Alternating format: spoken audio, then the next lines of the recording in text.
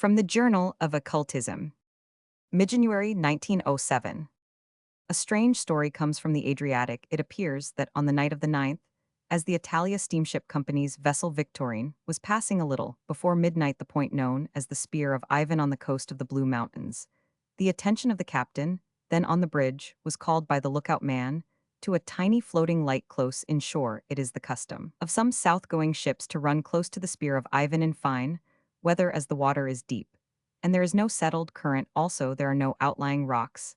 Indeed, some years ago, the local steamers had become accustomed to hug the shore here so closely that an intimation was sent from Lloyd's that any mischance under the circumstances would not be included in ordinary. Sea risks. Captain Miralani is one of those who insist on a wholesome distance from the promontory being kept, but on his attention having been called to the circumstance, reported, he thought it well to investigate it, as it might be some case of personal distress. Accordingly, he had the engines slowed down and edged cautiously in towards shore. He was joined on the bridge by two of his officers, Signori Falamano and Distilia, and by one passenger on board, Mr. Peter Caulfield, whose reports of spiritual phenomena in remote places are well known to the readers of the Journal of Occultism.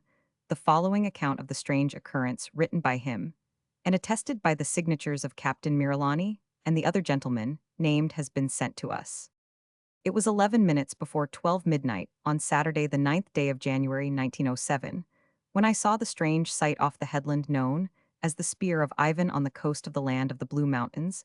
It was a fine night, and I stood right on the bows of the ship, where there was nothing to obstruct my view. We were some distance from the Spear of Ivan, passing from northern to southern point of the wide bay into which it projects. Captain Miralani, the master, is a very careful seaman, and gives on his journeys a wide berth to the bay which is tabooed by Lloyd's. But when he saw in the moonlight, though far off, a tiny white figure of a woman, drifting on some strain current in a small boat on the prow of which rested a faint light, to me, it looked like a corpse candle. He thought it might be some person in distress, and began to cautiously edge towards it. Two of his officers were with him on the bridge, Signori Falamano and Distilia. All these three, as well as myself, saw it. The rest of the crew and passengers were below. As we got close, the true inwardness of it became apparent to me, but the mariners did not seem to realize, till the very last, this is, after all, not strange, for none of them had either knowledge or experience in occult matters, whereas for over 30 years I have made a special study of this subject, and have gone to and fro over the earth, investigating to the nth all records of spiritual phenomena, as I could see from their movements that the officers did not comprehend that which was so apparent to myself. I took care not to enlighten them, lest such should result in the changing of the vessel's course before I should be near enough to make accurate observation. All turned out as I wished it, at least nearly so as shall be seen. Being in the bow, I had of course a better view than from the bridge. Presently, I made out that the boat, which had all along seemed to be of a queer shape, was none other than a coffin, and that the woman standing up in it was clothed in a shroud. Her back was towards us, and she had evidently not heard our approach. As we were creeping along slowly, the engines were almost noiseless, and there was hardly a ripple as our forefoot cut the dark water. Suddenly, there was a wild cry from the bridge. Italians, our certainly very excitable hoarse commands were given to the quartermaster at the wheel.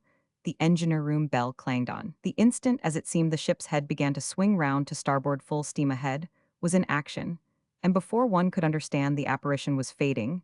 In the distance, the last thing I saw was the flash of a white face with dark burning eyes, as the figure sank down into the coffin, just as mist or smoke disappears under a breeze. Book 1, The Will of Roger Melton. The reading of The Will of Roger Melton, and all that followed. Record made by Ernest Roger Halbard Melton, law student of the Inner Temple, eldest son of Ernest Halbard Melton, eldest son of Ernest Melton, elder brother of the said Roger Melton, and his next of kin. I consider it at least useful, perhaps necessarito, have a complete and accurate record of all pertaining to the will of my late granduncle Roger Melton. To which end let me put down the various members of his family, and explain some of their occupations and idiosyncrasies. My father, Ernest Halbard Melton, was the only son of Ernest Melton, eldest son of Sir Geoffrey Halbard Melton of Humcroft, in the shire of Salop, a justice of the peace, and at one time sheriff. My great-grandfather Sir Geoffrey had inherited a small estate from his father Roger Melton. In his time, by the way, the name was spelled Milton, but my great-great-grandfather changed the spelling to the later form, as he was a practical man, not given to sentiment, and feared lest he should in the public eye be confused with others belonging to the family of a radical person called Milton who wrote poetry, and was some sort of official in the time of Cromwell, whilst we are conservatives the same practical spirit, which originated the change in the spelling of the family name, inclined him to go into business, so he became whilst still young a tanner and leather dresser he utilized for the purpose the ponds and streams, and also the oakwoods on his estate Torreby in Suffolk. He made a fine business, and accumulated a considerable fortune, with a part of which he purchased the Shropshire estate which he entailed, and to which I am therefore heir apparent. Sir Geoffrey had in addition to my grandfather 3 sons, and a daughter, the latter being born 20 years after her youngest brother. These sons were Geoffrey, who died without issue, having been killed in the Indian Mutiny at Meerut in 1857, at which he took up a sword though a civilian to fight for his life, Roger to whom I shall refer presently, and John the latter like. Geoffrey dying unmarried out of Sir Geoffrey's family of 5, therefore only 3 have to be considered my grandfather, who had 3 children, 2 of whom a son and a daughter died young, leaving only my father Roger and Patience, who was born in 1858, married an Irishman of the name of Sellinger, which was the usual way of pronouncing the name of St. Ledger, or as they spelled it St. Ledgerested by later generations to the still older form. He was a reckless daredevil sort of fellow, then a captain in the Lancers, a man not without the quality of bravery, won the Victoria Cross at the Battle of Amoaful in the Ashanti campaign, but I fear he lacked the seriousness and steadfast strenuous purpose, which my father always says marks the character of our own family. He ran through nearly all of his patrimony, a very large one, and had it not been for my grandaunt's little fortune his days, had he lived, must have ended in comparative poverty comparative, not actual for the Meltons who are persons of considerable pride, would not have tolerated a poverty-stricken branch of the family. We don't think much of that lot any of us. Fortunately, my great-aunt Patience had only one child, and the premature decease of Captain St. Ledger, as I prefer to call the name, did not allow of the possibility of her having more. She did not marry again, though my grandmother tried several times to arrange an alliance for her. She was, I am told, always a stiff, uppish person, who would not yield herself to the wisdom of her superiors. Her own child was a son, who seemed to take his character rather from his father's family than from my own. He was a wastrel and a rolling stone, always in scrapes at school, and always wanting to do ridiculous things. My father, as head of the house, and his own senior by 18 years, tried often to admonish him, but his perversity of spirit and his truculence were such that he had to desist. Indeed, I have heard my father say that he sometimes threatened his life. A desperate character he was, and almost devoid of reverence. No one, not even my father, had any influence, a good influence of course I mean, over him, except his mother, who was of my family, and also a woman who lived with her, a sort of governess aunt. He called her. The way of it was this: Captain St. Ledger had a younger brother who made an improvident marriage with a Scotch girl. When they were both very young, they had nothing to live on, except what the reckless Lancer gave them, for he had next to nothing himself. And she was bare, which is, I understand, the indelicate Scottish way of expressing lack of fortune. She was, however, I understand, of an old and somewhat good family, though broken in fortunito use, an expression which, however, could hardly be used precisely in regard to a family, or a person, who never had fortune to be broken in. It was so far well that the Mac Kelpis, that was the maiden name of Mrs. St. Ledger, reputable so far as fighting was concerned. It would have been too humiliating to have allied to our family, even on the distaff side. A family, both poor and of no account, fighting alone, does not make a family. I think soldiers are not everything, though they think they are. We have had in our family men who fought, but I never heard of any of them who fought because they wanted to. Mrs. St. Ledger had a sister. Fortunately, there were only those 2 children in the family, or else they would all have had to be supported by the money of my family. Mr. St. Ledger, who was only a subaltern, was killed at Maywand, and his wife was left a beggar. Fortunately, however, she did. Her sister spread a story that it was from the shock and grief before the child, which she expected, was born. This all happened when my cousin, rather my father's cousin, my first cousin in Surrey, to be accurate, was still a very small child. His mother then sent for Miss MacKelpie, her brother-in-law's sister-in-law, to come and live with her, which she did. Beggars can't be choosers, and she helped to bring up young St. Ledger. I remember once my father giving me a sovereign for making a witty remark about her. I was quite a boy, then not more than 13. But our family were always clever from the very beginning of life, and father, was telling me about the St. Ledger family. My family hadn't, of course, seen anything of them since Captain St. Ledger deed the circle to which we belong, don't care for poor relations and was explaining, where Miss McKelpie came in. She must have been a sort of nursery governess, for Mrs. St. Ledger once told him that she helped her to educate the child. Then, father, I said, if she helped to educate the child, she ought to have been called Miss McSkelpie. When my first cousin removed Rupert was 12 years old, his mother died, and he was in the dolefuls about it for more than a year. Miss McKelpie kept on living with him, all the same, catch her quitting, that sort, don't go into the poorhouse when they can keep out my father. Being head of the family was, of course, one of the trustees, and his uncle Roger, brother of the testator, another the third, was General McKelpie, a poverty-stricken Scotch laird, who had a lot of valueless land at Croom in Rossshire. I remember father gave me a new £10 note when I interrupted him whilst he was telling me of the incident of young St. Ledger's improvidence, by remarking that he was in error as to the land from what I had heard of McKelpie's estate. It was productive of one thing when he asked me what I answered: mortgages father, I knew, had bought not long before a lot of them, at what a college friend of mine from Chicago used to call cutthroat price, when I remonstrated with my father for buying them at all, and so injuring the family estate which I was to inherit. He gave me an answer the astuteness of which I have never forgotten.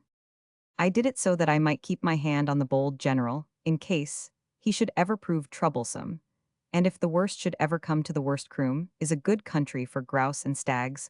My father can see as far as most men.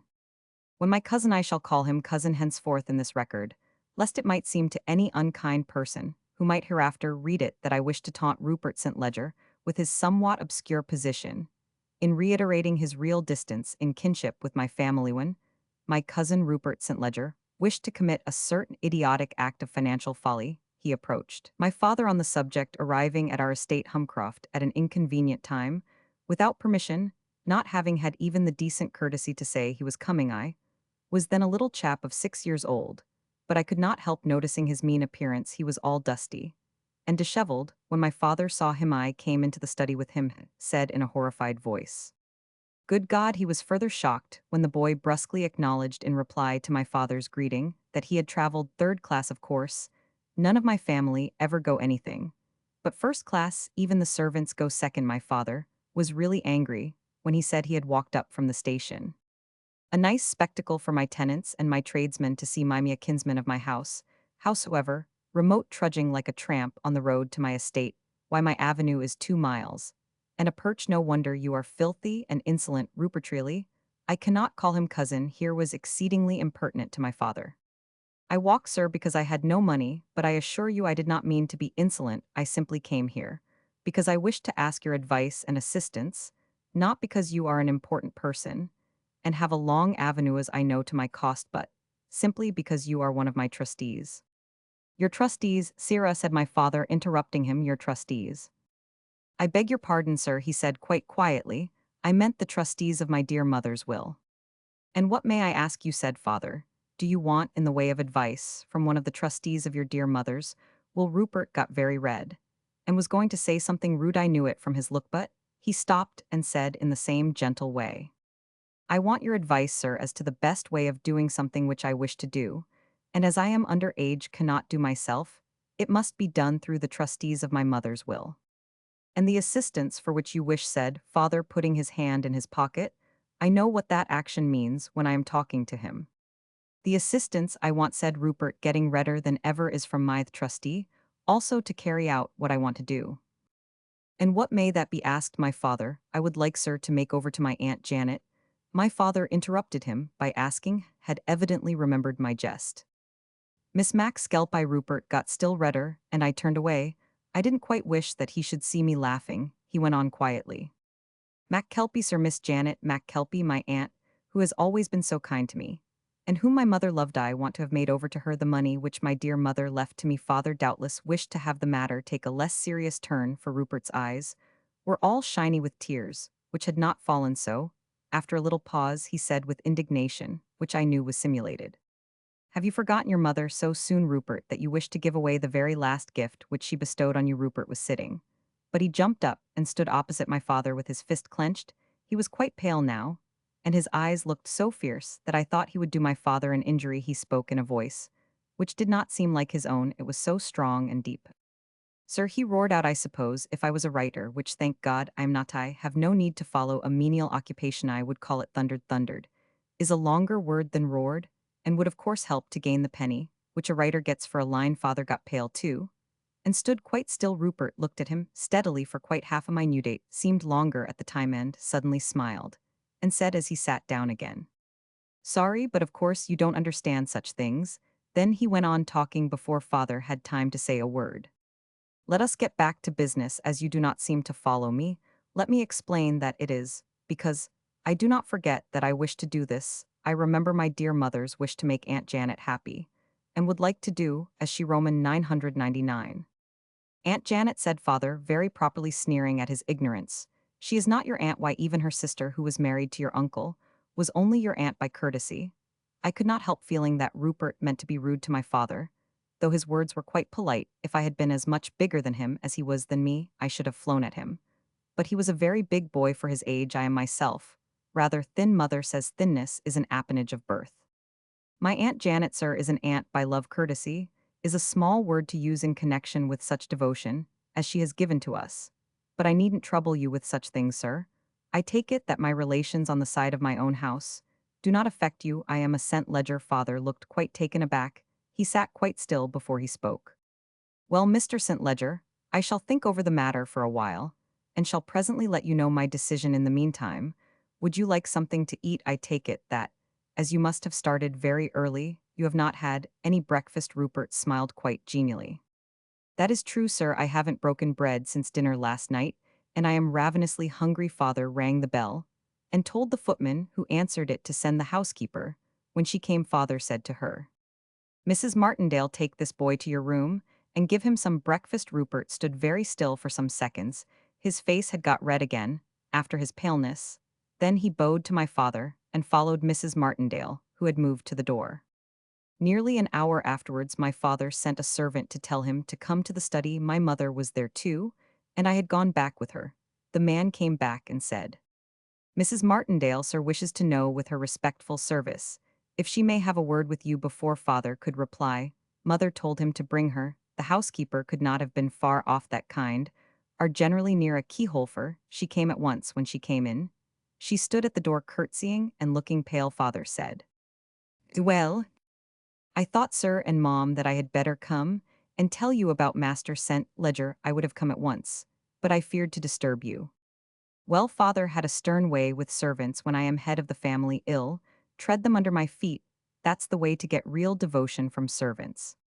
If you please, sir, I took the young gentleman into my room and ordered a nice breakfast for him, for I could see he was half famished at a growing boy like him, and so tall. Presently it came along. It was a good breakfast too. The very smell of it made even me hungry. There were eggs, and frizzled ham, and grilled kidneys, and coffee, and buttered toast, and bloater paste. "That will do as to the menu," said mother. "Go on." When it was all ready, and the maid had gone, I put a chair to the table, and said, "Now, sir, your breakfast is ready." He stood up, and said, "Thank you, madam. You are very kind," and he bowed to me quite nicely, just as if I was a lady. Mom. "Go on," said mother. Then, sir, he held out his hand and said goodbye and thank you, and he took up his cap. "But aren't you going to have any breakfast, sir?" I says. "No, thank you, madam," he said. "I couldn't eat here in this house. I mean, well, mom." He looked so lonely that I felt my heart melting, and I ventured to ask him if there was any mortal thing I could do for him. "Do tell me, dear," I ventured to say. "I am an old woman, and you, sir, are only a boy, though it's a fine man you will be, like your dear splendid father, which I remember so well, and gentle like your poor dear mother." "Uriah dear," he says, and with that I took up his hand and kissed it, for I remember his poor dear mother so well, that was dead only a year. Well, with that he turned his head away, and when I took him by the shoulders and turned him round, is only a young boy, mom, for all he is so big. I saw that the tears were rolling down his cheeks. With that I laid his head on my breast. "I've had children of my own, mom, as you know, though they're all gone." He came willing enough and sobbed for a little bit. Then he straightened himself up, and I stood respectfully beside him. "Tell Mr. Melton," he said, "that I shall not trouble him about the trustee business." "But won't you tell him yourself, sir, when you see him?" I says. "I shall not see him again," he says. "I am going back now." Well, Mom, I knew he had no breakfast though he was hungry, and that he would walk as he come so, I ventured to say, if you want take it a liberty, sir, may I do anything to make your going easier, have you sufficient money, sir? If not, may I give or lend you some? I shall be very proud if you will allow me to. Yes, he says quite hearty, if you will you might lend me a shilling. As I have no money I shall not forget it, he said, as he took the coin. I shall return the amount, though I never can the kindness I shall keep the coin. He took the shilling, sir? Wouldn't take any more and, then he said goodbye at the door. He turned and walked back to me and put his arms round me like a real boy does, and gave me a hug and says he, thank you 1,000 times, Mrs. Martindale, for your goodness to me, for your sympathy, and for the way you have spoken of my father and mother. You have seen me cry, Mrs. Martindale. He said, I don't often cry. The last time was when I came back to the lonely house, after my poor dear was laid to rest.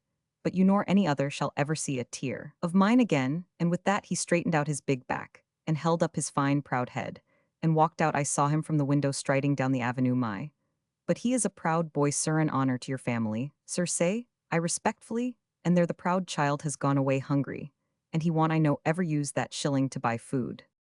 Father was not going to have that, you know, so he said to her. He does not belong to my family. I would have you to know true, he is allied to us through the female side, but we do not count him or his in my family. He turned away, and began to read a book. It was a decided snub to her. But Mother had a word to say before Mrs. Martindale was done with. Mother has a pride of her own, and doesn't brook insolence from inferiors. And the housekeeper's conduct seemed to be rather presuming. Mother, of course, isn't quite our class, though her folk are quite worthy, and enormously rich. She is one of the Dalmalingtons, the salt people, one of whom got a peerage. When the Conservatives went out, she said to the housekeeper, I think, Mrs. Martindale, that I shall not require your services after this day month. And as I don't keep servants in my employment, when I dismiss them, here is your month's wages due, on the 25th of this month, and another month in lieu of notice. Sign this receipt. She was writing a receipt as she spoke. The other signed it without a word, and handed it to her. She seemed quite flabbergasted. Mother got up, and sailed. That is the way that Mother moves when she is in a wax out of the room. Lest I should forget it, let me say here that the dismissed housekeeper was engaged the very next day by the Countess of Salop.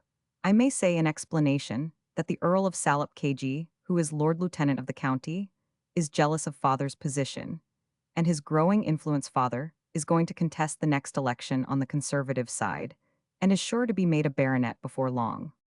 Letter from Major General Sir Colin Alexander, Mac Kelpie Roman 5 Roman 100K Roman 100B of Croom Ross N.B. to Rupert St. Ledger-esque 14 Newland Park, Dulwich, London, SE. July 4, 1892. My dear godson, I am truly sorry I am unable to agree with your request that I should acquiesce in your desire to transfer to Miss Janet Mac Kelpie the property bequeathed to you by your mother, of which property I am a trustee. Let me say at once that had it been possible to me to do so, I should have held it a privilege to further such a wish, not because the beneficiary whom you would create is a near kinswoman of my own, that in truth is my real difficulty. I have undertaken a trust made by an honorable lady on behalf of her only son of a man of stainless honor, and a dear friend of my own, and whose son has a rich heritage of honor from both parents, and who will, I am sure, like to look back on his whole life as worthy of his parents, and of those whom his parents trusted. You will see, I am sure, that whatsoever I might grant regarding anyone else, my hands are tied in this matter. And now let me say, my dear boy, that your letter has given me the most intense pleasure. It is an unspeakable delight to me to find in the son of your father a man whom I loved, and a boy whom I loved, the same generosity of spirit which endeared your father to all his comrades, old as well as young. Come what may, I shall always be proud of you. And if the sword of an old soldier it is all I have can ever serve you in any way, it and its master's life are, and shall be whilst life remains to him, yours. It grieves me to think that Janet cannot through my act be given that ease and tranquillity of spirit which come from competence. But my dear Rupert, you will be of full age in 7 years more, then, if you are in the same mind, and I am sure you will not change. You, being your own master, can do freely as you will in the meantime to secure so far as I can, my dear Janet, against any malign stroke of fortune. I have given orders to my factor to remit semi-annually to Janet 1/2 of such income as may be derived in any form from my estate of Croom. It is, I am sorry to say, heavily mortgaged, but of such as either may be free from such charge as the mortgage, until something at least will, I trust, remain to her. And my dear boy, I can frankly say that it is to me a real pleasure that you and I can be linked in one more bond in this association of purpose. I have always held you in my heart, as though you were my own son.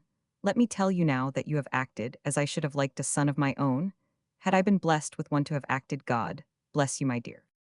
Yours ever, Colin Alex McIlpie. Letter from Roger Melton of Openshaw Grange to Rupert St. Ledger-esque 14 Newland Park, Dulwich, London, SC. July 1, 1892.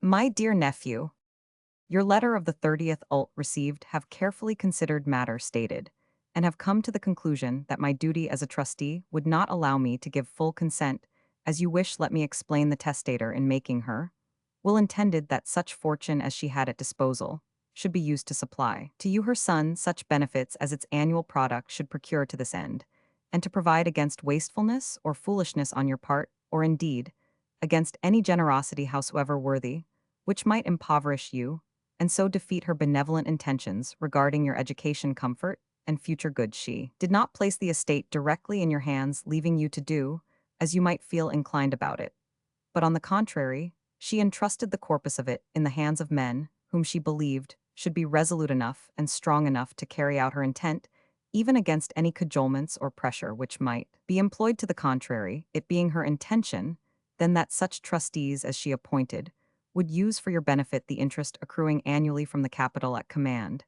and that only as specifically directed in the will, so that on your arriving at full age, the capital entrusted to us should be handed over to you intact. I find a hard and fast duty in the matter of adhering exactly to the directions given. I have no doubt that my co-trustees regard the matter in exactly the same light under the circumstances. Therefore, we the trustees have not only a single and united duty towards you as the object of the testator's wishes, but towards each other as regards the manner of the carrying out of that duty.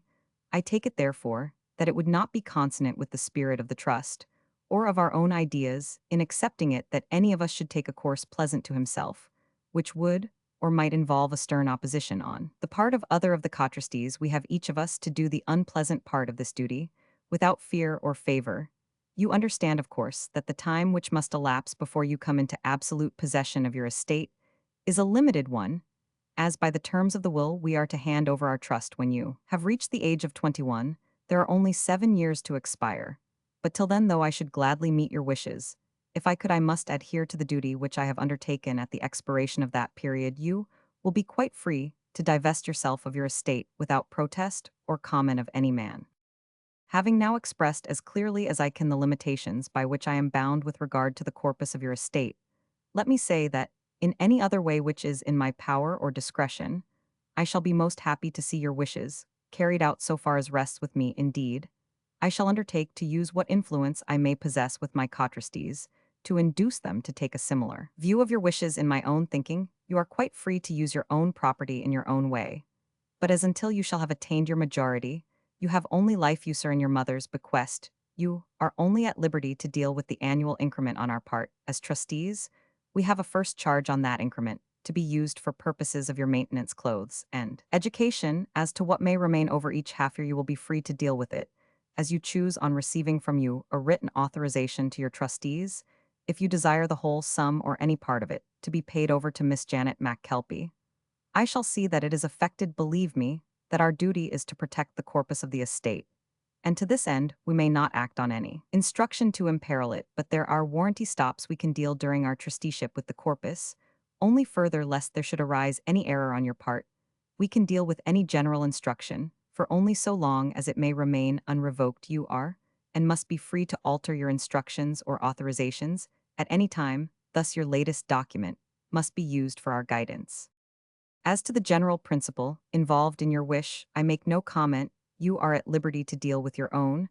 How you will, I quite understand that your impulse is a generous one, and I fully believe that it is in consonance with what had always been the wishes of my sister, had she been happily alive, and had to give judgment of your intent. I am convinced that she would have approved. Therefore, my dear nephew, should you so wish, I shall be happy for her sake, as well as your own, to pay over on your account, as a confidential matter between you and me, but from my own pocket, a sum equal to that which you wish transferred to Miss Janet McKelpie. On hearing from you, I shall know how to act in the matter with all good wishes. Believe me to be, Your affectionate uncle, Roger Melton. To Rupert St. Ledger-esque. Letter from Rupert St. Ledger to Roger Melton. July 5, 1892. My dear uncle, thank you heartily for your kind letter, I quite understand, and now see that I should not have asked you as a trustee. Such a thing I see your duty clearly and agree with your view of it. I enclose a letter directed to my trustees asking them to pay over annually, till further direction to Miss Janet McKelpie at this address whatever sum may remain over from the interest of my mother's bequest, after deduction of such expenses, as you may deem fit for my maintenance, clothing, and education together, with a sum of £1 per month, which was the amount my dear mother always gave me for my personal use-a-pocket money, she called it. With regard to your most kind and generous offer to give to my dear Aunt Janet the sum which I would have given myself had such been in my power, I thank you most truly and sincerely both for my dear aunt, to whom, of course, I shall not mention the matter, unless you specially authorize me and myself. But indeed I think it will be better not to offer it. Aunt Janet is very proud, and would not accept any benefit with me, of course. It is different, for since I was a wee child she has been like another mother to me, and I love her very much since my mother died, and she, of course, was Alanall, to Mether has been no other, and in such a love as ours pride has no place. Thank you again, dear uncle, and God bless you. Your loving nephew, Rupert St. Ledger. Ernest Roger Halbard, Melton S. Record continued. And now Ray, the remaining one of Sir Geoffrey's children, Roger. He was the third child and third son, the only daughter, Patience, having been born 20 years after the last of the four sons. Concerning Roger, I shall put down all I have heard of him from my father and grandfather. From my grandaunt I heard nothing. I was a very small kid when she died, but I remember seeing her. But only once, a very tall, handsome woman of a little over 30, with very dark hair and light-colored eyes. I think they were either gray or blue, but I can't remember which. She looked very proud and haughty, but I am bound to say that she was very nice to me. I remember feeling very jealous of Rupert, because his mother looked so distinguished. Rupert was 8 years older than me, and I was afraid he would beat me if I said anything he did not like, so I was silent, except when I forgot to be. And Rupert said very unkindly, and I think very unfairly, that I was a sulky little beast. I haven't forgot that.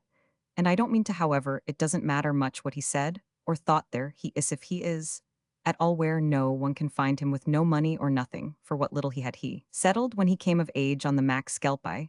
He wanted to give it to her when his mother died, but father, who was a trustee, refused, and Uncle Roger, as I call him, who is another, thought the trustees had no power to allow Rupert to throw away his matrimony, as I called it, making a joke to father when he called it patrimony. Old Sir Colin Mac Skelpie, who is the third, said he couldn't take any part in such a permission, as the Mac Skelpie was his niece. He is a rude old man, that I remember, when not remembering his relationship, I spoke of the Mac Skelpie.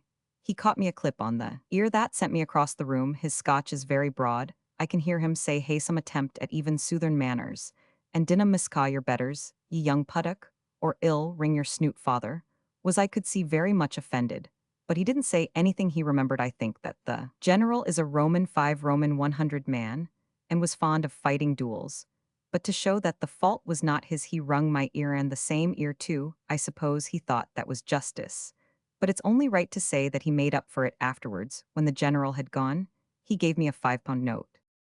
I don't think Uncle Roger was very pleased with the way Rupert behaved about the legacy, for I don't think he ever saw him from that day to this. Perhaps, of course, it was because Rupert ran away shortly afterwards. But I shall tell about that when I come to him. After all, why should my uncle bother about him?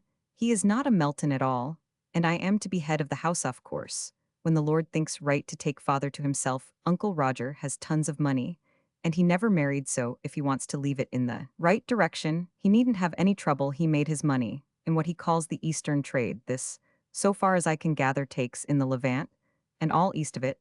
I know he has what they call in trade houses in all sorts of places, Turkey and Greece, and all round them Morocco, Egypt, and southern Russia, and the Holy Land, then on to Persia, India, and all round it the Chersonese, China, Japan, and the Pacific Islands. It is not to be expected that we landowners can know much about trade, but my uncle covers her. Alas, I must say, cover it a lot of ground. I can tell you Uncle Roger was a very grim sort of man, and only that I was brought up to try and be kind to him, I shouldn't ever have dared to speak to him.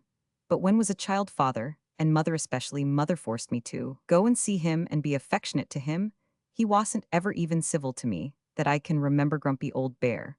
But then he never saw Rupert at all, so that I take it Master R is out of the running altogether for testamentary honors the last time I saw him. Myself, he was distinctly rude. He treated me as a boy, though I was getting on for 18 years of age. I came into his office without knocking, and without looking up from his desk where he was writing.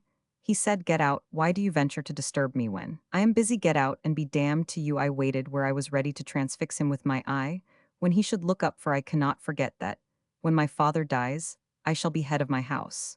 But when he did, there was no transfixing possible. He said quite coolly, "Oh, it's you, is it? I thought it was one of my office boys. Sit down, if you want to see me, and wait till I am ready." So I sat down and waited. Father always said that I should try to conciliate and please my uncle. Father is a very shrewd man, and Uncle Roger is a very rich one. But I don't think Uncle R is as shrewd as he thinks he is. He sometimes makes awful mistakes in business. For instance, some years ago, he bought an enormous estate on the Adriatic in the country. They call the land of Blue Mountains, at least, he says he bought it. He told father so in confidence, but he didn't show any title deeds, and I'm greatly afraid he was had a bad job for me, that he was, for father believes he paid an enormous sum for it. And as I am his natural heir, it reduces his available estate to so much less. And now about Rupert. As I have said, he ran away when he was about 14. And we did not hear about him for years. When we, or rather my father, did hear of him, it was no good. That he heard he had gone as a cabin boy on a sailing ship round the Horn. Then he joined an exploring party through the center Patagonia, and then another up in Alaska, and a third to the Aleutian Islands. After that he went through Central America, and then to Western Africa, the Pacific Islands, India, and a lot of places. We all know the wisdom of the adage that a rolling stone gathers no moss, and certainly, if there be any value in moss, Cousin Rupert will die a poor man. Indeed, nothing will stand his idiotic, boastful wastefulness. Look at the way in which, when he came of age, he made over all his mother's little fortune to the Max Skelpi. I am sure that though Uncle Roger made no comment to my father, who as head of our house should of course have been informed, he was not pleased. My mother, who has a good fortune in her own right, and has had the sense to keep it in her own control, as I am to inherit it, and it is not in the entail. I am therefore quite impartial. I can approve of her spirited conduct in the matter. We never did think much of Rupert, anyhow, but now, since he is in the way to be a pauper, and therefore a dangerous nuisance, we look on him as quite an outsider. We know what he really is. For my own part, I loathe and despise him. Just now, we are irritated with him, for we are all kept on tenterhooks regarding my dear Uncle Roger's will. For Mr. Trent, the attorney who regulated my dear uncle's affairs, and has possession of the will, says it is necessary to know where every possible beneficiary is to be found before making the will public. So we all have to wait. It is especially hard on me, who am the natural heir. It is very thoughtless indeed of Rupert to keep away like that. I wrote to old Max Skelpi about it, but he didn't seem to understand or to be at all anxious. Is not the heir, he said, that probably Rupert sent Ledger two keeps to the old Spelling did not know of his uncle's death, or he would have taken steps to relieve our anxiety forsooth. We are not anxious, we only wish to know, and if weaned, especially Muho, have all the annoyance of thinking of the detestable and unfair death duties, are anxious. We should be so well anyhow. Hell, get a properly bitter disappointment, and set down when he does turn up and discovers that he is a pauper without hope. Today we, father and I, had letters from Mr. Trent telling us that the whereabouts of Mr. Rupert St. Ledger had been discovered, and that a letter disclosing the fact of poor Uncle Roger's death had been sent to him. He was at Titicaca when last heard of, so goodness only knows when he may get the letter, which asks him to come home at once, but only gives to him such information about the will as has already been given to every member of the testator's family. And that is nil, I dare say. We shall be kept waiting for months before we get hold of the estate, which is ours. It is too bad. Letter from Edward Bingham Trent to Ernest Roger Halbard Melton. 176 Lincoln's Inn Fields. December 28, 1906. Dear Sir, I am glad to be able to inform you that I have just heard by letter from Mr. Rupert St. Ledger that he intended leaving Rio de Janeiro by the SS Amazon of the Royal Mail Company on December 15. He further stated that he would cable just before leaving Rio de Janeiro to say on what day the ship was expected to arrive in London, as all the others possibly interested in the will of the late Roger Melton and whose names are given to me in his instructions regarding the reading of the will have been advised and have expressed their intention of being present at that event. On being apprised of the time and place, I now beg to inform you that by cable message received the date scheduled for arrival at the Port of London was January 1 prox I. Therefore beg to notify you subject to postponement due to the non-arrival of the Amazon. The reading of the will of the late Roger Melton-esque will take place in my office on Thursday, January 3 prox at 11 o'clock A Roman 1000. I have the honor to be, sir, yours faithfully, Edward Bingham Trent. To Ernest Roger Halberd Melton-esque. Humcroft. Salop. Cable Rupert sent ledger to Edward Bingham Trent. Amazon arrives London January 1 sent ledger. Telegram per Lloyd's Rupert sent ledger to Edward Bingham Trent. The Lizard. December 31. Amazon arrives London tomorrow morning, all well ledger. Telegram Edward Bingham Trent to Ernest Roger Halberd Mellon. Rupert sent ledger arrived reading will takes place as arranged Trent. Ernest Roger Halberd Melton's record. January 4, 1907. The reading of Uncle Roger's will is over. Father got a duplicate of Mr. Trent's letter to me, and of the cable and 2 telegrams pasted into this record. We both waited patiently, till the third, that is, we did not say anything. The only impatient member of our family was my mother. She did say things. And if old Trent had been here, his ears would have been red. She said what ridiculous nonsense it was delaying the reading of the will and keeping the heir waiting for the arrival of an obscure person who wasn't even a member of the family, inasmuch as he didn't bear the name. I don't think it's quite respectful to one who is some day to be head of the house. I thought father was weakening in his patience when he said, "True, my dear, true," and got up and left the room some time afterwards. When I passed the library, I heard him walking up and down. Father and I went up to town on the afternoon of Wednesday, January 2. We stayed, of course, at Claridge's, where we always stay. When we go to town, mother wanted to come too. But father thought it better not. She would not agree to stay at home, till we both promised to send her separate telegrams after the reading.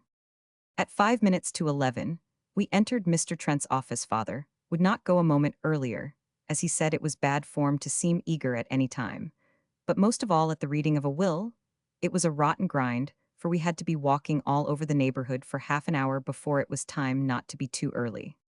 When we went into the room, we found there General Sir Colin MacKelpie, and a big man very bronzed, whom I took to be Rupert St. Ledger, not a very creditable connection. To look at, I thought he, and old MacKelpie took care to be in time rather low, I thought it.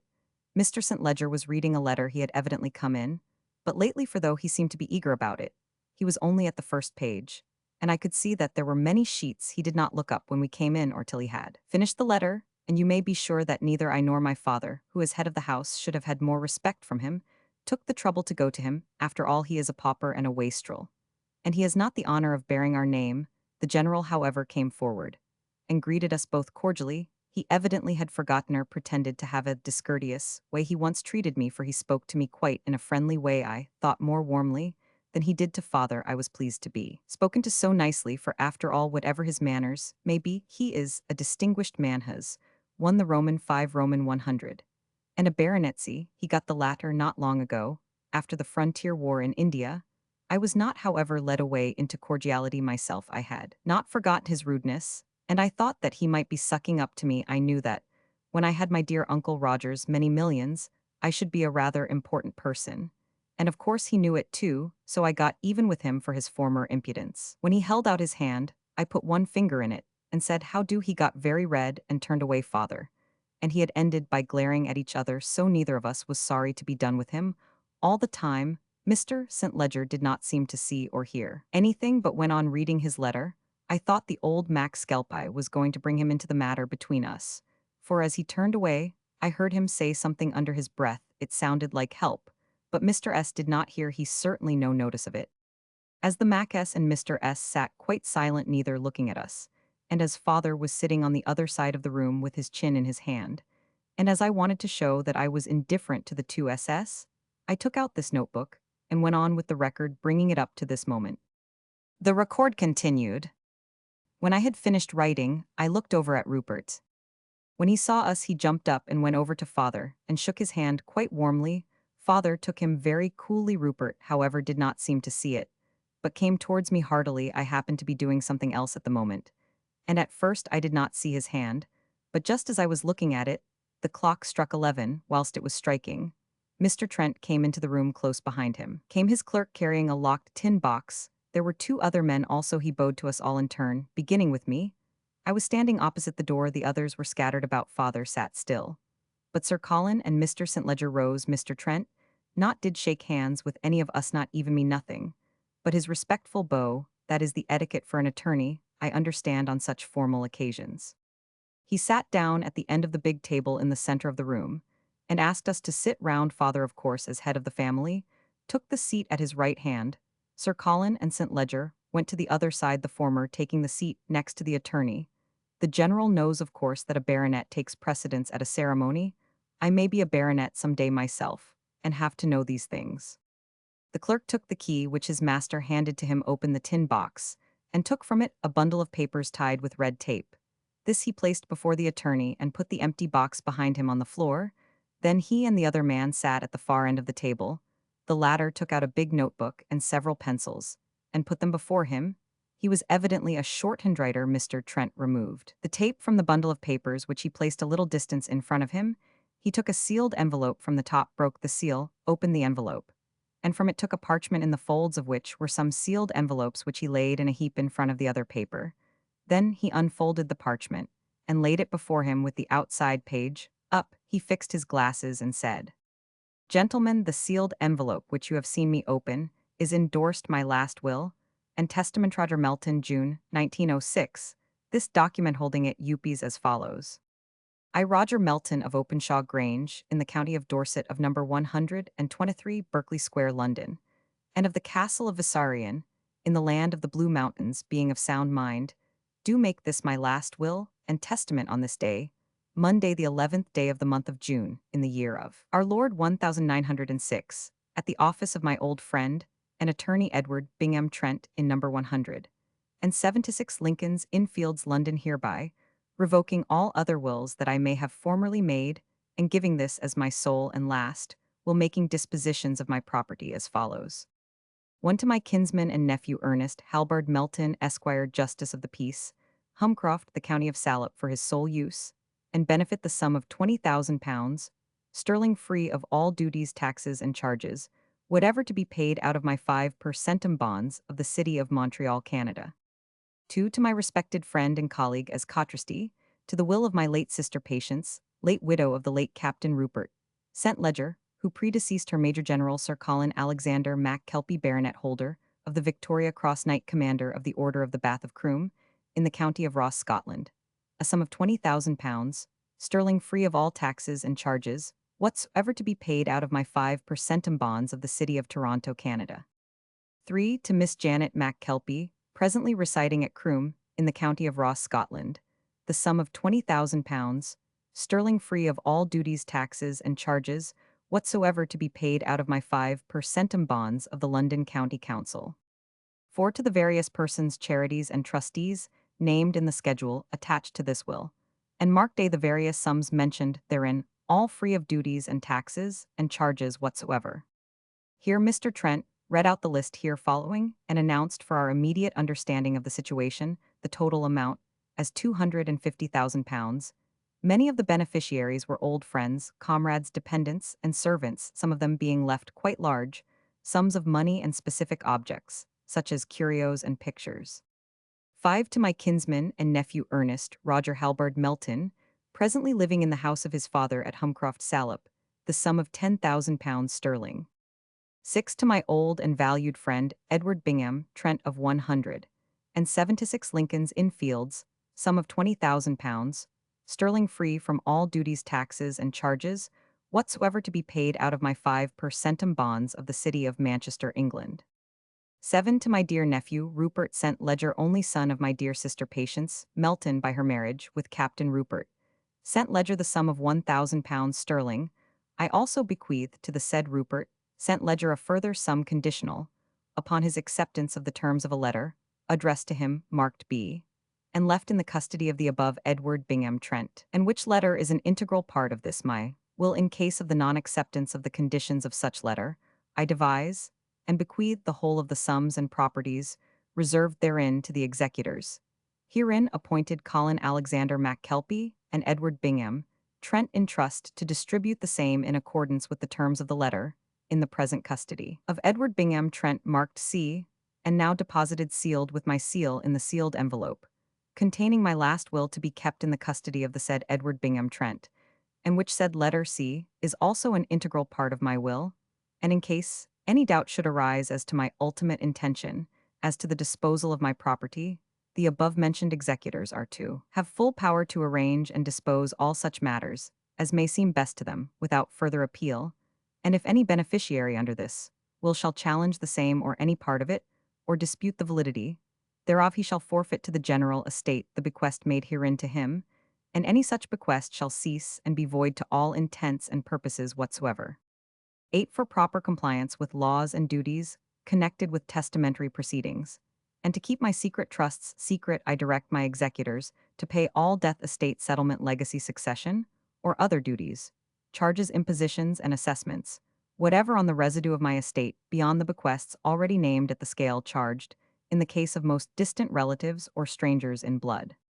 9. I hereby appoint as my executors Major General Sir Colin Alexander MacKelpie Baronet of Croom, in the county of Ross, and Edward Bingham, Trent Attorney at Law of 100, and 76 Lincoln's Inn Fields, London West Central, with full power to exercise their discretion in any circumstance which may arise in the carrying out my wishes as expressed in this, will as reward for their services in this capacity as executors, they are to receive each out of the general estate a sum of £100,000, sterling free of all duties and impositions whatsoever. 12. The two memoranda contained in the letters marked B and C are integral parts of this my last will, are ultimately at the probate of the will to be taken, as clauses 10 and 11 of it. The envelopes are marked B and C on both envelope and contents, and the contents of each is headed thus: B to be read as clause 10 of my will, and the other C to be read as clause 11 of my will. 13. Should either of the above-mentioned executors die before the completion of the above year and a half, from the date of the reading of my will, or before the conditions rehearsed in letter C, the remaining executor shall have all and several the rights and duties entrusted by my will to both, and if both executors should die, then the matter of interpretation and execution of all matters, in connection with this my last, will shall rest with the Lord Chancellor of England for the time being, or with whomsoever he may appoint for the purpose. This my last will is given by me on the 1st day of January, in the year of our Lord, 1907. Roger Melton. We Andrew Rossiter and John Coulson here in the presence of each other and of the testator have seen the testator Roger Melton sign and seal this document in witness, thereof we hereby set our names. Andrew Rossiter, clerk of 9 Primrose Avenue, London, W. Roman 100. John Coulson, caretaker of 176 Lincoln's Inn Fields, and verger of St. Tabitha's Church, Clerkenwell, London. When Mr. Trent had finished the reading, he put all the papers together and tied them up in a bundle again with the red tape. Holding the bundle in his hand, he stood up, saying as he did so, "That is all, gentlemen, unless any of you wish to ask me any questions, in which case I shall answer, of course, to the best of my power. I shall ask you, Sir Colin, to remain with me, as we have to deal with some matters, or to arrange a time when we may meet to do so, and you also, Mr. St. Ledger, as there is this letter to submit to you. It is necessary that you should open it in the presence of the executors, but there is no necessity that anyone else should be present." The first to speak was my father, of course, as a county gentleman of position, and estate, who is sometimes asked to take the chair at sessions off course, when there is not anyone with a title present, found himself under the duty of expressing himself. First, old MacKelpie has superior rank, but this was a family affair, in which my father is head of the house, whilst old MacKelpie is only an outsider, brought into it, and then only to the distaff side, by the wife of a younger brother of the man, who married into our family. Father spoke with the same look on his face, as when he asks important questions of witnesses at quarter sessions. "I should like some points elucidated," the attorney bowed. "He gets his 120 thou, anyway, so he can afford to be oilasuive, I suppose. He would call it so." Father looked at a slip of paper in his hand and asked, "How much is the amount of the whole estate?" The attorney answered quickly, and I thought rather rudely he was red in the face, and didn't bow this time. I suppose a man of his class hasn't more than a very limited stock of manners. That, sir, I am not at liberty to tell you, and I may say that I would not if I could. Is it a million? Said father again. He was angry this time, and even redder than the old attorney. The attorney said in answer very quietly this time. Ah, that's cross-examining. Let me say, sir, that no one can know that, until the accountants to be appointed for the purpose have examined the affairs of the testator up to date. Mr. Rupert St. Ledger, who was looking all this time angrier than even the attorney or my father, though, at what he had to be angry about I can't imagine, struck his fist on the table, and rose up as if to speak. But as he caught sight of both old MacKelpie and the attorney, he sat down again. Those three seemed to agree too well. I must keep a sharp eye on them. I didn't think of this part any more at the time, for father asked another question, which interested me much. May I ask why the other matters of the will are not shown to us? The attorney wiped his spectacles carefully with a big silk bandana handkerchief before he answered. Simply because each of the two letters marked B and C is enclosed with instructions regarding their opening and the keeping secret of their contents. I shall call your attention to the fact that both envelopes are sealed, and that the testator and both witnesses have signed their names across the flap of each envelope. I shall read them. The letter marked B, directed to Rupert St. Ledger, is thus endorsed. This letter is to be given to Rupert St. Ledger by the trustees, and is to be opened by him in their presence. He is to take such copy, or make such notes, as he may wish, and is then to hand the letter with envelope to the executors, who are at once to read it, each of them being entitled to make copy or notes if desirous of so doing. The letter is then to be replaced in its envelope, and letter and envelope are to be placed in another envelope to be endorsed on outside as to its contents, and to be signed across the flap by both the executors and by the said Rupert St. Ledger. Signed Roger Melton, 1606. The letter marked C, directed to Edward Bingham Trent, is thus endorsed. This letter, directed to Edward Bingham Trent, is to be kept by him unopened for a term of 2 years after the reading of my last will, unless said period is earlier terminated by either the acceptance or refusal of Rupert St. Ledger to accept the conditions mentioned in my letter to him, marked B, which he is to receive and read in the presence of my executors at the same meeting as but subsequent to the reading of the clauses, except those to be ultimately numbers 10 and 11 of my last. Will this letter contains instructions as to what both the executors and the said Rupert St. Ledger are to do when such acceptance or refusal of the said Rupert St. Ledger has been made known, or if he omit or refuse to make any such acceptance or refusal at the end of 2 years, next after my decease. Signed Roger Melton, 1606. When the attorney had finished reading the last letter, he put it carefully in his pocket. Then he took the other letter in his hand, and stood up. Mr. Rupert St. Ledger, he said, please to open this letter, and in such a way that all present may see that the memorandum at top of the contents is given as B, to be read as Clause 10 of my will. St. Ledger rolled up his sleeves and cuffs, just as if he was going to perform some sort of prestidigitation. It was very theatrical and ridiculous. Then, his wrists being quite bare, he opened the envelope and took out the letter. We all saw it quite well. It was folded with the first page outward, and on the top was written a line, just as the attorney said in obedience to a request from the attorney. He laid both letter and envelope on the table in front of him. The clerk then rose up, and after handing a piece of paper to the attorney, went back to his seat. Mr. Trent, having written something on the paper, asked us all who were present, even the clerk and the shorthand man, to look at the memorandum on the letter and what was written on the envelope, and to sign the paper, which ran: we, the signatories of this paper, hereby declare that we have seen the sealed letter marked B and enclosed in the will of Roger Melton, opened in the presence of us, all including Mr. Edward Bingham Trent and Sir Colin Alexander MacKelpie, and we declare that the paper therein contained was headed B, to be read as Clause 10 of my will, and that there were no other contents in the envelope in attestation of which we in the presence of each other append our signatures. The attorney motioned to my father to begin. Father is a cautious man, and he asked for a magnifying glass, which was shortly brought to him by a clerk, for whom the clerk in the room called. Father examined the envelope all over very carefully, and also the memorandum at top of the paper. Then without a word he signed the paper. Father is a just man. Then we all signed. The attorney folded the paper and put it in an envelope. Before closing it, he passed it round, and we all saw that it had not been tampered with. Father took it out and read it, and then put it back. Then the attorney asked us all to sign it across the flap, which we Roman 999. Then he put the sealing wax on it and asked father to seal it with his own seal. He did so. Then he and Mac Kelpie sealed it also with their own seals. Then he put it in another envelope which he sealed himself, and he and Mac Kelpie signed it across the flap.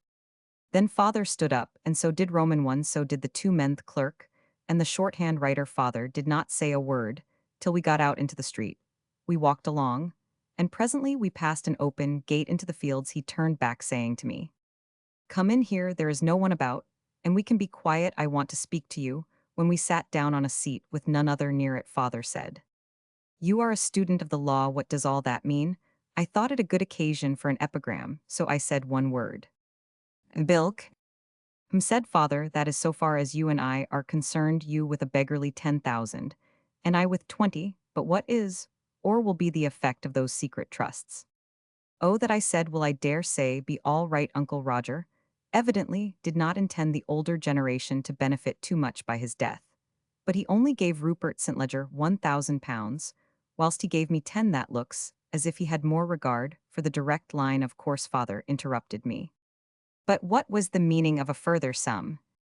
"I don't know, father. There was evidently some condition which he was to fulfill, but he evidently didn't expect that he would. Why otherwise did he leave a second trust to Mr. Trent?" "True," said father. Then he went on, "I wonder why he left those enormous sums to Trent and old Mac Kelpie. They seem out of all proportion as executors' fees, unless what, father?" "Unless the fortune he has left is an enormous one. That is why I asked." And that I laughed is why he refused to answer. "Why, Ernest, it must run into big figures." "Right ho, father, the death duties will be annoying. What a beastly swindle the death duties are. Why, I shall suffer even on your own little estate." "That will do," he said curtly. "Father is so ridiculously touchy, one would think he expects to live forever." Presently he spoke again. "I wonder what are the conditions of that trust. They are as important almost as the amount of the bequest, whatever it is. By the way, there seems to be no mention in the will of a residuary legatee. Ernest, my boy, we may have to fight over that." "How do you make that out, father?" I asked. He had been very rude over the matter of the death duties of his own estate, though it is entailed, and I must inherit, so I determined to let him see that I know a good deal more than he does off law. At any rate, I fear that, when we come to look into it closely, that dog won't fight in the first place. That may be all arranged in the letter to St. Ledger, which is a part of the will, and if that letter should be inoperative by his refusal of the conditions, whatever they may be, then the letter to the attorney begins to work. What it is we don't know, and perhaps even he doesn't. I looked at it as well as I could, and we lawmen are trained to observation. But even if the instructions mentioned as being in letter C fail, then the corpus of the will gives full power to Trent to act just as he darn pleases. He can give the whole thing to himself if he likes, and no one can say a word. In fact, he is himself the final court of appeal. Said father to himself, "It is a queer kind of will, I take it, that can override the court of chancery. We shall perhaps have to try it before we are done with this." With that he rose, and we walked home together without saying another word. My mother was very inquisitive about the whole thing. Women always are, father, and I between us told her all it was necessary for her to know.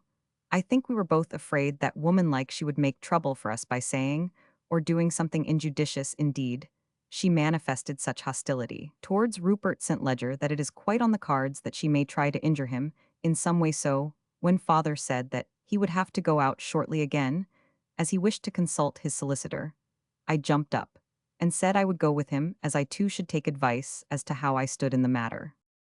June 11, 1907.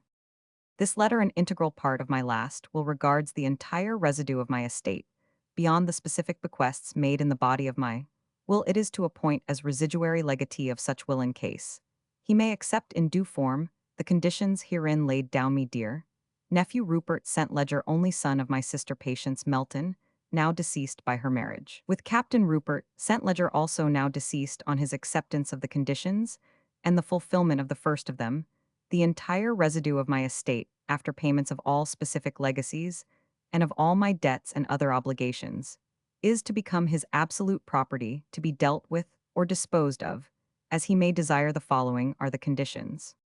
1. He is to accept provisionally, by letter addressed to my executors, a sum of £999,000 sterling, free of all duties, taxes, or other imposts. This he will hold for a period of 6 months from the date of the reading of my last will, and have user of the accruements thereto calculated at the rate of 10% per annum, which amount he shall under no circumstances be required to replace at the end of said 6 months. He must express in writing directed to the executors of my will his acceptance or refusal of the other conditions herein to follow, but if he may so choose, he shall be free to declare in writing to the executors within 1 week from the time of the reading of the will his wish to accept or to withdraw altogether from the responsibility of this trust.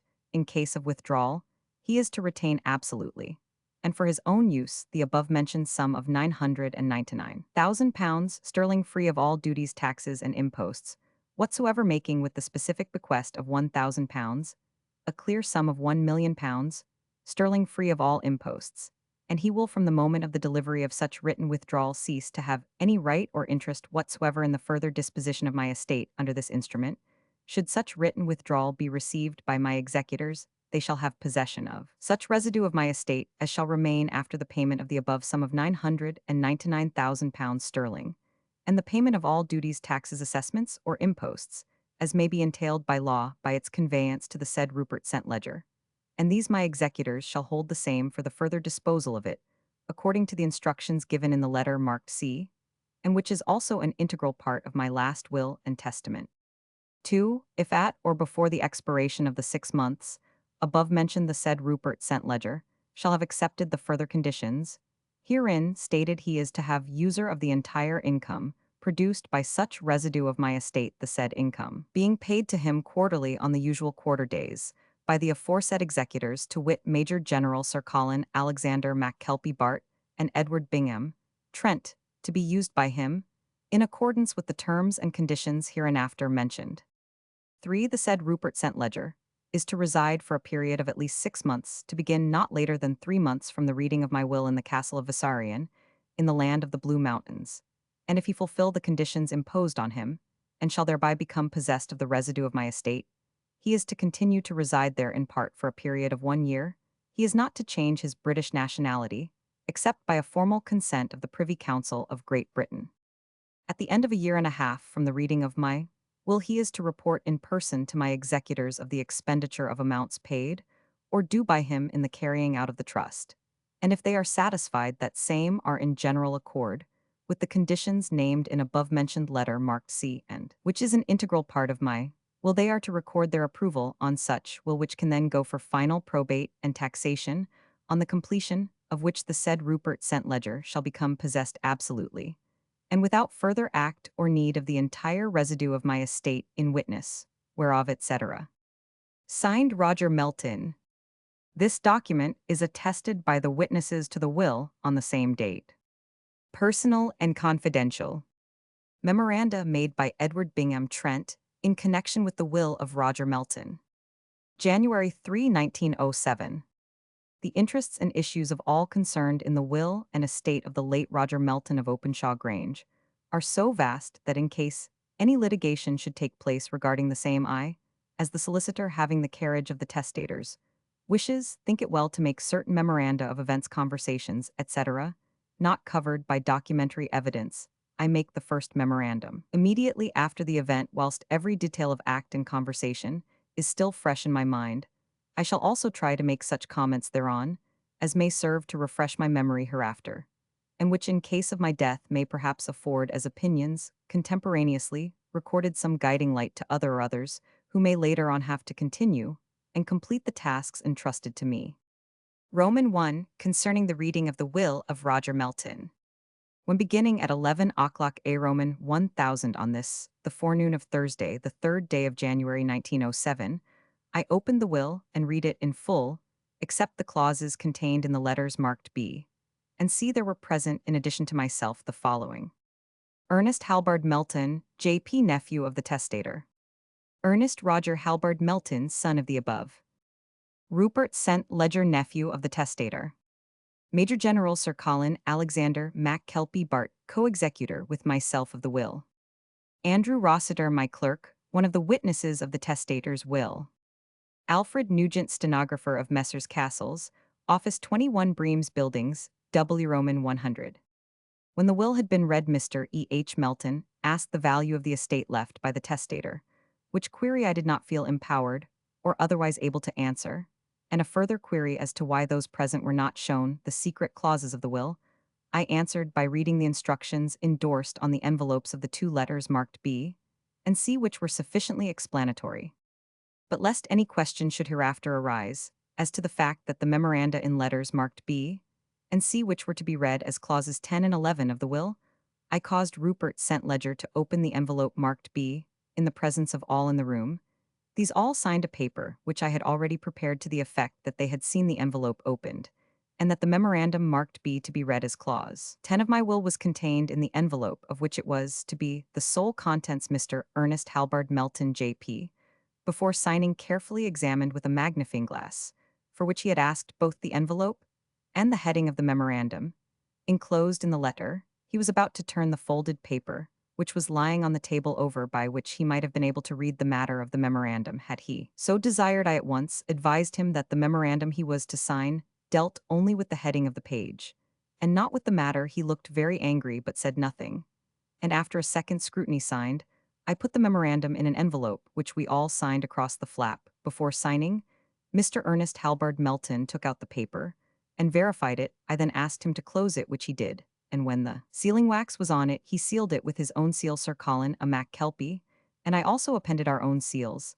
I put the envelope in another which I sealed with my own seal and my co-executor, and I signed it across the flap, and added the date. I took charge of this when the others present had taken their departure. My co-executor and I, together with Mr. Rupert St. Ledger, who had remained at my request, went into my private room. Here Mr. Rupert St. Ledger read the memorandum marked B, which is to be read as clause 10 of the will. He is evidently a man of considerable nerve, for his face was quite impassive, as he read the document which conveyed to him, subject to the conditions laid down, a fortune, which has no equal in amount in Europe, even so far as I know amongst the crowned heads. When he had read it over a second time, he stood up and said, I wish I had known my uncle better. He must have had the heart of a king. I never heard of such generosity as he has shown me. Mr. Trent, I see from the conditions of this memorandum or codicil, or whatever it is that I am to declare within a week, as to whether I accept the conditions imposed on me. Now, I want you to tell me this. Must I wait a week to declare an answer? I told him that the testator's intention was manifestly to see that he had full time to consider fully every point before making formal decision and declaration. But in answer to the specific question, I could answer that he might make declaration when he would provided it was within, or rather not after the week named. I added, but I strongly advise you not to act hurriedly. So enormous a sum is involved that you may be sure that all possible efforts will be made by someone or other to dispossess you of your inheritance. And it will be well that everything shall be done not only in perfect order, but with such manifest care and deliberation that there can be no question as to your intention. Thank you, sir, he answered. I shall do as you shall kindly advise me in this, as in other things, but I may tell you no, and you too, my dear Sir Colin, that I not only accept my Uncle Roger's conditions in this, but that when the time comes in the other matters, I shall accept every condition that he had in his mind, and that I may know often everything. He looked exceedingly in earnest, and it gave me much pleasure to see and hear him. It was just what a young man should do, who had seen so generously treated. As the time had now come, I gave him the bulky letter addressed to him, marked D, which I had in my safe. As I fulfilled my obligation in the matter, I said, you need not read the letter here. You can take it away with you, and read it by yourself at leisure. It is your own property, without any obligation, whatever attached to it. By the way, perhaps it would be well if you knew I have a copy sealed up in an envelope, and endorsed to be opened, if occasion should arise, but not otherwise. Will you see me tomorrow, or better still dine with me alone here? Tonight I should like to have a talk with you, and you may wish to ask me some questions. He answered me cordially. I actually felt touched by the way he said goodbye before he went away. Sir Colin MacKelpie went with him, as St. Ledger was to drop him at the Reform. Letter from Roger Melton to Rupert St. Ledger, endorsed Roman 500. Ray Rupert St. Ledger, to be given to him by Edward Bingham Trent, if and as soon as he has declared formally or informally his intention of accepting the conditions named in letter B forming clause 10 in my will R Roman 1011-07. Mem copies sealed left in custody of E. B. Trent to be opened, if necessary, as directed. June 11, 1906. My dear nephew, when if ever you receive this, you will know that, With the exception of some definite bequests, I have left to you under certain conditions. The entire bulk of my fortunia fortune, so great that by its aid as a help a man of courage and ability may carve out for himself a name and place in history the specific conditions contained in Clause 10 of my will have to be observed for such I deem to be of service to your own fortune. But herein I give my advice which you are at liberty to follow, or not, as you will, and my wishes, which I shall try to explain fully and clearly, so that you may be in possession of my views, in case you should desire to carry them out, or at least to so endeavor that the results I hope for may be ultimately achieved. First let me explain for your understanding, and your guidance at that the power, or perhaps it had better be called the pressure behind the accumulation of my fortune, has been ambition in obedience to its compulsion. I toiled early and late, until I had so arranged matters that, subject to broad supervision, my ideas could be carried out by men whom I had selected and tested, and not found wanting this, was for years to the satisfaction, and ultimately to the accumulation by these men of fortune commensurate in some measure to their own worth, and their importance to my designs. Thus I had accumulated, while still a young man, a considerable fortune. This I have, for over 40 years, used sparingly, as regards my personal needs, daringly with regard to speculative investments. With the latter, I took such very great care, studying the conditions surrounding them so thoroughly, that even now my schedule of bad debts or unsuccessful investments is almost a blank. Perhaps by such means, things flourished with me, and wealth piled in so fast that at times I could hardly use it to advantage. This was all done as the forerunner of ambition. But I was over 50 years of age when the horizon of ambition itself opened up to me. I speak thus freely, my dear Rupert, as when you read it I shall have passed away, and not ambition, nor the fear of misunderstanding, nor even of scorn, can touch me. My ventures in commerce and finance covered not only the far east, but every foot of the way to it, so that the Mediterranean and all its opening seas were familiar to me in my journeyings up and down the Adriatic. I was always struck by the great beauty and seeming richness native richness of the land of the Blue Mountains. At last chance took me into that delectable region, when the Balkan struggle of '90 was on. One of the great voivodes came to me in secret to arrange a large loan for national purposes. It was known in financial circles of both Europe and Asia that I took an active part in the haute politique of national treasuries, and the voivode Vissarion came to me as to one able and willing to carry out his wishes after confidential pourparlers. He explained to me that his nation was in the throes of a great crisis.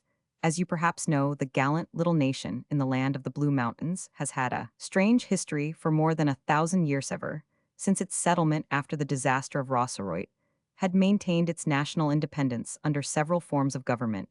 At first it had a king whose successors became so despotic that they were dethroned. Then it was governed by its voivodes, with the combining influence of a Vladica, somewhat similar in power and function to the prince-bishops of Montenegro, afterwards by a prince, or as at present by an irregular elective council, influenced in a modified form by the Vladica, who was then supposed to exercise a purely spiritual function.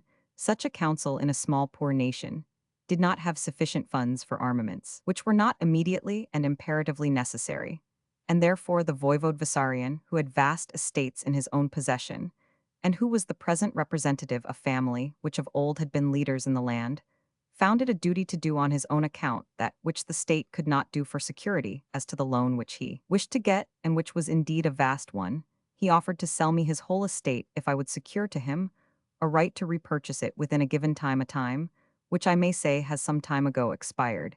He made it a condition that the sale and agreement should remain a strict secret between us, as a widespread knowledge that his estate had changed hands would in all probability result in my death, and his own at the hands of the mountaineers, who are beyond everything loyal, and were jealous to the last degree. An attack by Turkey was feared, and new armaments were required, and the patriotic voivode was sacrificing his own great fortune for the public good. What a sacrifice this was he well knew, for in all discussions regarding a possible change in the constitution of the Blue Mountains, it was always taken for granted that if the principles of the constitution should change to a more personal rule, his own family should be regarded as the most noble it had ever been on the side of freedom in olden time. Before the establishment of the council, or even during the rule of the voivodes, the Vissarion had every now and again stood out against the king, or challenged the princedom. The very name stood for freedom, for nationality against foreign oppression, and the bold mountaineers were devoted to it, as in other free countries men follow the flag. Such loyalty was a power and a help in the land, for it knew danger in every form, and anything which aided the cohesion of its integers was a natural asset on every side. Other powers, great and small, pressed the land, anxious to acquire its suzerainty by any means, fraud or force. Greece, Turkey, Austria, Russia, Italy, France had all tried in vain. Russia, often hurled back, was waiting an opportunity to attack Austria, and Greece, although united by no common purpose or design, were ready to throw in their forces with whomsoever might seem most likely to be victor. Other Balkan states, too, were not lacking in desire to add the little territory of the Blue Mountains to their more ample possessions. Albania, Dalmatia, Herzegovina, Servia, Bulgaria looked with lustful eyes on the land, which was in itself a vast natural fortress, having close under its shelter perhaps the finest harbor between Gibraltar and the Dardanelles. But the fierce, hardy mountaineers were unconquerable for centuries. They had fought with a fervor and fury that nothing could withstand or abate attacks on their independence. Time after time, century after century, they had opposed with dauntless front invading armies sent against them. This unquenchable fire of freedom had had its effect. One and all the great powers knew that to conquer that little nation would be no mean task, but rather that of a tireless giant. Over and over again had they fought with units against hundreds, never ceasing, until they had either wiped out their foes entirely or seen them retreat across the frontier in diminished numbers. For many years past, however, the land of the Blue Mountains had remained unassailable, for all the powers and states had feared lest the others should unite against the one who should begin the attack. At the time I speak of, there was a feeling throughout the Blue Mountain sand, indeed elsewhere, that Turkey was preparing for a war of offense. The objective of her attack was not known anywhere, but here there was evidence that the Turkish Bureau of Spies was in active exercise towards their sturdy little neighbor. To prepare for this, the voivode Peter Vissarion approached me in order to obtain the necessary sinews of war. The situation was complicated by the fact that the elective council was at present largely held together by the old Greek Church, which was the religion of the people, and which had had since the beginning its destinies linked in a large degree with theirs. Thus it was possible that if a war should break out, it might easily become Uhafer, might have been its cause or beginning. So war of creeds, this in the Balkans, must be largely one of races, the end of which no mind could diagnose or even guess. I had now for some time had knowledge of the country and its people, and had come to love them both. The nobility of Vissarion's self-sacrifice at once appealed to me, and I felt that I too should like to have a hand in the upholding of such a land, and such a people. They both deserved freedom. When Vissarion handed me the completed deed of sale, I was going to tear it up, but he somehow recognized my intention, and forestalled it. He held up his hand arrestingly as he said, "I recognize your purpose, and believe me, I honor you for it from the very depths of my soul. But my friend, it must not be. Our mountaineers are proud beyond belief, though they would allow Muho and one of themselves, and whose fathers have been in some way leaders and spokesmen amongst them, for many centuristo, do all that is in my power to doned what each, and all they would be glad to do, were the call to them. Thigh would not accept aid from one outside themselves. My good friend, they would resent it, and might show to you, who wish us all so well, active hostility, which might end in danger or even death. That was why, my friend, I asked to put a clause in our agreement that I might have right to repurchase my estate, regarding which you would fain act so generously. Thus it is, my dear nephew Rupert, only son of my dear sister, that I hereby charge you solemnly, as you value me, as you value yourself, as you value honor, that should it ever become known that that noble voivode Peter Vissarion imperiled himself for his country's good, and if it be of danger or evil repute to him, that even for such a purpose he sold his heritage, you shall at once, and to the knowledge of the mountaineers, though not necessarily to others, reconvey to him or his heirs the freehold that he was willing to part with, and that he has de facto parted with by the affluction of the time during which his right of repurchase existed. This is a secret trust and duty which is between thee and me alone, in the first instance, a duty which I have undertaken on behalf of my heirs, and which must be carried out at whatsoever cost may ensue. You must not take it that it is from any mistrust of you or belief that you will fail, that I have taken another measure to ensure that this my cherished idea is borne out. Indeed it is, that the law may, in case of need, for no man can know what may happen after his own hand be taken from the plough, complied with, that I have in another letter written for the guidance of others, directed that in case of any failure to carry out this trust, death, or other direction, become a clause or codicil to my will. But in the meantime I wish that this be kept a secret between us two. To show you the full extent of my confidence, let me here tell you that the letter alluded to above is marked C, and directed to my solicitor and co-executor Edward Bingham Trent, which is finally to be regarded as Clause 11 of my will, to which end he has my instructions, and also a copy of this letter, which is in case of need, and that only to be opened, and is to be a guide to my wishes, as to the carrying out by you of the conditions on which you inherit. And now, my dear nephew, let me change to another subject more dear to myself. When you read this, I shall have passed away, so that I need not be hampered now by that reserve, which I feel has grown upon me through a long and self-contained life. Your mother was very dear to me. As you know, she was 20 years younger than her youngest brother, who was 2 years younger than me, so we were all young men when she was a baby. And I need not say a pet amongst yous, almost like our own child to each of us, as well as our sister. You knew her sweetness and high quality, so I need say nothing of these. But I should like you to understand that she was very dear to me. When she and your father came to know and love each other, I was far away opening up a new branch of business in the interior of China, and it was not for several months that I got home news. When I first heard of him, they had already been married. I was delighted to find that they were very happy. They needed nothing that I could give when he died so suddenly. I tried to comfort her, and all I had was at her disposal did she want it. She was a proud woman, though not with me. She had come to understand that though I seemed cold and hard, and perhaps was so generally, I was not so to her. But she would not have help of any kind when I pressed her. She told me that she had enough for your keep and education, and her own sustenance for the time she must still live, that your father, and she had agreed that you should be brought up to a healthy and strenuous life, rather than to one of luxury. And she thought that it would be better for the development of your character that you should learn to be self-reliant, and to be content with what your dear father had left you. She had always been a wise and thoughtful girl, and now all her wisdom and thought were for your father's and her child. When she spoke of you and your future, she said many things which I thought memorable. One of them I remember to this day. It was apropos of my saying that there is a danger of its own kind in extreme poverty. A young man might know too much want. She answered me, true, that is so, but there is a danger that overrides it, and after a time went on. It is better not to know wants than not to know want. I tell you, boy, that is a great truth, and I hope you will remember it for yourself, as well as a part of the wisdom of your mother. And here, let me say something else which is a sort of corollary of that wise utterance. I dare say you thought me very hard and unsympathetic that time. I would not, as one of your trustees, agree to your transferring your little fortune to Miss MacKelpie. I dare say you bear a grudge towards me about it up to this day. Well, if you have any of that remaining, put it aside. When you know the truth, that request of yours was an unspeakable delight to me. It was like your mother coming back from the dead. That little letter of yours made me wish for the first time that I had a son, and that he should be like you. I fell into a sort of reverie, thinking, if I were yet too old to marry, so that a son might be with me in my declining years, if such were to ever be for me. But I concluded that this might not be. There was no woman whom I knew or had ever met with that I could love as your mother loved your father, and as he loved her, so I resigned myself to my fate. I must go my lonely road on to the end. And then came a ray of light into my darkness. There was you, though you might not feel like a son to me. I could not expect it, when the memory of that sweet relationship was more worthily filled.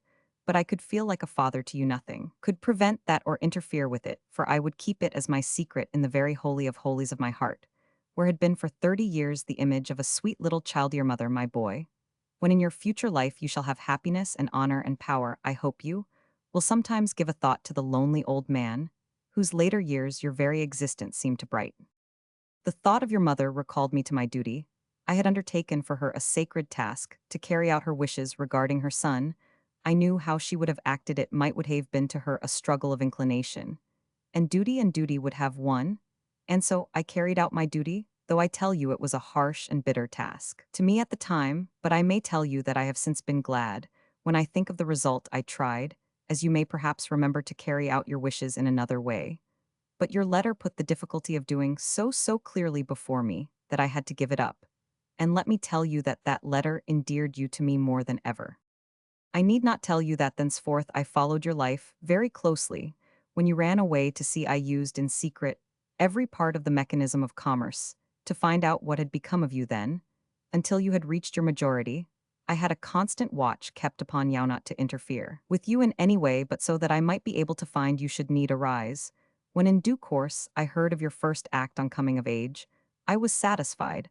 I had to know of the carrying out of your original intention towards Janet McKelpie, for the securities had to be transferred.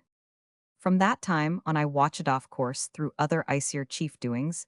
It would have been a pleasure to me to have been able to help in carrying out any hope or ambition of yours.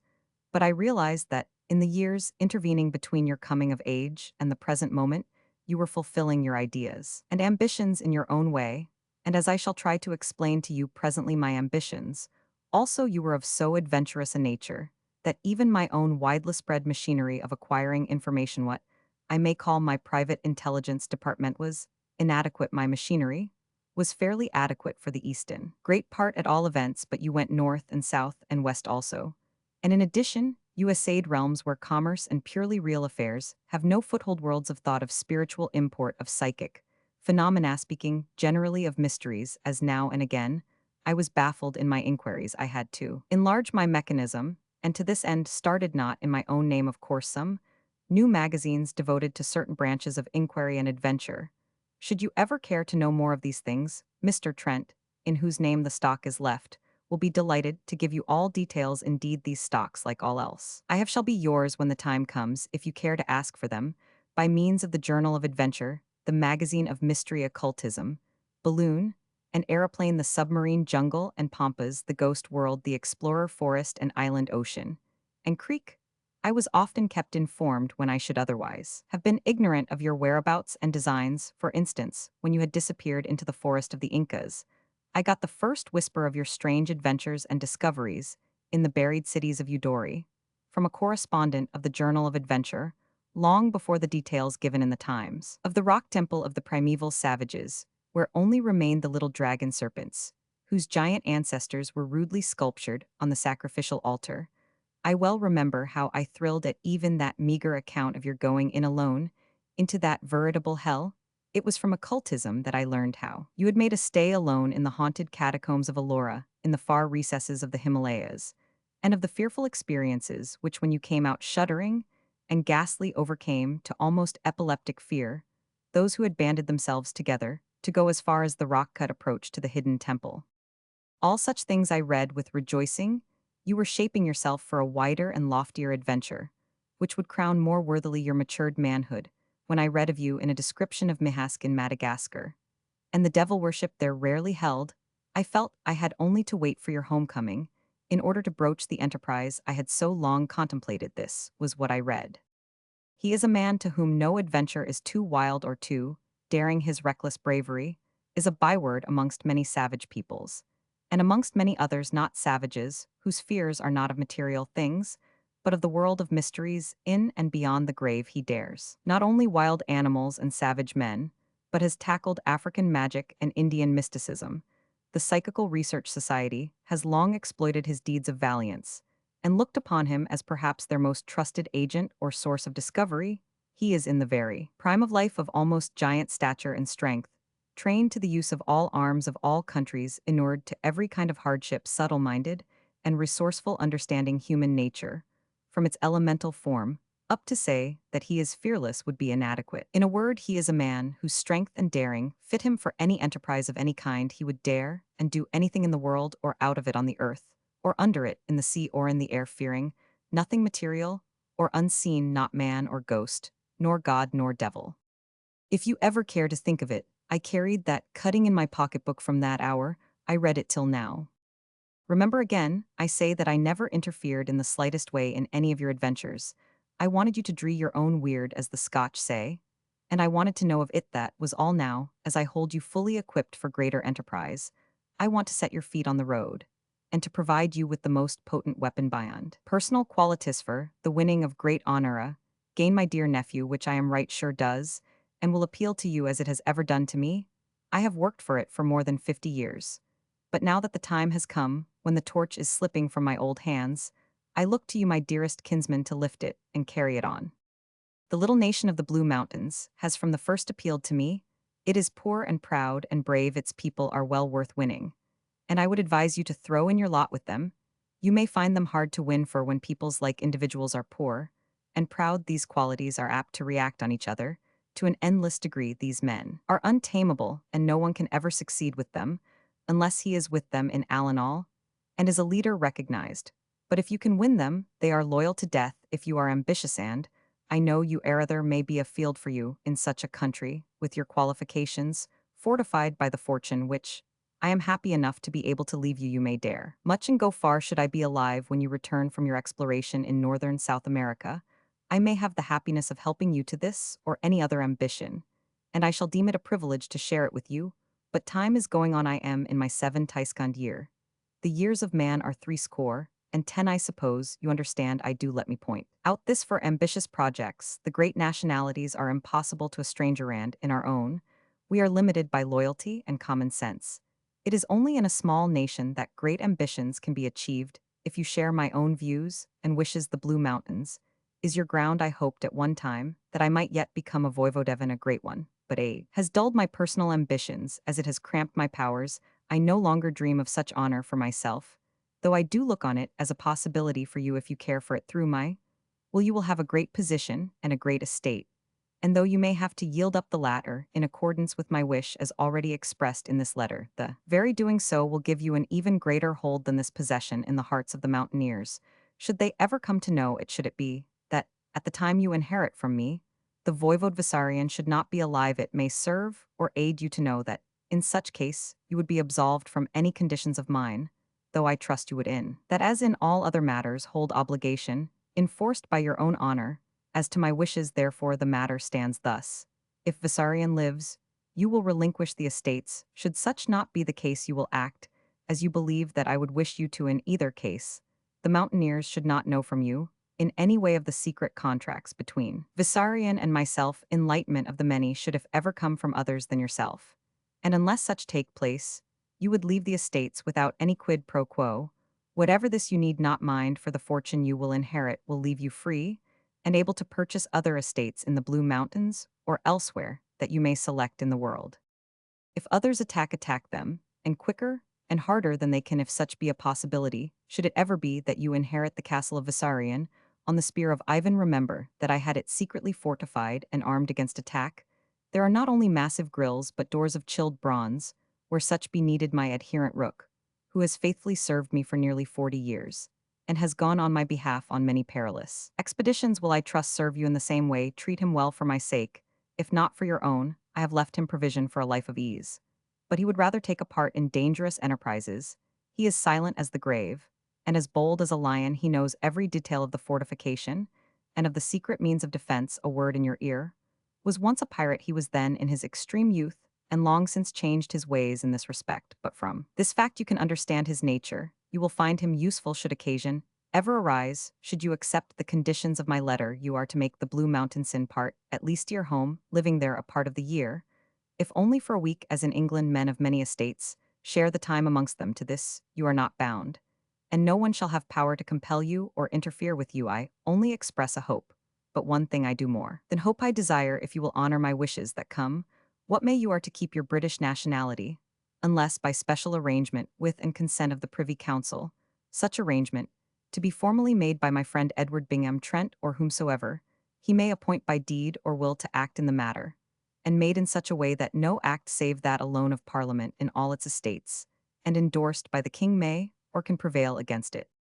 My last word to you is be bold and honest and fear, not most things have in kingship somewhere, may now and again, be won by the sword a brave heart, and a strong arm may go far, but whatever is so won cannot be held merely by the sword justice alone, can hold in the long run where men trust they will follow. And the rank and file of people want to follow, not to lead. If it be your fortune to lead, be bold, be wary. If you exercise any other faculties that may aid or guard, shrink from nothing, avoid nothing that is honorable in itself, take responsibility, when such presents itself, what others shrink from accept, that is to be great in what world little or big you move fear, nothing no matter of what kind danger may be or whence it come the only real way to meet danger, is to despise except with your brains, meet it in the gate not the hall. My kinsman the name of my race, and your own, worthily mingled in your own person, now rests with you. Letter from Rupert St. Ledger 32 Bodmin Street, Victoria, SW to Miss Janet McKelpie Croom Rossshire. January 3, 1907. My dearest Aunt Janet, you will I know be rejoiced to hear of the great good fortune, which has come to me through the will of Uncle Roger. Perhaps Sir Colin will have written to you, as he is one of the executors. And there is a bequest to you, so I must not spoil his pleasure of telling you of that part himself. Unfortunately, I am not free to speak fully of my own legacy. Yet, but I want you to know that at worst I am to receive an amount many times more than I ever dreamt of possessing through any possible stroke of fortune, so soon as I can leave London where, of course, I must remain. Until things are settled, I am coming up to Croom to see you, and I hope I shall by then be able to let you know so much that you will be able to guess at the extraordinary change that has come to my circumstances. It is all like an impossible dream. There is nothing like it in the Arabian Nights. However, the details must wait. I am pledged to secrecy for the present. And you must be pledged too. You want mine, dear. Will you? What I want to do at present is merely to tell you of my own good fortune, and that I shall be going presently to live for a while at Vasarian. Want you come with me, Aunt Janet? We shall talk more of this when I come to Croom, but I want you to keep the subject in your mind. Your loving Rupert. From Rupert St. Ledger's Journal.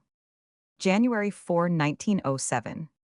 Things have been humming about me so fast that I have had hardly time to think, but some of the things have been so important, and have so changed my entire outlook on life, that it may be well to keep some personal record of them. I may some day want to remember some detail, perhaps the sequence of events, or something like that, and it may be useful. It ought to be, if there is any justice in things, for it will be an awful swat to write it when I have so many things to think of now. Aunt Janet, I suppose, will like to keep it locked up for me, as she does with all my journals and papers. That is one good thing about Aunt Janet. Amongst many, she has no curiosity, or else she has some other quality which keeps her from prying as other women would. It would seem that she has not so much as opened the cover of one of my journals ever in her life, and that she would not without my permission. So this can in time go to her also. I dined last night with Mr. Trent by his special desire. The dinner was in his own room's dinner, sent in from the hotel. He would not have any waiters at all, but made them send in the dinner all at once. And we helped ourselves. As we were quite alone, we could talk freely, and we got over a lot of ground while we were dining. He began to tell me about Uncle Roger. I was glad of that, for, of course, I wanted to know all I could of him. And the fact was, I had seen very little of him. Of course, when I was a small kid, he was often in our house, for he was very fond of mother and she of him. But I fancy that a small boy was rather a nuisance to him. And then I was at school, and he was away in the East, and then poor mother died while he was living in the Blue Mountains, and I never saw him again. When I wrote to him about Aunt Janet, he answered me very kindly, but he was so very just in the matter that I got afraid of him. And after that I ran away, and have been roaming ever since, so there was never a chance of our meeting. But that letter of his has opened my eyes to think of him following me that way all over the world, waiting to hold out a helping hand. If I should want it, I only wish I had known, or even suspected, the sort of man he was, and how he cared for me, and I would sometimes have come back to see him, if I had to come half round the world. Well, all I can do now is to carry out his wishes. That will be my expiation for my neglect. He knew what he wanted exactly, and I suppose I shall come in time to know it all, and understand it too. I was thinking something like this when Mr. Trent began to talk, so that all he said fitted exactly into my own thought. The two men were evidently great friends. I should have gathered that anyhow from the will in the letter, so I was not surprised when Mr. Trent told me that they had been to school together, Uncle Roger being a senior when he was a junior, and had then and ever after shared each other's confidence. Mr. Trent, I gathered, had from the very first been in love with my mother, even when she was a little girl, but he was poor and shy, and did not like to speak. When he had made up his mind to do so, he found that she had by then met my father, and could not help seeing that they loved each other, so he was silent. He told me he had never said a word about it to any, not even to my Uncle Roger, though he knew from one thing and another, though he never spoke of it, that he would like it.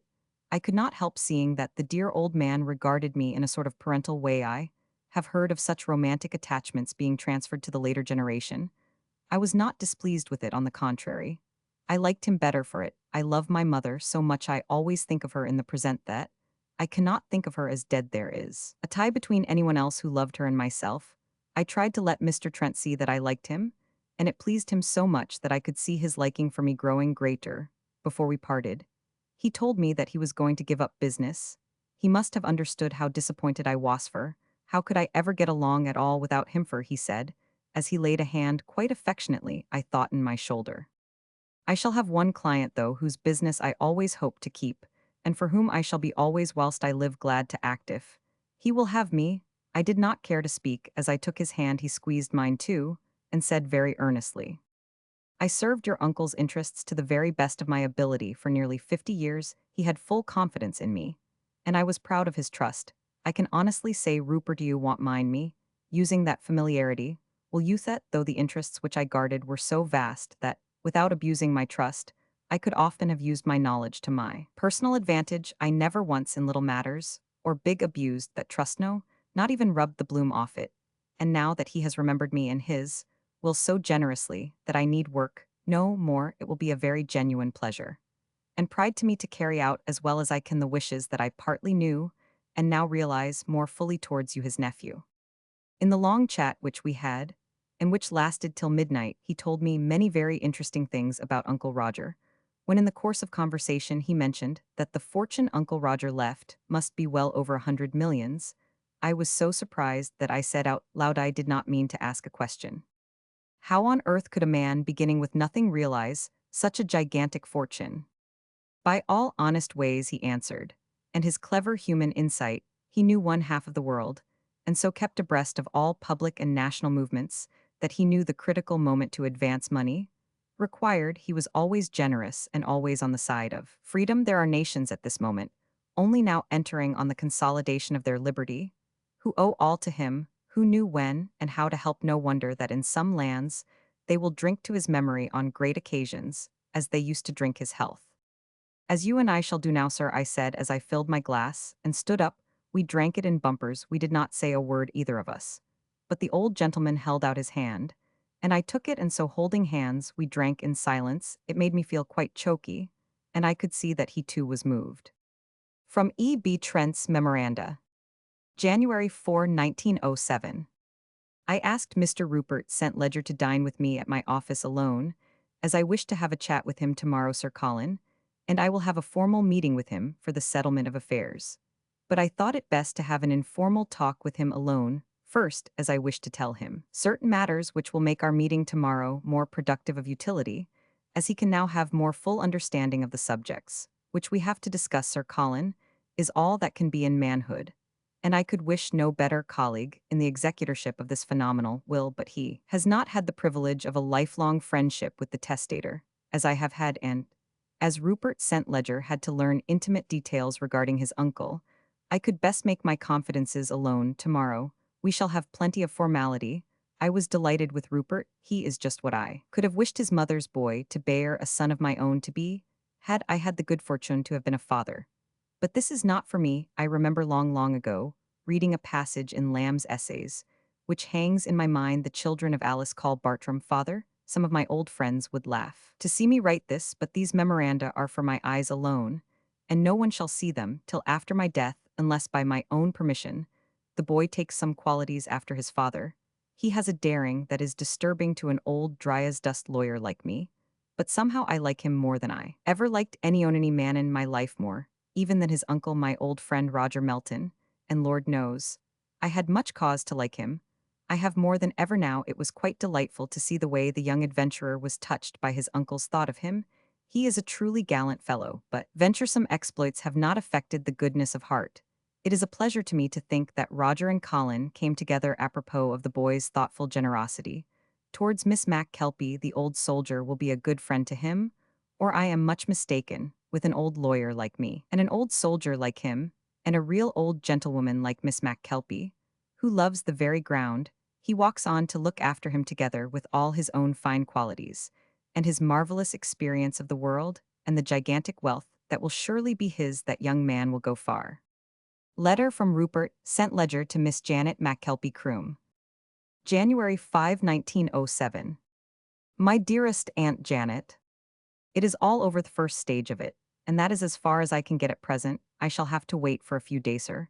It may be weeks in London for the doing of certain things, now necessitated by my acceptance of Uncle Roger's bequest.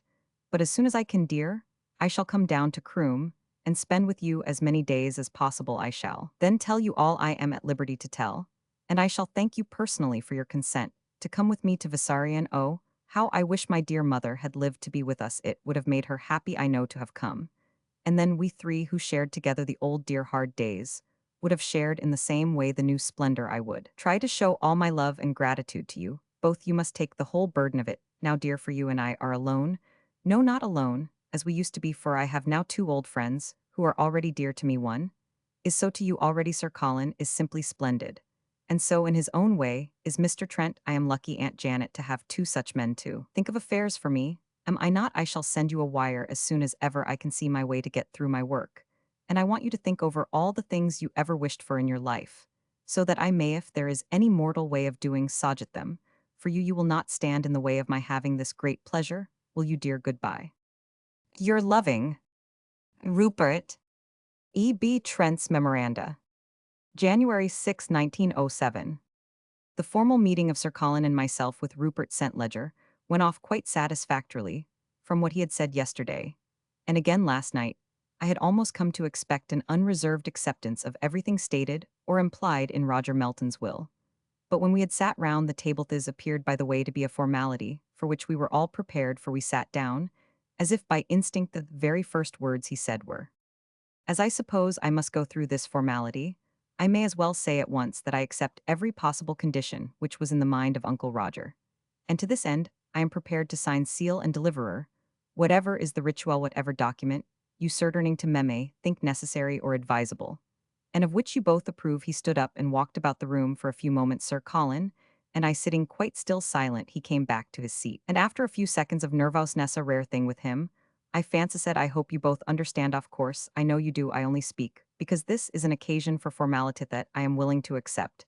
And at once I do so, believe me, not to get possession of this vast fortune, but because of him who has given it, the man who was fond of me and who trusted me, and yet had strength to keep his own feelings in check, who followed me in spirit to far lands and desperate adventures, and who, though he might be across the world from me, was ready to put out a hand to save or help me, was no common man, and his care of my mother's son meant no common love for my dear mother.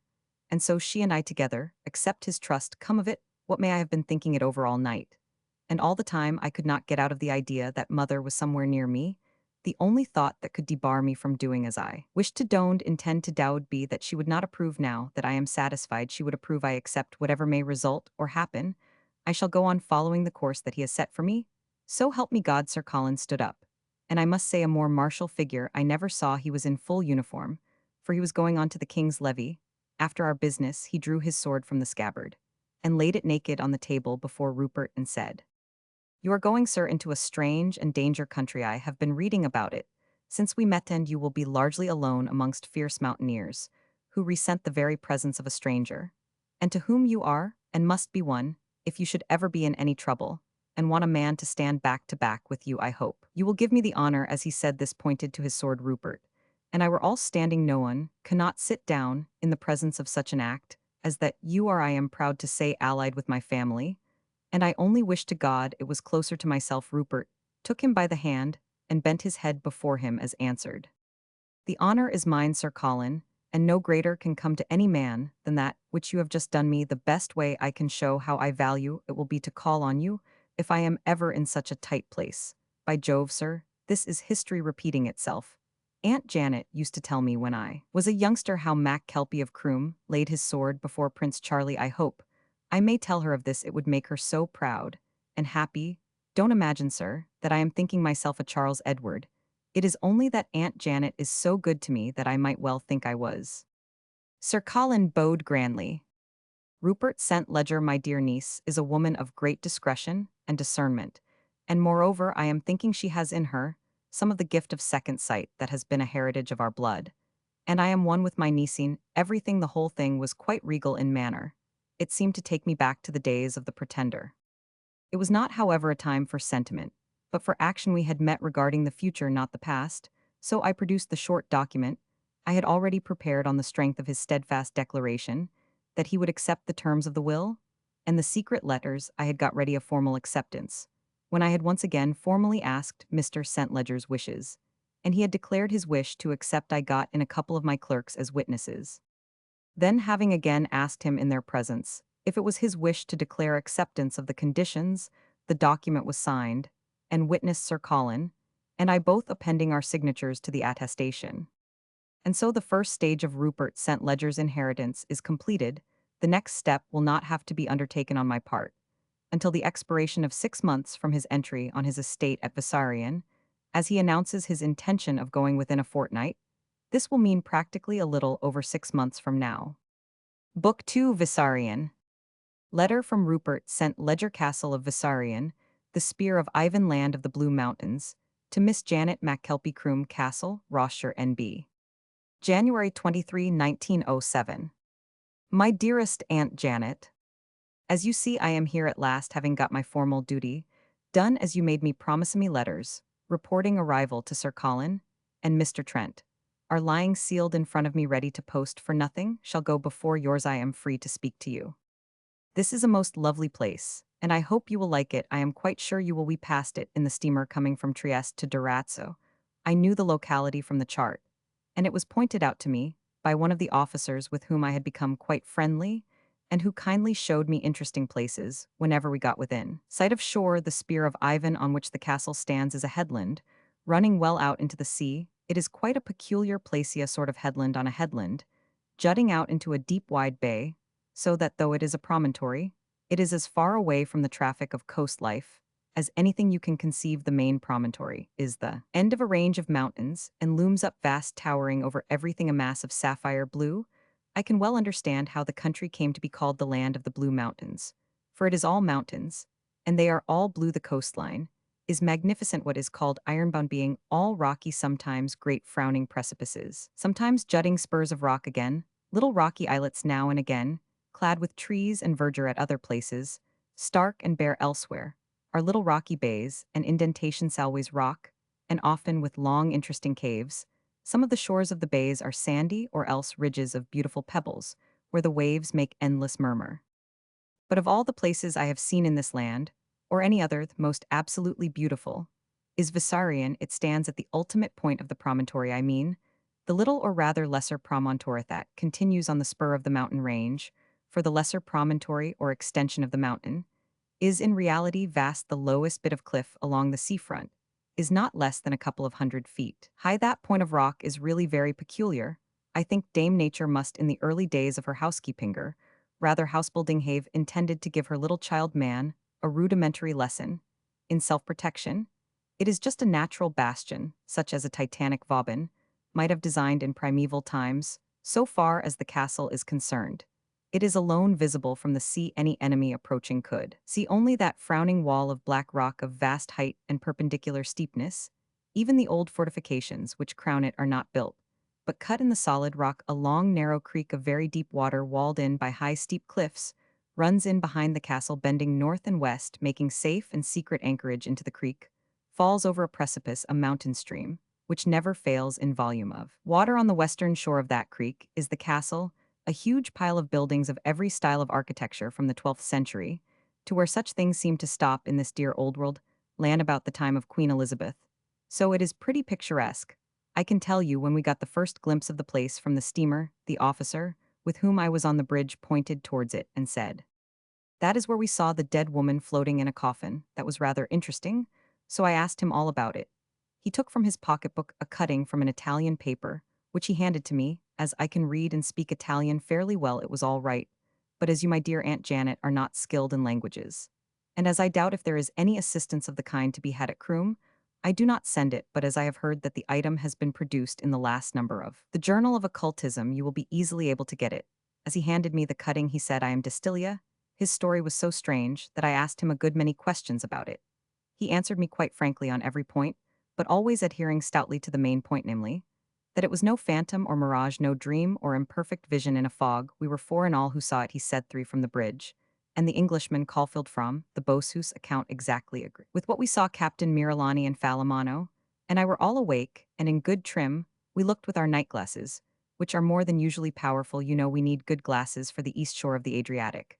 And for among the islands to the south, there was a full moon and a brilliant light, of course. We were a little way off, for though the Spear of Ivan is in deep water, one has to be careful of currents, for it is in just such places that the dangerous currents run. The agent of Lloyd's told me only a few weeks ago that it was only after a prolonged investigation of the tidal and sea currents that the House decided to accept from ordinary sea risks losses due to too close course by the Spear of Ivan. When I tried to get a little more definite account of the coffin boat and the dead lady that is given in the Journal of Occultism, he simply shrugged his shoulders. "Signor," it is all he said. That Englishman wrote everything after endless questioning. So you see, my dear, that our new home is not without superstitious interests of its own. It is rather a nice idea, is it not, to have a dead woman cruising round our promontory? In a coffin, I doubt. If even at Croom you can beat that makes the place kind of homey, as an American would say, when you come, Aunt Janet, you will not feel lonesome at any rate, and it will save us the trouble of importing some of your Highland ghosts to make you feel at home in the new land. I don't know.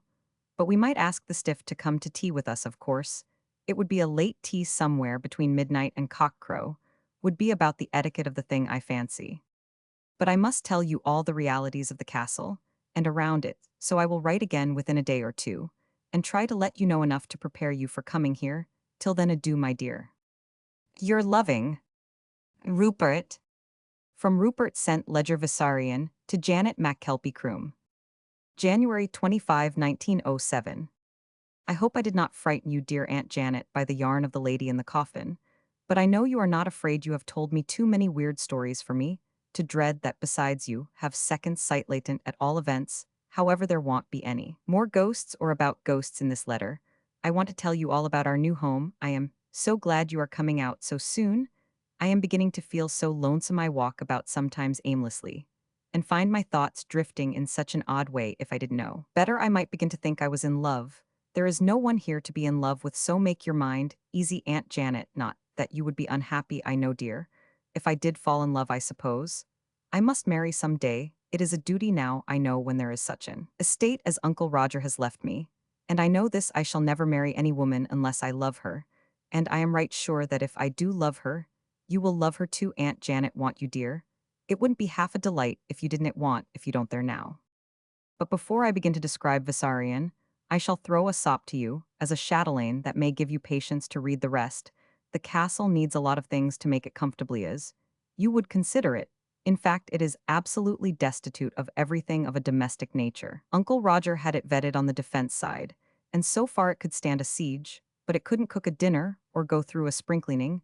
As you know, I am not much up in domestic matters, and so I cannot give you details, but you may take it that it wants everything. I don't mean furniture or silver or even gold plate or works of art, for it is full of the most magnificent old things that you can imagine. I think Uncle Roger must have been a collector and gathered a lot of good things in all sorts of places, stored them for years, and then sent them here. But as to glass, china, delft, all sorts of crockery, linen, household appliances, and machinery, cooking utensils, except of the simplest, there are none. I don't think Uncle Roger could have lived here more than on a temporary picnic. So far as I only am concerned, I am all right. A gridiron and a saucepan are all I want, and I can use them myself. But dear Aunt Janet, I don't want you to pig it. I would like you to have everything you can imagine, and all of the very best. Cost doesn't count now for us, thanks to Uncle Roger.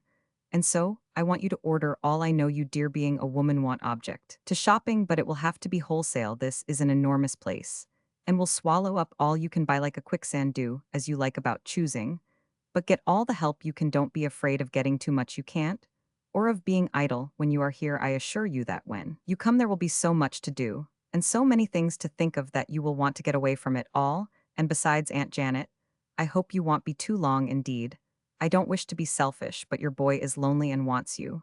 And when you get here, you will be an empress. I don't altogether like doing so, lest I should offend a millionairess like you, but it may facilitate matters, and the ways of commerce are strict though devious. So I send you a check for 1,000 for the little things, and a letter to the bank to honor your own checks for any amount I have got. I think, by the way, I should, if I were you, take or send out a few servants, not too many at first, only just enough to attend on our two selves. You can arrange to send for any more you may want later. Engage them, and arrange for their being paid when they are in our service. We must treat them well, and then they can be at our call as you find that we want them. I think you should secure, say, 50 or 100 teas, an awful big place, Aunt Janet. And in the same way, will you secure and of course arrange for pay similarly 100 men, exclusive of any servants you think it well to have. I should like the general, if he can give the time to choose or pass them. I want clansmen that I can depend on if need be. We are going to live in a country which is at present strange to us, and it is well to look things in the face. I know Sir Colin will only have men who are a credit to Scotland, and to Ross and to crewmen who will impress the Blue Mountaineers. I know they will take them to their heart, certainly. If any of them are bachelors, the girls will forgive me. But if we are to settle here, Our followers will probably want to settle also. Moreover, the Blue Mountaineers may want followers also, and will want them to settle too and have successors.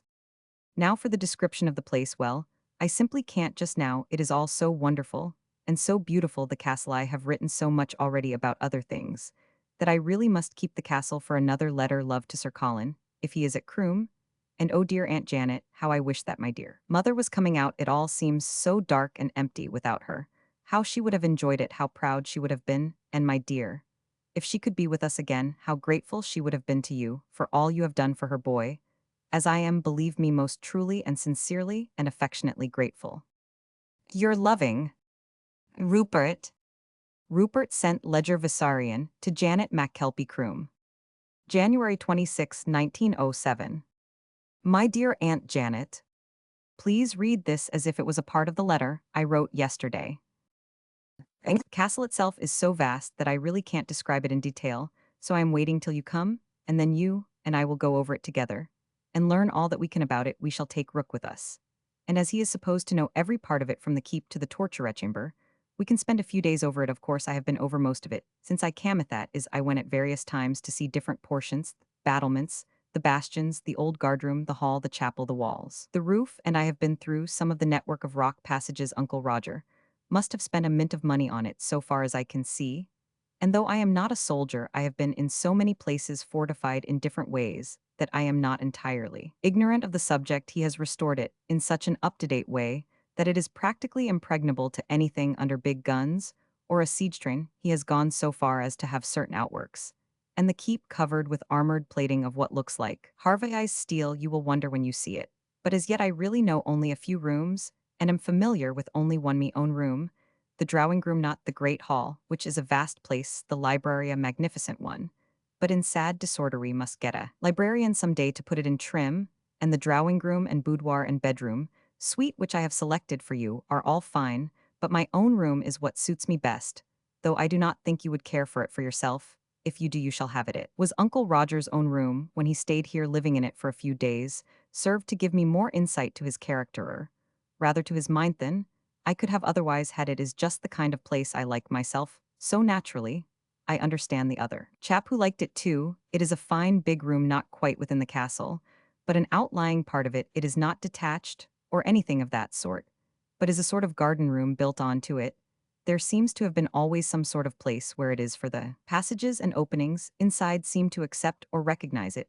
It can be shut off if necessary. It would be, in case of attack, be a great slab of steel, just like the door of a safe, which slides from inside the wall, and can be operated from either inside or outside. If you know how that is from my room or from within the keep, the mechanism is a secret, and no one but Rook.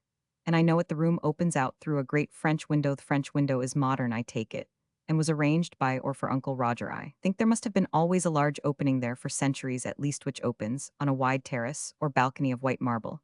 Extending right and left from this, a white marble stair lies straight in front of the window and leads down to the garden. The balcony and staircase are quite ancient, off old Italian work, beautifully carved. And of course, weather worn through centuries, there is just that little tinging of green here and there, which makes all outdoor marble so charming it is hard to believe at times that it is a part of a fortified castle. It is so elegant and free and open. The first glance of it would make a burglar's heart glad. He would say to himself, "Here is the sort of crib I like. When I am on the job, you can just walk in and out as you choose." But Aunt Janet, old Roger was cuter than any burglar. He had the place so guarded that the burglar would have been a baffled burglar. There are two steel shields which can slide out from the wall and lock into the other side, right across the whole big window. One is a grill of steel bands that open out into diamond-shaped lozenges, nothing bigger than a kitten could get through. And yet you can see the garden and the mountains, and the whole view much the same as you ladies can see through your veils. The other is a great sheet of steel, which slides out in a similar way in different grooves. It is not, of course, so heavy and strong as the safe door which covers the little opening in the main wall, but Rook tells me it is proof against the heaviest rifle haul. Having told you this, I must tell you too, Aunt Janet, lest you should be made anxious by the irrepentancy of all these warlike measures of defense, that I always sleep at night with one of these iron screens across the window. Of course, when I am awake I leave it open. As yet I have tried only but not used the grill, and I don't think I shall ever use anything else, for it is a perfect guard. If it should be tampered with from outside, it would sound an alarm at the head of the bed, and the pressing of a button would roll out the solid steel screen in front of it, As a matter of fact, I have been so used to the open that I don't feel comfortable shut in. I only close windows against cold or rain. The weather here is delightful. Yet at all events, but they tell me that the rainy season will be on us before very long. I think you will like my den, auntie dear, though it will doubtless be a worry to you to see it so untidy. But that can't be helped, I must be untidy somewhere, and it is best in my own den. Again, I find my letter so long that I must cut it off now and go on again tonight. So this must go as it stands. I shall not cause you to wait to hear all I can tell you about our new home. Your loving Rupert.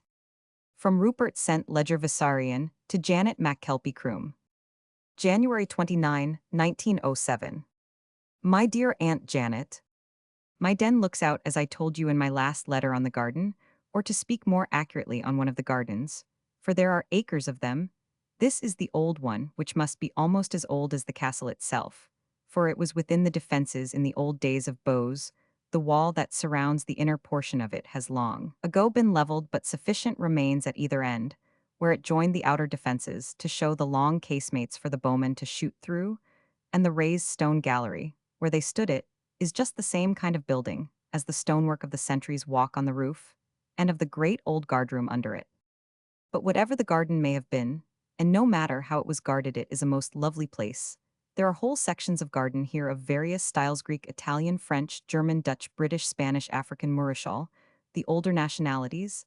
I am going to have a new one laid out for you, a Japanese garden. I have sent to the great gardener of Japan Minaro to make the plans for it, and to come over with workmen to carry it out. He is to bring trees and shrubs and flowers and stonework, and everything that can be required, and you shall superintend the finishing, if not the doing of it yourself. We have such a fine head of water here, and the climate is, they tell me, usually so lovely, that we can do anything in the gardening way. If it should ever turn out that the climate does not suit, we shall put a great high glass roof over it, and make a suitable climate. This garden in front of my room is the old Italian garden. It must have been done with extraordinary taste and care, for there is not a bit of it which is not rarely beautiful, sir. Thomas Brown himself, for all his quincunx, would have been delighted with it, and have found material for another garden of Cyrus. It is so big that there are endless episodes of garden beauty. I think all Italy must have been ransacked in old times for garden stonework of exceptional beauty, and these treasures have been put together by some master hand. Even the formal borders of the walks are of old porous stone, which takes the weather staining so beautifully, and are carved in endless variety. Now that the gardens have been so long neglected or left in abeyance, the green staining has become perfect. Though the stonework is itself intact, it has all the picturesque effect of the wear and ruin wrought by many centuries. I am having it kept for you just as it is, except that I have had the weeds and undergrowth cleared away, so that its beauties might be visible.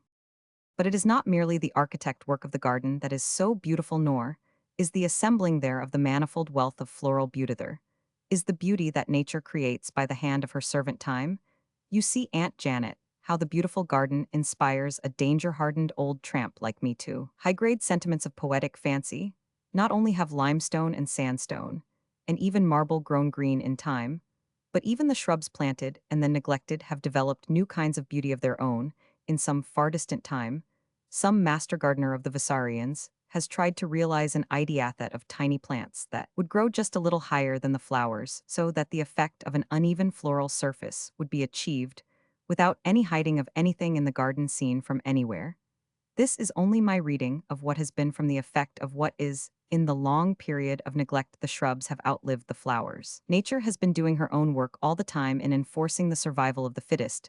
The shrubs have grown and have overtopped flower and weed, according to their inherent varieties of stature, to the effect that now you see irregularly scattered through the garden quite a number, for it is a big place off vegetable products which, from a landscape standpoint, have something of the general effect of statues, without the cramping feeling of detail. Whoever it was that laid out that part of the garden or made the choice of items must have taken pains to get strange specimens, for all those taller shrubs are in special colors, mostly yellow or white cypress, white holly, yellow yew, gray golden box, silver juniper, variegated maple, spirea, and numbers of dwarf shrubs, whose names I don't know. I only know that when the moon shines in, this, my dear Aunt Janet, is the very land of moonlight itself. The all look ghastly pale. The effect is weird to the last degree, and I am sure that you will enjoy it. For myself, As you know, uncanny things hold no fear, I suppose it is that I have been up against so many different kinds of fears, or rather of things, which for most people have terrors of their own, that I have come to have a contempt, not an active contempt, you know, but a tolerative contempt for the whole family of them, and you too will enjoy yourself here famously. I know y'all have to collect all the stories of such matters in our new world, and make a new book of facts for the Psychical Research Society. It will be nice to see your own name on a title page. Want it, Aunt Janet. From Rupert St. Ledger Visarion to Janet McKelpie Croom. January 30, 1907. My dear Aunt Janet, I stopped writing last night. Do you know why? Because I wanted to write more. This sounds a paradox. But it is true. The fact is that, as I go on telling you of this delightful place, I keep finding out new beauties myself. Broadly speaking, it is all beautiful in the long view, or the little view as the telescope, or the microscope directs it, is all the same. Your eye can turn on nothing that does not entrance you. I was yesterday roaming about the upper part of Time Castle, and came across some delightful nooks which at once I became fond of, and already liked them, as if I had known them all my life. I felt at first a sense of greediness, when I had appropriated to myself several rooms in different places. I, who have never in my life had more than one room which I could call my own, and that only for a time, but when I slept on it, the feeling changed, and its aspect is now not half bad. It is now under another classification, under a much more important label, proprietorship. If I were writing philosophy, I should here put in a cynical remark. Selfishness is an appanage of poverty. It might appear in the stud book as by morals out of wants. I have now 3 bedrooms arranged as my own particular dens. One of the other 2 was also a choice of Uncle Roger's. It is at the top of one of the towers to the extreme east, and from it I can catch the first ray of light over the mountains. I slept in it last night, and when I woke, as in my traveling I was accustomed to do at dawn, I saw from my bed through an open window, a small window, for it is in a fortress tower, the whole great expanse to the east not far off, and springing from the summit of a great ruin, where long ago a seed had fallen, rose a great silver birch, and the half-transparent drooping branches and hanging clusters of leaf broke the outline of the gray hills. Beyond, for the hills were for a wonder gray instead of blue, there was a mackerel sky, with the clouds dropping on the mountain tops, till you could hardly say which was which. It was a mackerel sky of a very bold and extraordinary kind, not a dish of mackerel, but a world of mackerel. The mountains are certainly most lovely in this clear air. They usually seem close at hand. It was only this morning, with the faint glimpse of the dawn, whilst the night clouds were still unpierced by the sunlight, that I seemed to realize their greatness. I have seen the same enlightening effect of aerial perspective a few times before, in Colorado, in Upper India, in Thibet, and in the uplands amongst the Andes. There is certainly something in looking at things from above which tends to raise one's own self-esteem from the height. Inequalities simply disappear. This I have often felt on a big scale, when ballooning, or better still from an aeroplane. Even here from the tower, the outlook is somehow quite different from below. One realizes the place, and all around it, not in detail, but as a whole. I shall certainly sleep up here occasionally when you have come, and we have settled down to our life, as it is to be. I shall live in my own room downstairs, where I can have the intimacy of the garden, but I shall appreciate it all the more from now and again, losing the sense of intimacy for a while, and surveying it without the sense of one's own self-importance. I hope you have started on that matter of the servants. For myself, I don't care a button whether or not there are any servants at all, but I know well that you won't come till you have made your arrangements regarding them. Another thing, Aunt Janet, you must not be killed with work here, and it is all so vast. Why can't you get some sort of secretary who will write your letters and do all that sort of thing for you? I know you won't have a man secretary, but there are lots of women now who can write shorthand and typewrite. You could doubtless get one in the clan Somion with a desire to better herself. I know you would make her happy here. If she is not too young, all the better. She will have learned to hold her tongue and mind her own business, and not be too inquisitive. That would be a nuisance when we are finding our way about in a new country, and trying to reconcile all sorts of opposites in a whole new country, with new people whom at first we shan't understand, and who certainly won't understand us, where every man carries a gun with as little thought of it as he has of buttons. Goodbye for a while. Your loving Rupert. From Rupert St. Ledger Visarion to Janet McKelpie Croom. February 3, 1907. I am back in my own room again, already. It seems to me that to get here again is like coming home. I have been going about for the last few days amongst the mountaineers, and trying to make their acquaintance it is a tough job, and I can see that there will be nothing but to stick to it they are in reality, the most primitive people I ever met the most. Fixed to their own ideas which belonged to centuries back I can understand now what people were like in England not in Queen Elizabeth's time, for that was civilized time, but in the time of Coerd Lion, or even early Errand all the time with the most absolute mastery of weapons of precision, every man carries a rifling knows how to use it too. I do believe they would rather go without their clothes than their guns if they had to choose between them. They also carry a handjar, which used to be their national weapon. It is a sort of heavy straight cutlass. And they are so expert with it as well as so strong that it is as facile in the hands of a blue mountaineer as is a foil in the hands of a Persian maître d'armes. They are so proud and reserved that they make one feel quite small, and an outsider as well. I can see quite well that they rather resent my being here at all. It is not personal, for when alone with me, they are genial, almost brotherly. But the moment a few of them get together, they are like a sort of jury with me as the criminal before them. It is an odd situation and quite new to me. I am pretty well accustomed to all sorts of people from cannibals to Mahatmas. But I'm blessed if I ever struck such a type, as this so proud, so haughty, so reserved, so distant, so absolutely fearless, so honorable, so hospitable. Uncle Roger's head was level when he chose them out as a people to live amongst. Do you know, Aunt Janet? I can't help feeling that they are very much like your own Highlandersonly Moore, so I'm sure of one thing, that in the end, we shall get on capitally together.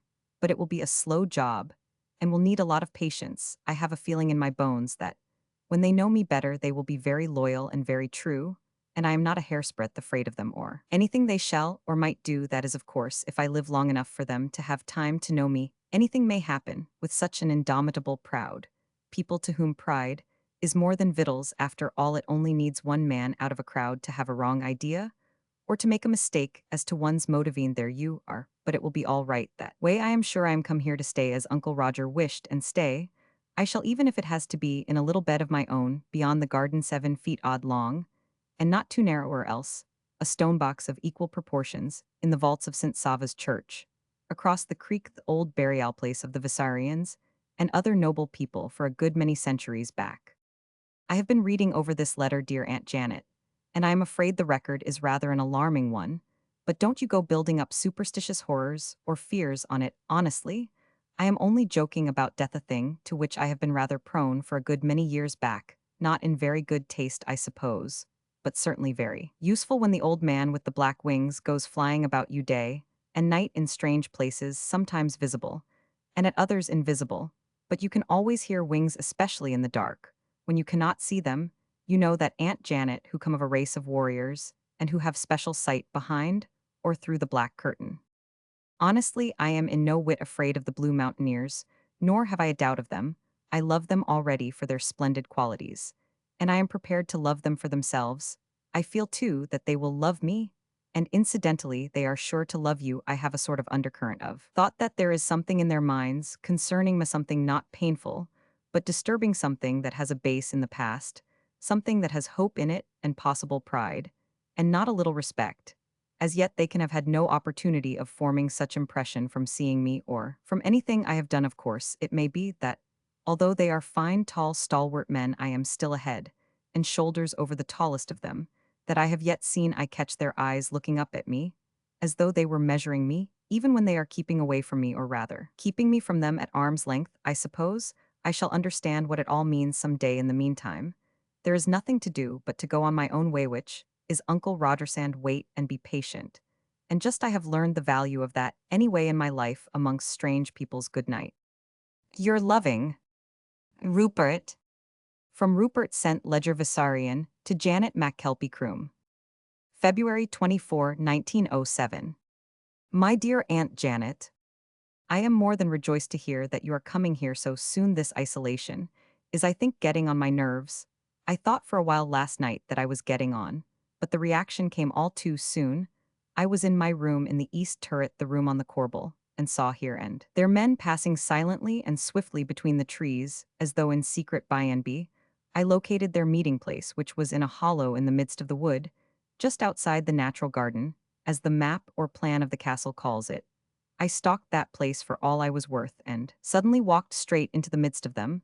There were perhaps 200 or 300 gathered, about the very finest lot of men I ever saw in my life, it was in its way quite an experience, and one not likely to be repeated, for as I told you, in this country, every man carries a rifle and knows how to use it. I do not think I have seen a single man or married man either without his rifle.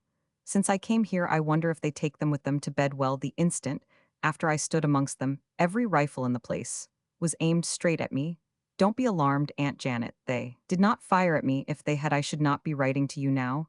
I should be in that little bit of real estate or the stone box, and about as full of lead as I could hold ordinarily. I take it they would have fired on the instant. That is the etiquette here. But this time they all, separately but all together, made a new rule. No one said a word, or so far as I could see made a movement. Here came in my own experience. I had been more than once in a tight place of something of the same kind. So I simply behaved in the most natural way. I felt conscious it was all in a flash. Remember that if I showed fear or cause for fear, or even acknowledged danger, by so much as even holding up my hands, I should have drawn all the fire. They all remained stock still, as though they had been turned into stone for several seconds. Then a queer kind of look flashed round them like wind over corn, something like the surprise one shows unconsciously on waking in a strange place a second after they each dropped the rifle to the hollow of his arm and stood ready for anything. It was all as regular and quick and simultaneous as a salute at St. James's Palace. Happily, I had no arms of any kind with me, so that there could be no complication. I am rather a quick hand myself. When there is any shooting to be done, however, there was no trouble here. But the contrary, the Blue Mountaineers, it sounds like a new sort of Bond Street band, doesn't it treated me in quite a different way than they did when I first met them. They were amazingly civil, almost deferential. But all time same, they were more distant than ever, and all the time I was there I could get not a whit closer to them. They seemed in a sort of way to be afraid, or in awe of me. No doubt that will soon pass away. And when we know one another better, we shall become close friends. They are two fine fellows not to be worth a little waiting for. That sentence, by the way, is a pretty bad sentence. In old days, you would have slippered me for it. Your journey is all arranged, and I hope you will be comfortable. Rook will meet you at Liverpool Street and look after everything. I shan't write again, but when we meet at Fiume, I shall begin to tell you all the rest. Till then, goodbye, a good journey to you, and a happy meeting to us both. Rupert. Letter from Janet MacKelpie Vissarion to Sir Colin MacKelpie, United Service Club, London. February 28, 1907. Dearest Uncle, I had a very comfortable journey all across Europe. Rupert wrote to me some time ago to say that when I got to Vissarion I should be an empress, and he certainly took care that on the way here I should be treated like one. Rook, who seems a wonderful old man, was in the next compartment to that reserved for me at Harwich. He had everything arranged perfectly. And so right on to Fiume. Everywhere there were attentive officials waiting. I had a carriage all to myself, which I joined. At Antwerp, a whole carriage with a suite of rooms, dining room, drawing room, bedroom, even bathroom. There was a cook with a kitchen of his own on board, a real chef like a French nobleman in disguise. There were also a waiter, and a servant maid. My own maid Maggie was quite odd at first. We were as far as Cologne, before she summoned up courage to order them about whenever we stopped. Rook was on the platform with local officials, and kept the door of my carriage like a sentry on duty. At Fiume, when the train slowed down, I saw Rupert waiting on the platform. He looked magnificent, towering over everybody there, like a giant. He is in perfect health, and seemed glad to see me. He took me off at once on an automobile to quay, where an electric launch was waiting. This took us on board a beautiful big steam yacht, which was waiting with full steam up. And how he got there, I don't know. Rook waiting at the gangway. I had another suite all to myself, Rupert, and I had dinner together. I think the finest dinner I ever sat down to. This was very nice of Rupert, for it was all for me. He himself only ate a piece of steak and drank a glass of water. I went to bed early, for despite the luxury of the journey I was very tired. I awoke in the grey of the morning and came on deck. We were close to the coast. Rupert was on the bridge with the captain, and Rook was acting as pilot. When Rupert saw me, he ran down the ladder and took me up on the bridge. He left me there, while he ran down again, and brought me up a lovely fur cloak, which I had never seen. He put it on me, and kissed me. He is the tenderest-hearted boy in the world, as well as the best and bravest. He made me take his arm, whilst he pointed out Vissarion, towards which we were steering. It is the most lovely place I ever saw. I won't stop to describe it now, for it will be better that you see it for yourself, and enjoy it all fresh as I. Roman 999. The castle is an immense place. You had better ship off as soon as all is ready here, and you can arrange it. The servants whom I engaged, and I am not sure that we shall not want as many more. There has hardly been a mop or broom on the place for centuries. And I doubt if it ever had a thorough good cleaning all over since it was built. And do you know, uncle, that it might be well to double that little army of yours that you are arranging for Rupert? Indeed, the boy told me himself that he was going to write to you about it. I think old Lachlan and his wife Sandy's Mary had better be in charge of the maids. When they come over, a lot of lasses like yon will be iller to keep together than a flock of sheep, so it will be wise to have authority over them, especially as none of them speaks a word of foreign tongues. Rook, who saw him at the station at Liverpool Street, will, if he be available, go over to bring the whole body here. He has offered to do it if I should wish, and by the way, I think it will be well when the time comes for their departure. If not only the lasses but Lachlan and Sandy's Mary too, we'll call him Mr. Rook. He is a very important person. Indeed, here, he is in fact a sort of master of the castle, and though he is very self-suppressing, is a man of rarely fine qualities. Also, it will be well to keep authority when your clansmen come over. He will have charge of them too, dear me. I find I have written such a long letter I must stop and get to work. I shall write again. You're very affectionate, Janet. From the same to the same. March 3, 1907. Dearest uncle, all goes well here, and as there is no news, I only write because you are a dear, and I want to thank you for all the trouble you have taken for me and for Rupert. I think we had better wait a while before bringing out the servants. Rook is away on some business for Rupert and will not be back for some time. Rupert thinks it may be a couple of months. There is no one else that he could send to take charge of the party from home, and I don't like the idea of all those lasses coming out without an escort.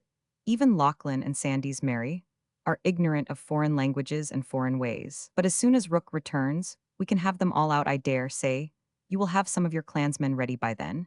And I think the poor girls who may feel a bit strange in a new country like this, where the ways are so different from ours, will feel easier when they know that there are some of their own mankind near them. Perhaps it might be well that those of them who are engaged to each other, I know there are some, should marry before they come out here. It will be more convenient in many ways and will save lodgment.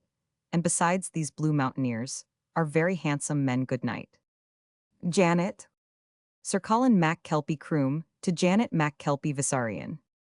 March 9, 1907. My dear Janet, I have duly received both your letters and am delighted to find you are so well pleased with your new home. It must certainly be a very lovely and unique place.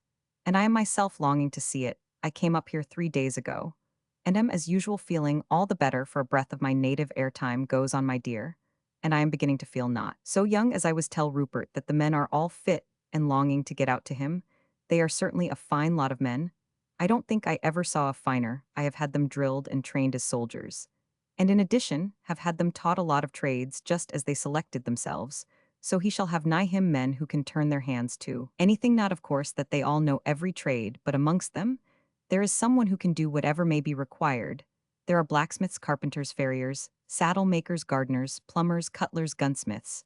So as they all are farmers by origin and sportsmen, by practice, they will make a rare household body of men. They are nearly all first-class shots, and I am having them practice with revolvers. They are being taught fencing and broadsword and jiu-jitsu. I have organized them in military form, with their own sergeants and corporals. This morning I had an inspection, and I assure you, my dear, they could give points to the household troop in matters of drill. I tell you, I am proud of my clansmen. I think you are quite wise about waiting to bring out the lasses, and wiser still about the marrying. I dare say there will be more marrying when they all get settled in a foreign country.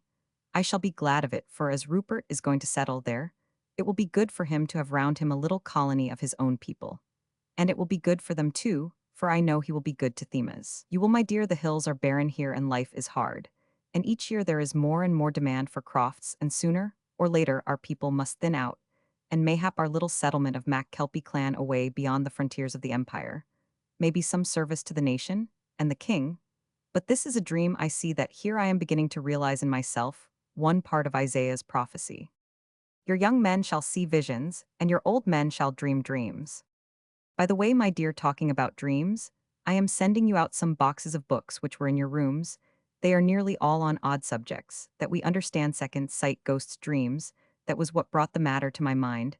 Just now, superstitions, vampires, werewolves, and all such uncanny folk and things. I looked over some of these books and found your marks and underlining and comments, so I fancy you will miss them in your new home. You will, I am sure, feel more at ease with such old friends close to you.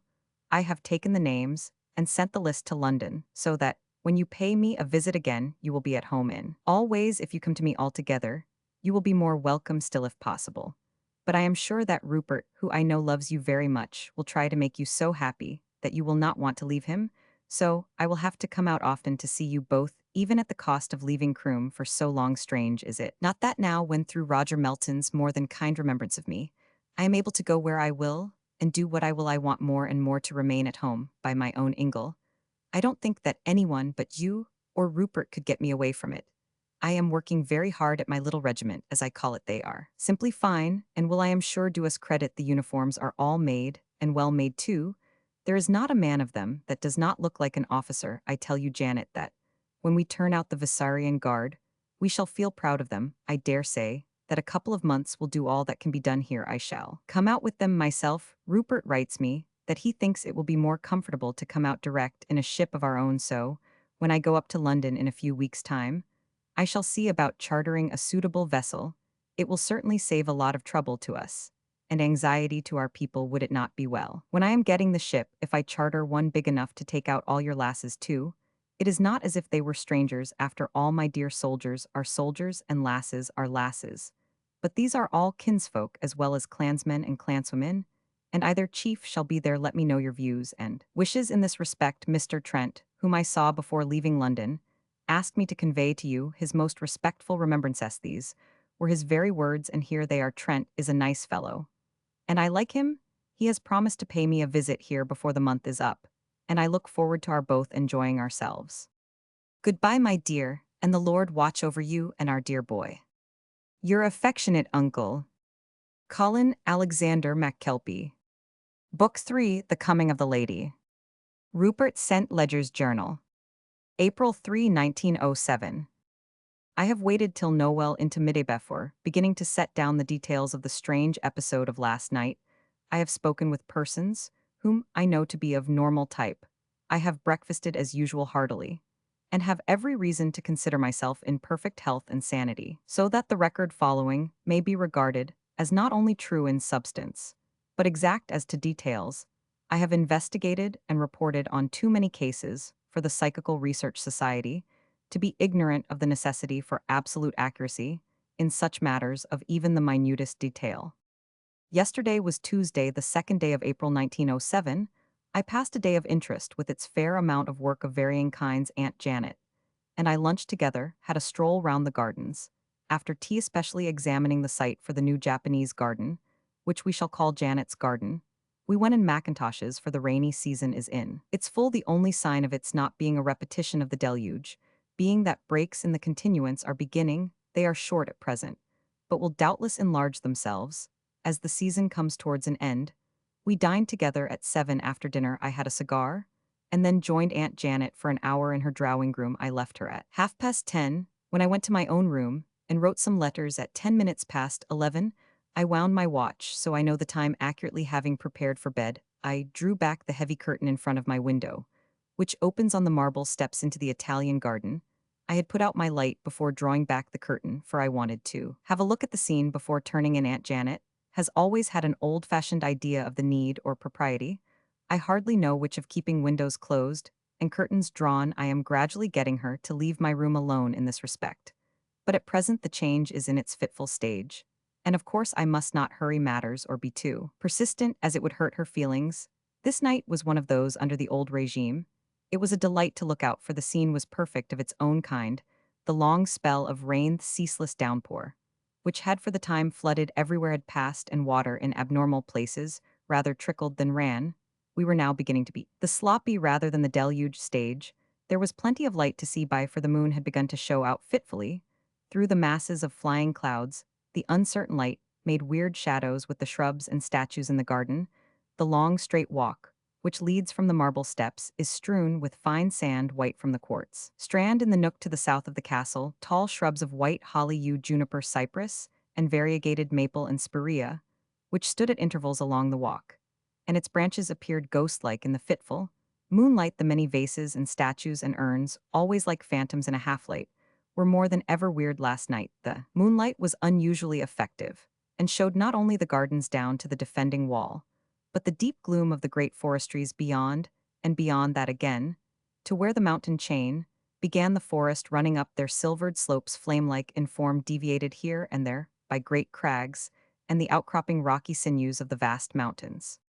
Whilst I was looking at this lovely prospect, I thought I saw something white flit like a modified white flash at odd moments, from one to another of the shrubs or statuesque anything, which would afford cover from observation. At first I was not sure whether I really saw anything, or did not. This was in itself a little disturbing to me, for I have been so long trained to minute observation of facts surrounding me, on which often depend not only my own life, but the lives of others, that I have become accustomed to trust my eyes, and anything creating the faintest doubt in this respect is a cause of more or less anxiety to me. Now, however, that my attention was called to myself, I looked more keenly, and in a very short time was satisfied that something was moving, something clad in white. It was natural enough that my thoughts should tend towards something uncanny. Belief that this place is haunted conveyed in a thousand ways of speech and inference. Aunt Janet's eerie beliefs, fortified by her books on occult subjects, and of late in our isolation from the rest of the world, the subject of daily conversation, shelped to this end. No wonder, then, that fully awake, and with senses all on edge, I waited for some further manifestation from this ghostly visitor. As in my mind I took it to be, it must surely be a ghost or spiritual manifestation of some kind, which moved in this silent way in order to see and hear better. I softly moved back the folding grill, opened the French window, and stepped out barefooted and pyjama-clad. As I was on the marble terrace, how cold the wet marble was, how heavy smelled the rain-laden garden.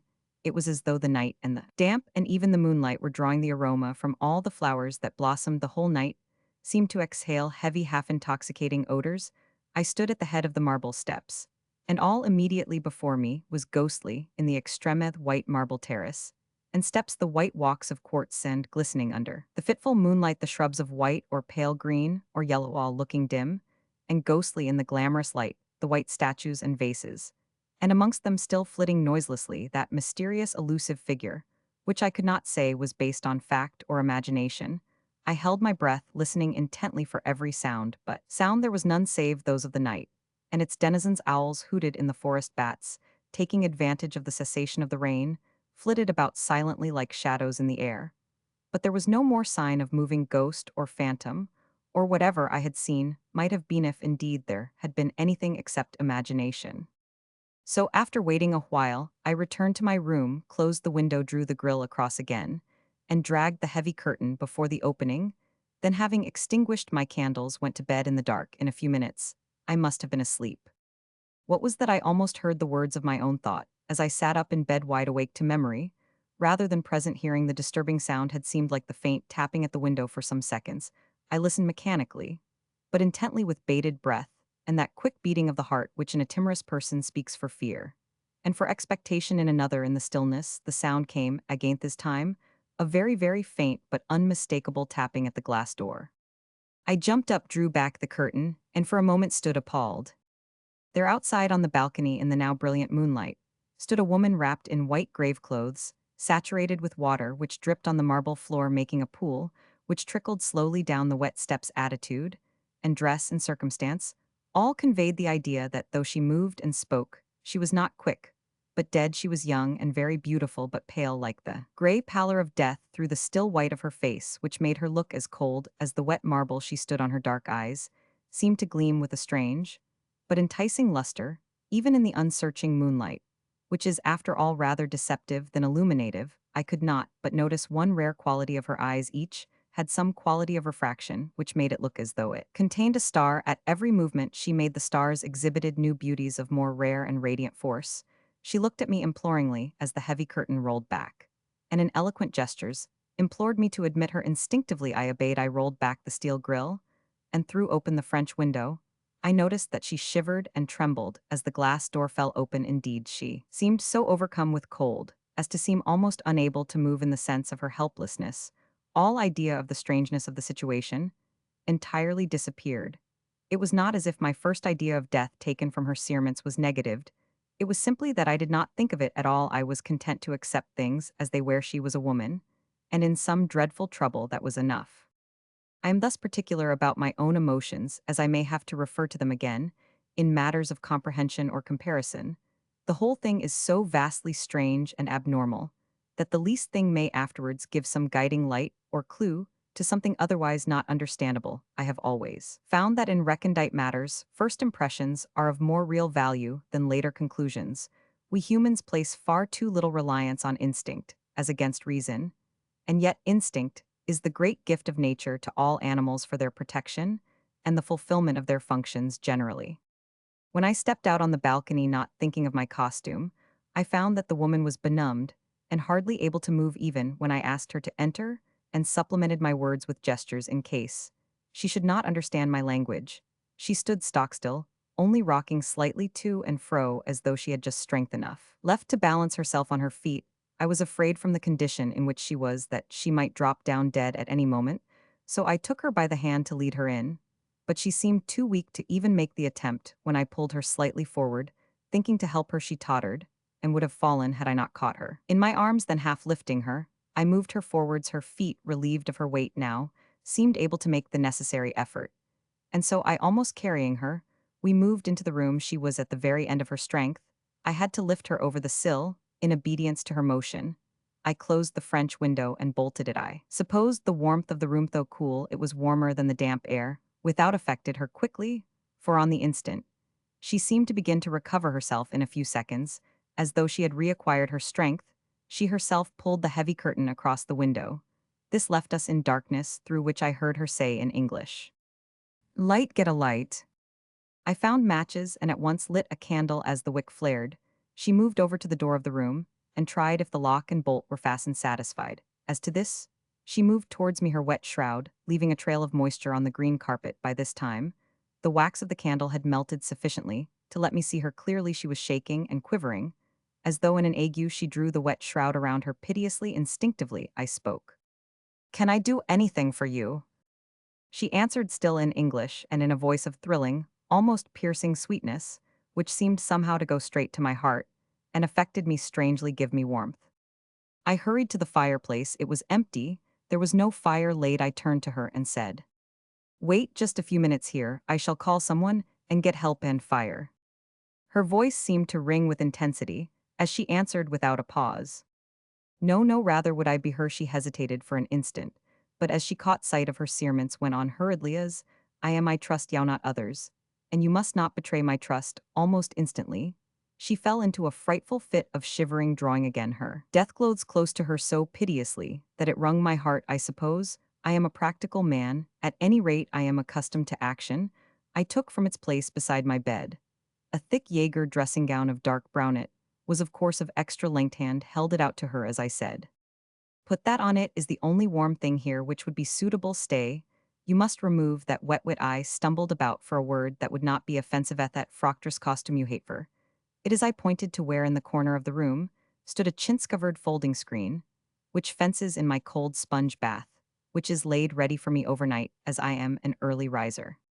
She bowed gravely and taking the dressing gown in a long white finely-shaped hand, bore it behind the screen. There was a slight rustle, and then a hollow flop as the wet garment fell on the floor, more rustling and rubbing, and a minute later she emerged wrapped from head to foot in the long Jaeger garment which trailed on the floor behind her. Though she was a tall woman, she was still shivering painfully. However, I took a flask of brandy and a glass from a cupboard, and offered her some, but with a motion of her hand she refused it, though she moaned grievously. "Oh, I am so cold, so cold." Her teeth were chattering. I was pained at her sad condition, and said despairingly, for I was at my wit's end to know what to do, "Tell me anything that I can do to help you, and I will do it. I may not call help. There is no fire, nothing to make it. With you will not take some brandy. What on earth can I do to give you warmth?" Her answer certainly surprised me when it came, though it was practical enough, so practical that I should not have dared to say it. She looked me straight in the face for a few seconds before speaking, then, with an air of girlish innocence which disarmed suspicion, and convinced me at once of her simple faith, she said in a voice that at once thrilled me and evoked all my pity, "Let me rest for a while, and cover me up with rugs that may give me warmth. I am dying of cold, and I have a deadly fear upon me. Deadly fear. Sit by me, and let me hold your hand. You are big and strong, and you look brave. It will reassure me. I am not myself a coward, but tonight fear has got me by the throat. I can hardly breathe, do let me stay, till I am warm if you only knew what I have gone through, and have to go through still I am sure you would pity me and help me. To say that I was astonished would be a mild description of my feelings. I was not shocked. The life, which I have led, was not one which makes for prudery. To travel in strange places, amongst strange peoples with strange views of their own, is to have odd experiences and peculiar adventures now and again. A man without human passions is not the type necessary for an adventurous life, such as I myself have had, but even a man of passions and experiences can, when he respects a woman, be shocked even prudish where his own opinion of her is concerned. Such must bring to her guarding any generosity which he has, and any self-restraint also, even should she place herself in a doubtful position. Her honor calls to his honor. This is a call which may not but must not be unanswered. Even passion must pause for at least a while at sound of such a trumpet call. This woman I did respect much, respect her youth and beauty, her manifest ignorance of evil, her superb disdain of convention, which could only come through hereditary dignity, her terrible fear and suffering for. There must be more in her unhappy condition than meets the eye would all demand respect, even if one did not hasten to yield it. Nevertheless, I thought it necessary to enter a protest against her embarrassing suggestion. I certainly did feel a fool when making it, also a cad, I can truly say. It was made only for her good and out of the best of me, such as I am. I felt impossibly awkward and stuttered and stumbled before I spoke. But sure lithe convenances, your being here alone at night, Mrs. Grundy convention. She interrupted me with an incomparable dignity, a dignity which had the effect of shutting me up like a clasp knife, and making me feel a decided inferior and a poor show. At that, there was such a gracious simplicity and honesty in it, too, such self-respecting knowledge of herself and her position, that I could be neither angry nor hurt. I could only feel ashamed of myself, and of my own littleness of mind and morals. She seemed in her icy coldness no spiritual, as well as bodily, like an incarnate figure of pride, as she answered. What are convenances or conventions to me? If you only knew where I have come from, existence, if it can be called, so which I have had the loneliness horror. And besides, it is for me to make conventions, not to yield my personal freedom of action to them, even as I aim in here, and in this garb I am above convention. Convenances do not trouble me or hamper me, that at least I have won by what I have gone through. Even if it had never come to me through any other way, let me stay. She said the last words in spite of all her pride appealingly. But still there was a note of high pride in all this, in all she said and did, in her attitude and movement, in the tones of her voice, in the loftiness of her carriage, and the steadfast look of her open starlit eyes. Altogether, there was something so rarely lofty in herself, and all that clad her that face to face with it, and with her my feeble attempt at moral precaution, seemed puny, ridiculous, and out of place. Without a word in the doing, I took from an old chiffonier chest an armful of blankets, several of which I threw over her, as she lay, for in the meantime, having replaced the coverlet, she had lain down at length on the bed. I took a chair and sat down beside her. When she stretched out her hand from beneath the pile of wraps, I took it in mine, saying, "Get warm and rest, sleep, if you can, you need not fear, I shall guard you with my life." She looked at me gratefully, her starry eyes taking a new light more full of illumination than was afforded by the wax candle, which was shaded from her by my body. She was horribly cold, and her teeth chattered so violently that I feared lest she should have incurred some dangerous evil from her wedding, and the cold that followed it. I felt, however, so awkward that I could find no words to express my fears. Moreover, I hardly dared say anything at all regarding herself, after the haughty way in which she had received my well-meant protest. Manifestly, I was but to her as a sort of refuge and provider of heat, altogether impersonal, and not to be regarded in any degree as an individual in these humiliating circumstances. What could I do but sit quiet and wait developments? Little by little, the fierce chattering of her teeth began to abate as the warmth of her surroundings stole through her. I also felt, even in this strangely awakening position, the influence of the quiet, and sleep began to steal over me. Several times I tried to fend it off, but as I could not make any overt movement without alarming my strange and beautiful companion, I had to yield myself to drowsiness. I was still in such an overwhelming stupor of surprise that I could not even think freely. There was nothing for me but to control myself and wait. Before I could well fix my thoughts, I was asleep. I was recalled to consciousness by hearing, even through the pall of sleep that bound me, the crowing of a cock in some of the outoffices of the castle. At the same instant the figure lying deathly still, but for the gentle heaving of her bosom, began to struggle wildly. The sound had won through the gates of her sleep.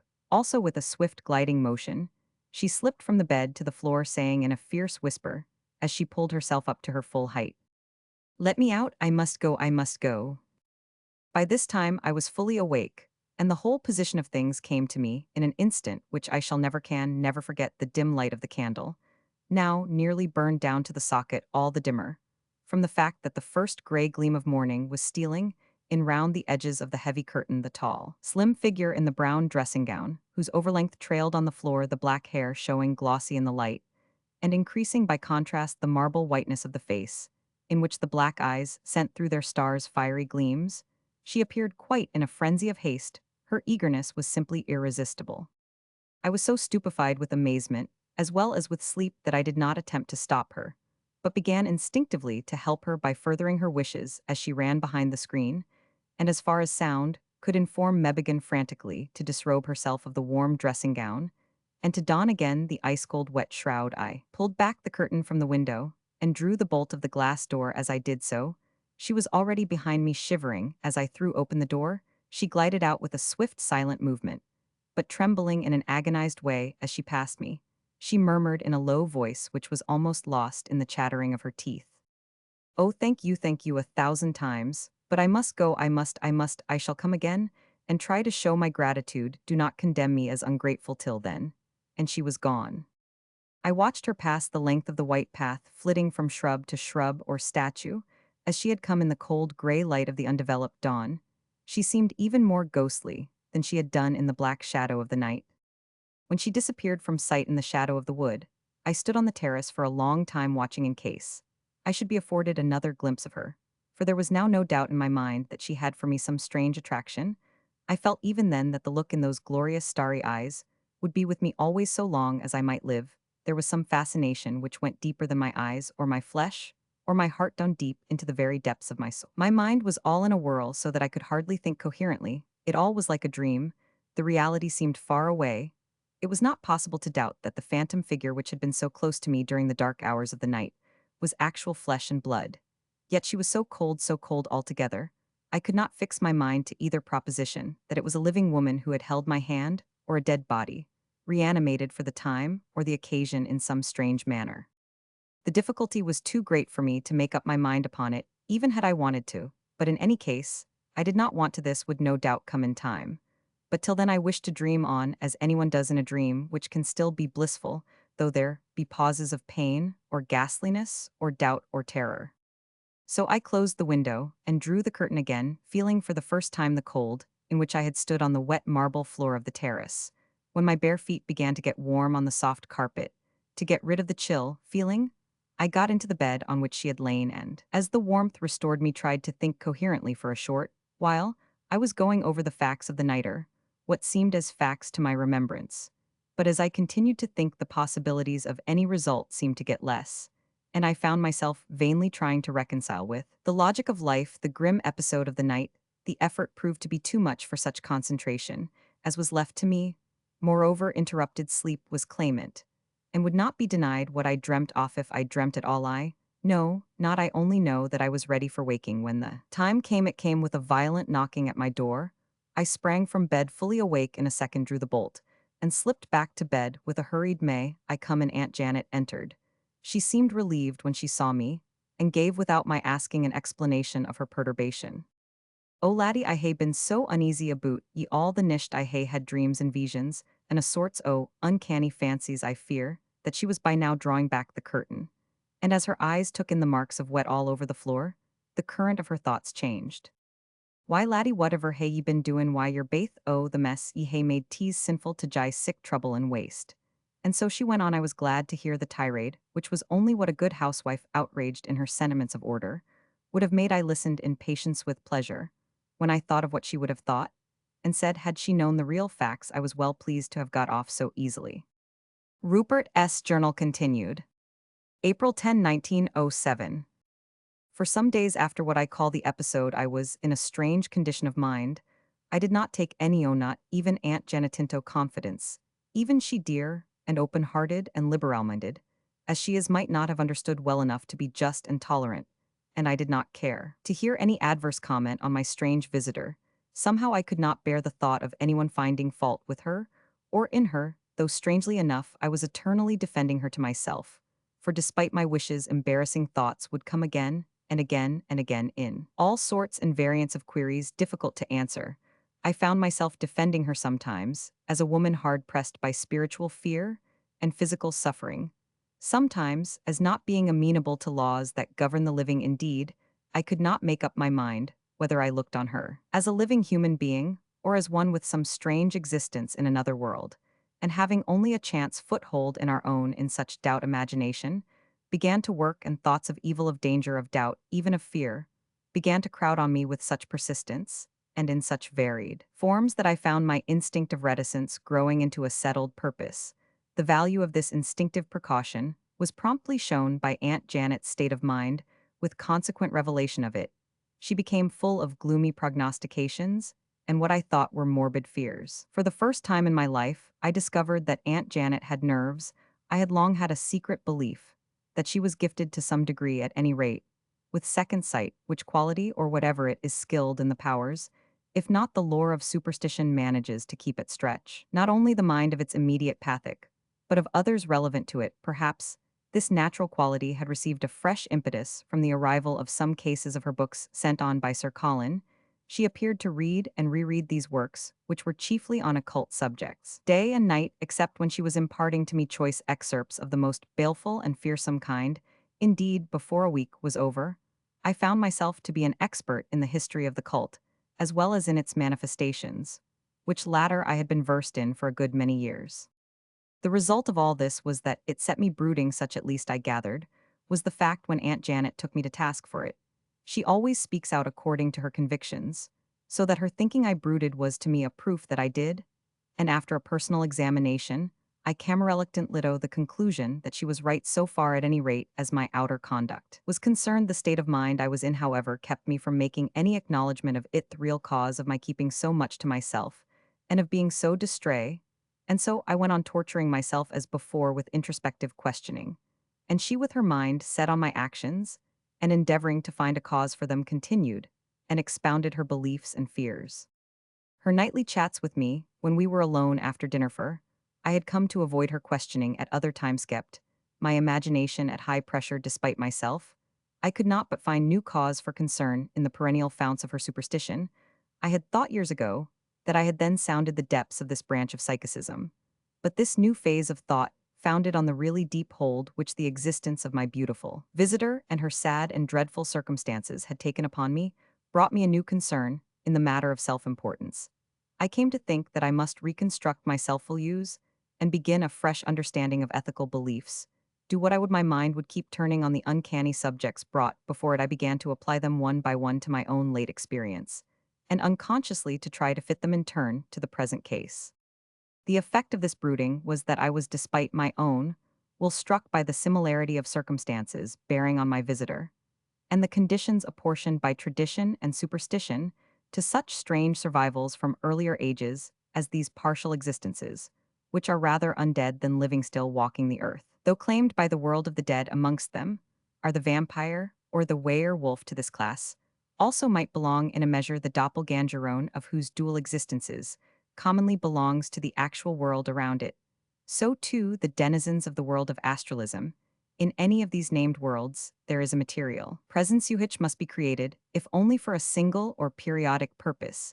It matters not whether a material presence already created can be receptive of a disembodied soul, or a soul unattached can have a body built up for it, or around it, or again, whether the body of a dead person can be made seeming quick through some diabolic influence manifested in the present, or an inheritance or result of some baleful use of malefic power. In the past, the result is the same in each case, though the ways be widely different. A soul and a body which are not in unity, but brought together for strange purposes through stranger means and by powers still more strange.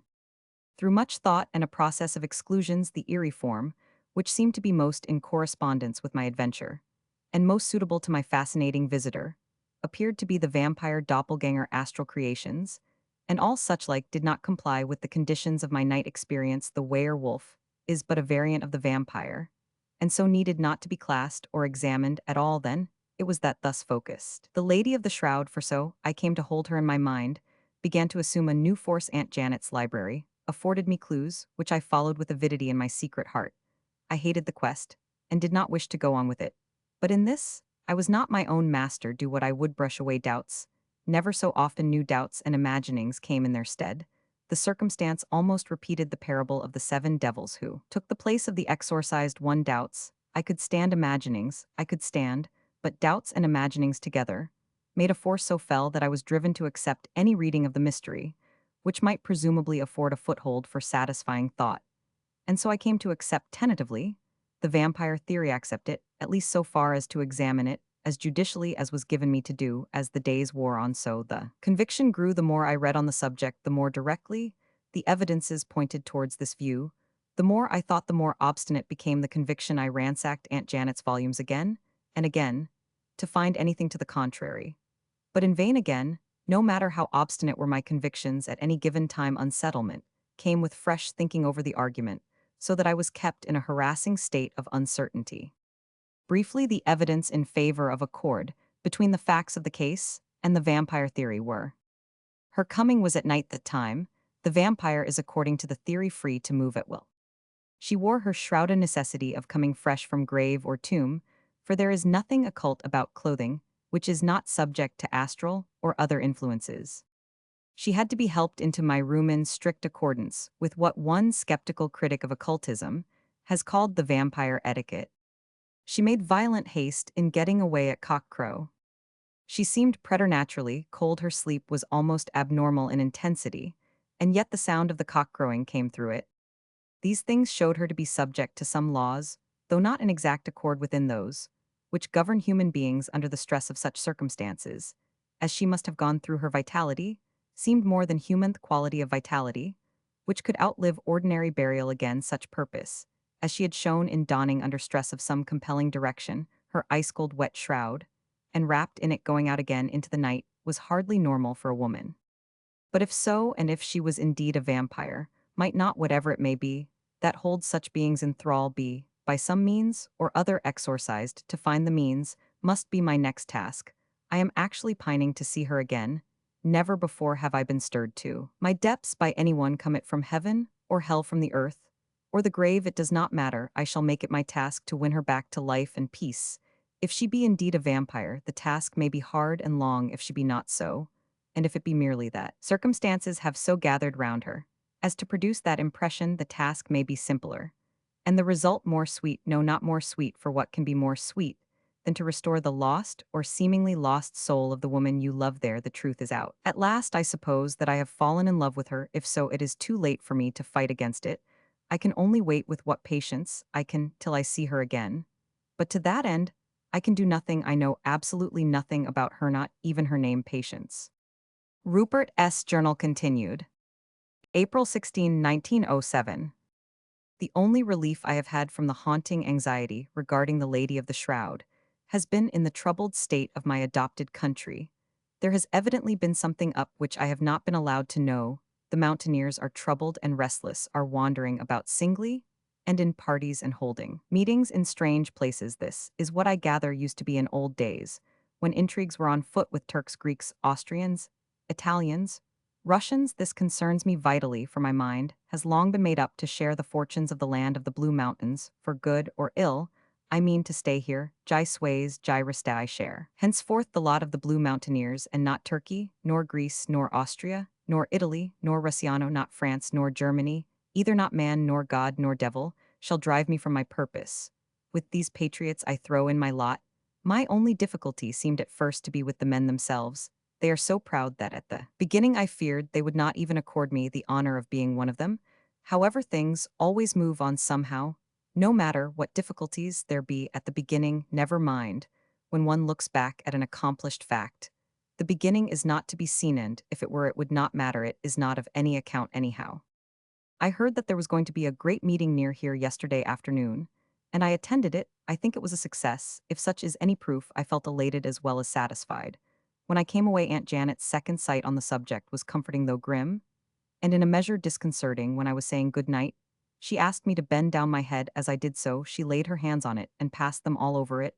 I heard her say to herself, "Strange, there's nothing there," yet I could have sworn I saw it. I asked her to explain, but she would not for once. She was a little obstinate and refused point blank to even talk of the subject. She was not worried nor unhappy, so I had no cause for concern. I said nothing. But I shall wait and see most mysteries become plain or disappear altogether in time. But about the meeting list I forget. When I joined the mountaineers who had assembled, I really think they were glad to see me, though some of them seemed adverse, and others did not seem over well satisfied. However, absolute unity is very seldom to be found. Indeed, it is almost impossible, and in a free community is not altogether to be desired when it is apparent. The gathering lacks that sense of individual feeling which makes for the real consensus of opinion, which is the real unity of purpose. The meeting was at first therefore a little cold and distant, but presently it began to thaw, and after some fiery harangues, I was asked to speak happily. I had begun to learn the Balkan language as soon as ever Uncle Roger's wishes had been made known to me, and as I have some facility of tongues and a great deal of experience, I soon began to know something of it. Indeed, when I had been here a few weeks with opportunity of speaking daily with the people themselves, and learned to understand the intonations and vocal inflections, I felt quite easy in speaking it. I understood every word which had up to then been spoken at the meeting, and when I spoke myself, I felt that they understood. That is an experience which every speaker has in a certain way, and up to a certain point he knows, by some kind of instinct, if his hearers are with him, if they respond. They must certainly have understood last night. This was marked, I felt it every instant I was talking, and when I came to realize that the men were in strict accord with my general views, I took them into confidence with regard to my own personal purpose. It was the beginning of a mutual trust. So for peroration I told them that I had come to the conclusion that what they wanted most for their own protection, and the security and consolidation of their nation, was arms of the very latest pattern. Here they interrupted me with wild cheers, which so strung me up that I went farther than I intended, and made a daring venture. I repeated, the security and consolidation of your country. Off our country, for I have come to live amongst you. Here is my home. Whilst I live I am with you heart and soul. I shall live with you, fight shoulder to shoulder with you, and if need be shall die with you. Here the shouting was terrific, and the younger men raised their guns to fire a salute in blue mountain fashion, but on the instant the Vladika one held up his hands and motioned them to desist. In the immediate silence, he spoke sharply at first, but later ascending to a high pitch of single-minded lofty eloquence. His words rang in my ears long after the meeting was over, and other thoughts had come between them and the present. Silence, he thundered, make no echoes in the forest or through the hills at this dire time of stress, and threatened danger to our land. Bethink ye of this meeting held here, and in secret, in order that no whisper of it may be heard afar, have ye all brave men of the Blue Mountains come hither through the forest like shadows, that some of you thoughtless may enlighten your enemies as to our secret purpose. The thunder of your guns would doubtless sound well in the ears of those who wish us ill and try to work us wrong. Fellow countrymen, know ye not that the Turk is awake once more for our harming? The Bureau of Spies has risen from the torpor which came on it when the purpose against our Tuda roused our mountains to such anger that the frontiers blazed with passion, and were swept with fire and sword. Moreover, there is a traitor somewhere in the land, or else incautious carelessness has served the same base purpose. Something of our Neitzer doing, whose secret we have tried to hide, has gone out. The myrmidons of the Turk are close on our borders, and it may be that some of them have passed our guards, and are amidst us unknown, so it behoves us doubly to be discreet. Believe me, that I share with you, my brothers, our love for the gallant Englishman, who has come amongst us to share our sorrows and ambitions, and I trust it may be our joys. We are all united in the wish to do him honor, though not in the way by which danger might be carried on the wings of love. My brothers, our newest brother comes to us from the great nation, which amongst the nations has been our only friend, and which has ere now helped us in our direst need. That mighty Britain, whose hand has ever been raised in the cause of freedom.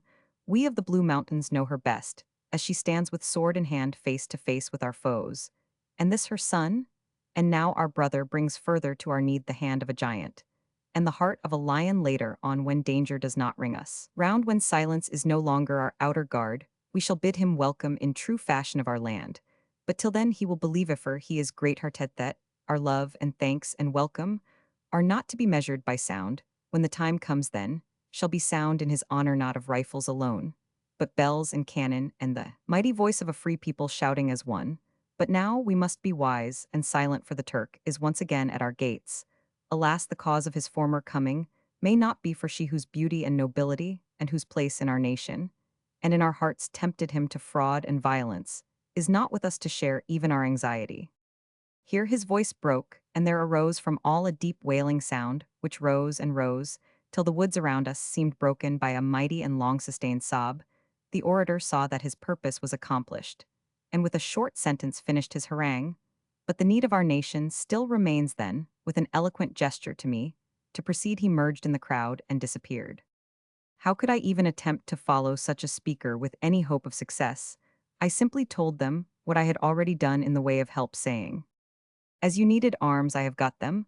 My agent sends me word through the code between us that he has procured for us 50,000 of the newest pattern, rifles the French in Gis Malbron, which has surpassed all others, and sufficient ammunition to last for a year of war. The first section is in hand, and will soon be ready for consignment. There are other war materials too, which when they arrive will enable every man and woman even, the children off, our land to take a part in its defense. Should such be needed, my brothers, I am with you in all things for good or ill." It made me very proud to hear the mighty shout, which arose. I had felt exalted before, but now this personal development almost unmanned me. I was glad of the long-sustained applause to recover my self-control. I was quite satisfied that the meeting did not want to hear any other speaker, for they began to melt away, without any formal notification having been given. I doubt if there will be another meeting soon again. The weather has begun to break, and we are in for another spell of rain. It is disagreeable, of course, but it has its own charm. It was during a spell of wet weather that the lady of the Shroud came to me. Perhaps the rain may bring her again. I hope so with all my soul. Rupert S. Journal continued. April 23, 1907. The rain has continued for 4 whole days and nights, and the lowlying ground is like a quagmire in places in the sunlight. The whole mountains glisten with running streams, and falling water. I feel a strange kind of elation, but from no visible cause. Aunt Janet rather queered it by telling me, as she said good night, to be very careful of myself, as she had seen in a dream last night a figure in a shroud. I fear she was not pleased that I did not take it with all the seriousness that she. Roman 999.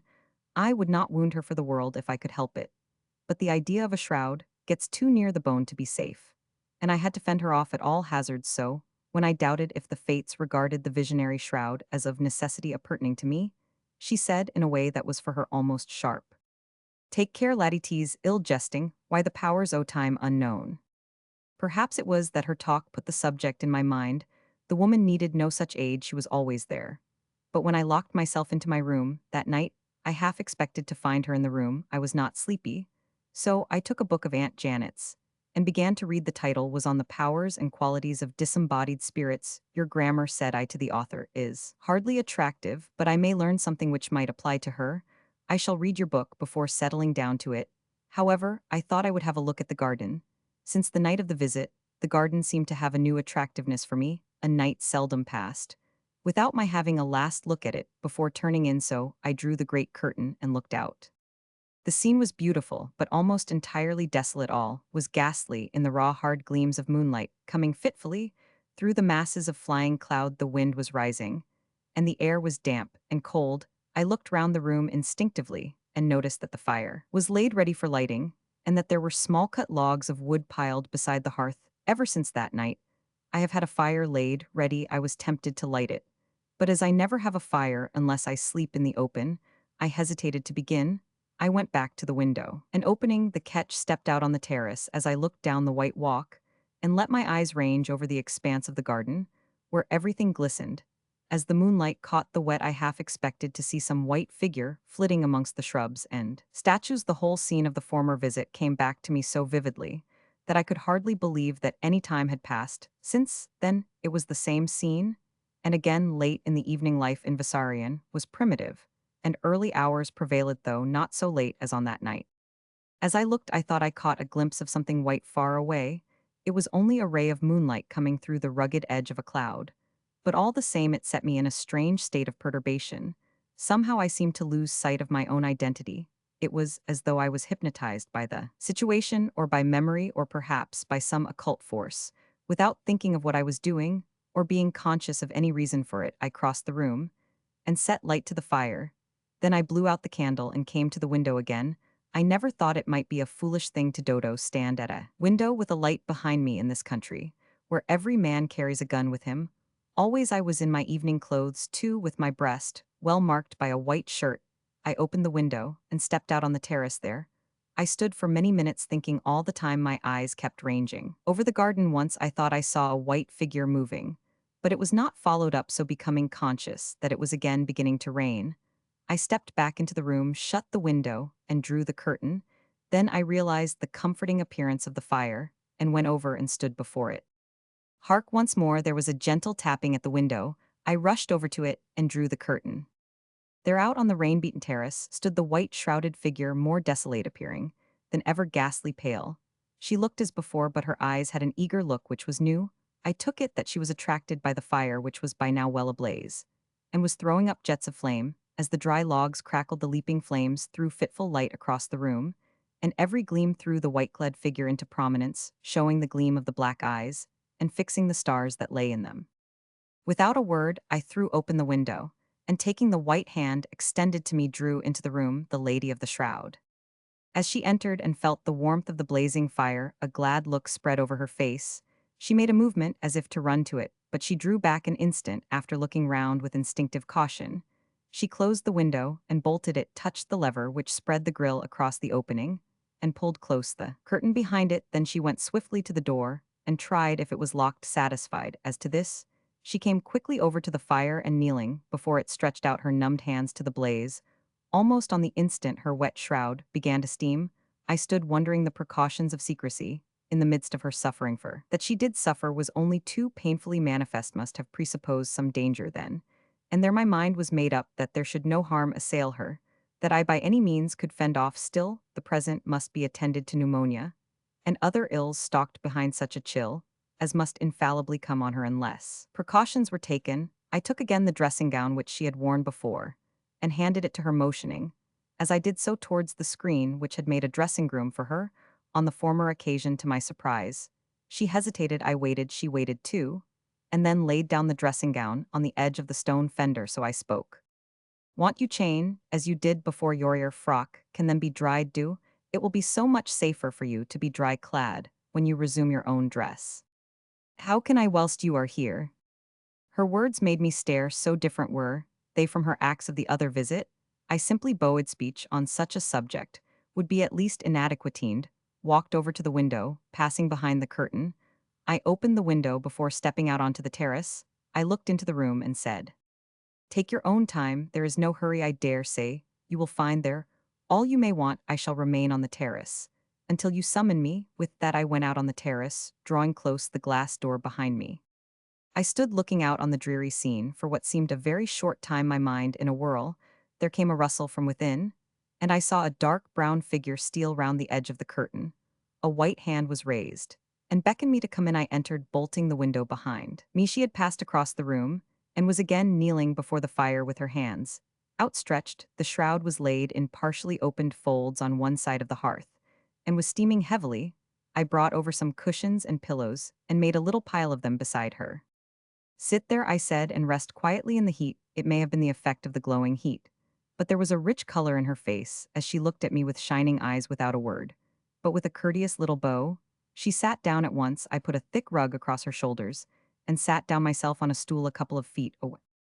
For fully 5 or 6 minutes we sat in silence. At last, turning her head towards me, she said, in a sweet low voice, "I had intended coming earlier on purpose to thank you for your very sweet and gracious courtesy to me, but circumstances were such that I could not leave." Mimish hesitated before saying, "Me abode I am not free, as you and others are to do what I will. My existence is sadly cold and stern, and full of horrors that appall. But I do thank you for myself. I am not sorry for the delay, for every hour shows me more clearly how good and understanding and sympathetic you have been to me. I only hope that some day you may realize how kind you have been, and how much I appreciate it." "I am only too glad to be of any service," I said feebly. I felt, as I held out my hand, she did not seem to see it. Her eyes were now on the fire, and a warm blush dyed forehead and cheek and neck. The reproof was so gentle that no one could have been offended.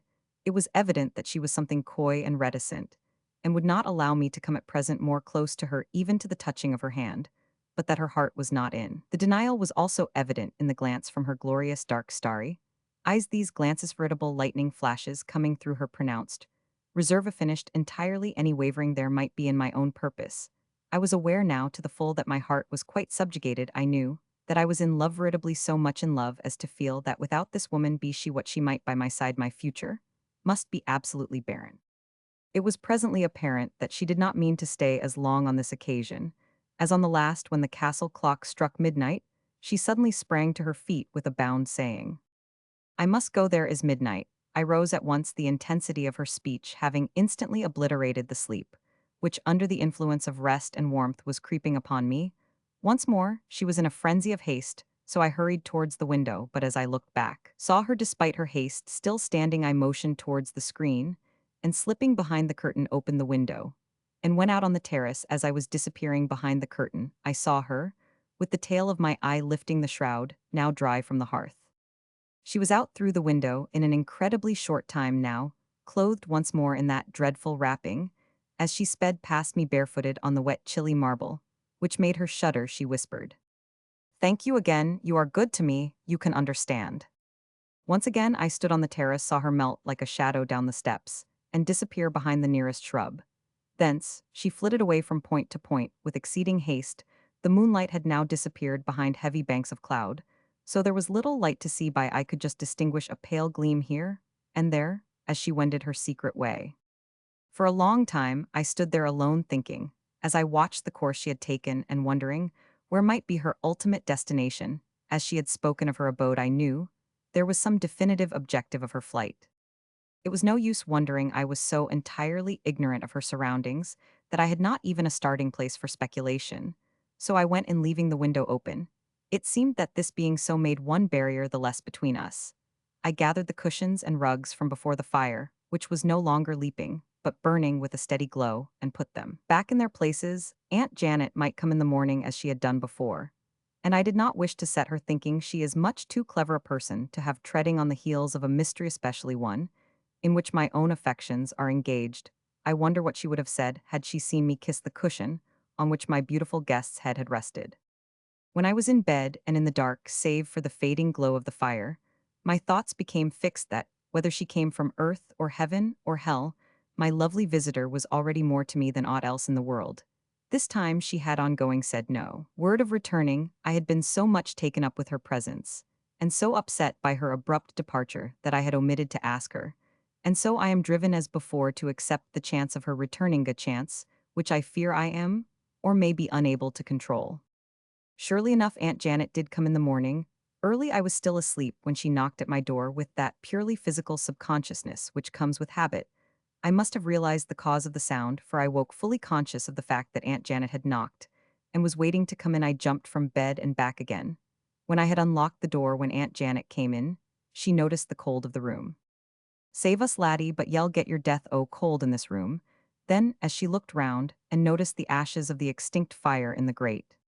But you're no that daft after ye've had the sense to light your fire. Glad I am that we had the fire laid, and a ween o' dry logs ready to your hand." She evidently felt the cold air coming from the window, for she went over and drew the curtain. When she saw the open window, she raised her hands in a sort of dismay, which to me, knowing how little base for concern could be within her knowledge, was comic. Hurriedly she shut the window, and then coming close over to my bedsit. "Yon has been a fearsome nisht again, laddie, for your poor auld auntie." "Dreaming again, Aunt Janet?" I asked rather flippantly, as it seemed to me she shook her head. "Not so, Rupert, unless it be that the Lord gies us in dreams what we in our spiritual darkness think our visions." I roused up at this. When Aunt Janet calls me Rupert, as she always used to do in my dear mother's time, things are serious with her. As I was back in childhood now, recalled by her word, I thought the best thing I could do to cheer her would be to bring her back there too, if I could. So I patted the edge of the bed, as I used to do when I was a wee kitty, and wanted her to comfort me, and said, "Sit down, Aunt Janet, and tell me." She yielded at once, and the look of the happy old days grew over her face as though there had come a gleam of sunshine. She sat down, and I put out my hands as I used to do, and took her hand between them. There was a tear in her eye as she raised my hand and kissed it as in old times, but for the infinite pathos of it, it would have been comic. Aunt Janet, old and gray-haired, but still retaining her girlish slimness of figure, petite, dainty, as a Dresden figure, her face lined with the care of years, but softened and ennobled by the unselfishness of those years, holding up my big hand, which would outweigh her whole arm, sitting dainty as a pretty old fairy, beside a recumbent giant for my bulk, never seems so great as when I am near this real little good fairy of my life 7 feet, beside 4 feet 7. So she began as of old as though she were about to soothe a frightened child with a fairy tale. 'Twas a vision, I think, though a dream it may hae been, but whichever whatever it was, it concerned my little boy, who has grown to be a big giant so much, that I woke all of a tremble, laddie dear. I thought that I saw ye being married. This gave me an opening, though a small one, for comforting her, so I took it at once. Why, dear, there isn't anything to alarm you in that, is there? It was only the other day when you spoke to me about the need of my getting married. If it was only that you might have children of your boy playing around your knees, as their father used to do when he was a helpless wee child himself. That is so, laddie, she answered gravely. But your weddin was none so merry as I fain would see true. You seemed to low her why all your hair at your eyes shone, that bright that ye might ha set her afire for all her black locks, and her winsome face. But laddie, that was not all, no, not though her black een, that had the licht o' all the stars o' nisht. In them shone in yours as though a heart o' love and passion too dwelt in them.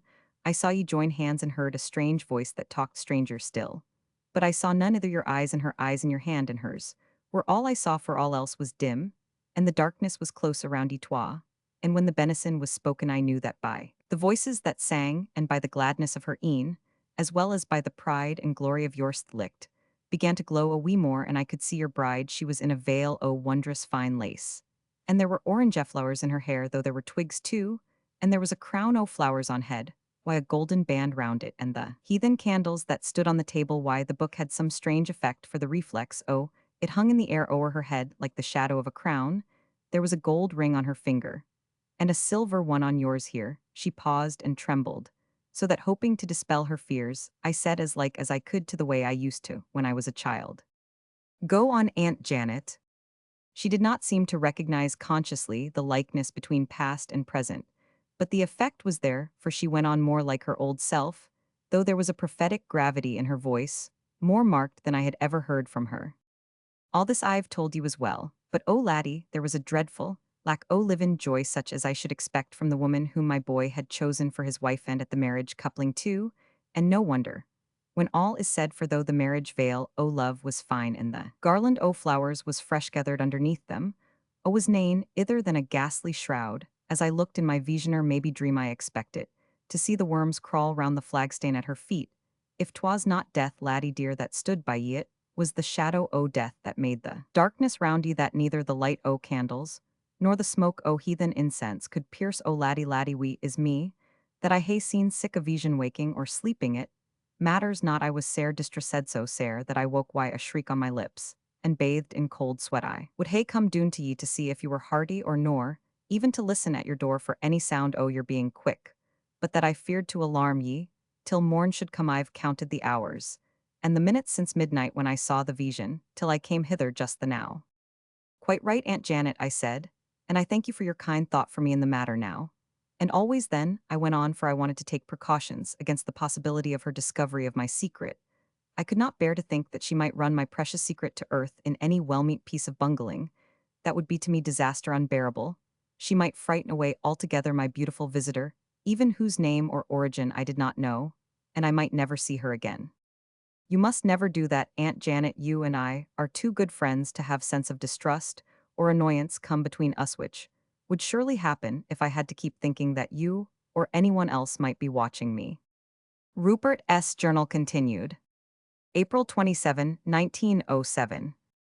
After a spell of loneliness which has seemed endless, I have something to write when the void in my heart was becoming the receptacle for many devils of suspicion and distrust. I set myself a task, which might, I thought, keep my thoughts in part, at any rate, occupied to explore minutely the neighborhood round the castle. This might, I hoped, serve as an anodyne to my pain of loneliness, which grew more acute as the days, the hours wore on, even if it should not ultimately afford me some clue to the whereabouts of the woman whom I had now grown to love so madly. My exploration soon took a systematic form, as I intended that it should be exhaustive. I would take every day a separate line of advance from the castle, beginning at the south, and working round by the east to the north. The first day only took me to the edge of the creek, which I crossed in a boat, and landed at the base of the cliff opposite. I found the cliffs alone worth a visit here, and there were openings to caves, which I made up my mind to explore later. I managed to climb up the cliff at a spot less beetling than the rest, and continued my journey. It was, though very beautiful, not especially interesting place. I explored that spoke of the wheel of which Visarion was the hub, and got back just in time for dinner. The next day I took a course slightly more to the eastward. I had no difficulty in keeping a straight path, for once I had rowed across the creek. The old church of St. Sava rose before me, in stately gloom.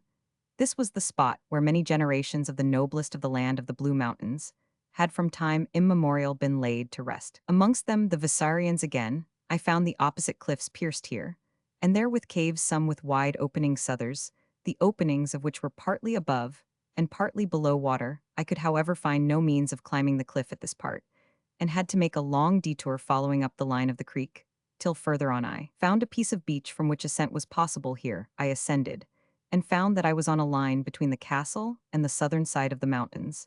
I saw the church of St. Sava away to my right, and not far from the edge of the cliff. I made my way to it at once, for as yet I had never been near it hitherto. My excursions had been limited to the castle, and its many gardens and surroundings. It was of a style with which I was not familiar with, 4 wings to the points of the compass, the great doorway set in a magnificent frontage of carved stone, of manifestly ancient date, faced west, so that when one entered he went east. To my surprise, for somehow I expected the contrary, I found the door open, not wide open, but what is called ajar, manifestly not locked or barred, but not sufficiently open for one to look in. I entered, and after passing through a wide vestibule, more like a section of a corridor than an ostensible entrance, made my way through a spacious doorway into the body of the church. The church itself was almost circular, the openings of the 4 naves being spacious enough to give the appearance of the interior as a whole being a huge cross.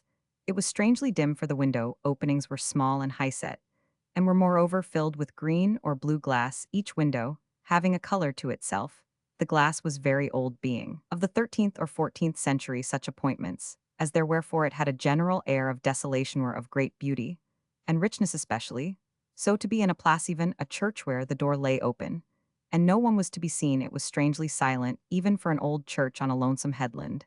There reigned a dismal solemnity which seemed to chill me, accustomed as I have been to strange and weird places. It seemed abandoned, though it had not that air of having been neglected, which is so often to be noticed in old churches. There was none of the everlasting accumulation of dust which prevails in places of higher cultivation and larger and more strenuous work. In the church itself or its appending chambers, I could find no clue or suggestion which could guide me in any way in my search for the Lady of the Shroud. Monuments there were in profusion, statues, tablets, and all the customary memorials of the dead. The families and dates represented were simply bewildering. Often the name of Visarion was given, and the inscription which it held I read through, carefully looking to find some enlightenment of any kind, but all in vain. There was nothing to see in the church itself, so I determined to visit the crypt. I had no lantern or candle with me, so had to go back to the castle to secure one. It was strange coming in from the sunlight here, overwhelming, to one so recently accustomed to northern skies, to note the slender gleam of the lantern which I carried, and which I had lit inside the door at my first entry to the church. My mind had been so much taken up with the strangeness of the place, together with the intensity of wish for some sort of clue, that I had really no opportunity of examining detail. But now detail became necessary, as I had to find the entrance to the crypt. My puny light could not dissipate the semi-Cimmerian gloom of the vast edifice. I had to throw the feeble gleam into one after another of the dark corners. At last I found behind the great screen a narrow stone staircase, which seemed to wind down into the rock. It was not in any way secret, but being in the narrow space behind the great screen, was not visible, except when close to it. I knew I was now close to my objective, and began to descend. Accustomed though I have been to all sorts of mysteries and dangers, I felt awed and almost overwhelmed by a sense of loneliness and desolation as I descended the ancient winding steps. These were many in number, roughly hewn of old in the solid rock on which the church was built. I met a fresh surprise in finding that the door of the crypt was open. After all, this was different from the church door being open, for, in many places, it is accustomed to allow all comers at all times to find rest and comfort in the sacred place. But I did expect that at least the final resting place of the historic dead would be held safe against casual intrusion.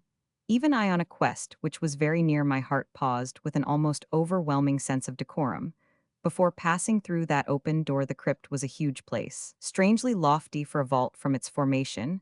However, I soon came to the conclusion that it was originally a natural cavern, altered to its present purpose by the hand of man. I could hear somewhere near the sound of running water, but I could not locate it now, and, again, at irregular intervals, there was a prolonged booming, which could only come from a wave breaking in a confined place. The recollection then came to me of the proximity of the church to the top of the beetling cliff, and of the half-sunk cavern entrances which pierced it. With the gleam of my lamp to guide me, I went through, and round the whole place there were many massive tombs, mostly rough-hewn from great slabs or blocks of stone. Some of them were marble, and the cutting of all was ancient, so large and heavy were some of them that it was a wonder to me how they could ever have been brought to this place too, which the only entrance was seemingly the narrow tortuous stairway, by which I had come. At last I saw near one end of the crypt a great chain hanging, turning the light upward. I found that it depended from a ring set over a wide opening, evidently made artificially. It must have been through this opening that the great sarcophagi had been lowered. Directly underneath the hanging chain, which did not come closer to the ground than some 8 or 10 feet, was a huge tomb in the shape of a rectangular coffer or sarcophagus. It was open save for a huge sheet of thick glass, which rested above it on two thick balks of dark oak cut to exceeding smoothness, which lay across it, one at either end. On the far side from where I stood, each of these was joined to another oak plank, also cut smooth, which sloped gently to the rocky floor. Should it be necessary to open the tomb, the glass could be made to slide along the supports and descend by the sloping planks. Naturally curious to know what might be within such a strange receptacle, I raised the lantern, depressing its lens, so that the light might fall within. Then I started back with a cry, the lantern slipping from my nerveless hand, and falling with a ringing sound on the great sheet of thick glass. Within, pillowed on soft cushions, and covered with a mantle woven of white natural fleece, sprigged with tiny sprays of pine, wrought in gold, lay the body of a woman on, other than my beautiful visitor. She was marble white, and her long black eyelashes lay on her white cheeks as though she slept.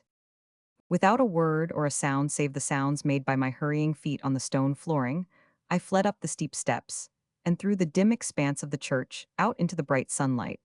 I found that I had mechanically raised the fallen lamp, and had taken it with me in my flight. My feet naturally turned towards home. It was all instinctive. The new horror had for the time at any rate drowned my mind in its mystery deeper than the deepest depths of thought or imagination. Book 4, Under the Flagstaff. Rupert S. Journal continued. May 1, 1907.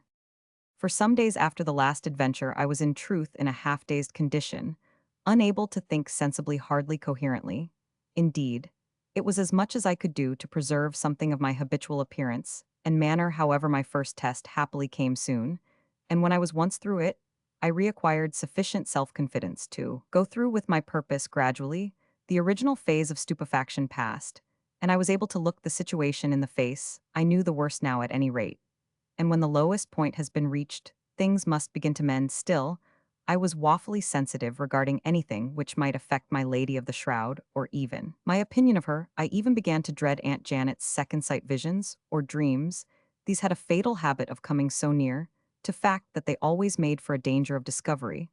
I had to realize now that the lady of the Shroud might indeed be a vampirone of that horrid race that survives death and carries on a life and death existence eternally, and only for evil indeed. I began to expect that Aunt Janet would ere long have some prophetic insight to the matter. She had been so wonderfully correct in her prophetic surmises, with regard to both the visits to my room, that it was hardly possible that she could fail to take cognizance of this last development. But my dread was not justified. At any rate, I had no reason to suspect that, by any force or exercise of her occult gift, she might cause me concern by the discovery of my secret.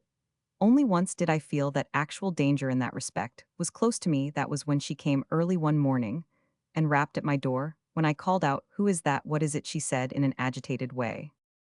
"Thank God, laddie, you are all right. Go to sleep again." Later on, when we met at breakfast, she explained that she had had a nightmare in the grey of the morning. She thought she had seen me in the crypt of a great church close beside a stone coffin, and knowing that such was an ominous subject to dream about, came, as soon as she dared, to see if I was all right. Her mind was evidently set on death and burial, for she went on. By the way, Rupert, I am told that the great church on time top of the cliff across the creek is St. Sava's, where the great people of the country used to be buried. I want you to take me there someday. We shall go over it and look at the tombs and monuments together. I really think I should be afraid to go alone. But it will be all right if you are with me. This was getting really dangerous, so I turned it aside. Really, Aunt Janet, I'm afraid it won't do if you go off to weird old churches and fill yourself up with a fresh supply of horrors. I don't know what will happen. Y'all be dreaming dreadful things about me every night, and neither you nor I shall get any sleep. It went to my heart to oppose her in any wish, and also this kind of chaffy opposition might pain her, but I had no alternative. The matter was too serious to be allowed to proceed. Should Aunt Janet go to the church, she would surely want to visit the crypt. Should she do so and there notice the glass-covered tombas, she could not help doing. Lord only knew what would happen. She had already second-sighted a woman being married to me, and before I myself knew that I had such a hope, what might she not reveal? Did she know where the woman came from? It may have been that her power of second sight had to rest on some basis of knowledge or belief, and that her vision was but some intuitive perception of my own subjective thought. But whatever it was, it should be stopped at all hazards. This whole episode set me thinking introspectively, and led me gradually, but imperatively, to self-analysis, not of powers, but of motives. I found myself before long examining myself as to what were my real intentions. I thought at first that this intellectual process was an exercise of pure reason, but soon discarded this as inadequate. Even impossible reason is a cold manifestation. This feeling which swayed and dominated me is none other than passion, which is quick, hot, and insistent. As for myself, the self-analysis could lead to but one result: expression to myself of the reality and definiteness of an already formed though unconscious intention. I wished to do the woman good, to serve her in some way, to secure her some benefit by any means, no matter how difficult, which might be within my power. I knew that I loved her most truly and fervently. There was no need for self-analysis to tell me that, and moreover no self-analysis or any other mental process that I knew of could help my one doubt, whether she was an ordinary woman or an extraordinary woman, for the matter of that, in some sore and terrible straits, or else one who lay under some dreadful condition, only partially alive, and not mistress of herself or her acts. Whichever her condition might be, there was in my own feeling a superfluity of affection for her. The self-analysis taught me one thing at any rate, that I had for her to start with an infinite pity, which had softened towards her my whole being, and had already mastered merely selfish desire out of it. I began to find excuses for her every act in the doing so. I knew now, though perhaps I did not at the time the process was going on, that my view in its true inwardness was of her as a living woman, the woman I loved. In the forming of our ideas, there are different methods of work, as though the analogy with material life holds good in the building of a house. For instance, there are many persons employed, men of different trades and occupations: architect, builder, masons, carpenters, plumbers, and a host of other sand, all these with the officials of each guild or trade. So, in the world of thought and feelings, knowledge and understanding come through various agents, each competent to its task. How far pity reacted with love, I knew not. I only knew that whatever her state might be, were she living or dead, I could find in my heart no blame for the lady of the shroud. It could not be that she was dead in the real conventional way, for after all the dead do not walk the earth in corporal substance, even if there be spirits which take the corporal form. This woman was of actual form, and wait, how could I doubt that? At all events, I who had held her in my arms, might it not be that she was not quite dead, and that it had been given to me to restore her to life again? That would be indeed a privilege well worth the giving my life to accomplish. That such a thing may be is possible. Surely, the old myths were not absolute inventions. They must have had a basis somewhere. In fact, may not the world-old story of Orpheus and Eurydice have been based on some deeplying principle or power of human nature? There is not one of us but has wished at some time to bring back the dead eye, and who has not felt that in himself or herself was power in the deep love for our dead to make them quick again, did we but know the secret of how it was to be done. For myself, I have seen such mysteries that I am open to conviction regarding things not yet explained. These have been, of course, amongst savages, or those old-world people who have brought unchecked traditions and beliefs and powers to in the ages from the dim days when the world was young, when forces were elemental and nature's handiwork was experimental rather than completed. Some of these wonders may have been older still than the accepted period of our own period of creation. May we not have today other wonders, different only in method, but not more susceptible of belief? Obism and fanteism have been exercised in my own presence. and their results proved by the evidence of my own eyes and other senses, so too, have stranger rights with the same object and the same success in the far Pacific Islands, so too in India and China and Thibet. And in the golden Chersonese on all and each of these occasions, there was on my own part enough belief to set in motion the powers of understanding, and there were no moral scruples to stand in the way of realization, those whose lives are so spent, that they achieve the reputation of not fearing man or God or devil, are not deterred in their doing or thwarted from a set purpose by things which might deter others not so equipped for adventure, whatever may be before them pleasant or painful bitter, or sweet arduous or facile enjoyable, or terrible humorous, or full of awe and horror, they must accept taking them in the onward course, as a good athlete takes hurdles in his stride. And there must be no hesitating, no looking back. If the explorer or the adventurer has scruples, he had better give up that special branch of effort and come himself to a more level walk in life. Neither must there be regrets. There is no need for such savage life. Has this advantage, it begets a certain toleration, not to be found in conventional existence. Rupert S. Journal continued. May 2, 1907. I had heard long ago that second sight is a terrible gift even to its possessor. I am now inclined not only to believe, but to understand it.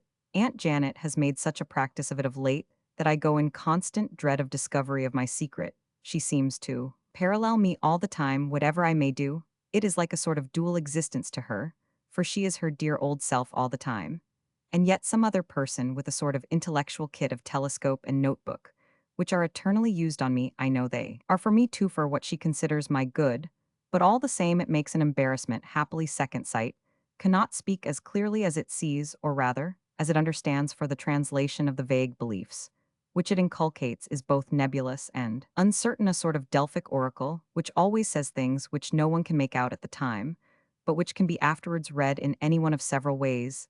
This is all right, for in my case it is a kind of safety. But then Aunt Janet is a very clever woman, and sometimes she herself may be able to understand.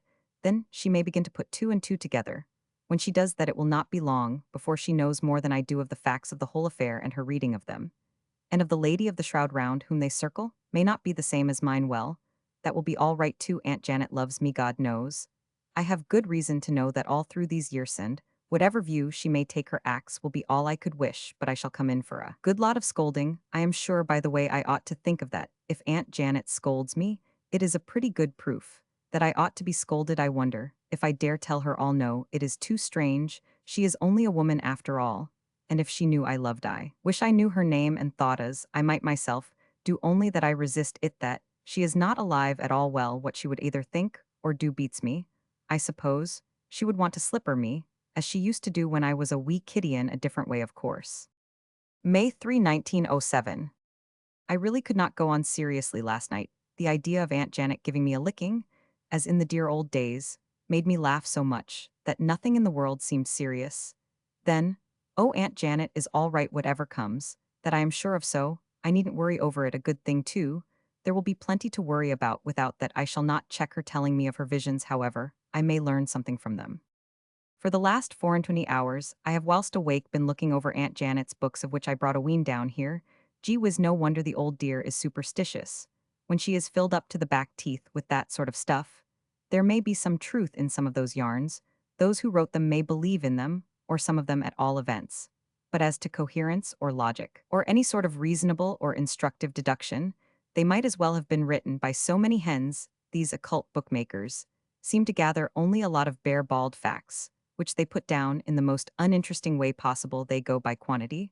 Only one story of the kind, well examined, and with logical comments, would be more convincing to a third party than a whole hecatomb of them. Rupert S. Journal continued.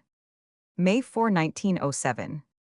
There is evidently something up in the country. The mountaineers are more uneasy than they have been. As yet there is constant going to and fro, amongst them mostly at night.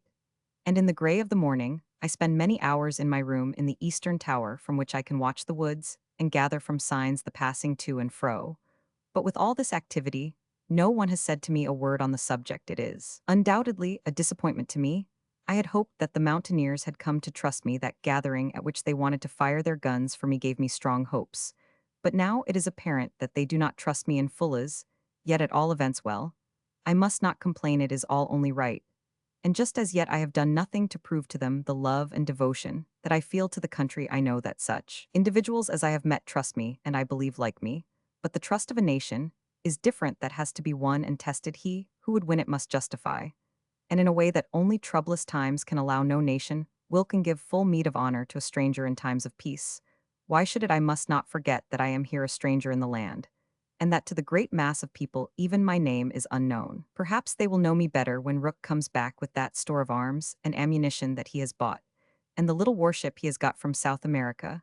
When they see that I hand over the whole lot to the nation, without a string on them, they may begin to believe. In the meantime, all I can do is to wait. It will all come right in time, I have no doubt. And if it doesn't come right, well, we can only die once. Is that so? What about my lady of the Shroud? I must not think of that, or of her in this gallery. Love and war are separate, and may not mix, cannot mix. If it comes to that, I must be wise in the matter. And if I have got the hump in any degree, whatever must not show it. But one thing is certain, something is up, and it must be the Turks. From what the Vladika said at that meeting, they have some intention of an attack on the Blue Mountains. If that be so, we must be ready, and perhaps I can help there. The forces must be organized. We must have some method of communication in this country, where are neither roads, nor railways, nor telegraphs. We must establish a signaling system of some sort that I can begin at once. I can make a code, or adapt one that I have used elsewhere already.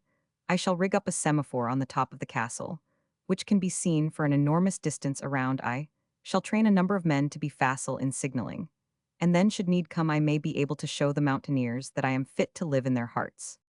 And all this work may prove an anodyne to pain of another kind. It will help at any rate to keep my mind occupied, whilst I am waiting for another visit from my lady of the Shroud. Rupert S. Journal continued. May 18, 1907. The 2 weeks that have passed have been busy, and may, as time goes on, prove eventful.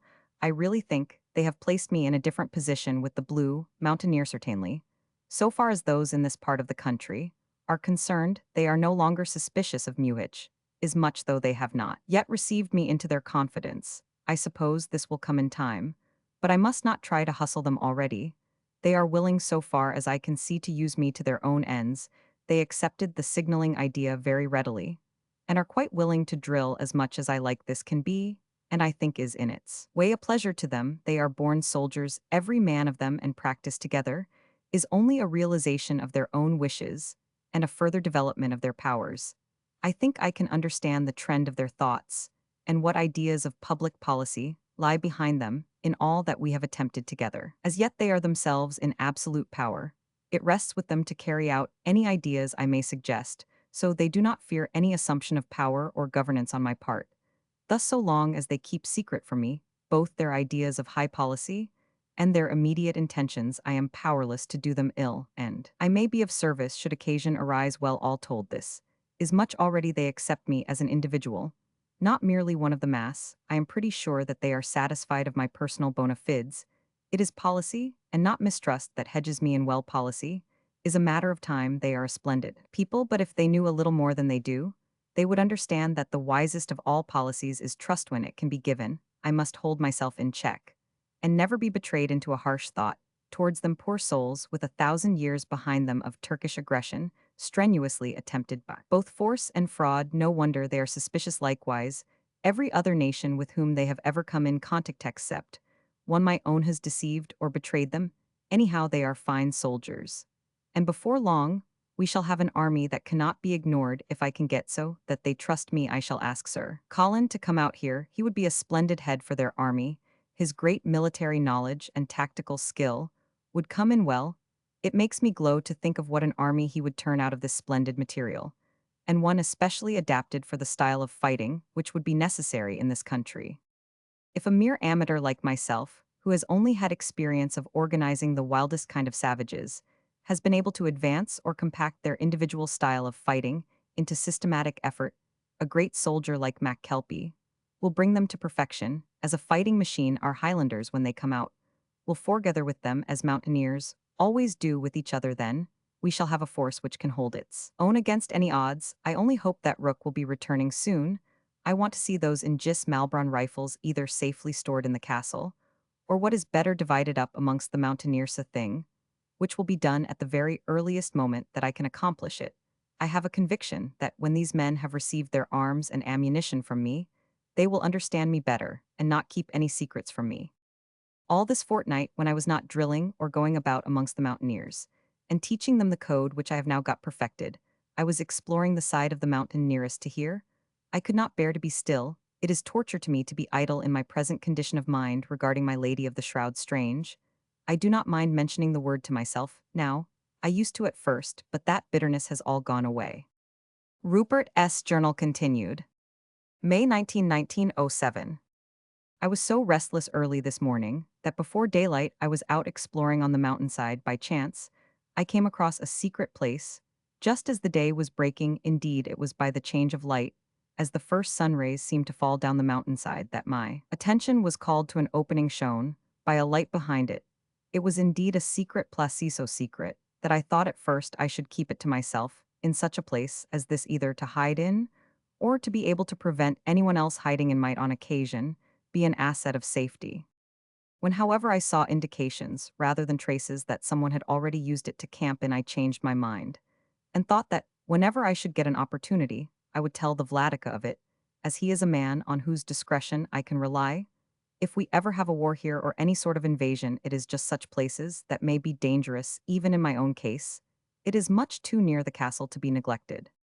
The indications were meagrely, where a fire had been on a little shelf of rock, and it was not possible, through the results of burning vegetation or scorched grass, to tell how long before the fire had been alight. I could only guess. Perhaps the mountaineers might be able to tell, or even to guess better than I could, but I am not so sure of this. I am a mountaineer myself, and with larger and more varied experience than any of them for myself.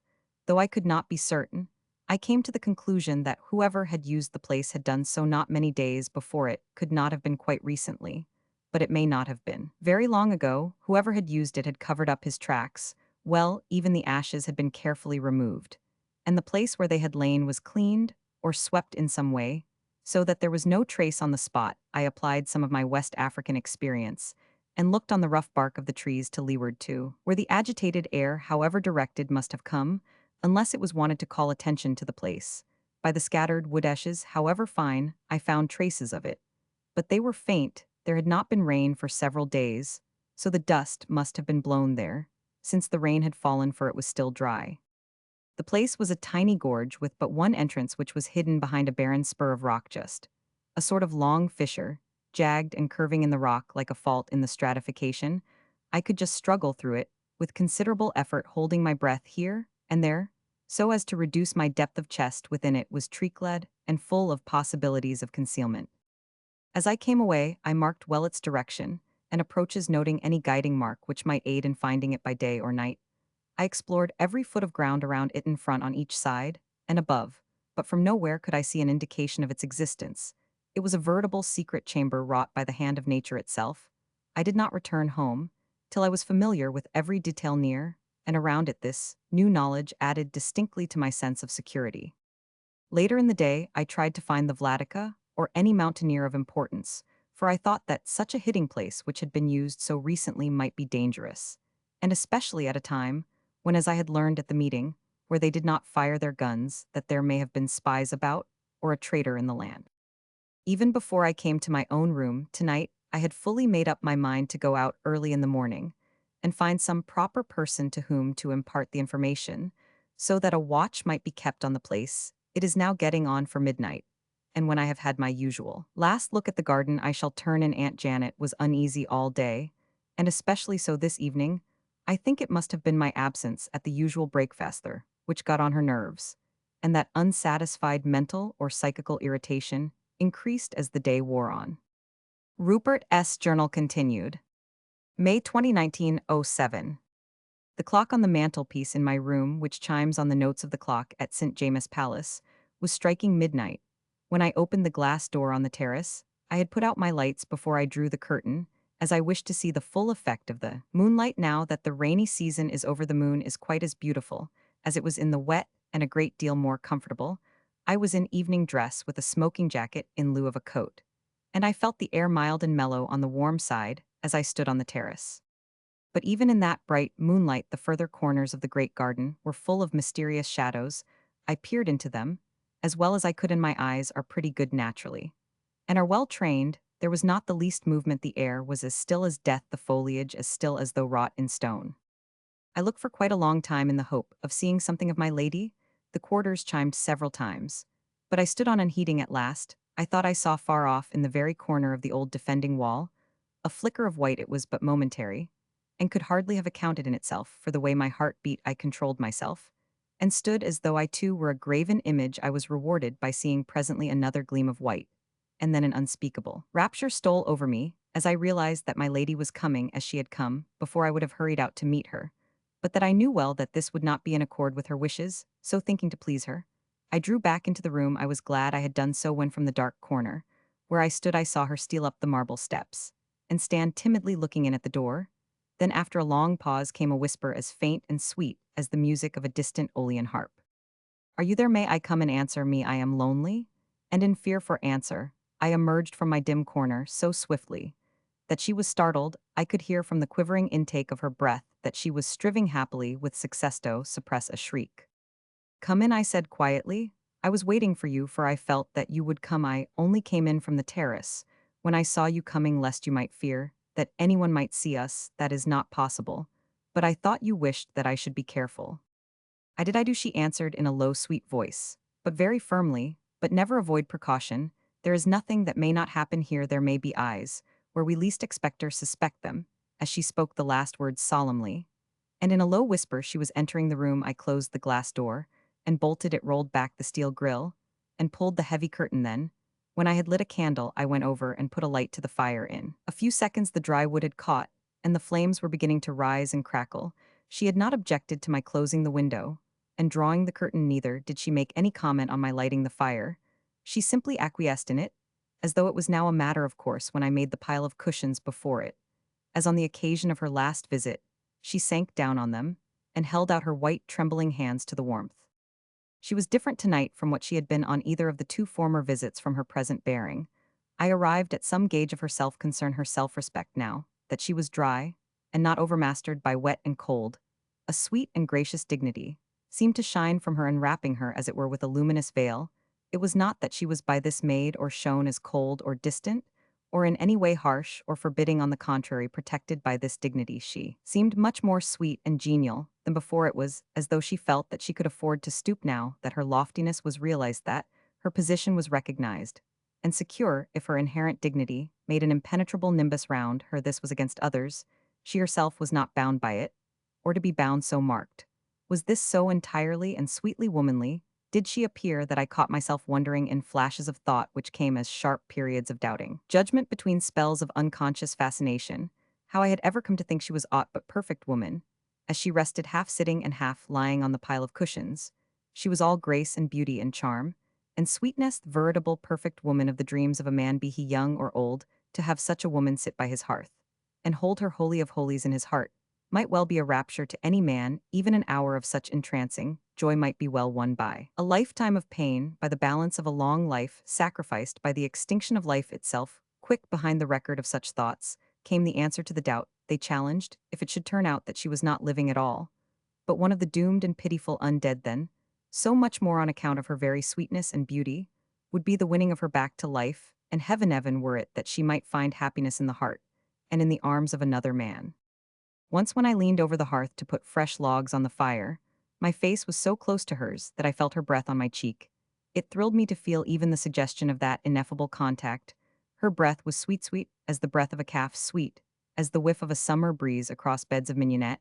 How could anyone believe for a moment that such sweet breath could come from the lips of the dead in Essie, or in Posithat corruption could send forth fragrance so sweet and pure? It was with satisfied happiness that as I looked at her from my stool, I saw the dancing of the flames from the beech logs reflected in her glorious black eyes, and the stars that were hidden in them shine out with new colors and new luster as they gleamed, rising and falling like hopes and fears.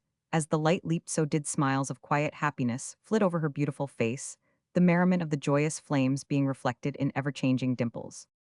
At first I was a little disconcerted whenever my eyes took note of her shroud, and there came a momentary regret that the weather had not been again bad, so that there might have been compulsion for her putting on another garment, anything lacking the loathsomeness of that pitiful wrapping. Little by little, however, this feeling disappeared, and I found no matter for even dissatisfaction in her rapping. Indeed, my thoughts found inward voice before the subject was dismissed from my mind. One becomes accustomed to anything given a shroud, but the thought was followed by a submerging wave of pity that she should have had such a dreadful experience. By and by we seemed both to forget everything I know. I except that we were man and woman, and closed together the strangeness of the situation. And the circumstances did not seem of moment not worth. Even a passing thought, we still sat apart and said little. If anything, I cannot recall a single word that either of us spoke, whilst we sat before the fire. But other language than speech came into play. The eyes told their own story, as eyes can do, and more eloquently than lips, whilst exercising their function of speech. Question and answer followed each other in this satisfying language, and with an unspeakable rapture, I began to realize that my affection was returned under these circumstances. It was unrealizable that there should be any incongruity in the whole affair. I was not myself in the mood of questioning. I was diffident with that diffidence which comes alone from true love, as though it were a necessary emanation from that delightful and overwhelming and commanding passion in her presence.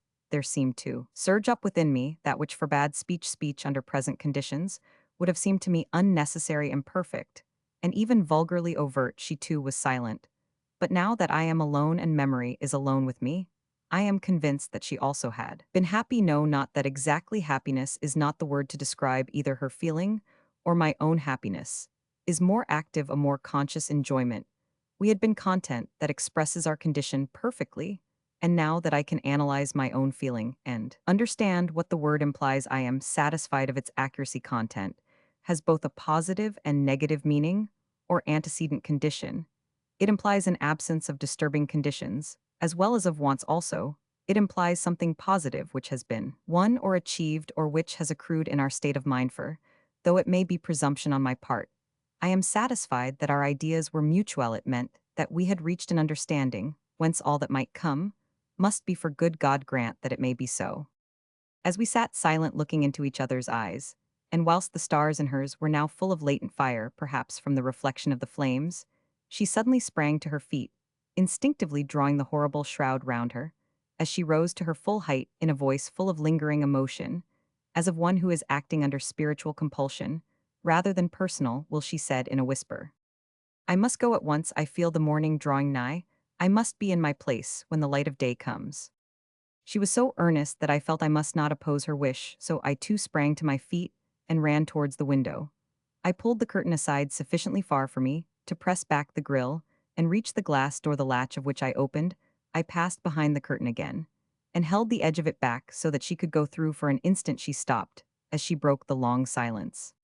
You are a true gentleman and my friend. You understand all I wish out of the depth of my heart. I thank you. She held out her beautiful hybrid hand. I took it in both mine as I fell on my knees and raised it to my lips. Its touch made me quiver. She too trembled as she looked down at me with a glance which seemed to search my very soul. The stars in her eyes, now that the firelight was no longer on them, had gone back to their own mysterious silver. Then she drew her hand from mine, very, very gently, as though it would fain linger, and she passed out behind the curtain with a gentle, sweet, dignified little bow which left me on my knees. When I heard the glass door puletto gently behind her, I rose from my knees and hurried without the curtain just in time to watch her pass down the steps. I wanted to see her as long as I could. The gray of morning was just beginning to war with the night gloom, and by the faint, uncertain light, I could see dimly the white figure flit between shrub and statue, till finally it merged in the far darkness. I stood for a long time on the terrace, sometimes looking into the darkness in front of me in case I might be blessed with another glimpse of her, sometimes with my eyes closed, so that I might recall and hold in my mind her passage down the steps. For the first time since I had met her, she had thrown back at me a glance, as she stepped on the white path below the terrace, with the glamour over me of that look, which was all love and enticement. I could have dared all the powers that be.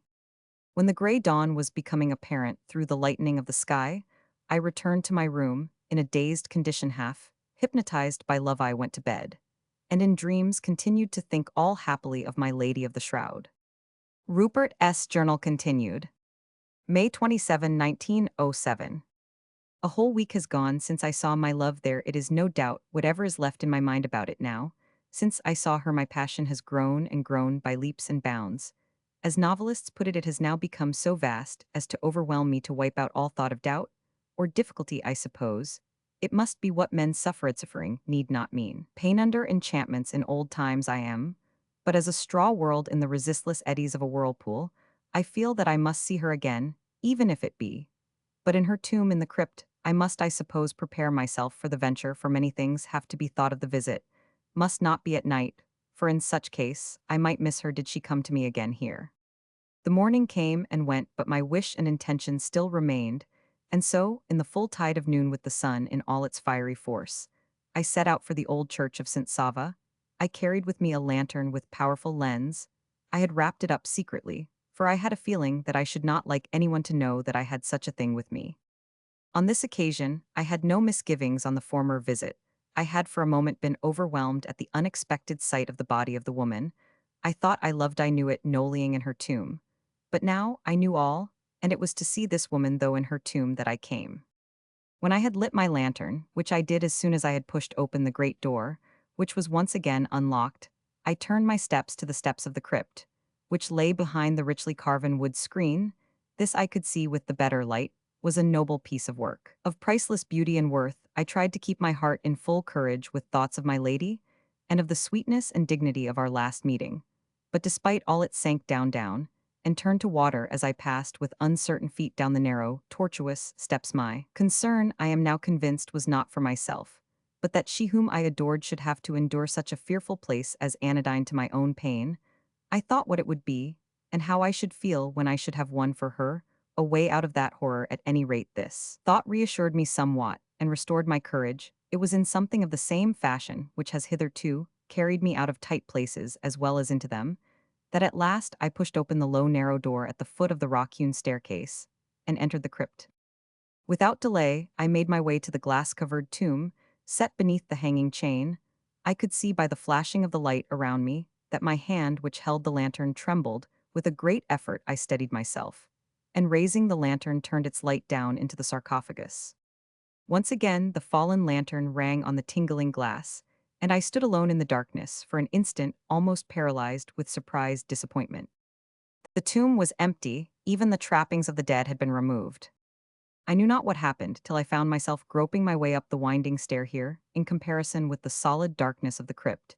It seemed almost light. The dim expanse of the church sent a few straggling rays down the vaulted steps, and as I could see, be it never so dimly, I felt I was not in absolute darkness. With the light came a sense of power and fresh courage, and I groped my way back into the crypt again there, by now and again lighting matches. I found my way to the tomb, and recovered my lantern. Then I took my way slowly, for I wished to prove, if not my own courage, at least such vestiges of self-respect as the venture had left me through the church, where I extinguished my lantern, and out through the great door into the open sunlight. I seemed to have heard both in the darkness of the crypt, and through the dimness of the church mysterious sounds, as of whispers, and suppressed breathing, but the memory of these did not count for much. When once I was free, I was only satisfied of my own consciousness and identity. When I found myself on the broad rock terrace in front of the church, with the fierce sunlight beating on my upturned face, and looking downward saw far below me the rippled blue of the open sea. Rupert S. Journal continued. June 3, 1907. Another week has elapsed, a week full of movement of many kinds, and in many ways, but as yet I have had no tale or tidings of my lady of the Shroud. I have not had an opportunity of going again in daylight to St. Sava's. As I should have liked to have done, I felt that I must not go at night. The night is her time of freedom, and it must be kept for here, or else I may miss her, or perhaps never see her again. The days have been full of national movement. The mountaineers have evidently been organizing themselves, for some reason which I cannot quite understand, and which they have hesitated to make known to me. I have taken care not to manifest any curiosity. Whatever I may have felt, this would certainly arouse suspicion, and might ultimately cause disaster to my hopes of aiding the nation in their struggle to preserve their freedom.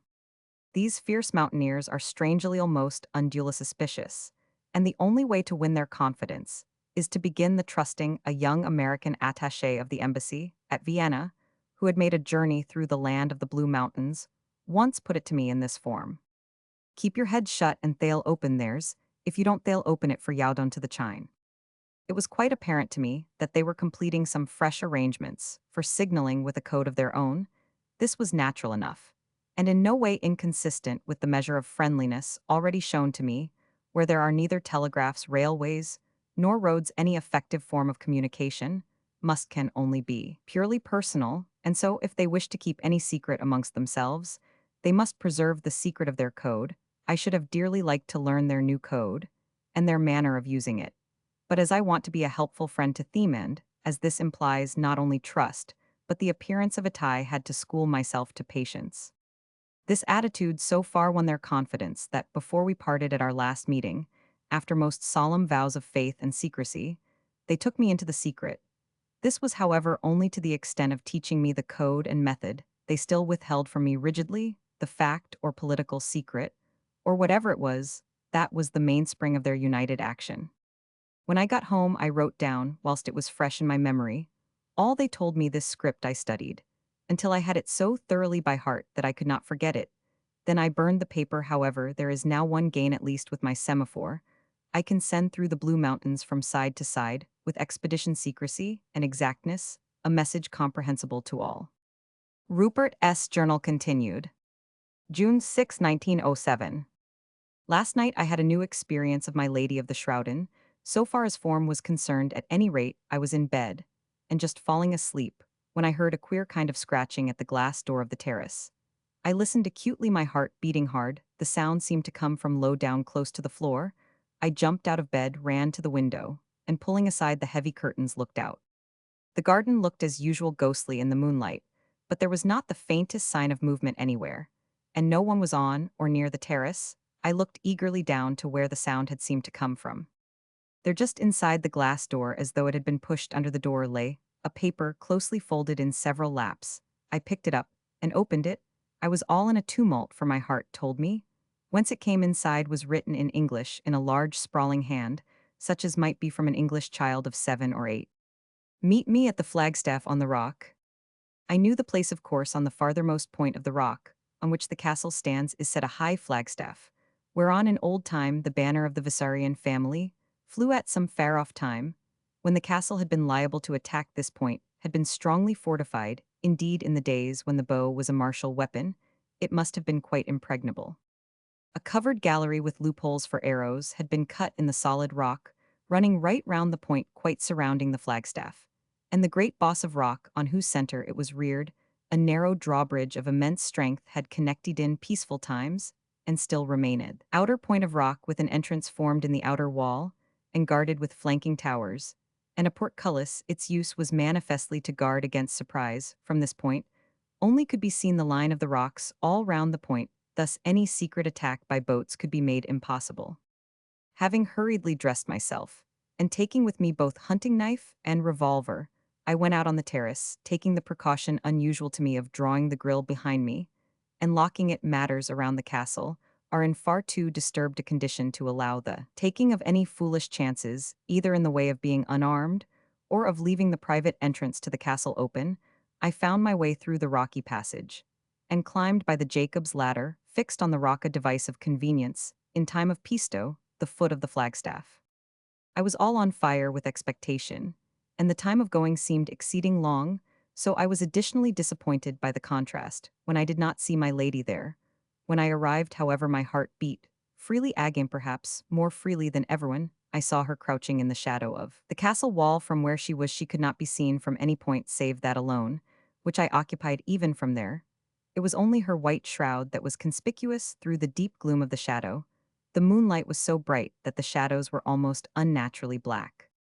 I rushed over towards her, and when close was about to say impulsively, "Why did you leave your tomb?" when it suddenly struck me that the question would be malapropos and embarrassing in many ways.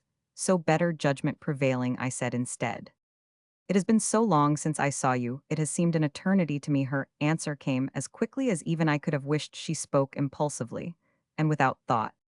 "It has been long to me too, oh so long, so long. I have asked you to come out here, because I wanted to see you so much that I could not wait any longer. I have been hearth-hungry for a sight of you." Her words, her eager attitude, the ineffable something which conveys the messages of the heart, the longing expression in her eyes, as the full moonlight fell on her face, showing the stars as living gold for in her eagerness. She had stepped out towards me from the shadow wall, set me on fire without a thought or a word. For it was nature speaking in the language of love, which is a silent tongue. I stepped towards her, and took her in my arms, she yielded with that sweet unconsciousness, which is the perfection of love, as if it was in obedience to some command uttered before the beginning of the world. Probably, without any conscious effort on either side, I know, there was none on minor mouths met in the first kiss of love. At the time, nothing in the meeting struck me as out of the common, but later in the night when I was alone, and in darkness, whenever I thought of it, all its strangeness, and its stranger rapture, I could not but be sensible of the bizarre conditions for a love meeting, the place lonely, the time night, the man young and strong, and full of life and hope and ambition, the woman beautiful and ardent, though she was a woman seemingly dead, clothed in the shroud in which she had been wrapped when lying in her tomb in the crypt of the old church.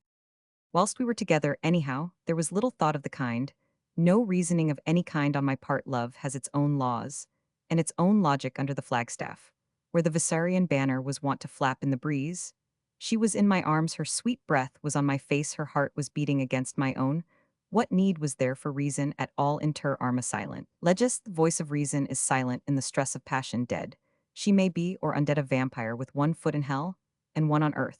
But I love her, and come, what may here or hereafter, she is mine as my mate. We shall fare along together, whatsoever the end may be, or wheresoever our path may lead. If she is indeed to be won from the nethermost hell, then be mine the task.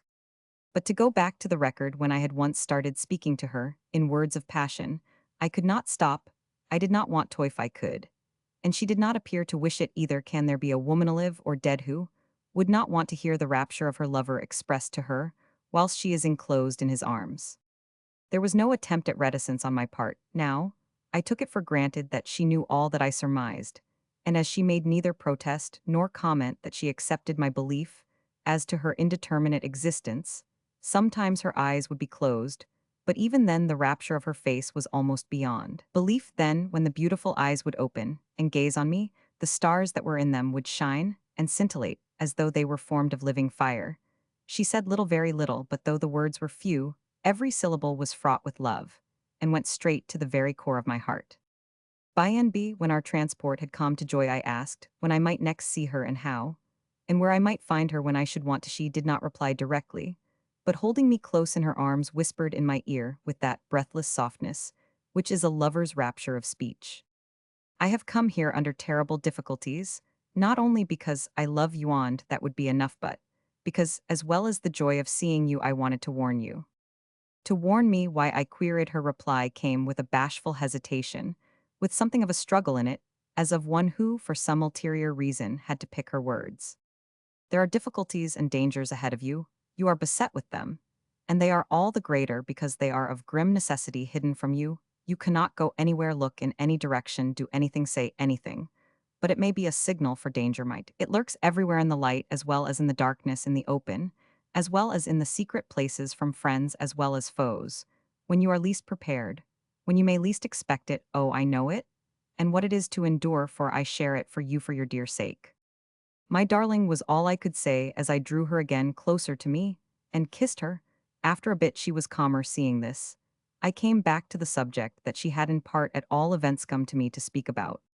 But if difficulty and danger hedge me in so everlastingly, and if I am to have no indication whatever of its kind or purpose, what can I do? God knows, I would willingly guard myself, not on my own account, but for your dear sake. I have now a cause to live, and be strong, and to keep all my faculties, since it may mean much to you. If you may not tell me details, may you not indicate to me some line of conduct, of action, that would be most in accord with your wishes, or rather with your idea of what would be best? She looked at me fixedly before speaking, a long, purposeful, loving look, which no man born of woman could misunderstand.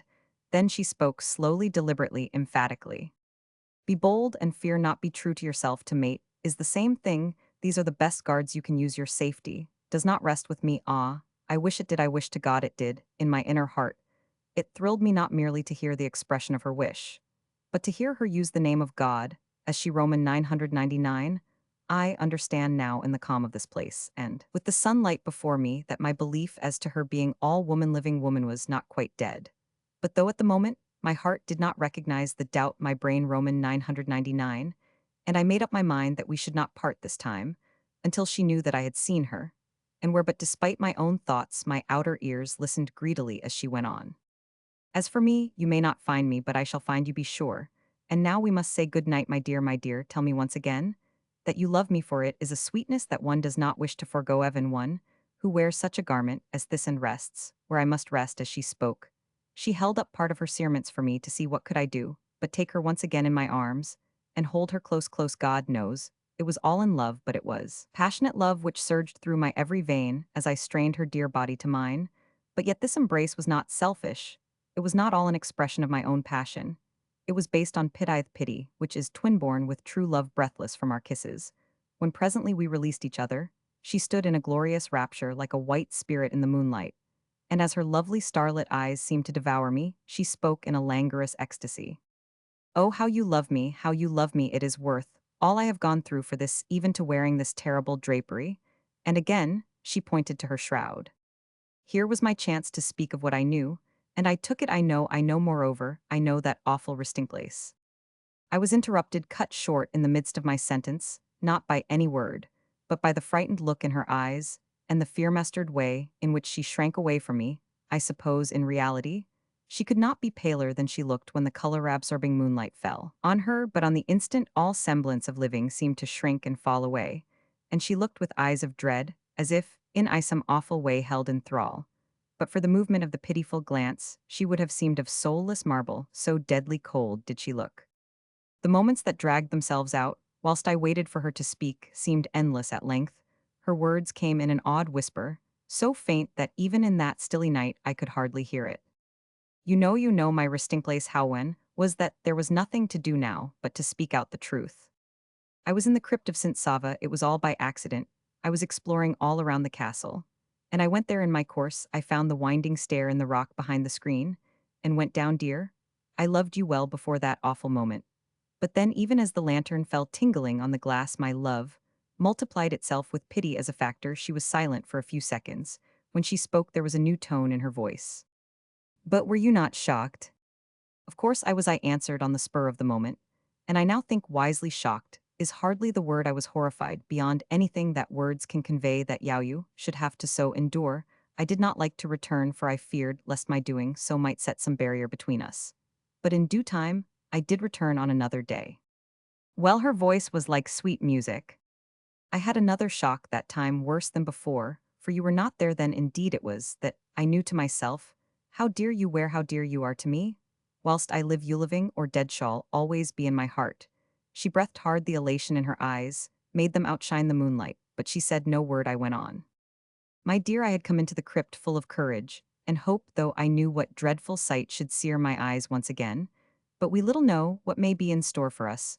No matter what we expect, I went out with a heart like water from that dreadful desolation. Oh, how you love me, dear, cheered by her words, and even more by her tone, I went on with renewed courage. There was no halting, no faltering in my intention now. You and I, my dear, were ordained for each other. I cannot help it that you had already suffered before I knew you. It may be that there may be for you still suffering, that I may not prevent endurance, that I may not shorten. But what a man can do is yours, not hell itself. Will stop me, if it be possible, that I may win through its torments with you in my arms. Will nothing stop you? Then her question was breathed as softly as the strain of an Aeolian harp. Nothing, I said, and I heard my own teeth snap together. There was something speaking within me stronger than I had ever known myself to be. Again came a query, trembling, quivering, as though the issue was of more than life or death. Not this. She held up a corner of the shroud, and as she saw my face and realized the answer before I spoke, went on with all it implies. Not if it were wrought of the cerecloths of the damned. There was a long pause. Her voice was more resolute when she spoke again. It rang, moreover, there was in it a joyous note, as of one who feels new hope. But do you know what men say, some of them, that I am dead and buried, others that I am not only dead and buried, but that I am one of those unhappy beings that may not die the common death of man, who live on a fearful life and death, whereby they are harmful to all those unhappy, undead, whom men call vampires, who live on the blood of the living, and bring eternal damnation, as well as death, with the poison of their dreadful kisses. I know what men say sometimes, I answered, but I know also what my own heart says, and I rather choose to obey its calling than all the voices of the living or the dead. Come, what may I am pledged to you, if it be that your old life has to be re-won for you out of the very jaws of death and hell? I shall keep the faith I have pledged, and that here I pledge again, As I finished speaking, I sank on my knees at her feet, and putting my arms round her, drew her close to me. Her tears rained down on my face as she stroked my hair with her soft, strong hand and whispered to me, "This is indeed to be one. What more holy marriage can God give to any of his creatures?" We were both silent for a time. I think I was the first to recover my senses. That I did so was manifest by my asking her, "When may we meet again?" A thing I had never remembered doing at any of our former partings. She answered with a rising and falling of the voice that was just above a whisper, as soft and cooing as the voice of a pigeon. "That will be soon as I can manage it, be sure, my dear, my dear." The last four words of endearment she spoke in a low, but prolonged and piercing tone, which made me thrill with delight. "Give me some token," I said, "that I may have always close to me to ease my aching heart, till we meet again?" And ever after, for love's sake. Her mind seemed to leap to understanding, and with a purpose all her own, stooping for an instant, she tore off with swift, strong fingers a fragment of her shroud. This having kissed it, she handed to me, whispering, "It is time that we part. You must leave me now. Take this, and keep it forever. I shall be less unhappy in my terrible loneliness, whilst it lasts, if I know that this my gift, which for good or ill is a part of me, as you know me, is close to you. It may be, my very dear, that some day you may be glad and even proud of this hour, as I am." She kissed me as I took it. "For life or death, I care not which, so long as I am with you," I said, as I moved off, descending the Jacob's ladder. I made my way down the rock-hewn passage. The last thing I saw was the beautiful face of my lady of the shroud.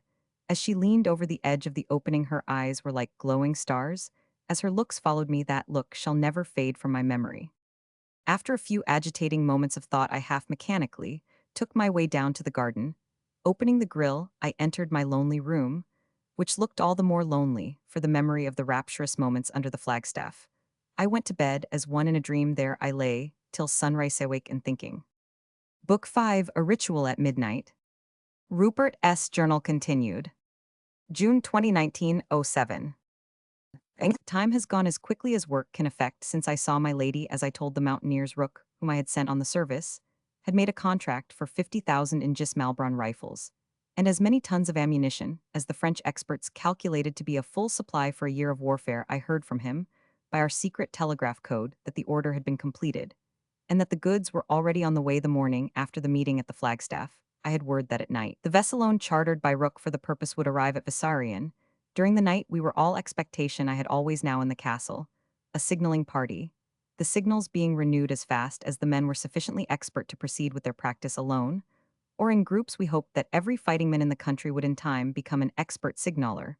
Beyond these again, we have always a few priests. The church of the country is a militant church. Its priests are soldiers, its bishops commanders, but they all serve wherever the battle most needs them. Naturally, they as men of brains are quicker at learning than the average mountaineers, with the result that they learnt the code and the signaling almost by instinct.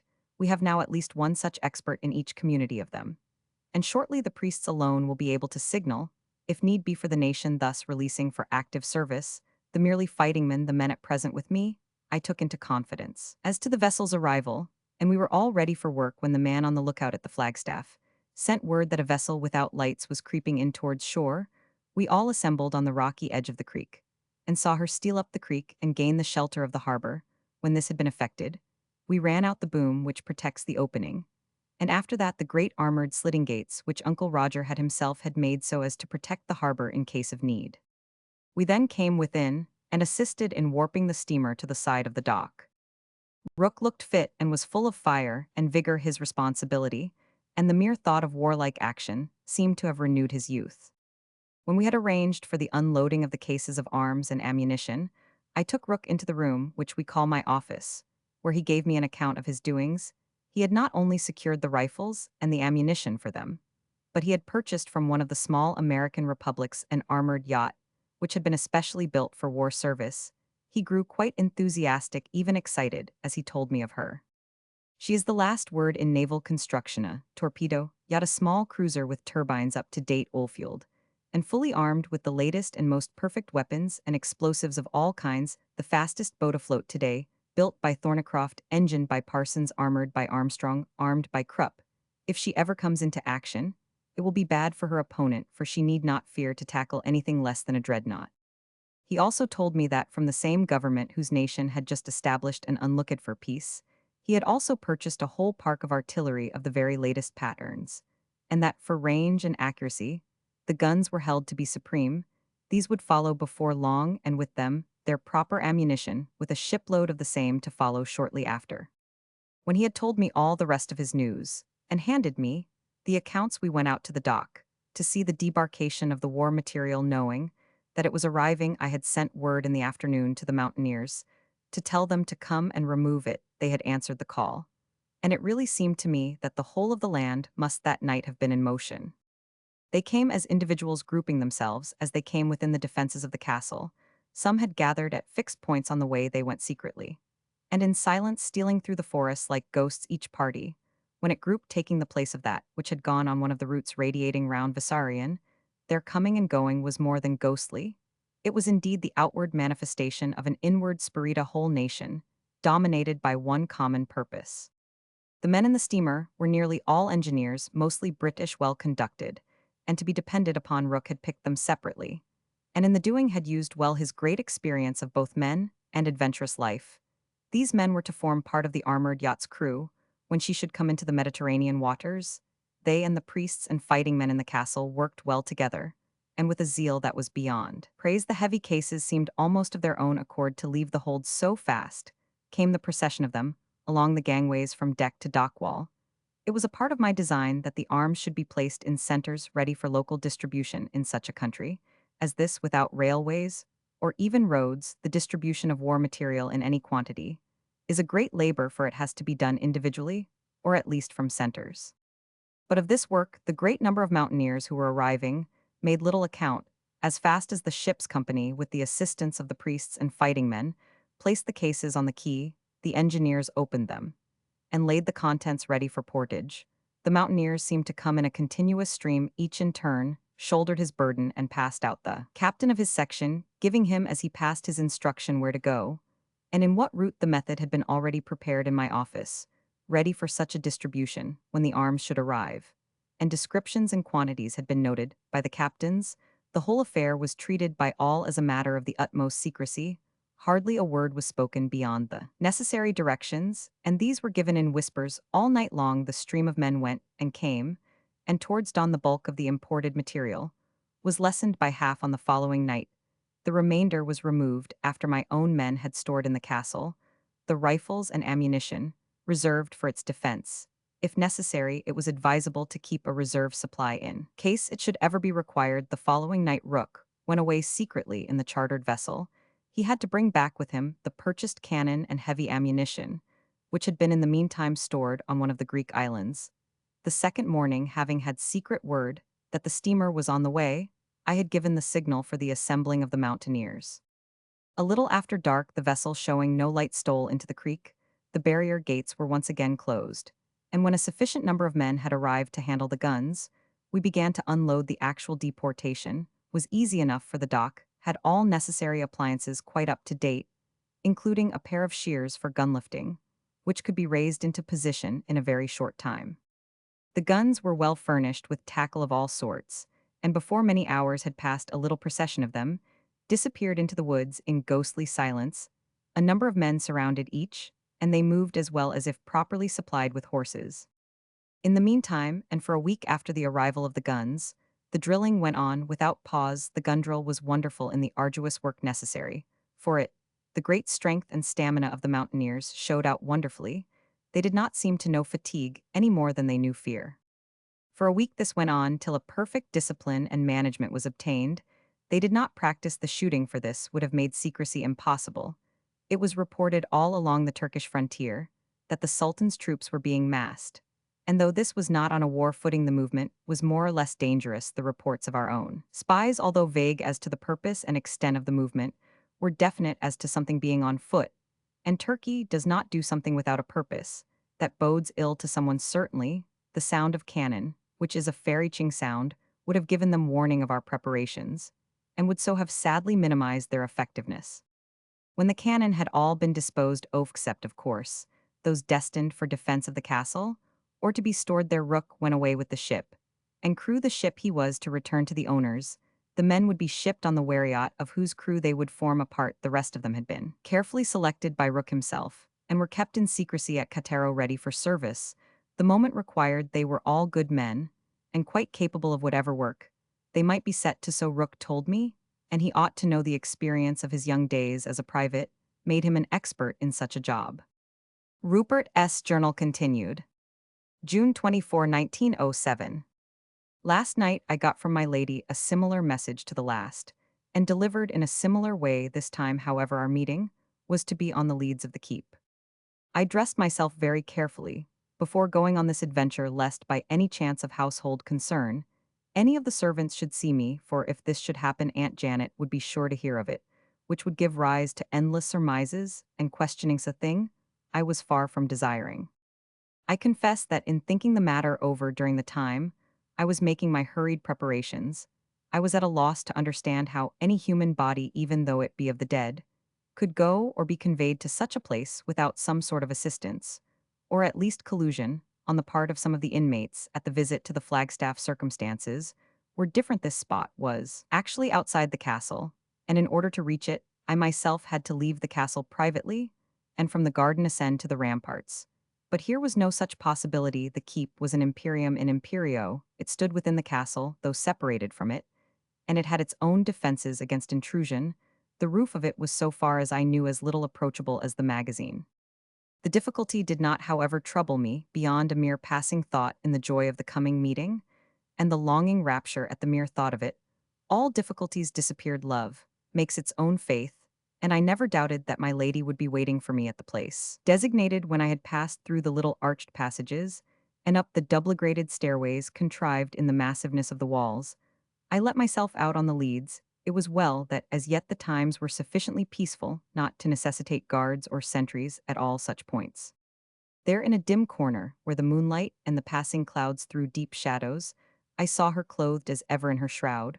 Why I know not, I felt somehow that the situation was even more serious than ever, but I was steeled to whatever might come. My mind had been already made up to carry out my resolve to win the woman I loved. I was ready to face death. But now, after we had for a few brief moments held each other in our arms, I was willing to accept death, or more than death, now more than before. Was she sweet and dear to me? Whatever qualms there might have been at the beginning of our love-making, or during the progress of it, did not now exist. We had exchanged vows and confidences, and acknowledged our loves. What then could there be of distrust, or even doubt that the present might not set at naught? But even had there been such doubts or qualms, they must have disappeared in the ardor of our mutual embrace. I was by now mad for her, and was content to be so mad. When she had breath to speak after the strictness of our embrace, she said, I have come to warn you to be more than ever careful. It was, I confess, a pang to me, who thought only of love, to hear that anything else should have been the initiative power of her coming, even though it had been her concern for my own safety. I could not but notice the bitter note of chagrin in my voice as I answered, it was for love's sake that I came. She, too, evidently felt the undercurrent of pain, for she said quickly, Ah, dearest, I too came for love's sake. It is because I love you that I am so anxious about you. What would the world day or heaven to me without you? There was such earnest truth in her tone that the sense and realization of my own harshness smote me. In the presence of such love as this, even a lover's selfishness must become abashed. I could not express myself in words, so simply raised her slim hand in mine and kissed it as it lay warm in my own. I could not but notice, as well as its fineness, its strength, and the firmness of its clasp, its warmth and fervor, struck into my heart and my brain. Thereupon, I poured out to her once more my love for her, she listening all afire. When passion had had its say, the calmer emotions had opportunity of expression. When I was satisfied afresh of her affection, I began to value her care for my safety. And so I went back to the subject. Her very insistence, based on personal affection, gave me more solid ground for fear. In the moment of love transports, I had forgotten, or did not think of what wonderful power or knowledge she must have to be able to move in such strange ways as she. Roman 999. Why, at this very moment she was within my own gates, locks and bars. Even the very seal of death itself seemed unable to make for her a prison house, with such freedom of action and movement. Going, when she would, into secret places, what might she not know that was known to others? How could anyone keep secret from such an one, even an ill intent? Such thoughts, such surmises had often flashed through my mind in moments of excitement rather than of reflection, but never long enough to become fixed into belief.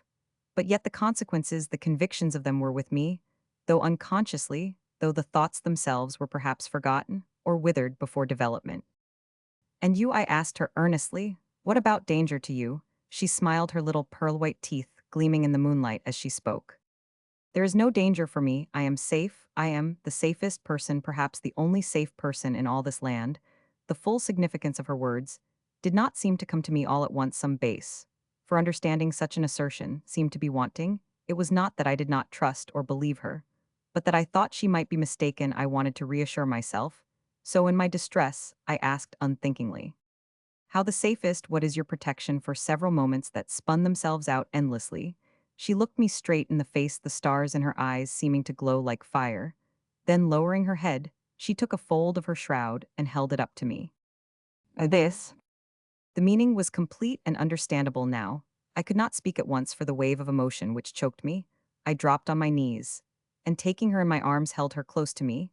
She saw that I was moved and tenderly stroked my hair, and with delicate touch pressed down my head on her bosom, as a mother might have done to comfort a frightened child.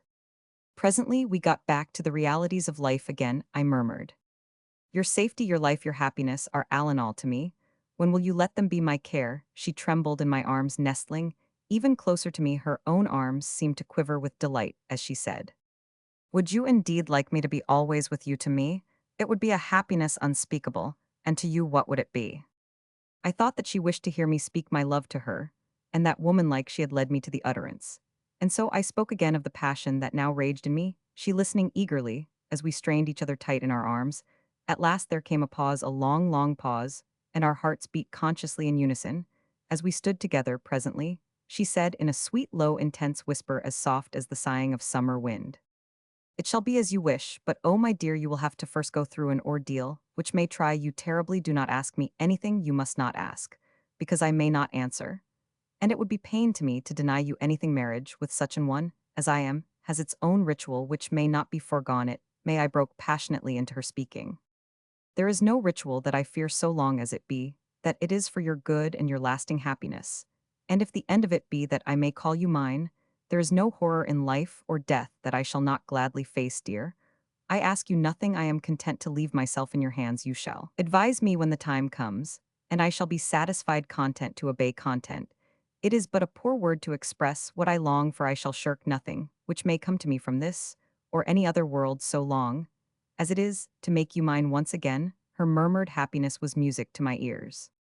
Oh, how you love me, how you love me, dear, dear. She took me in her arms, and for a few seconds we hung together. Suddenly, she tore herself apart from me and stood drawn up to the full height with a dignity I cannot describe or express. Her voice had a new dominance, as with firm utterance and in staccato manner she said, Rupert St. Ledger, before we go a step further, I must say something to you, ask you something, and I charge you on your most sacred honor and belief to answer me truly. Do you believe me to be one of those unhappy beings who may not die, but have to live in shameful existence between earth and the nether world, and whose hellish mission is to destroy body and soul those who love them till they fall to their level? You are a gentleman and a brave one. I have found you fearless. Answer me in sternest truth, no matter what the issue may be. She stood there in the glamorous moonlight with a commanding dignity, which seemed more than human in that mystic light. Her white shroud seemed diaphanous, and she appeared like a spirit of power. What was I to say? How could I admit to such a being that I had actually had at moments, if not a belief, a passing doubt? It was a conviction with me that if I spoke wrongly, I should lose her forever. I was in a desperate strait in such a case. There is but one solid ground which one may rest on, the truth. I really felt I was between the devil and the deep sea. There was no avoiding the issue. And so out of this all-embracing, all-compelling conviction of truth I spoke. For a fleeting moment, I felt that my tone was truculent and almost hesitated, but as I saw no anger or indignation on my lady's face, but rather an eager approval, I was reassured. A woman, after all, is glad to see a man strong, for all belief in him must be based on that. I shall speak the truth. Remember that I have no wish to hurt your feelings, but as you conjure me by my honor, you must forgive me if I pain. It is true that I had at first day and later, when I came to think matters over after you had gone, when reason came to the aid of impression, a passing belief that you are a vampire. How can I fail to have, even now, though I love you with all my soul, though I have held you in my arms and kissed you on the mouth, a doubt, when all the evidences seem to point to one thing? Remember that I have only seen you at night, except that bitter moment when in the broad noonday of the upper world I saw you clad as ever in a shroud lying seemingly dead in a tomb in the crypt of St. Sava's church. But let that pass such belief, as I have is all in you be you woman or vampire. It is all the same to me, it is you whom I love should it be, that you are not woman which I cannot believe then. It will be my glory to break your fetters to open your prison, and set you free to that I consecrate my life for a few seconds. I stood silent vibrating, with the passion which had been awakened in me. She had by now lost the measure of her haughty isolation, and had softened into womanhood again. It was really like a realization of the old theme of Pygmalion's statue. It was with rather a pleading than a commanding voice that she said, "And shall you always be true to me?" "Always, so help me God," I answered, and I felt that there could be no lack of conviction in my voice. Indeed, there was no cause for such lack. She also stood for a little while stone still, and I was beginning to expand to the rapture which was in store for me, when she should take me again in her arms. But there was no such moment of softness. All at once she started, as if she had suddenly wakened from a dream, and on the spur of the moment said, "Now go, go." I felt the conviction of necessity to obey, and turned at once. As I moved towards the door by which I had entered, I asked, "When shall I see you again?" Soon came her answer, "I shall let you know soon when." And where, oh go, go, she almost pushed me from her. When I had passed through the low doorway and locked and barred it behind me, I felt a pang that I should have had to shut her out like that, but I feared lest there should arise some embarrassing suspicion if the door should be found. Open later came the comforting thought that, as she had got to the roof, though the door had been shut, she would be able to get away by the same means. She had evidently knowledge of some secret way into the castle. The alternative was that she must have some supernatural quality or faculty, which gave her strange powers. I did not wish to pursue that train of thought, and so, after an effort, shut it out from my mind. When I got back to my room, I locked the door behind me and went to sleep in the dark. I did not want light, just then could not bear it. This morning I woke a little later than usual, with a kind of apprehension, which I could not at once understand presently, however, when my faculties became fully awake, and in working order, I realized that I feared half expected that Aunt Janet would come to me in a worse state of alarm than ever apropos of some new second sight experience of more than usual ferocity. But strange to say, I had no such visit later on in the morning. When after breakfast we walked together through the garden, I asked her how she had slept. And if she had dreamt, she answered me that she had slept without waking. And if she had had any dreams, they must have been pleasant ones, for she did not remember them. And you know, Rupert, she added, that if there be anything bad or fearsome or warning in dreams, I always remember them. Later still, when I was by myself on the cliff, beyond the creek, I could not help commenting on the absence of her power of second sight on the occasion. Surely, if ever there was a time when she might have had cause of apprehension, it might well have been when I asked the lady, whom she did not know, to marry me, lady of whose identity I knew nothing, even whose name I did not know, whom I loved with all my heart and soul, me, lady of the Shroud. I have lost faith in second sight. Rupert's journal continued. July 1, 1907. Another week gone, I have waited patiently, and I am at last rewarded by another letter. I was preparing for bed a little while ago, when I heard the same mysterious sound at the door. As on the last two occasions, I hurried to the glass door, and there found another close-folded letter, but I could see no sign of my lady, or of any other living being. The letter, which was without direction, ran as follows. If you are still of the same mind and feel no misgivings, meet me at the church of St. Sava, beyond the creek, tomorrow night at 1:15 midnight. If you come, come in secret, and of course alone. Do not come at all unless you are prepared for a terrible ordeal. But if you love me and have neither doubts nor fears, come, come. Needless to say, I did not sleep last night. I tried to, but without success. It was no morbid happiness that kept me awake, no doubting, no fear. I was simply overwhelmed with the idea of the coming rapture, when I should call my lady my very, very own in the sea of happy expectation. All lesser things were submerged, even sleep, which is an imperative force with me, failed in its usual effectiveness, and I lay still, calm, content. With the coming of the morning, however, restlessness began.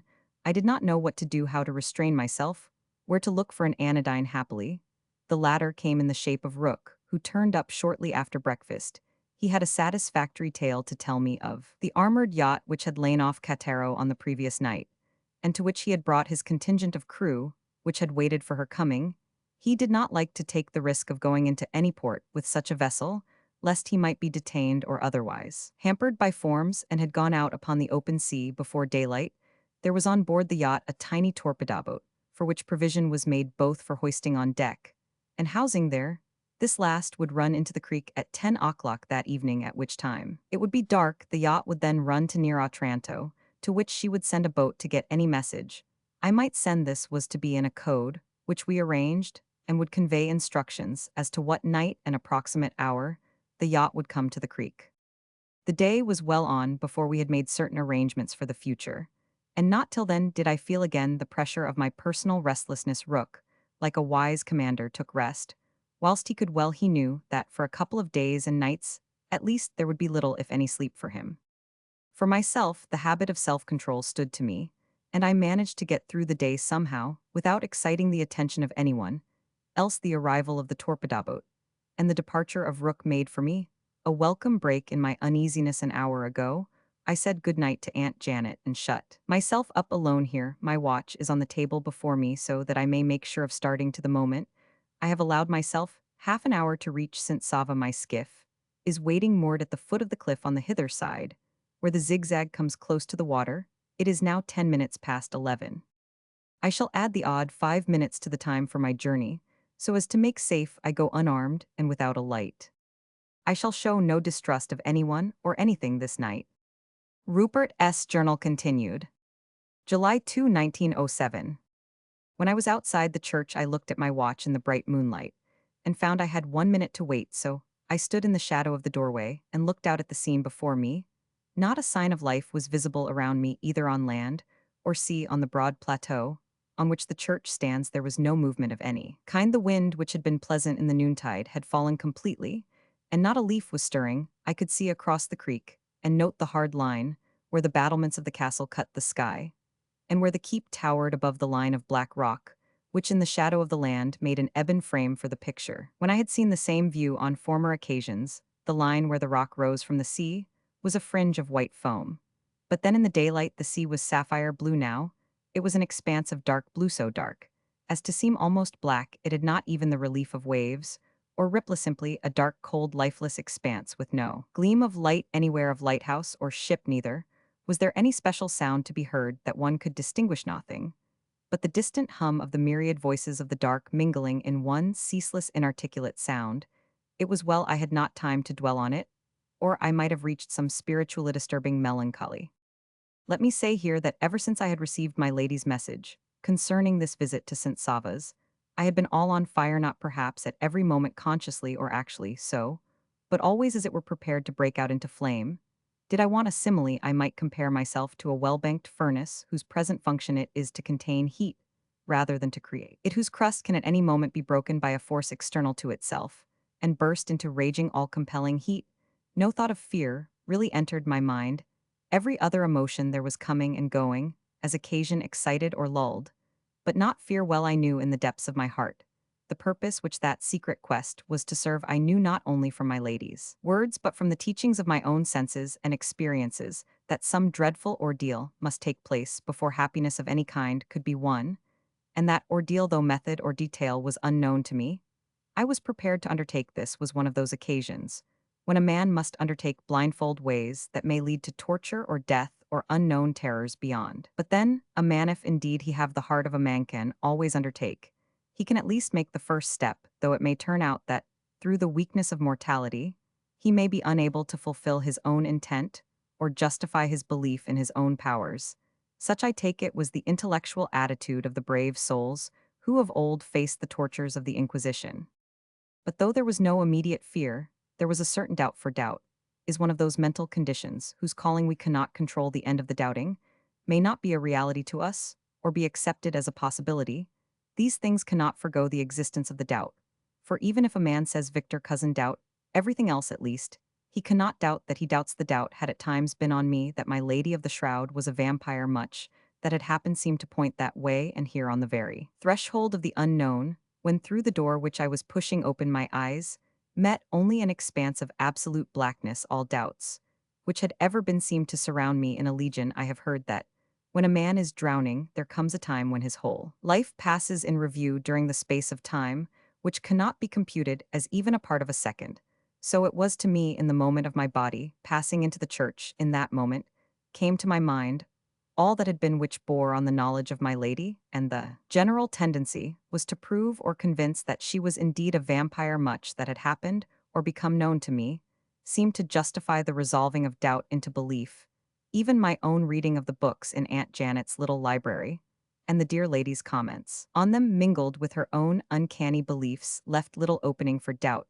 My having to help my lady over the threshold of my house on her first entry was in accord with vampire tradition, so too her flying at cockcrow from the warmth in which she reveled on that strange first night of our meeting, so too her swift departure at midnight on the second into the same category, came the facts of her constant wearing of her shroud, even her pledging herself, and me, also on the fragment torn from it which she had given to me as a souvenir, her lying still in the glass-covered tomb, her coming alone to the most secret places in a fortified castle, where every aperture was secured by unopened locks, and bolts her very movements though all of grace, as she flitted noiselessly through the gloom of night. All these things and a thousand others of lesser import seemed for the moment to have consolidated an initial belief. But then came the supreme recollections of how she had lain in my arms, of her kisses, on my lips, of the beating of her heart against my own, of her sweet words of belief and faith, breathed in my ear, in intoxicating whispers of I paused. No, I could not accept belief as to her being other than a living woman of soul, and sense of flesh and blood, of all the sweet and passionate instincts of true and perfect womanhood. And so, in spite of Alan's spite of all beliefs fixed or transitory, with a mind whirling amid contesting forces and compelling beliefs, I stepped into the church overwhelmed with that most receptive of atmospheres doubt. In one thing only was I fixed: here at least was no doubt or misgiving, whatever I intended to go through what I had undertaken. Moreover, I felt that I was strong enough to carry out my intention, whatever might be of the unknown, however horrible, however terrible. When I had entered the church and closed the heavy door behind me, the sense of darkness and loneliness in all their horror enfolded me round. The great church seemed a living mystery, and served as an almost terrible background to thoughts and remembrances of unutterable gloom. My adventurous life has had its own schooling to endurance and upholding one's courage in trying times, but it has its contra in fullness of memory. I felt my way forward with both hands and feet. Every second seemed as if it had brought me at last to a darkness, which was actually tangible all at once. And with no heed of sequence or order, I was conscious of all around me, the knowledge or perception of which, or even speculation on the subject that never entered my mind. They furnished the darkness, with which I was encompassed with all the crowded phases of a dream. I knew that all around me were memorials of the dead, that in the crypt deep wrought in the rock below my feet lay the dead themselves, some of them, perhaps one of them, I knew had even passed the grim portals of time unknown, and had by some mysterious power or agency come back again to material earth. There was no resting place for thought when I knew that the very air which I breathed might be full of denizens of the spirit world. In that impenetrable blackness was a world of imagining whose possibilities of horror were endless. I almost fancied that I could see with mortal eyes down through that rocky floor to where in the lonely crypt lay in her tomb of massive stone, and under that bewildering coverlet of glass, the woman whom I love. I could see her beautiful face, her long black lashes, her sweet mouth which I had kissed relaxed in the sleep of death. I could note the voluminous shroud, a piece of which, as a precious souvenir, lay even then so close to my heart, the snowy woolen coverlet, wrought over in gold with sprigs of pine, the soft dent in the cushion, on which her head must for so long have lain. I could see myself within my eyes, the memory of that first visit coming once again, with glad step, to renew that dear sight, dear though it scorched my eyes and harrowed my heart, and, finding the greater sorrow, the greater desolation of the empty tomb. There I felt that I must think no more of that, lest the thought should unnerve me, when I should most want all my courage. That way madness lay. The darkness had already sufficient terrors of its own, without bringing to it such grim remembrances and imaginings, and I had yet to go through some ordeal which even to her who had passed and repassed the portals of death was full of fear. It was a merciful relief to me, when in groping my way forwards through the darkness I struck against some portion of the furnishing of the church. Fortunately, I was all strung up to tension, else I should never have been able to control instinctively, as I did, the shriek which was rising to my lips. I would have given anything to have been able to light even a match. A single second of light would, I felt, have made me my own man again.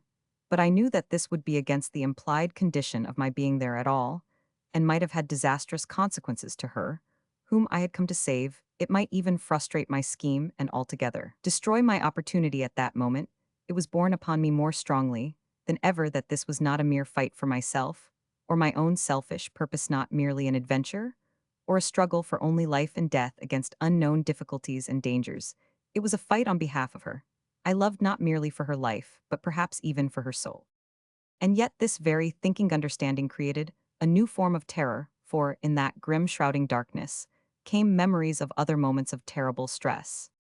Of wild mystic rites held in the deep gloom of African forests, when amid scenes of revolting horror Obi, and the devils of his kind, seemed to reveal themselves to reckless worshippers surfeited with horror, whose lives counted for naught when even human sacrifice was an episode. And the reek of old deviltries and recent carnage tainted the air, till even I, who was at the risk of my life, a privileged spectator who had come through dangers without end to behold the scene, rose and fled in horror. Of scenes of mystery, enacted in rock-cut temples beyond the Himalayas, whose fanatic priests, cold as death, and as remorseless in the reaction of their frenzy of passion, foamed at the mouth, and then sank into marble quiet, as with inner eyes they beheld the visions of the hellish powers which they had invoked. Of wild fantastic dances of the devil worshippers of Madagascar, where even the very semblance of humanity disappeared in the fantastic excesses of their orgies. Of strange doings of gloom and mystery in the rock-birched monasteries of Thibet. Of awful sacrifices, all to mystic ends, in the innermost recesses of Cathay. Of weird movements with masses of poisonous snakes, by the medicinemen of the Zuni and Machi Indians, in the far southwest of the Rockies, beyond the Great Plains. Of secret gatherings in vast temples of old Mexico, and by dim altars of forgotten cities in the heart of great forests in South America. Of rites of inconceivable horror in the fastnesses of Patagonia. Of here I once more pulled myself up. Such thoughts were no kind of proper preparation for what I might have to endure. My work that night was to be based on love, on hope, on self-sacrifice, for the woman who in all the world was the closest to my heart, whose future I was to share, whether that sharing might lead me to hell or heaven. The hand which undertook such a task must have no trembling. Still, those horrible memories, had, I am bound to say, a useful part in my preparation for the ordeal. They were a fact which I had seen, of which I had myself been in part a sharer, and which I had survived. With such experiences behind me, could there be aught before me more dreadful? Moreover, if the coming ordeal was of supernatural or superhuman order, could it transcend in living horror the vilest and most desperate acts of the basest men? With renewed courage, I felt my way before me, till my sense of touch told me that I was at the screen behind which lay the stair to the crypt. There I waited, silent still. My own part was done so far as I knew how to do it. Beyond this, what was to come was so far as I knew beyond my own control. I had done what I could, the rest must come from others. I had exactly obeyed my instructions, fulfilled my warranty to the utmost in my knowledge and power. There was therefore left for me in the present nothing but to wait. It is a peculiarity of absolute darkness that it creates its own reaction. The eye, wearied of the blackness, begins to imagine forms of light. How far this is affected by imagination pure and simple, I know not. It may be that nerves have their own senses that bring thought to the depository common to all the human functions. But whatever may be the mechanism or the objective, the darkness seems to people itself with luminous entities. So was it with me as I stood lonely in the dark, silent church here, and there seemed to flash tiny points of light. In the same way, the silence began to be broken now and again by strange, muffled sounds, the suggestion of sounds, rather than actual vibrations. These were all at first of the minor importance of movement, rustlings, creakings, faint stirrings, fainter breathings. Presently, when I had somewhat recovered from the sort of hypnotic trance to which the darkness and stillness had during the time of waiting reduced me, I looked around in wonder. The phantoms of light and sound seemed to have become real. There were most certainly actual little points of light in place, not enough to see details, but quite sufficient to relieve the utter gloom. I thought, though it may have been a mingling of recollection and imagination, that I could distinguish the outlines of the church. Certainly, the great altar screen was dimly visible instinctively. I looked up, and thrilled. There, hung high above me, was surely enough a great Greek cross outlined by tiny points of light. I lost myself in wonder, and stood still in a purely receptive mood, unantagonistic to aught, willing for whatever might come, ready for all things, in rather a negative than a positive mood, a mood which has an aspect of spiritual meekness. This is the true spirit of the neophyte, and though I did not think of it at the time, the proper attitude for what is called by the church in whose temple I stood, a neonymph. As the light grew a little in power, though never increasing enough for distinctness, I saw dimly before me a table on which rested a great open book, whereon were laid two ringstone of sliver, the other of gold end, two crowns wrought of flowers bound at the joining of their stems, with tissue one of gold, the other of silver. I do not know much of the ritual of the old Greek church, which is the religion of the Blue Mountains, but the things which I saw before me could be none other than enlightening symbols instinctively. I knew that I had been brought hither, though, in this grim way, to be married. The very idea of it thrilled me to the heart's core. I thought the best thing I could do would be to stay quite still, and not show surprise at anything that might happen, but be sure I was all eyes and ears. I peered anxiously around me in every direction, but I could see no sign of her whom I had come to meet. Incidentally, however, I noticed that in the lighting such as it was there was no flame, no living light. Whatever light there was came muffled, as though through some green translucent stone. The whole effect was terribly weird and disconcerting. Presently I started as seemingly out of the darkness beside me. A man's hand stretched out and took mine. Turning, I found close to me a tall man with shining black eyes and long black hair and beard. He was clad in some kind of gorgeous robe of cloth of gold, rich with variety of adornment. His head was covered with a high overhanging hat, draped closely with a black scarf, the ends of which formed a long hanging veil on either side. These veils, falling over the magnificent robes of cloth of gold, had an extraordinarily solemn effect. I yielded myself to the guiding hand, and shortly found myself, so far as I could see, at one side of the sanctuary. In the floor close to my feet was a yawning chasm into which, from so high over my head that in the uncertain light I could not distinguish its origin, hung a chain. At the sight, a strange wave of memory swept over me. I could not but remember the chain which hung over the glass-covered tomb in the crypt, and I had an instinctive feeling that the grim chasm in the floor of the sanctuary was but the other side of the opening in the roof of the crypt from which the chain over the sarcophagus depended. There was a creaking sound, the groaning of a windlass, and the clanking of a chain. There was heavy breathing close to me somewhere. I was so intent on what was going on that I did not see that, one by one, seeming to grow out of the surrounding darkness, several black figures in monkish garb appeared with the silence of ghosts. Their faces were shrouded in black cowls, wherein were holes through which I could see dark gleaming eyes. My guide held me tightly by the hand. This gave me a feeling of security in the touch which helped to retain within my breast some semblance of calm. The strain of the creaking windlass and the clanking chain continued for so long that the suspense became almost unendurable. At last there came into sight an iron ring from which, as a center, depended four lesser chains spreading wide. In a few seconds more I could see that these were fixed to the corners of the great stone tomb, with the covering of glass which was being dragged upward. As it arose, it filled closely the whole aperture. When its bottom had reached the level of the floor, it stopped and remained rigid. There was no room for oscillation. It was at once surrounded by a number of black figures, who raised the glass covering and bore it away into the darkness. Then there stepped forward a very tall man, black-bearded, and with headgear like my guide, but made in triple tiers. He also was gorgeously arrayed in flowing robes of cloth of gold, richly embroidered. He raised his hand, and forthwith 8 other black-clad figures stepped forward, and bending over the stone coffin raised from it the rigid form of my lady, still clad in her shroud, and laid it gently on the floor of the sanctuary. I felt it a grace that at that instant the dim light seemed to grow less, and finally to disappear all, save the tiny points that marked the outline of the great cross high overhead. These only gave light enough to accentuate the gloom. The hand that held mine now released it, and with a sigh I realized that I was alone. After a few moments more of the groaning of the winch and clanking of the chain, there was a sharp sound of stone meeting stone. Then there was silence. I listened acutely, but could not hear near me the slightest sound. Even the cautious, restrained breathing around me, of which up to then I had been conscious, had ceased. Not knowing, in the helplessness of my ignorance, what I should do, I remained, as I was, still and silent for a time that seemed endless. At last, overcome by some emotion which I could not at the moment understand, I slowly sank to my knees and bowed my head, covering my face with my hands. I tried to recall the prayers of my youth. It was not, I am certain, that fear in any form had come upon me, or that I hesitated or faltered in my intention. That much I know now. I knew it even then. It was, I believed, that the prolonged impressive gloom and mystery had at last touched me to the quick. The bending of the knees was but symbolical of the bowing of the spirit to a higher power. When I had realized that much, I felt more content than I had done since I had entered the church, and with the renewed consciousness of courage, took my hands from my face and lifted again my bowed head. Impulsively, I sprang to my feet and stood erect waiting. All seemed to have changed. Since I had dropped on my knees, the points of light about time church, which had been eclipsed, had come again, and were growing in power to a partial revealing of the dim expanse before me, was the table with the open book on which were laid the gold and silver rings.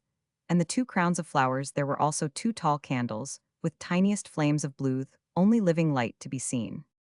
Out of the darkness stepped the same tall figure in the gorgeous robes, and the triple hat he led by the hand my lady still clad in her shroud. But over it, descending from the crown of her head, was a veil of very old and magnificent lace of astonishing fineness. Even in that dim light, I could note the exquisite beauty of the fabric. The veil was fastened with a bunch of tiny sprays of orange blossom, mingled with cypress and laurel, a strange combination in her hand. She carried a great bouquet of the same, its sweet, intoxicating odor floated up to my nostrils, and the sentiment which its very presence evoked made me quiver. Yielding to the guiding of the hand which held hers, she stood at my left side before the table. Her guide then took his place behind her. At either end of the table, to right and left of us, stood a long-bearded priest in splendid robes, and wearing the hat with depending veil of black, one of them, who seemed to be the more important of the two, and took the initiative sign to us to put our right hands on the open book. My lady, of course, understood the ritual and knew the words which the priest was speaking, and of her own accord put out her hand. My guide, at the same moment, directed my hand to the same end. It thrilled me to touch my lady's hand, even under such mysterious conditions. After the priest had signed us each thrice on the forehead, with the sign of the cross, he gave to each of us a tiny lighted taper, brought to him. For the purpose, the lights were welcome not so much for the solace of the added light, great as that was, but because it allowed us to see a little more of each other's faces. It was rapture to me to see the face of my bride, and from the expression of her face, I was assured that she felt as I. Roman 999. It gave me an inexpressible pleasure, when as her eyes rested on me, there grew a faint blush over the gray pallor of her cheeks. The priest then put in solemn voice to each of us in turn, beginning with me, the questions of consent which are common to all such rituals. I answered, as well as I could, following the murmured words of my guide. My lady answered out proudly, in a voice which, though given softly, seemed to ring. It was a concern of an agrifto me, that I could not in the priest's questioning catch her name, of which strangely enough I was ignorant, but as I did not know the language, and as the phrases were not in accord literally with our own ritual, I could not make out which word was the name. After some prayers and blessings rhythmically spoken or sung by an invisible choir, the priest took the rings from the open book, and after signing my forehead thrice with the gold one, as he repeated the blessing in each case, placed it on my right hand.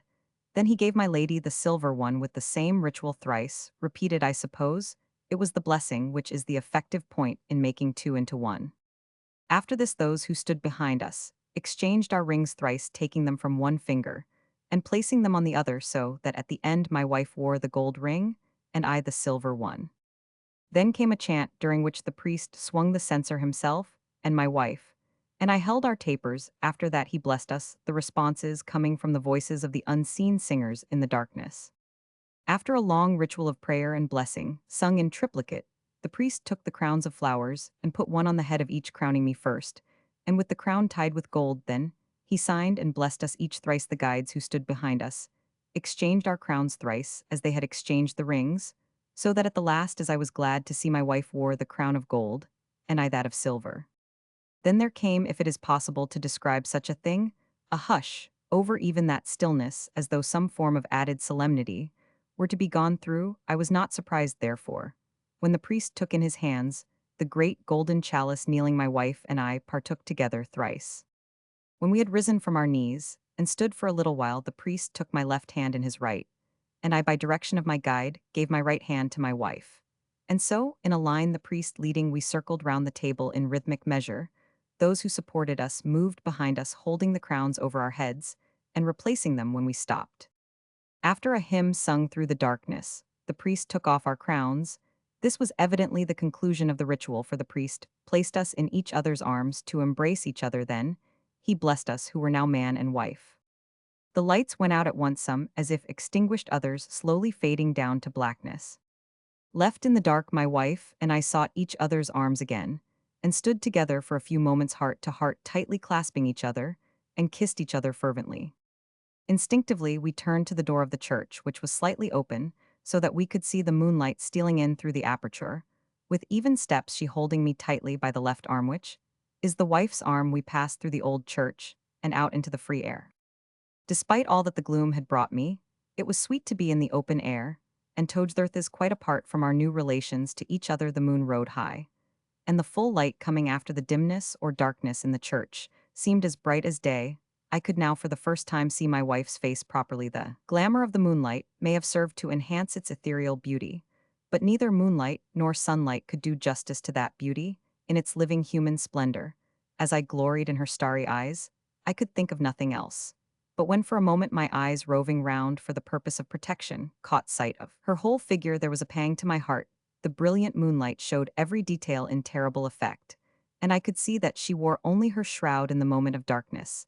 After the last benediction before she returned to my arms, she must have removed her bridal veil. This may, of course, have been in accordance with the established ritual of her church, but all the same my heart was sore. The glamour of calling her my very own was somewhat obscured by the bridal adornment being shorn, but it made no difference in her sweetness to me. Together we went along the path through the wood, she keeping equal step with me in wifely way. When we had come through the trees near enough to see the roof of the castle, now gilded with the moonlight, she stopped, and looking at me with eyes full of love, said, "Here I must leave you." What I was all aghast, and I felt that my chagrin was expressed in the tone of horrified surprise in my voice. She went on quickly. "Alas, it is impossible that I should go farther at present. But what is to prevent you? I queried. You are now my wife, this is our wedding night, and surely your place is with me." The wail in her voice, as she answered, touched me to the quick. "Oh, I know, there is no dearer wish in my heart there can be none Ethan to share my husband's home. Oh, my dear, if you only knew what it would be to me to be with you always. But indeed I may not yet, I am not free. If you but knew how much that which has happened tonight has cost me, or how much cost to others as well as to myself, may be yet to come, you would understand." Rupert, it was the first time she had ever addressed me by name, and naturally it thrilled me through and through. "Rupert, my husband, only that I trust you with all the faith which is in perfect love, mutual love. I dare not have done what I have done this night. But dear, I know that you will bear me out, that your wife's honor is your honor, even as your honor is mine. My honor is given to this, and you can help. Meth, only help I can have at present. Be trusting me, be patient, my beloved, be patient, oh, be patient for a little longer. It shall not be for long. So soon as ever my soul is freed, I shall come to you, my husband, and we shall never part again. Be content for a while. Believe me that I love you with my very soul, and to keep away from your dear side is more bitter for me than even it can be for you. Think, my dear one, I am not as other women are, as some day you shall clearly understand I am at the present, and shall be for a little longer constrained by duties and obligations put upon me by others, and for others, and to which I am pledged by the most sacred promises given, not only by myself, but by others, and which I must not forego. These forbid me to do, as I wish. Oh, trust me, my beloved, me husband." She held out her hands appealingly. The moonlight falling through the thinning forest showed her white cerements. Then the recollection of all she must have suffered, the awful loneliness in that grim tomb, in the crypt, the despairing agony of one who is helpless against the unknown, swept over me. In a wave of pity, what could I do but save her from further pain? And this could only be by showing her my faith and trust. If she was to go back to that dreadful charnel house, she would at least take with her the remembrance that one who loved her, and whom she loved to, whom she had been lately bound in the mystery of Mary. I trusted her to the full. I loved her more than myself, more than my own soul, and I was moved by pity so great that all possible selfishness was merged in its depths. I bowed my head before her, my lady and my wifey, as I said, "So be it, my beloved, I trust you to the full, even as you trust me, and that has been proven this night. Even to my own doubting heart I shall wait, and as I know you wish it, I shall wait as patiently as I can. But till you come to me for good, and all, let me see you or hear from you. When you can, the time, dear wife, must go heavily with me, as I think of you suffering and lonely. So be good to me, and let not too long a time elapse between my glimpses of hope and sweetheart. When you do come to me, it shall be forever." There was something in the intonation of the last sentence. I felt its sincerity myself, some implied yearning for a promise that made her beautiful eyes swim. The glorious stars in them were blurred, as she answered with a fervor which seemed to me as more than earthly. "Forever, I swear it." With one long kiss and a straining in each other's arms, which left me tingling for long after we had lost sight of each other, we parted. I stood and watched her as her white figure, gliding through the deepening gloom, Faded as the forest thickened, it surely was no optical delusion, or a phantom of the mind that her shrouded arm was raised, as though in blessing or farewell, before the darkness swallowed her up. Book 6, The Pursuit in the Forest. Rupert S. Journal continued. July 3, 1907.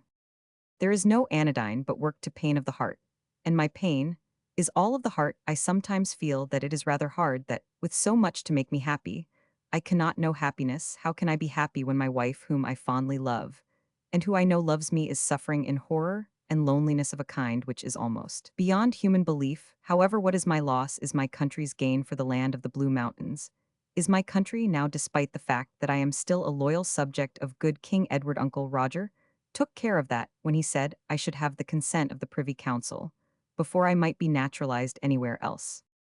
When I got home yesterday morning, I naturally could not sleep. The events of the night, and the bitter disappointment that followed my exciting joy, made such a thing impossible. When I drew the curtain over the window, the reflection of the sunrise was just beginning to tinge the high-ceiling clouds in front of me. I laid down and tried to rest, but without avail. However, I schooled myself to lie still, and at last, if I did not sleep, was at least quiescent.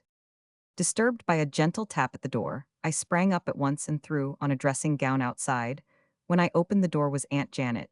She was holding a lighted candle in her hand, for though it was getting light in the open, the passages were still dark. When she saw me, she seemed to breathe more freely and asked if she might come in. Whilst she sat on the edge of my bed in her old-time way, she said in a hushed voice, "Oh, laddie, laddie, I trust your burden is no too heavy to bear." "My burden? What on earth do you mean, Aunt Janet?" I said in reply. I did not wish to commit myself by a definite answer, for it was evident that she had been dreaming or second sighting again. She replied with the grim seriousness usual to her when she touched on occult matters. "I saw your hair bleeding, laddie. I kent it was yours, though how I kent it, I don't know. It lay on a stone floor in the dark, save for a dim blue light, such as corpselights are on. It was placed a great book, and close around were scattered many strange things, amongst them 2 crowns o' flowers, one bound. Why silver, the other why gold. There was also a golden cup like a chalice, o'erturned the red wine trickled from it, and mingled why your heart's bluid, for on the great book was some vast dim weight wrapped up in black, and on it stepped in turn many men all swathed in black, and as the weight of each came on it, the bluid gushed out afresh, and oh, your pure heart, my laddie, was quick and leaping, so that at every beat it raised the black lead weight. And yet, that was not all, for hard by stood a tall imperial shape, O a woman all arrayed in white, why a great veil, O finest lace, worn o'er a shroud, and she was whiter than the snow and fairer than the morn for beauty, though a dark woman. She was why hair like the raven and eyes black as the sea at nisht, and there was stars in them, and at each beat, O your pure bleeding heart. She wrung her white hands, and the man, and O her sweet voice rent my heart in twain. O laddie, laddie, what does it mean? I managed to murmur, I am sure, I don't know, Aunt Janet, I suppose it was all a dream. A dream it was, my dear, a dream, or a vision, whilka matters nane, for a such are warnin' sent frae God. Suddenly, she said in a different voice, "Laddie, hae ye been fause to any lassie? I am no blamin' ye, for ye men are different frae us women, and your regard on recht and rang differs from ours. But oh laddie, a woman's tears fa heavy, when her heart is for sair, why the yieldin' to fa's words, tease a heavy burden for ony man to carry, why him, as he goes, and may well cause pain to ithers that he fain would spare." She stopped, and in dead silence, waited for me to speak. I thought it would be best to set her poor loving heart at rest, and as I could not divulge my special secret, spoke in general terms. "Aunt Janet, I am a man, and have led a man's life, such as it is, but I can tell you, who have always loved me, and taught me to be true, that in all the world there is no woman who must weep for any falsity of mine, if close there be any who's sleeping or waking in dreams or visions, or in reality weeps because of me, it is surely not for my doing, but because of something outside me. It may be that her heart is sore, because I must suffer as all men must in some degree, but she does not weep for or through any act of mine." She sighed happily at my assurance, and looked up through her tears, for she was much moved, and after tenderly kissing my forehead and blessing me, stole away. She was more sweet and tender than I have words to say, and the only regret that I have in all that is gone is that I have not been able to bring my wife to her, and let her share in the love she has for me, but that too will come, please God. In the morning, I sent a message to Rook at Otranto, instructing him, by code, to bring the yacht to Vissarion in the coming night. All day I spent in going about amongst the mountaineers, drilling them, and looking after their arms, I could not stay still. My only chance of peace was to work, my only chance of sleep to tire myself out unhappily. I am very strong, so even when I came home at dark, I was quite fresh. However, I found a cable message from Rook that the yacht would arrive at midnight. There was no need to summon the mountaineers, as the men in the castle would be sufficient to make preparations for the yacht's coming. Later, the yacht has come at 11:30. The lookout signaled that a steamer without lights was creeping in towards the creek. I ran out to the flagstaff and saw her steal in like a ghost. She is painted a steely blue-gray, and it is almost impossible to see her at any distance. She certainly goes wonderfully. Although there was not enough throb from the engines to mar the absolute stillness, she came on at a fine speed, and within a few minutes was close to the boom. I had only time to run down to give orders to draw back the boom when she glided in and stopped dead at the harbor wall. Rook steered her himself, and he says he never was on a boat that so well or so quickly answered her helm. She is certainly a beauty, and so far as I can see at night, perfect in every detail. I promise myself a few pleasant hours over her in the daylight. The men seem a splendid lot. But I do not feel sleepy. I despair of sleep tonight, but work demands that I be fit for whatever may come, and so I shall try to sleep to rest at any rate. Rupert's journal continued. July 4, 1907. I was up with the first ray of sunrise, so by the time I had my bath and was dressed there was ample light. I went down to the dock at once and spent the morning looking over the vessel, which fully justifies Rook's enthusiasm about her. She is built on lovely lines, and I can quite understand that she is enormously fast. Her armor I can only take on the specifications, but her armament is really wonderful. And there are not only all the very newest devices of aggressive warfare, indeed, she has the newest up-to-date torpedoes and torpedogons, but also the old-fashioned rocket tubes, which in certain occasions are so useful. She has electric guns, and the latest Maslin water guns, and Reinhardt electropneumatic delivers for Brazilian shells. She is even equipped with war balloons easy of expansion, and with compressible kits in aeroplanes. I don't suppose that there is anything quite like her in the world. The crew are worthy of her. I can't imagine where Rook picked up such a splendid lot of men. They are nearly all man-of-warsmen of various nationalities, but mostly British, all young men. The oldest of them hasn't got into the Fordisand, so far as I can learn, all experts of one kind or another in some special subject of warfare. It will go hard with me, but I shall keep them together. How I got through the rest of the day, I know not. I tried hard not to create any domestic trouble by my manner, lest Aunt Janet should, after her lurid dream or vision of last night, attach some new importance to it. I think I succeeded, for she did not, so far as I could tell, take any special notice of me. We parted as usual at 10:30, and I came here and made this entry in my journal. I am more restless than ever tonight, and no wonder. I would give anything to be able to pay a visit to St. Sava's and see my wife Agin if it were only sleeping in her tomb, but I dare not do even that, lest she should come to see me here, and I should miss her. So I have done what I can. The glass door to the terrace is open, so that she can enter at once if she comes. The fire is lit, and the room is warm. There is food ready in case she should care for it. I have plenty of light in the room, so that through the aperture where I have not fully drawn the curtain, there may be light to guide her. Oh, how the time drags! The clock has struck midnight. 1, 2, thank goodness, it will shortly be dawn, and the activity of the day may begin. Work may again prove, in a way, to be an anodyne. In the meantime, I must write on lest despair overwhelm me. Once during the night, I thought I heard a footstep outside. I rushed to the window and looked out, but there was nothing to see, no sound to hear. That was a little after 1 o'clock. I feared to go outside lest that should alarm her, so I came back to my table. I could not write, but I sat as if writing for a while, but I could not stand it, so rose and walked about the room. As I walked, I felt that my lady, it gives me a pang every time I remember that I do not know even her name, was not quite so far away from me.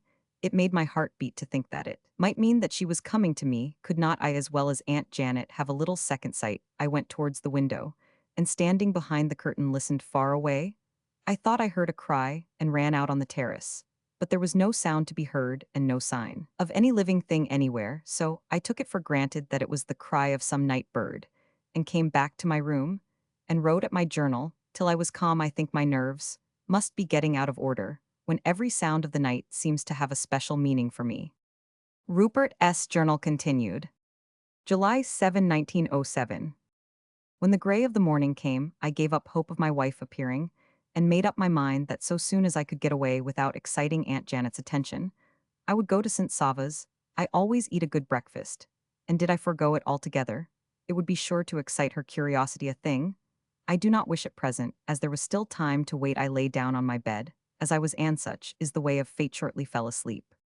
I was awakened by a terrific clattering at my door. When I opened it, I found a little group of servants, very apologetic at awaking me, without instructions.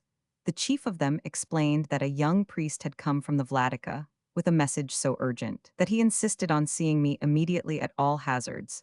I came out at once, and found him in the hall of the castle, standing before the great fire, which was always lit in the early morning.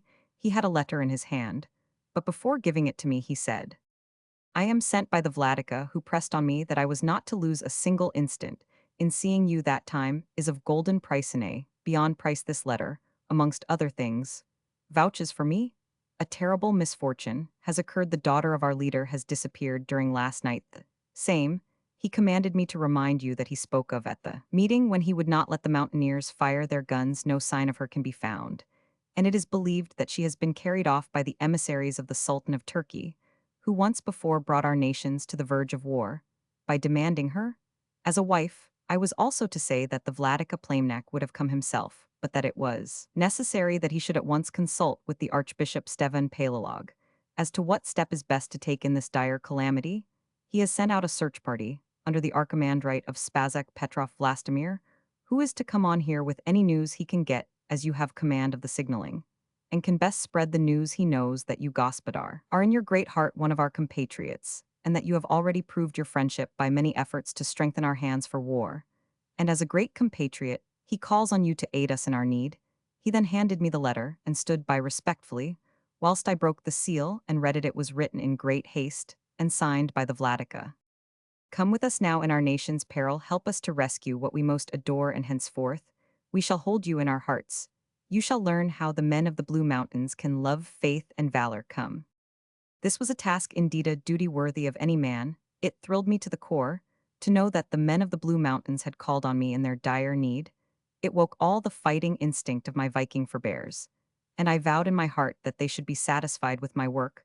I called to me the corps of signalers who were in the house, and led them to the castle roof, taking with me the young messenger priest.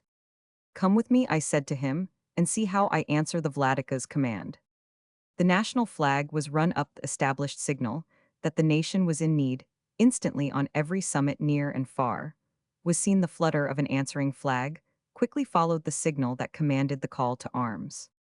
One by one, I gave the signalers orders in quick succession, for the plan of search unfolded itself to me as I went on the arms of the semaphore world, in a way that made the young priests stare one by one as they took their orders. The signalers seemed to catch fire instinctively. They understood the plan and worked like demigods. They knew that so widespread a movement had its best chance in rapidity and in unity of action. From the forest which lay in sight of the castle came a wild cheering, which seemed to interpret the former stillness of the hills. It was good to feel that those who saw the signal stipes of man were ready. I saw the look of expectation on the face of the messenger priest, and rejoiced at the glow that came as I turned to him to speak. Of course, he wanted to know something of what was going on. I saw the flashing of my own eyes reflected in his as I spoke. Tell the Vladika that within a minute of his message being read, the land of the Blue Mountains was awake. The mountaineers are already marching, and before the sun is high, there will be a line of guards within hail of each other round the whole frontier, from Angusa to Ilsen, from Ilsen to Bajana, from Bajana to Ispazar, from Ispazar to Valak, from Valak to Tatra, from Tatra to Damatin, from Damatin to Gravaja, and from Gravaja back to Angusa. The line is double. The old men keep guard on the line, and the young men advance. These will close in at the advancing line so that nothing can escape them. They will cover mountain top and forest depth, and will close in finally on the castle, here which they can behold from afar. My own yacht is here, and will sweep the coast from end to end. It is the fastest boat afloat and armed. Against a squadron here will all signals come. In an hour where we stand will be a signal bureau, where trained eyes will watch night and day, till the lost one has been found, and the outrage has been avenged. The robbers are even now within a ring of steel, and cannot escape. The young priest, all on fire, sprang on the battlements, and shouted to the crowd which was massing round the castle. In the gardens far below, the forest was giving up its units, till they seemed like the nucleus of an army. The men cheered lustily, till the sound swung high up to us like the roaring of a winter sea. With bared heads they were crying, God and the Blue Mountains, God and the Blue Mountains. I ran down to them as quickly as I could and began to issue their instructions within a time to be computed by minutes. The whole number, organized by sections, had started to scour the neighboring mountains. At first, they had only understood the call to arms for general safety, but when they learned that the daughter of a chief had been captured, they simply went mad from something which the messenger first said, but which I could not catch, or did not understand. The blow seemed to have for them some sort of personal significance, which wrought them to a frenzy. When the bulk of the men had disappeared, I took with me a few of my own men, and several of the mountaineers whom I had asked to remain, and together we went to the hidden ravine, which I knew we found the place empty. But there were unmistakable signs that a party of men had been encamped there for several days. Some of our men who were skilled in woodcraft and in signs generally agreed that there must have been some 20 of them, as they could not find any trail either coming to or going from the place. They came to the conclusion that they must have come separately from different directions and gathered there, and that they must have departed in something of the same mysterious way. However, this was at any rate some sort of a beginning, and the men separated, having agreed amongst themselves to make a wide cast round the place in the search for tracks. Whoever should find a trail was to follow with at least one comrade, and when there was any definite news, it was to be signaled to the castle. I myself returned at once, and set the signalers to work to spread amongst our own people such news as we had. When presently such discoveries as had been made were signaled with flags to the castle, it was found that the marauders had in their flight followed a strangely zigzag course. It was evident that in trying to baffle pursuit, they had tried to avoid places which they thought might be dangerous to them. This may have been simply a method to disconcert pursuit. If so, it was in a measure excellent, for none of those immediately following could possibly tell in what direction they were heading. It was only when we worked the course on the great map in the signaler's room, which was the old guard room of the castle, that we could get an inkling of the general direction of their flight. This gave added trouble to the pursuit, for the men who followed, being ignorant of their general intent, could not ever take chance to head them off, but had to be ready to follow in any or every direction. In this manner, the pursuit was altogether a stern chase, and therefore bound to be a long one. As at present we could not do anything till the intended route was more marked, I left the signaling corps to the task of receiving and giving information to the moving bands, so that if occasion served they might head off the marauders. I myself took Rook as captain of the yacht, and swept out of the creek. We ran up north to Dallery, then down south to Olesso, and came back to Vissarion. We saw nothing suspicious except far off to the extreme southward one warship which flew no flag. Rook, however, who seemed to know ships by instinct, said she was a Turk, so on our return, we signaled along the whole shore to watch her. Rook held the Lady, which was the name I had given the armored yacht, in readiness to dart out in case anything suspicious was reported. He was not to stand on any ceremony, but if necessary to attack. We did not intend to lose a point in this desperate struggle which we had undertaken. We had placed in different likely spots a couple of our own men to look after the signaling.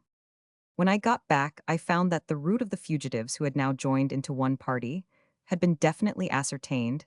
They had gone south, but manifestly taking alarm from the advancing line of guards, had headed up again to the northeast, where the country was broader, and the mountains wilder and less inhabited. Forthwith leaving the signaling altogether in the hands of the fighting priests, I took a small chosen band of the mountaineers of our own district, and made with all the speed we could to cut across the track of the fugitives. A little ahead of them, the archimandrite abbot of Spazek, who had just arrived, came with us. He is a splendid monoreal fighter, as well as a holy cleric as good, with his handjar as with his Bible, and a runner to beat the band. The marauders were going at a fearful pace, considering that they were all afoot, so we had to go fast also amongst these mountains. There is no other means of progressing. Our own men were so aflame with ardor that I could not but notice that they, more than any of the others whom I had seen, had some special cause for concern. When I mentioned it to the archimandrite, who moved by my side, he answered, "All natural enough, they are not only fighting for their country, but for their own." I did not quite understand his answer, and so began to ask him some questions to the effect that I soon began to understand a good deal more than he. Roman 999 letter from Archbishop Stephen Palelog, head of the Eastern Church of the Blue Mountains, to the Lady Janet MacKelpie Vissarion. Written July 9, 1907. Honored Lady, as you wish for an understanding regarding the late lamentable occurrence in which so much danger was incurred to this, our land of the Blue Mountains, and one dear to us, I send these words by request of the Gospodar Rupert, beloved of our mountaineers. When the voivode Peter Vissarion made his journey to the great nation to whom we looked in our hour of need, it was necessary that he should go in secret. The Turk was at our gates, and full of the malice of baffled greed already, he had tried to arrange a marriage with the voivodin, so that in time to come he as her husband might have established a claim to the inheritance of the land. Well he knew, as do all men, that the Blue Mountaineers owe allegiance to none that they themselves do not appoint to rulership. This has been the history in the past, but now and again, an individual has arisen or come to the front adapted personally for such government as this land requires, and so the Lady Tuda Voivodin of the Blue Mountains was put for her proper guarding in the charge of myself as head of the Eastern Church.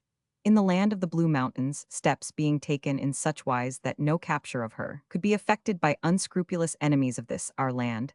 This task and guardianship was gladly held as an honor by all concerned, for the Voivodin Tuda Vissarion must be taken as representing in her own person the glory of the old Serb race, inasmuch as being the only child of the Voivode Vissarion, last male of his princely race, the race, which ever during the 10 centuries of our history unflinchingly gave life, and all they held for the protection, safety, and well-being of the land of the Blue Mountains. Never during those centuries had any one of the race been known to fail in patriotism or to draw back from any loss or hardship enjoined by high duty or stress of need. Moreover, this was the race of that first voivode Vissarion, of whom in legend it was prophesied that he once, known as the Sword of Freedom, a giant amongst men, would some day, when the nation had need of him, come forth from his water tomb in the lost lake of Rio, and lead once more the men of the Blue Mountains to lasting victory.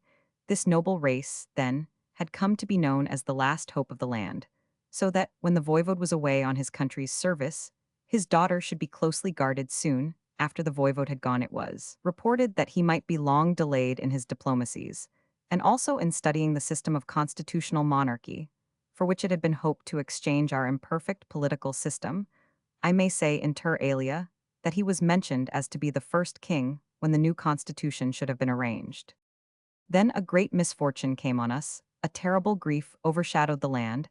After a short illness, the Voivodin Tuda Vissarion died mysteriously of a mysterious ailment. The grief of the mountaineers was so great that it became necessary for the governing council to warn them not to allow their sorrow to be seen. It was imperatively necessary that the fact of her death should be kept secret, for there were dangers and difficulties of several kinds. In the first place, it was advisable that even her father should be kept in ignorance of his terrible loss. It was well known that he held her as the very core of his heart, and that if he should hear of her death, he would be too much prostrated to be able to do the intricate and delicate work which he had undertaken. Nay more, he would never remain afar off under the sad circumstances, but would straightway return, so as to be in the land where she lay. Then suspicions would crop up, and the truth must shortly be known afield, with the inevitable result that the land would become the very center of a war of many nations. In the second place, if the Turks were to know that the race of Vissarion was becoming extinct, this would encourage them to further aggression, which would become immediate. Should they find out that the voivode was himself away, it was well known that they were already only suspending hostilities, until a fitting opportunity should arise. Their desire for aggression had become acute after the refusal of the nation, and of the girl herself, that she should become a wife of the Sultan. The dead girl had been buried in the crypt of the church of St. Sava, and day after day and night after night singly, and in parties, the sorrowing mountaineers had come to pay devotion and reverence at her tomb. So many had wished to have a last glimpse of her face that the Vladika had, with my own consent as archbishop, arranged for a glass cover to be put over the stone coffin wherein her body lay. After a little time, however, there came a belief to all concerned in the guarding of the body, these, of course, being the priests of various degrees of dignity, appointed to the task, that the voivodin was not really dead, but only in a strangely prolonged trance. Thereupon, a new complication arose. Our mountaineers are, as perhaps you know, by nature deeply suspicious, a characteristic of all brave and self-sacrificing people, who are jealous of their noble heritage. Having, as they believed, seen the girl dead, they might not be willing to accept the fact of her being alive. They might even imagine that there was on foot some deep dark plot, which was, or might be, a menace now or hereafter to their independence. In any case, there would be certain to be two parties on the subject, a dangerous and deplorable thing in the present condition of affairs. As the trance or catalepsy, whatever it was, continued for many days, there had been ample time for the leaders of the council, the Vladika, the priesthood represented by the archimandrite of Spazak myself, as archbishop and guardian of the voivodin in her father's absence, to consult as to a policy to be observed in case of the girl awaking, for in such case the difficulty of the situation would be multiplied indefinitely in the secret chambers of St. Sava's. We had many secret meetings, and were finally converging on agreement when the end of the trance came. The girl awoke. She was of course terribly frightened when she found herself in a tomb in the crypt. It was truly fortunate that the great candles around her tomb had been kept lighted, for their light mitigated the horror of the place. Had she waked in darkness, her reason might have become unseated. She was, however, a very noble girl, brave, with extraordinary will and resolution and self-command and power of endurance. When she had been taken into one of the secret chambers of the church, where she was warmed and cared for, a hurried meeting was held by the Vladika myself, and the chiefs of the National Council. Word had been at once sent to me of the joyful news of her recovery, and with the utmost haste I came, arriving in time to take a part in the council. At the meeting the voivodin was herself present, and full confidence of the situation was made to her. She herself proposed that the belief in her death should be allowed to prevail until the return of her father, when all could be effectively made clear. To this end, she undertook to submit to the terrific strain which such a proceeding would involve. At first we men could not believe that any woman could go through with such a task, and some of us did not hesitate to voice our doubts or disbelief. But she stood to her guns and actually downfaced us at the last. We, remembering things that had been done though long ages ago by others of her race, came to believe not merely in her self-belief and intention, but even in the feasibility of her plan. She took the most solemn oaths not to betray the secret under any possible stress. The priesthood undertook through the Vladika and myself to further a ghostly belief amongst the mountaineers, which would tend to prevent a too close or too persistent observation. The vampire legend was spread as a protection against partial discovery by any mischance, and other weird beliefs were set afoot, and fostered arrangements were made that only on certain days were the mountaineers to be admitted to the crypt, she agreeing that for these occasions she was to take opiates or carry out any other aid to the preservation of the secret. She was willing, she impressed upon us, to make any personal sacrifice which might be deemed necessary for the carrying out her father's task for the good of the nation. Of course she had at first terrible frights lying alone in the horror of the crypt, but after a time the terrors of the situation, if they did not cease, were mitigated. There are secret caverns off the crypt, wherein in troublous times the priests and others of high place have found safe retreat. One of these was prepared for the voivodin, and there she remained except for such times as she was on show, and certain other times, of which I shall tell you, provision was made for the possibility of any accidental visit to the church. At such times, warned by an automatic signal from the opening door, she was to take her place in the tomb. The mechanism was so arranged that the means to replace the glass cover and to take the opiate were there ready to her hand. There was to be always a watch of priests at night in the church to guard her from ghostly fears as well as from more physical dangers, and if she was actually in her tomb, it was to be visited at certain intervals. Even the draperies which covered her in the sarcophagus were rested on a bridge placed from side to side just above her, so as to hide the rising and falling of her bosom as she slept under the narcotic. After a while, the prolonged strain began to tell so much on her that it was decided that she should take now and again exercise out of doors. This was not difficult, for when the vampire story which we had spread began to be widely known, her being seen would be accepted as a proof of its truth. Still, as there was a certain danger in her being seen at all, we thought it necessary to exact from her a solemn oath that so long as her sad task lasted, she should under no circumstances ever wear any dress but her shroud, thighs being the only way to ensure secrecy and to prevail against accident. There is a secret way from the crypt to a sea cavern whose entrance is at height under the waterline at the base of the cliff, on which the church is built. A boat shaped like a coffin was provided for her, and in this she was accustomed to pass across the creek whenever she wished to make excursion. It was an excellent device and most efficacious in disseminating the vampire belief.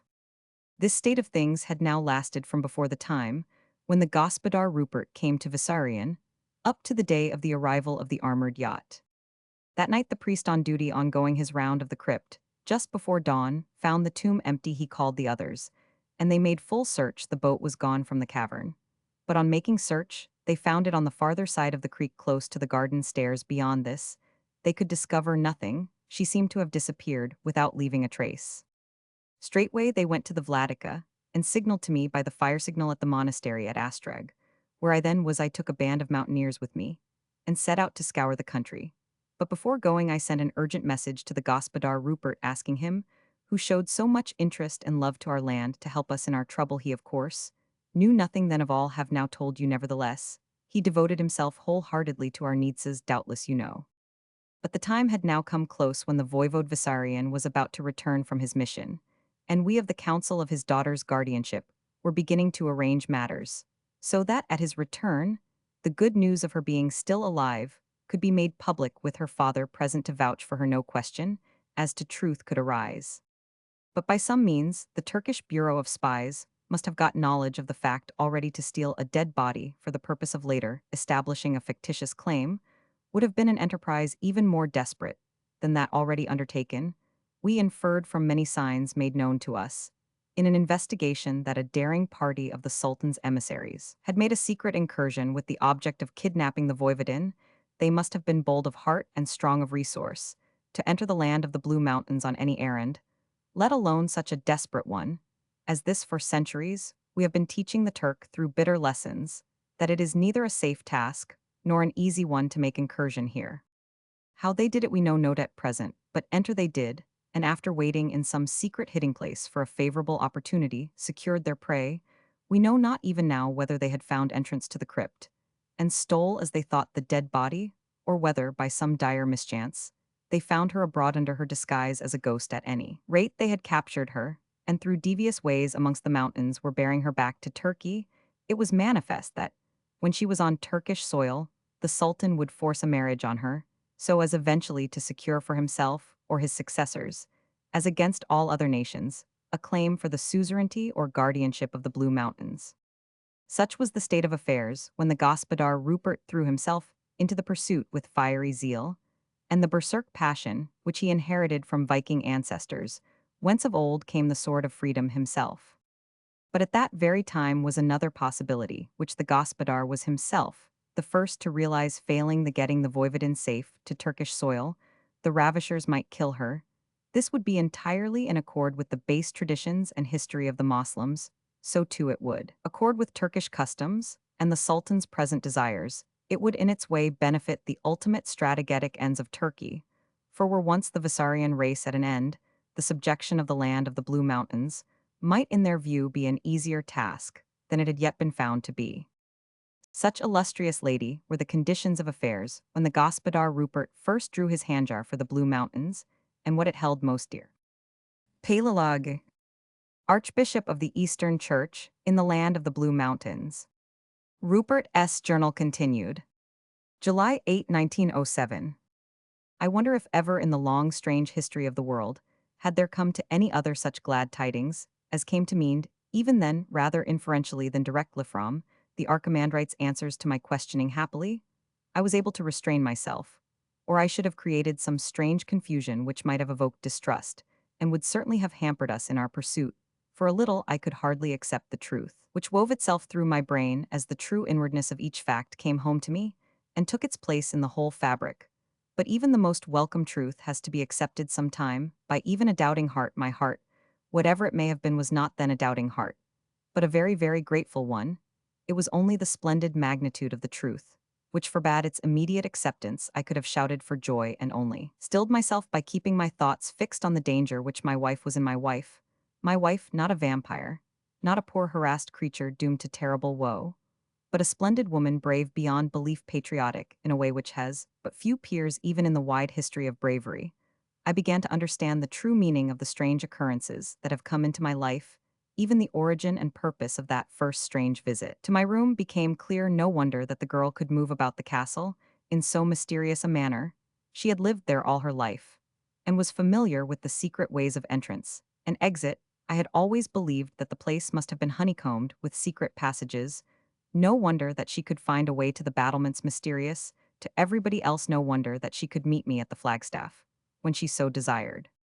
To say that I was in a tumult would be to but faintly express my condition.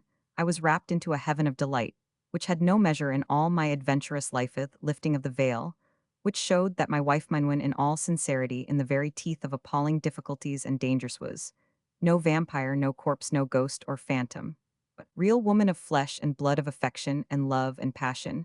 Now at last would my love be crowned indeed, when having rescued her from the marauders I should bear her to my own home, where she would live and reign in peace and comfort and honor, and in love and wifely happiness, if I could achieve such a blessing for her and for myself. But here a dreadful thought flashed across me which, in an instant, turned my joy to despair, my throbbing heart to ice. As she is a real woman, she is in greater danger than ever in the hands of Turkish ruffians. To them, a woman is in any case no more than a sheep, and if they cannot bring her to the harem of the Sultan, they may deem it the next wisest step to kill her in that way too. They might find a better chance of escape once rid of her, the party could separate, and there might be a chance of some of them finding escape as individuals that would not exist for a party, but even if they did not kill her to escape with her, would be to condemn her to the worst fate of all, the harem of the Turk, lifelong misery and despair, however long that life might but must be the lot of a Christian woman doomed to such a lot. And to her just happily wedded, and after she had served her country in such a noble way, as she had done, that dreadful life of shameful slavery would be a misery beyond belief. She must be rescued and, quickly, the marauders must be caught soon, and suddenly, so that they may have neither time nor opportunity to harm her, as they would be certain to do if they have warning of immediate danger. It's gone on, and on it was all through that terrible night as well as we could through the forest. It was a race between the mountaineers and myself. As to who should be first, I understood now the feeling that animated them, and which singled them out even from amongst their fiery comrades. When the danger of the Voivodin became known, these men were no mean contestants, even in such a race, and strong as I am, it took my utmost effort to keep ahead of them. They were keen as leopards, and as swift. Their lives had been spent among the mountains, and their hearts and souls on were in the chase. I doubt not that if the death of any one of us could have through any means affected my wife's release, we should, if necessary, have fought amongst ourselves for the honor.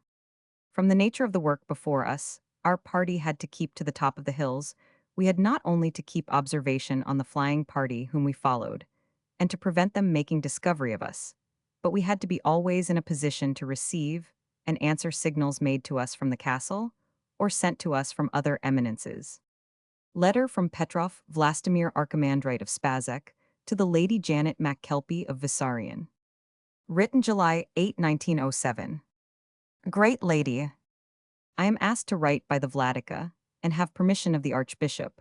I have the honor of transmitting to you the record of the pursuit of the Turkish spies who carried off the Voivodin Tuta of the noble house of Vissarion. The pursuit was undertaken by the Gospodar Rupert, who asked that I would come with his party, since what he was so good as to call my great knowledge of the country and its people might serve much. It is true that I have had much knowledge of the land of the Blue Mountains, and its people, amongst which and whom my whole life has been passed, but in such a cause no reason was required. There was not a man in the Blue Mountains who would not have given his life for the Voivodin Tuta, and when they heard that she had not been dead as they thought, but only in a trance, and that it was she whom the marauders had carried off, they were in a frenzy. So, why should Ito, whom has been given the great trust of the monastery of Spazich, hesitate at such a time for myself? I wanted to hurry on, and to come at once to the fight with my country's foes, and well I knew that the Gospodar Rupert, with a lion's heart meet for his giant body, would press on with a matchless speed. We of the Blue Mountains do not lag when our foes are in front of us. Most of all do we of the Eastern Church press on when the crescent wars against the cross. We took with us no gear or hamper of any kind, no coverings, except what we stood in, no food, nothing, but our handjars and our rifles with a sufficiency of ammunition. Before starting, the Gospodar gave hurried orders by signal from the castle to have food and ammunition sent to us, as we might signal by the nearest hamlet. It was high noon when we started, only 10 strong, for our leader would take none, but approved runners who could shoot straight and use the handjar as it should be used. So as we went light, we expected to go fast. By this time, we knew from the reports, signaled to Vissarion, that the enemies were chosen men of no despicable prowess. The keeper of the green flag of Islam is well served, and as though the Turk is an infidel and a dog, he is sometimes brave and strong indeed. Except when he passes the confines of the Blue Mountains, he has been known to do stirring deeds. But as none who have dared to wander in amongst our hills ever return to their own land, We may not know of how they speak at home of their battles here, still these men were evidently not to be despised, and our gospodar, who is a wise man as well as a valiant, warned us to be prudent, and not to despise our foes overmuch. We did as he counseled, and in proof we only took 10 men as we had only 20 against us. But then there was at stake much beyond life, and we took no risks. So as the great clock at Visarion clanged of noon, the 8 fastest runners of the Blue Mountains, together with the gospodar Rupert and myself, swept out on our journey. It had been signaled to us that the course which the marauders had as yet taken in their flight was a zigzag one, running eccentrically at all sorts of angles in all sorts of directions. But our leader had marked out a course where we might intercept our foes across the main line of their flight. Until we had reached that region, we paused not a second, but went as fast as we could all night long. Indeed, it was amongst us a race, as was the Olympic race of old Greece, each one vying with his fellows, though not in jealous emulation, but in high spirit to best serve his country, and the Voivodin Teuta foremost. Amongst us went the gospodar, bearing himself as a paladin of old, his mighty form pausing for no obstacle perpetually. Did he urge us on, he would not stop or pause for a moment, but often as he and I ran toe. Therefore, lady, in my youth, I was the fleetest of all in the race, and even that now can head a battalion when duty calls. Would ask me certain questions as to the Lady Teuta, and of the strange manner of her reputed death, as it was gradually unfolded in my answers to his questioning. And as each new phase of knowledge came to him, he would rush on as one possessed of fiends. Were at our mountaineers, who seemed to respect even fiends for their thoroughness, would strive to keep pace with him, till they too seemed worked into diabolic possession, and I myself, left alone, in the calmness of sacerdotal office, forgot even that with surging ears and eyes that saw blood I rushed along with best of them. Then truly the spirit of a great captain showed itself in the gospodar, for when others were charged with fury, he began to force himself into calm, so that out of his present self-command, and the memory of his exalted position, came a worthy strategy and thought for every contingency that might arise, so that, when some new direction was required for our guidance, there was no hesitation in its coming. We, 9 men of varying kinds, all felt that we had a master, and so being willing to limit ourselves to strict obedience, we were free to use such thoughts as well as such powers as we had to the best advantage of the doing. We came across the trail of the flying marauders on the second morning, after the abduction, a little before noon. It was easy enough to see, for by this time, the miscreants were all together, and our people who were woodlanders were able to tell much of the party that passed. These were evidently in a terrified hurry, for they had taken no precautions such as are necessary baffle pursuit, and all of which take time. Our foresters said that 2 went ahead and 2 behind. In the center went the mass, moving close together, as though surrounding their prisoner. We caught not even a single glimpse. Her could not have they encompassed her so closely. But our foresters saw other than the mass. The ground that had been passed was before them. They knew that the prisoner had gone unwillingly. More, one of them said, as he rose from his knees, where he had been examining of the ground. The misbegotten dogs have been urging her on with their yataghans. There are drops of blood, though there are no blood marks on her feet. Whereupon the gospodar flamed with passion, his teeth ground together, and with a deep breathed on he sprang off again, handjar in hand, on the track. Before long, we saw the party in the distance. This were far below us in a deep valley. Although the track of their going passed away to the right hand, they were making for the base of the great cliff, which rose before us. All their reason was twofold. As we soon knew, far off down the valley, which they were crossing, we saw signs of persons coming in haste who must be of the search party coming from the north. Though the trees hid them, we could not mistake the signs. I was myself forester enough to have no doubt again. It was evident that the young Voivodin could travel no longer at the dreadful pace at which they had been going. Those blood marks told their own tale. They meant to make a last stand here, in case they should be discovered. Then it was that he who amongst us all had been most fierce, and most bent on rapid pursuit, became the calm, raising his hand for silence. Though God knows we were, and had been silent enough during that long rush through the forests, said, in a low, keen whisper, which cut the silence like a knife: "My friends, the time is come for action. God be thanked, who has now brought us face to face with our foes. But we must be careful here, not on our own account, for we wish nothing more than to rush on and conquer or debut for the sake of her whom you love, and whom I too love. She is in danger from anything which may give warning to those fiends. If they know or even suspect for an instant that we are near, they will murder her." Here his voice broke for an instant with the extremity of his passion, or the depth of his feeling, I hardly know, which I think both acted on him. We know from those blood marks what they can do even to her, his teeth ground together again, but he went on without stopping further. Let us arrange the battle, though we are but little distance from them, as the crow flies the way is far to travel there, is I can see but one path down to the valley from this side that they have gone by, and that they will sure to guard to watch at any rate. Let us divide as to surround them the cliff towards which they make runs far to the left without a break. That to the right we cannot see from this spot, but from the nature of the ground, it is not unlikely that it turns round in this direction, making the hither end of the valley like a vast pocket or amphitheater. As they have studied the ground in other places, they may have done so in this, and have come hither as to a known refuge. Let one man a marksman stay here. As he spoke, a man stepped to the front. He was, I knew, an excellent shot.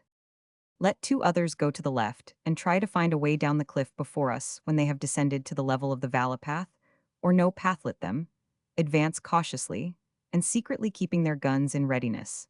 But they must not fire till need. Remember, my brother said, turning to those who stepped out a pace or two to the left, that the first shot gives the warning which will be the signal for the voivodin's death. These men will not hesitate. You must judge yourselves of the time to shoot the others of us. We'll move to the right, and try to find a path on that side. If the valley be indeed a pocket between the cliffs, we must find a way down that is not a path. As he spoke thus, there was a blaze in his eyes that betokened no good to aught that might stand in his way.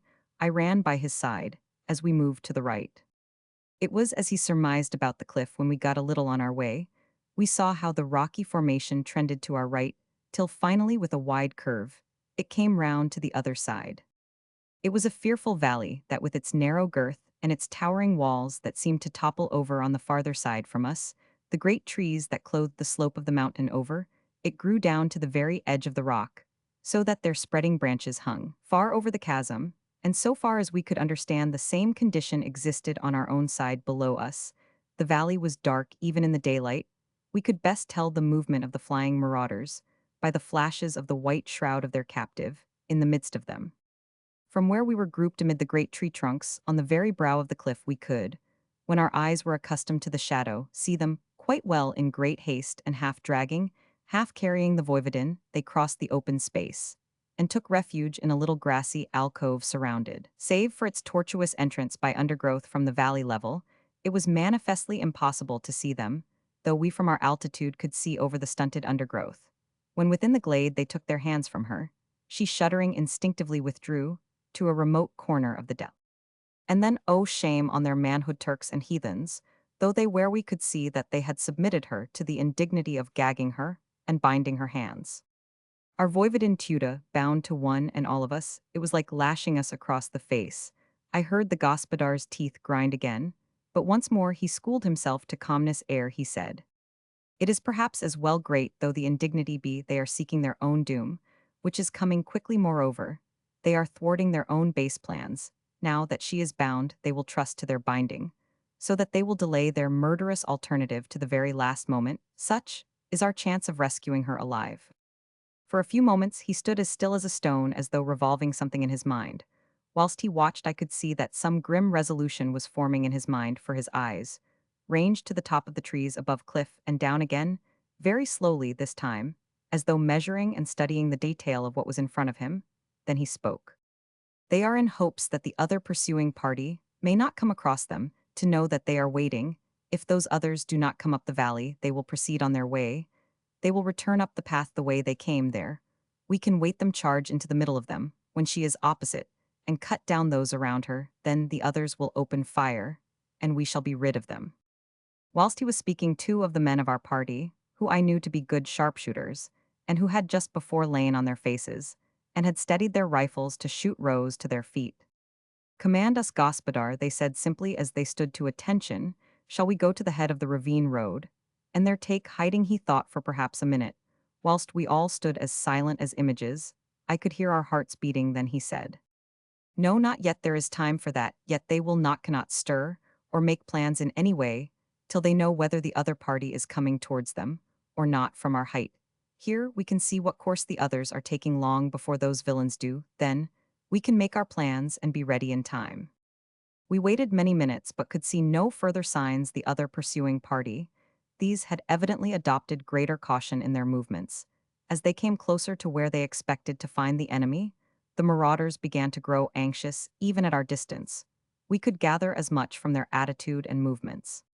Presently, when the suspense of their ignorance grew too much for them, they drew to the entrance of the glade, which was the farthest place to which, without exposing themselves to anyone who might come to the valley, they could withdraw from their captive.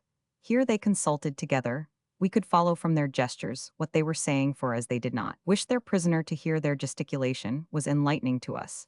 As to each other, our people, like all mountaineers, have good eyes, and the Gospodar is himself an eagle in this. As in other ways, 3 men stood back from the rest. They stacked their rifles so that they could seize them easily. Then they drew their scimitars and stood ready as though on guard.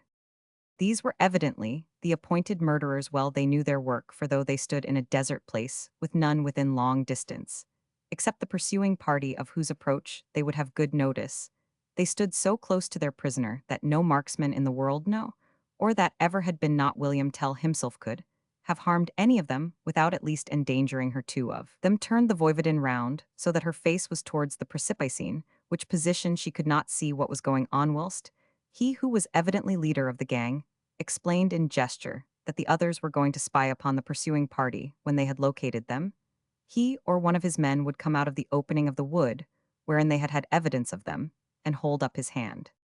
That was to be the signal for the cutting of the victim's throat, such being the chosen method, villainous even for heathen murderers of her death. There was not one of our men who did not grind his teeth when we witnessed the grim action, only too expressive of the Turk, as he drew his right hand clenched, as though he held a yataghan in it, across his throat. At the opening of the glade, all the spying party halted, whilst the leader appointed to each his place of entry of the wood, the front of which extended in an almost straight across the valley from cliff to cliff. The men, stooping low when in the open, and taking instant advantage of every little obstacle on the ground, seemed to fade like specters with incredible swiftness across the level mead, and were swallowed up in the wood.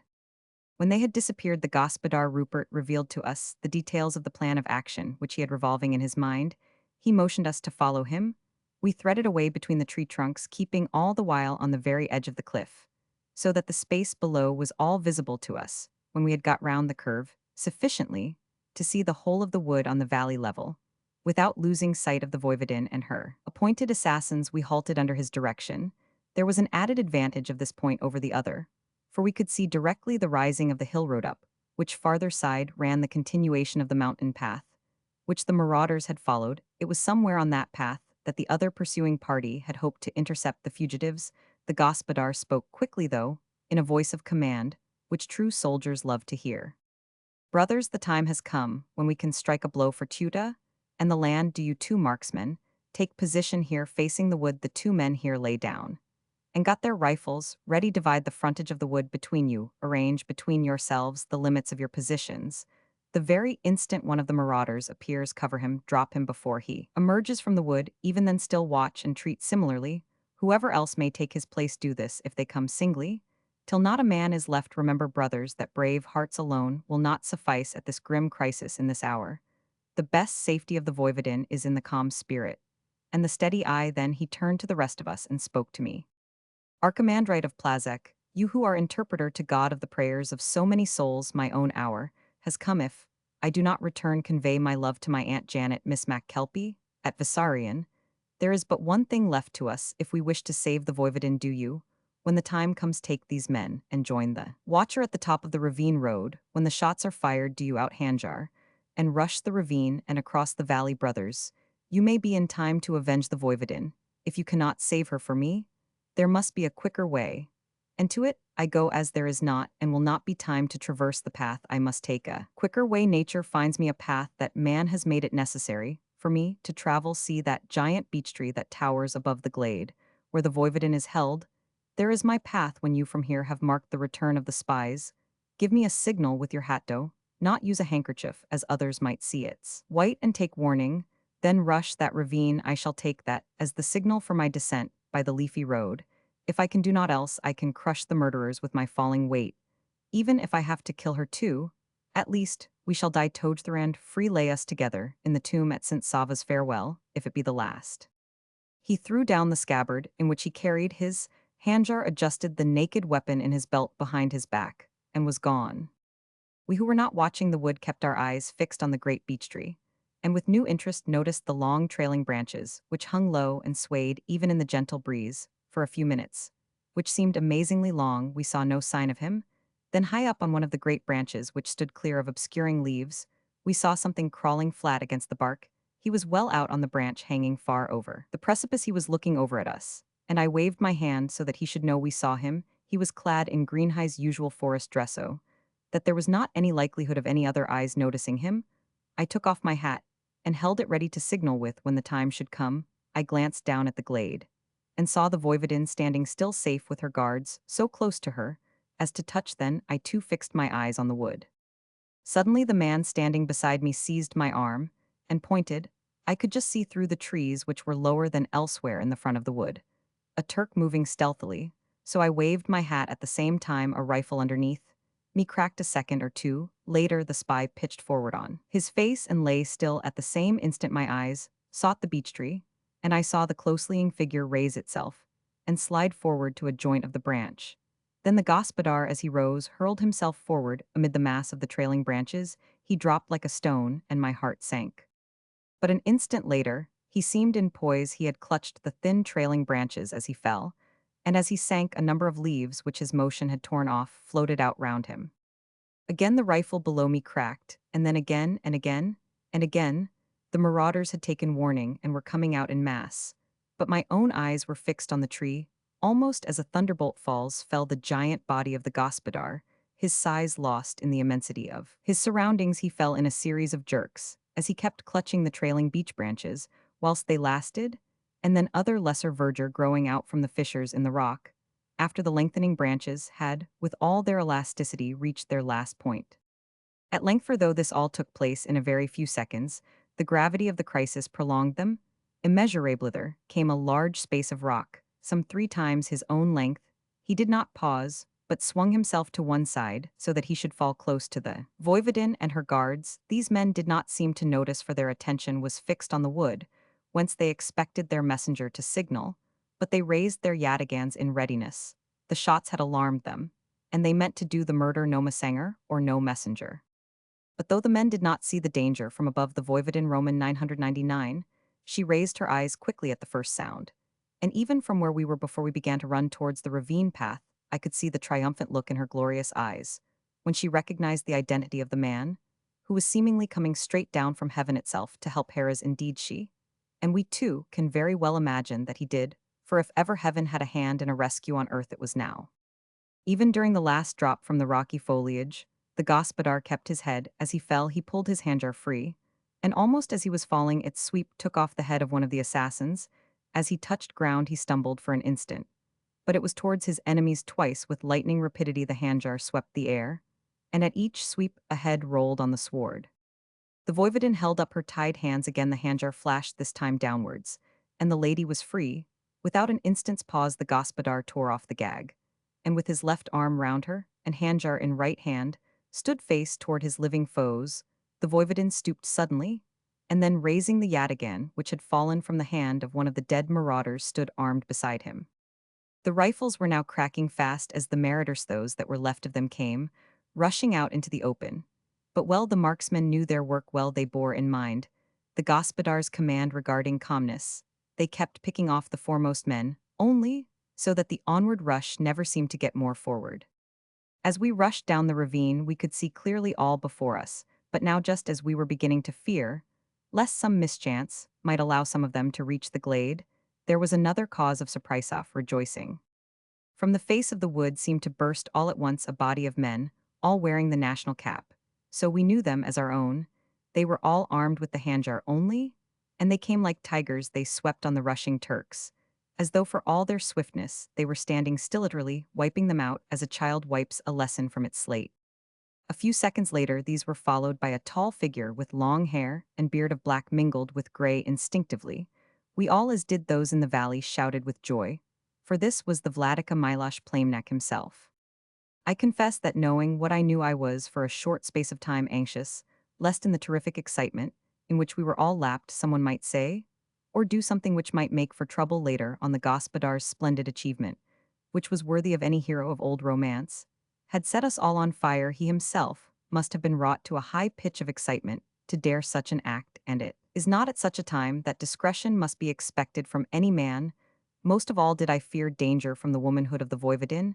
Had I not assisted at her marriage, I might not have understood then what it must have been to her to be saved from such a doom at such a time, by such a man who was so much to her. And in such a way it would have been only natural if at such a moment of gratitude and triumph she had proclaimed the secret which we of the Council of the Nation and her father's commissioners had so religiously kept. But none of us knew then either the Voivodin or the Gospodar Rupert. As we do now, it was well that they were as they are, for the jealousy and suspicion of our mountaineers might even at such a moment, and even whilst they throbbed at such a deed, have so manifested themselves as to have left a legacy of distrust. The Vladica and I, who of all save the two immediately concerned alone, looked at each other apprehensively. But at that instant the Voivodin, with a swift glance at her husband, laid a finger on her lip, and he with quick understanding gave assurance by a similar sign. Then she sank before him on one knee, and raising his hand to her lips kissed it and spoke. Gospodar Rupert, I owe you all that a woman may owe, except to God. You have given me life and honor. I cannot thank you adequately for what you have done. My father will try to do so when he returns.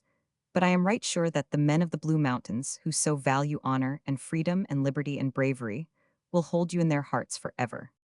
This was so sweetly spoken, with lips that trembled and eyes that swam in tears, so truly womanly, and so in accord with the custom of our nation, regarding the reverence that women owe to men, that the hearts of our mountaineers were touched to the quick. Their noble simplicity found expression in tears. But if the gallant Gospodar could have for a moment thought that so to weep was unmanly, his error would have had instant correction.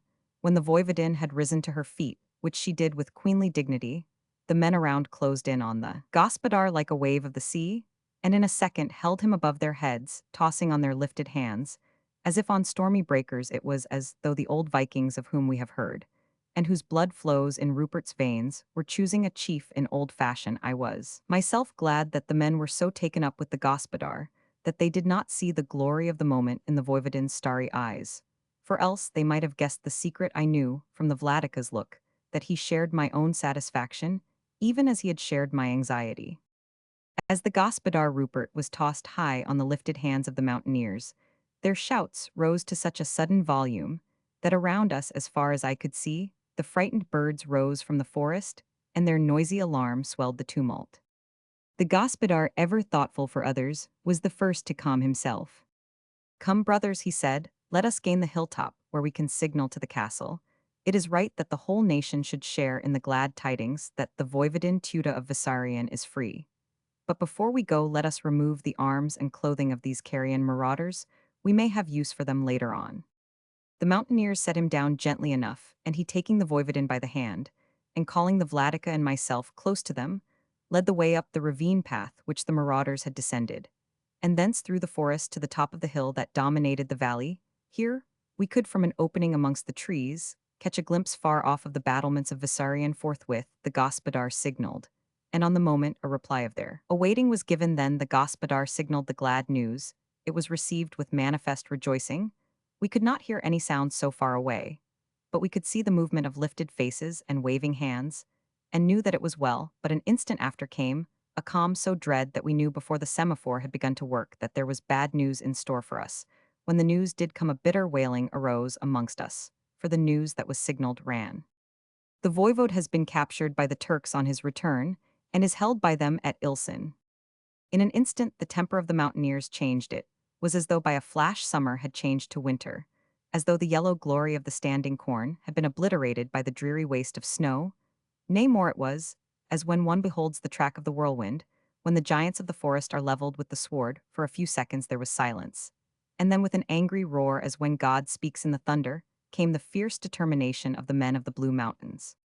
To Ilsen, and a stampede in the direction of the south began. For illustrious lady, you perhaps, who have been for so short a time at Vissarion, may not know that, at the extreme southern point of the land of the Blue Mountains, lies the little port of Ilsen, which long ago we wrested from the Turk. The stampede was checked by the command halt spoken in a thunderous voice by the Gospodar. Instinctively all stopped. The Gospodar Rupert spoke again. Had we not better know a little more before we start on our journey? I shall get by semaphore what details are known. do you all proceed in silence, and as swiftly as possible the Vladica and I will wait here till we have received the news and have sent some instructions when we shall follow. And if we can overtake you, one thing, be absolutely silent on what has been be secret of every detail even, as to the rescue of the voivodine except what I send. Without a word, this showing immeasurable trust whole, Bodinot a very large one it is true moved on, and the gospodar began signaling, as I was myself expert in the code. I did not require any explanation, but followed question and answer on either side. The first words the gospodar Rupert signaled were silence absolute and profound as to everything which has been. Then he asked for details of the capture of the voivode. The answer ran. He was followed from Flushing, and his enemies advised by the spies all along the route at Ragusa. Quite a number of stranger travelers seemingly went on board the packet. When he got out, the strangers debarked too, and evidently followed him, though as yet we have no details. He disappeared at Ilson from the Hotel Rio, whither he had gone. All possible steps are being taken to trace his movements, and strictest silence and secrecy are observed. His answer was, good, keep silent and secret. Am hurrying back signal request to Archbishop and all members of National Council to come to Gadar with all speed. There the yacht will meet him. Tell Rook take yacht all speed to Gadar. There meet Archbishop. And Council give him list of names. Send return full speed. Have ready plenty arms. 6 flying artillery. 200 men provisions. 3 days silence. All depends on that. All to go on as usual at Castle, except to those in secret. When the receipt of his message had been signaled, we three, for of course the voivodin was with us. She had refused to leave the gospodar, set out hot-foot after our comrades, but by the time we had descended the hill, it was evident that the voivodin could not keep up the terrific pace at which we were going. She struggled heroically, but the long journey she had already taken, and the hardship and anxiety she had suffered, had told on her. The gospodar stopped, and said that it would be better that he should press on. It was perhaps her father's life, and said he would carry her. No, she answered, go on, I shall follow with the Vladica. And then you can have things ready to get on soon. After the Archbishop and Council arrived, they kissed each other after on her part, a shy glance at me, and he went on the track of our comrades at a great pace. I could see him shortly after catch them up, though they too were going fast. For a few minutes they ran together, he speaking. I could note it from the way they kept turning their heads towards him. Then he broke away from them hurriedly. He went like a stag breaking covert, and was soon out of sight. They halted a moment or two, then some few ran on, and all the rest came back towards us quickly. They improvised a litter with cords and branches, and insisted that the voivodin should use it. In an incredibly short time, we were under way again, and proceeding with great rapidity towards Vissarion. The men took it in turns to help with the litter. I had the honor of taking a hand in the work myself. About a third of the way out from Vissarion, a number of our people met us. They were fresh, and as they carried the litter, we who were relieved were free for speed. So we soon arrived at the castle. Here we found all humming like a hive of bees. The yacht which Captain Rook had kept fired ever since the pursuing party under the gospodar had left Vissarion was already away, and tearing up the coast at a fearful rate. The rifles and ammunition were stacked on the quay. The field guns too were equipped, and the cases of ammunition ready to ship the men. 200 of them were paraded in full kit, ready to start at a moment's notice. The provision for 3 days was all ready to put aboard, and barrels of fresh water to trundle aboard when the yacht should return. At one end of the quay, ready to lift on board, stood also the gospodar's aeroplane, fully equipped, and ready if need were for immediate flight. I was glad to see that the voivodin seemed none the worse for her terrible experience. She still wore her shroud, but no one seemed to notice it as anything strange. The whisper had evidently gone round of what had been, but discretion ruled the day. She and the gospodar met as two who had served and suffered in common. But I was glad to notice that both kept themselves under such control that none of those not already in the secret even suspected that there was any love between them, let alone marriage. We all waited with what patience we could, till word was signaled from the castle tower that the yacht had appeared over the northern horizon, and was coming down fast, keeping inshore as she came. When she arrived, we heard to our joy that all concerned had done their work well. The Archbishop was aboard, and of the National Council, not one was missing.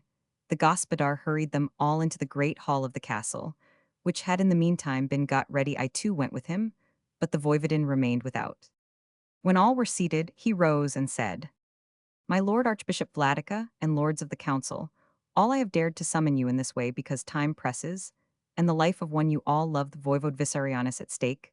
This audacious attempt of the Turk is the old aggression under a new form. It is a new and more daring step than ever to try to capture your chief. And his daughter the Voivodin, whom you love happily, the latter part of the scheme, is frustrated the Voivodin is safe. And amongst us but the Voivode is held. Prisoner if indeed he be still alive, he must be somewhere near Ilsen, but where exactly we know not as yet. We have an expedition ready to start the moment we receive your sanction, your commands. We shall obey your wishes with our lives. But as the matter is instant, I would venture to ask one question, and one only: shall we rescue the Voivode at any cost that may present itself?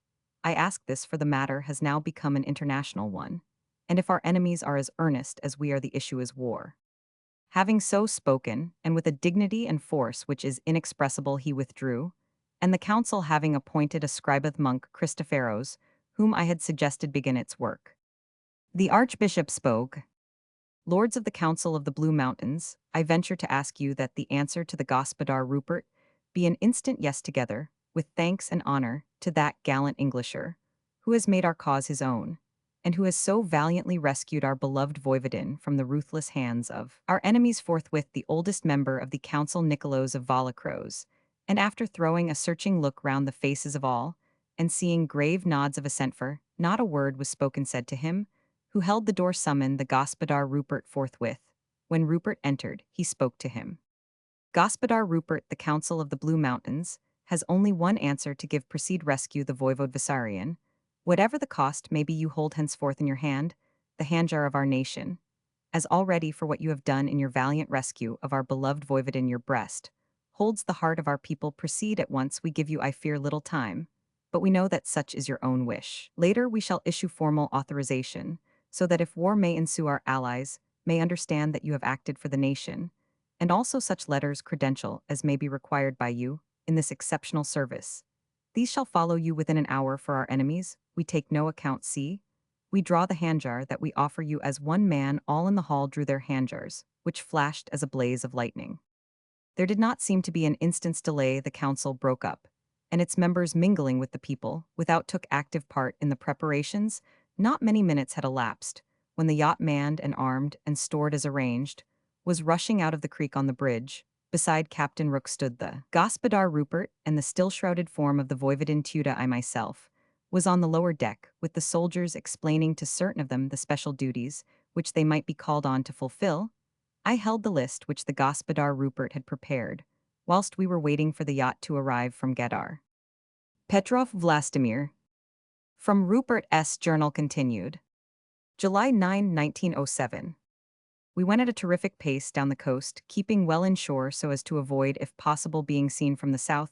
Just north of Ilsen, a rocky headland juts out, and that was our cover. On the north of the peninsula is a small landlocked bay with deep water. It is large enough to take the yacht, though a much larger vessel could not safely enter. We ran in and anchored close to the shore, which has a rocky frontagia, natural shelf of rock, which is practically the same as a quay. Here we met the men who had come from Ilsen and the neighborhood in answer to our signaling earlier in the day. They gave us the latest information regarding the kidnapping of the Voivode, and informed us that every man in that section of the country was simply aflame about it. They assured us that we could rely on them not merely to fight to the death, but to keep silence absolutely, whilst the seamen, under the direction of Rook, took the aeroplane on shore and found a suitable place for it, where it was hidden from casual view, but from which it could be easily launched. The Vladica and Ian, of course, my wife, were hearing such details as were known of the disappearance of her father.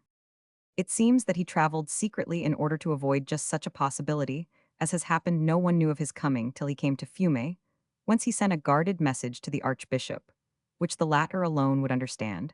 But this Turkish agents were evidently on his track all the time, and doubtless the Bureau of Spies was kept well advised.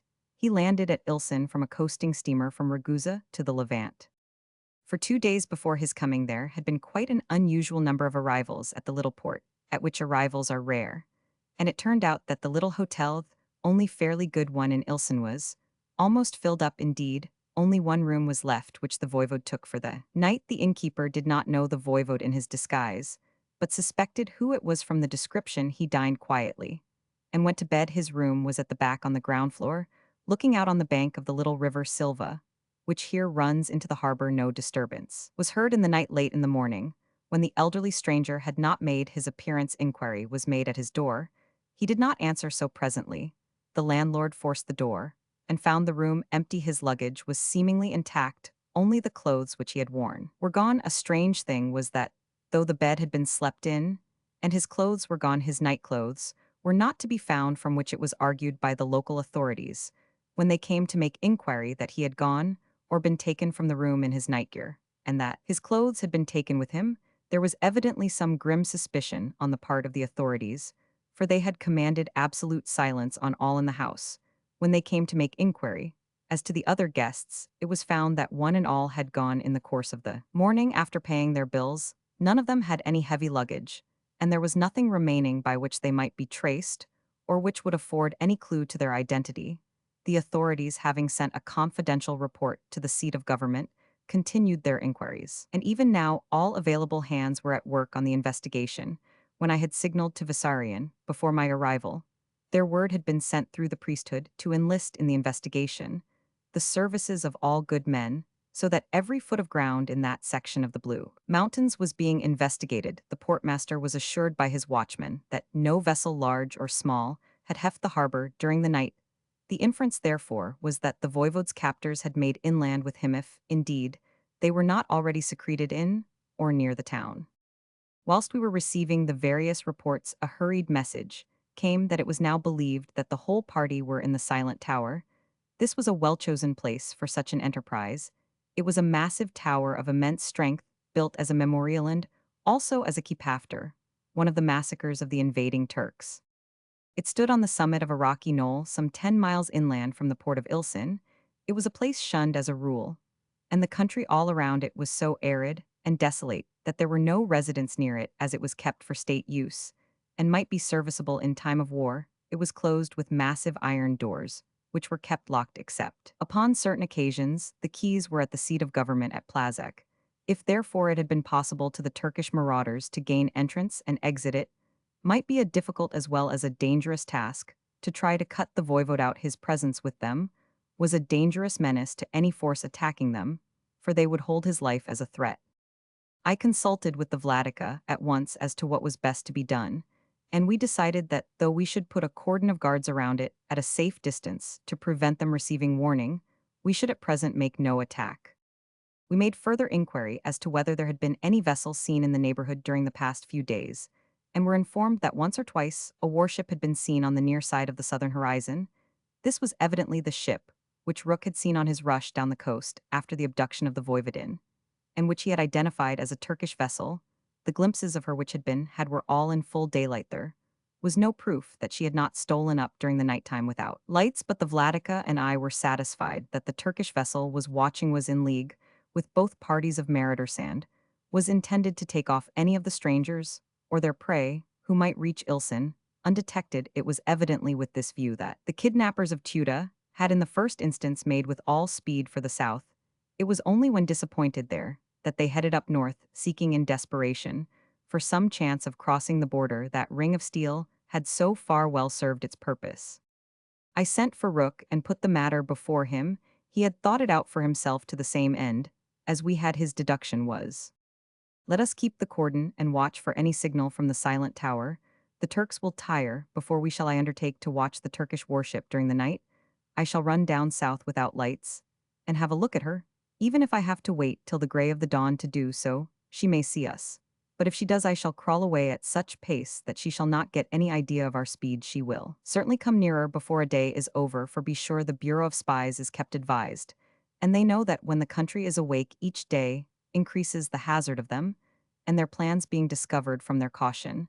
I gather that they do not court discovery, and from that they do not wish for an open declaration of war. If this be so, why should we not come out to them and force an issue if need be? When Tuda and I got a chance to be alone, we discussed the situation in every phase. The poor girl was in a dreadful state of anxiety regarding her father's safety. At first, she was hardly able to speak or even to think coherently. Her utterance was choked, and her reasoning palsied with indignation. But presently the fighting blood of her race restored her faculties, and then her woman's quick wit was worth the reasoning of a camp full of men. Seeing that she was all on fire with the subject, I sat still and waited, taking care not to interrupt her. For quite a long time she sat still, whilst the coming night thickened.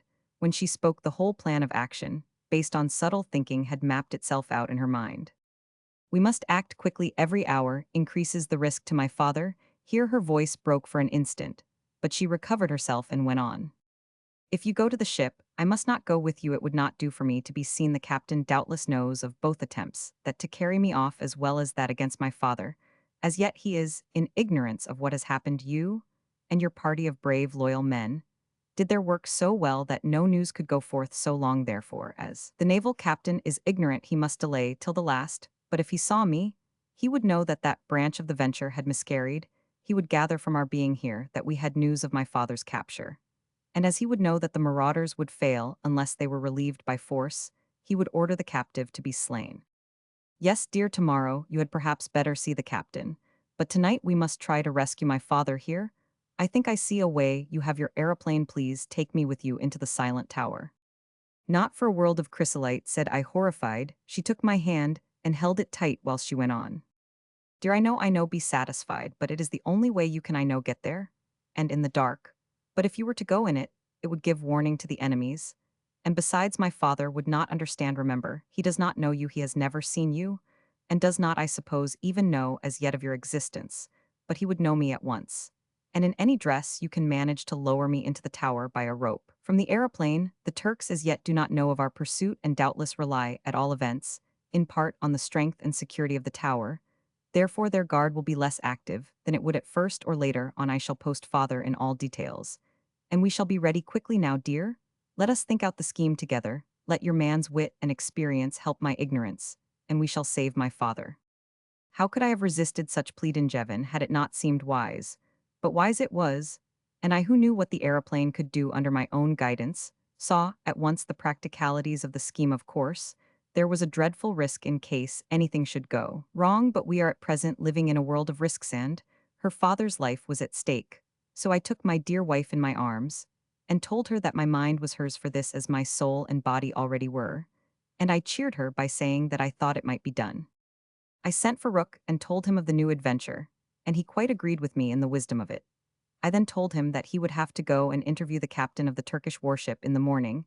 If I did not turn up, I am going to see the Vladika. I said he will lead our own troops in the attack on the silent tower.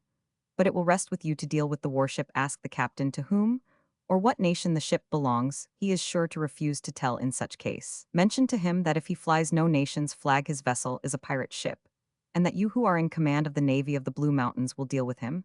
As a pirate is dealt with no quarter, no mercy, he will temporize and perhaps try a bluff. But when things get serious with him, he will land a force or try to, and may even prepare to shell the town. He will threaten to, at any rate in such case, deal with him as you think best or as near to it as you can, he answered. I shall carry out your wishes with my life. It is a righteous task, not that anything of that sort would ever stand in my way. If he attacks our nation, either as a Turk or a pirate, I shall wipe him out. We shall see what our own little packet can do. Moreover, any of the marauders who have entered the Blue Mountains from sea or otherwise shall never get out by sea. I take it that we of my contingent shall cover the attacking party. It will be a sorry time for us all if that happens without our seeing you and the Voivodin, for in such case we shall understand the worst iron, as he was. The man trembled. That is so, Rook, I said. We are taking a desperate chance, we know, but the case is desperate. But we all have our duty to do. Whatever happens, ours and yours is stern. But when we have done it, the result will be that life will be easier for others, for those that are left. Before he left, I asked him to send up to me 3 suits of the Masterman bulletproof clothes, of which we had a supply on the yacht. 2 are for the Voivodin and myself. I said the third is for the Voivode to put on. The Voivodin will take it with her when she descends from the aeroplane into the tower. Whilst any daylight was left, I went out to survey the ground. My wife wanted to come with me, but I would not let her know. Said I, you will have at the best a fearful tax on your strength, and your nerves. You will want to be as fresh as is possible when you get on the aeroplane. Like a good wife, she obeyed, and lay down to rest in the little tent provided for her. I took with me a local man who knew the ground and who was trusted to be silent. We made a long detour. When we had got as near the silent tower as we could without being noticed, I made notes from my compass as to directions, and took good notice of anything that could possibly serve as a landmark. By the time we got home, I was pretty well satisfied that if all should go well, I could easily sail over the tower in the dark. Then I had a talk with my wife and gave her full instructions. When we arrive over the tower, I said, I shall lower you with a long rope. You will have a parcel of food, and spirit for your father in case he is fatigued or faint. And of course, the bulletproof suit which he must put on at once. You will also have a short rope with a belt at either end on for your father, the other for you. When I turn the aeroplane and come back again, you will have ready the ring which lies midway between the belts. This you will catch into the hook at the end of the lowered rope when all is secure, and I have pulled you both up by the windlass. So as to clear the top I shall throw out ballast which we shall carry on purpose. And away we go. I am sorry, it must be so uncomfortable for you both. But there is no other way. When we get well clear of the tower, I shall take you both up on the platform. If necessary, I shall descend to do it, and then we shall steer for Ilsen. When all is safe, our men will attack the tower. We must let them do it, for they expect it. A few men in the clothes and arms which we took from your captors will be pursued by some of ours. It is all arranged. They will ask the Turks to admit them. And if the latter have not learned of your father's escape, perhaps they will do so once, and our men will try to open the gate. The chances are against them, poor fellows, but they are all volunteers, and will die fighting. If they win out, great glory will be theirs. The moon does not rise tonight till just before midnight, so we have plenty of time. We shall start from here at 10. If all be well, I shall place you in the tower with your father. In less than a quarter hour from that, a few minutes will suffice to clothe him in bulletproof and get on his belt. I shall not be away from the tower more than a very few minutes, and please God, long before 11, we shall be safe. Then the tower can be won in an attack by our mountaineers, perhaps, when the guns are heard on the ship of warfare. There is sure to be fearing the captain may try to land a shore party, but Rook will stand in the way. And if I know the man and the lady, we shall not be troubled with many Turks tonight. By midnight, you and your father can be on the way to Vissarion. I can interview the naval captain in the morning. My wife's marvelous courage and self-possession stood to her at half an hour before the time fixed. She was ready for our adventure. She had improved the scheme in one detail. She had put on her own belt and coiled the rope round her waist, so the only delay would be in bringing her father's belt. She would keep the bulletproof dress intended to be his, strapped in a packet on her back, so that if occasion should be favorable, he would not want to put it on till he and she should have reached the platform of the aeroplane. In such case, I should not steer away from the tower at all, but would pass slowly across it and take up the captive and his brave daughter. Before leaving, I had learned from local sources that the tower was in several stories. Entrance was by the foot where the great ironclad door was. Then came living rooms and storage, and an open space at the top. This would probably be thought the best place for the prisoner, for it was deep sunk within the massive walls, wherein was no loophole of any kind. This, if it should so happen, would be the disposition of things best for our plan. The guards would at this time be all inside the tower, probably resting, most of them, so that it was possible that no one might notice the coming of the airship. I was afraid to think that all might turn out so well, for in such case, our task would be a simple enough one, and would in all human probability be crowned with success. At 10 o'clock we started. Tuda did not show the smallest sign of fear or even uneasiness, though this was the first time she had even seen an aeroplane at work. She proved to be an admirable passenger for an airship. She stayed quite still, holding herself rigidly in the position arranged by the cords which I had fixed for her. When I had trued my course by the landmarks, and with the compass lit by the tiny my electric light in the dark box, I had time to look about me. All seemed quite dark, wherever I looked, to land or sea or sky. But darkness is relative, and though each quarter and spot looked dark in turn, there was not such absolute darkness. As a whole, I could tell the difference, for instance, between land and sea. No matter how far off we might be from either, looking upward, the sky was dark, yet there was light enough to see and even distinguish broad effects. I had no difficulty in distinguishing the tower towards which we were moving, and that, after all, was the main thing. We drifted slowly, very slowly, as the air was still, and I only used the minimum pressure necessary for the engine. I think I now understood for the first time the extraordinary value of the engine with which my Kitson was equipped. It was noiseless, it was practically of no weight, and it allowed the machine to progress as easily as the old-fashioned balloon used to drift before a breeze. Tuda, who had naturally very fine sight, seemed to see even better than I did, for, as we drew nearer to the tower, and its round, open top began to articulate itself, she commenced to prepare for her part of the task. She it was who uncoiled the long drag rope ready for her lowering. We were proceeding so gently that she, as well as I, had hopes that I might be able to actually balance the machine on the top of the curving wall, a thing manifestly impossible on a straight surface, though it might have been possible on an angle. On we crept in, and on there was no sign of light about the tower, and not the faintest sound to be heard, till we were almost close to the line of the rising wall. Then we heard a sound of something like mirth, but muffled by distance and thick walls from it. We took fresh heart, for it told us that our enemies were gathered in the lower chambers. If only the voivode should be on the upper stage, all would be well. Slowly, almost inch by inch, and with a suspense that was agonizing, we crossed some 20 or 30 feet above the top of the wall.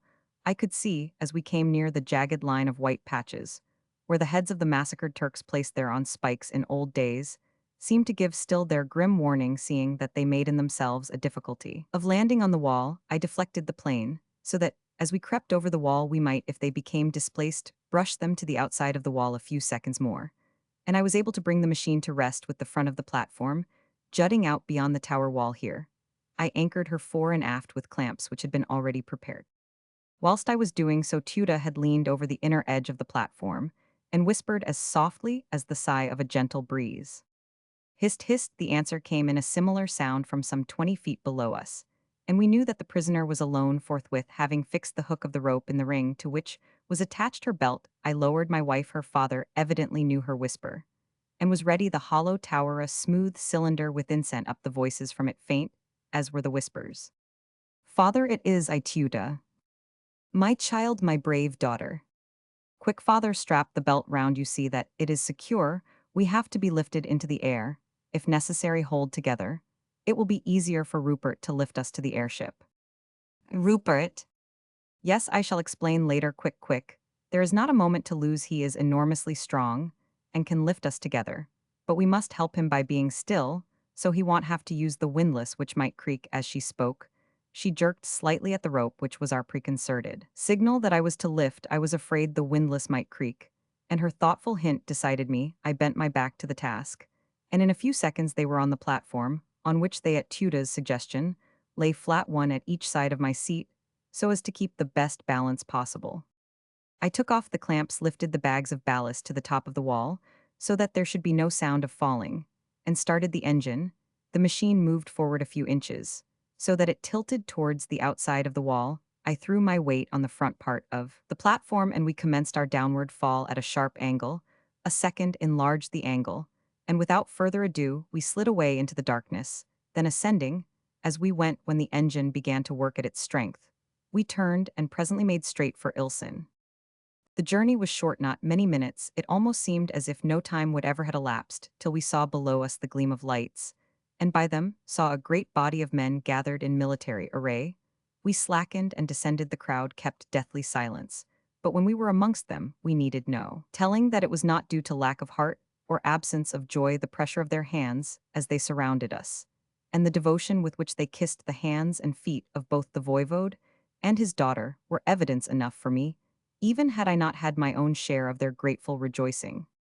In the midst of it all, the low, stern voice of Rook, who had burst away to the front beside the Vladika, said, "Now is the time to attack the tower. Forward, brothers, but in silence. Let there not be a sound till you are near the gate. Then play your little comedy of the escaping marauders, and 'twill be no comedy for them in the tower. The yacht is all ready for the morning, Mr. St. Ledger, in case I do not come out of the scrimmage. If the bluejackets arrive in such case, you will have to handle her yourself. God keep you, my lady, and you too, voivode, forward." In a ghostly silence, the grim little army moved forwards. Rook, and the men with him, disappeared into the darkness, in the direction of the harbor of Ilsen. From the script of the Voivode Peter Vissarion. July 7, 1907. I had little idea when I started on my homeward journey that it would have such a strange termination. Even I, who ever since my boyhood have lived in a whirl of adventure, intrigue, or diplomacy, whichever it may be, called statecraft, and war, had reason to be surprised. I certainly thought that, when I locked myself into my room in the hotel at Ilsen, that I would have at last a spell, however short, of quiet. All the time of my prolonged negotiations with the various nationalities, I had to be at tension. So too on my homeward journey, lest something at the last moment should happen adversely to my mission. But when I was safe on my own land of the Blue Mountains, and laid my head on my pillow where only friends could be around me, I thought I might forget care. But to wake with a rude hand over my mouth, and to feel myself grasped tight by so many hands that I could not move a limb, was a dreadful shock. All after that was like a dreadful dream. I was rolled in a great rug so tightly that I could hardly breathe, let alone cry out, lifted by many hands through the window, which I could hear was softly opened and shut for the purpose, and carried to a boat again, lifted into some sort of litter, on which I was borne a long distance, but with considerable rapidity again lifted. Out and dragged through a doorway opened on purpose. I could hear the clang as it was shut behind me, then the rug was removed, and I found myself still in my nightgear, in the midst of a ring of men. There were 20 of them, all Turks, all strong-looking, resolute men, armed to the teeth. My clothes, which had been taken from my room, were thrown down beside me, and I was told to dress as the Turks were going from the room shaped like a vault where we then were the last of them, who seemed to be some sort of officer, said, "If you cry out or make any noise whatever whilst you are in this tower, you shall die before your time." Presently, some food and water were brought me, and a couple of blankets. I wrapped myself up and slept till early in the morning. Breakfast was brought, and the same men filed in the presence of them. All the same officer said, "I have given instructions that if you make any noise or betray your presence to anyone outside this tower, the nearest man is to restore you to immediate quiet with his yataghan. If you promise me that you will remain quiet whilst you are within the tower, I can enlarge your liberties somewhat." "Do you promise?" I promised, as he wished there was no need to make necessary any stricter measure of confinement. Any chance of escape lay in having the utmost freedom allowed to me. Although I had been taken away with such secrecy, I knew that before long there would be pursuit, so I waited with what patience I could. I was allowed to go on the upper platform. A consideration due, I am convinced, to my captors' wish for their own comfort, rather than for mine. It was not very cheering, for during the daytime I had satisfied myself that it would be quite impossible for even a younger and more active man than I am to climb the walls. They were built for prison purposes, and a cat could not find entry for its claws between the stones. I resigned myself to my fate as well as I could. Wrapping my blanket round me, I lay down and looked up at the sky. I wished to see it whilst I could. I was just dropping to sleep. The unutterable silence of the place, broken only now and again by some remark by my captors in the rooms below Muhin. There was a strange appearance, just over me, an appearance so strange that I sat up and gazed with distended eyes. Across the top of the tower, some height above, drifted slowly and silently a great platform. Although the night was dark, it was so much darker where I was within the hollow of the tower that I could actually see what was above me. I knew it was an aeroplane, of which I had seen in Washington. A man was seated in the center, steering, and beside him was a silent figure of a woman, all wrapped in white. It made my heart beat to see her, for she was figured something like my tuta, but broader, less shapely. She leaned over, and a whispered SSH crept down to me. I answered in similar way, whereupon she rose, and the man lowered her down into the tower. Then I saw that it was my dear daughter who had come in this wonderful way to save me. With infinite haste, she helped me to fasten round my waist a belt attached to a rope which was coiled round her. And then the man, who was a giant in strength as well as stature, raised us both to the platform of the aeroplane, which he set in motion without an instant's delay. Within a few seconds, and without any discovery being made of my escape, we were speeding towards the sea. The lights of Ilsen were in front of us. Before reaching the town, however, we descended in the midst of a little army of my own people, who were gathered ready to advance upon the silent tower, there, to effect, if necessary, my rescue. By force small chance would there have been of my life in case of such a struggle. Happily, however, the devotion and courage of my dear daughter, and of her gallant companion, prevented such a necessity. It was strange to me to find such joyous reception amongst my friends expressed in such a whispered silence.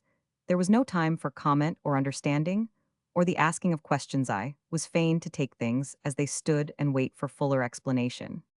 This came later, when my daughter and I were able to converse alone.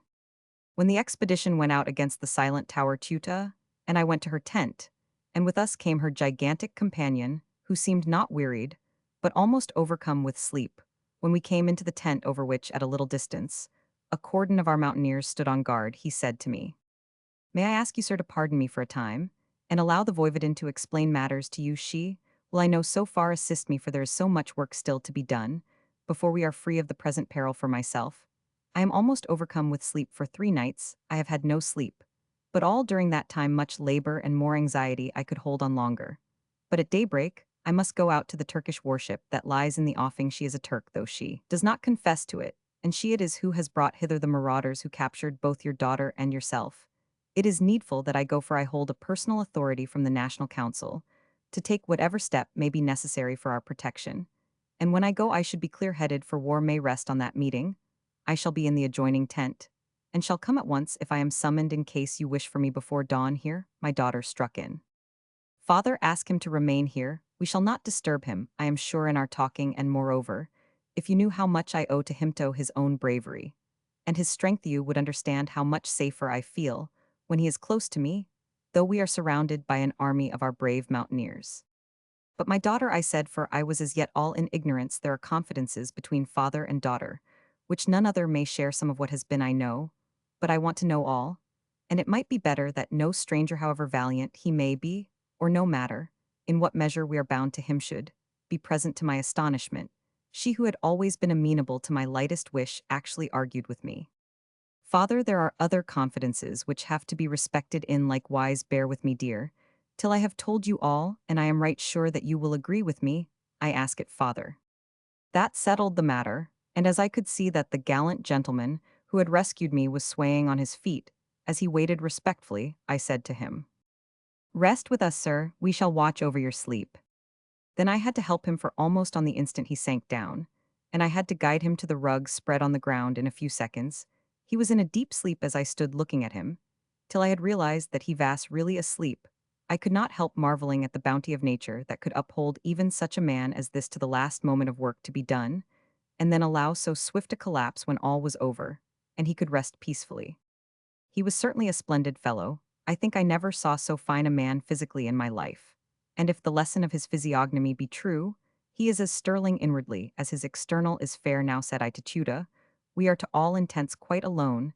Tell me all that has been, so that I may understand. Whereupon my daughter, making me sit down, knelt beside me, and told me from end to end the most marvelous story I had ever heard or read. Of something of it I had already known from the Archbishop Paleolog's later letters.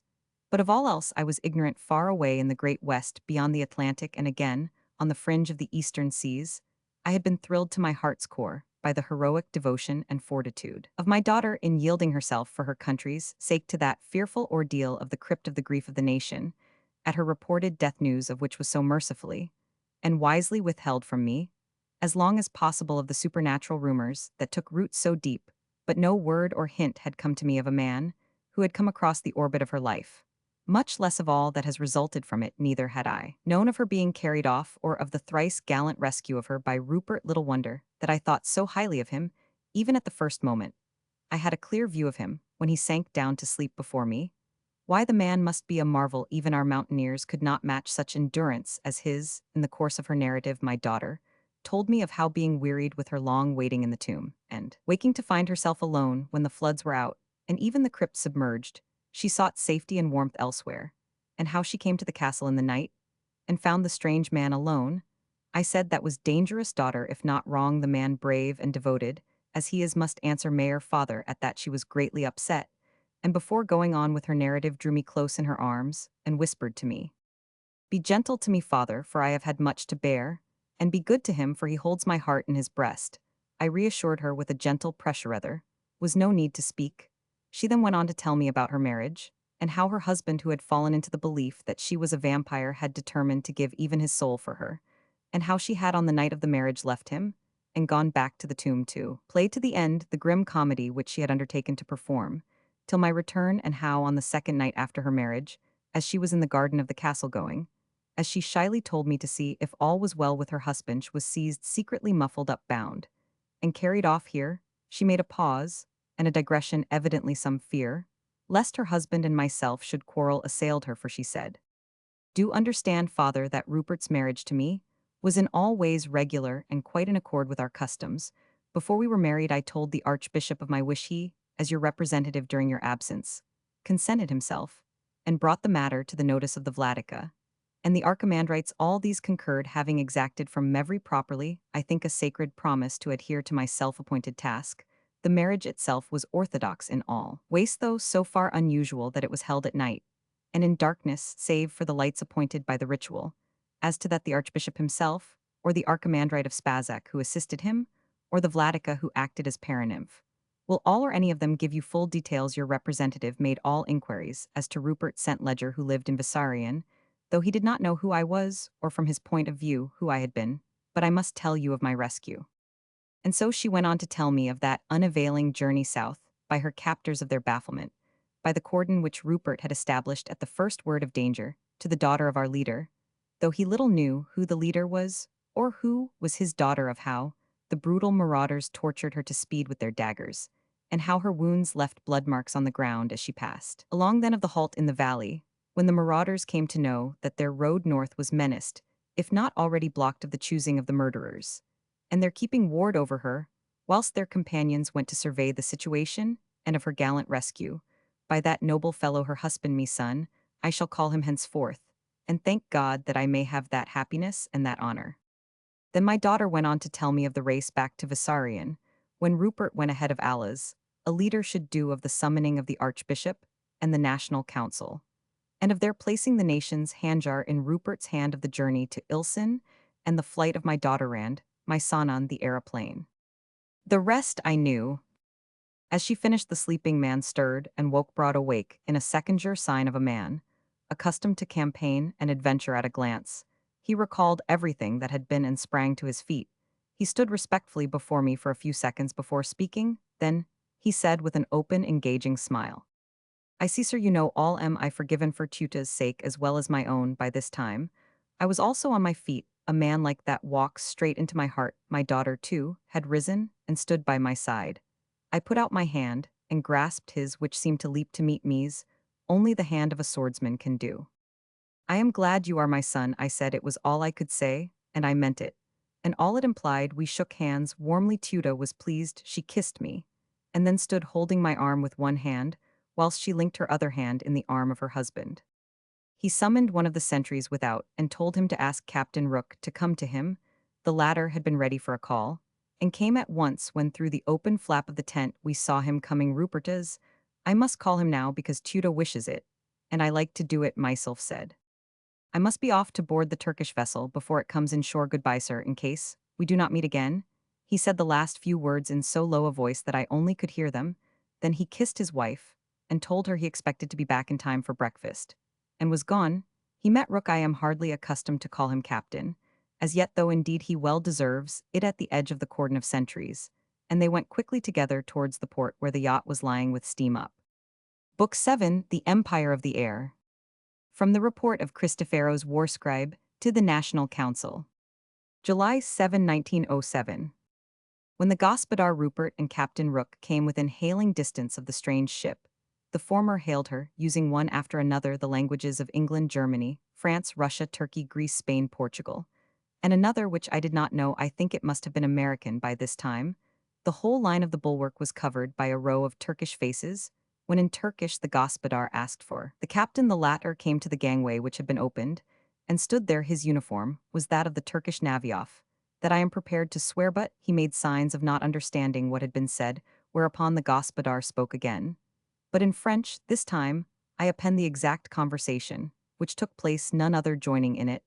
I took down in shorthand the words of both as they were spoken. The Gospodar, are you the captain of this ship?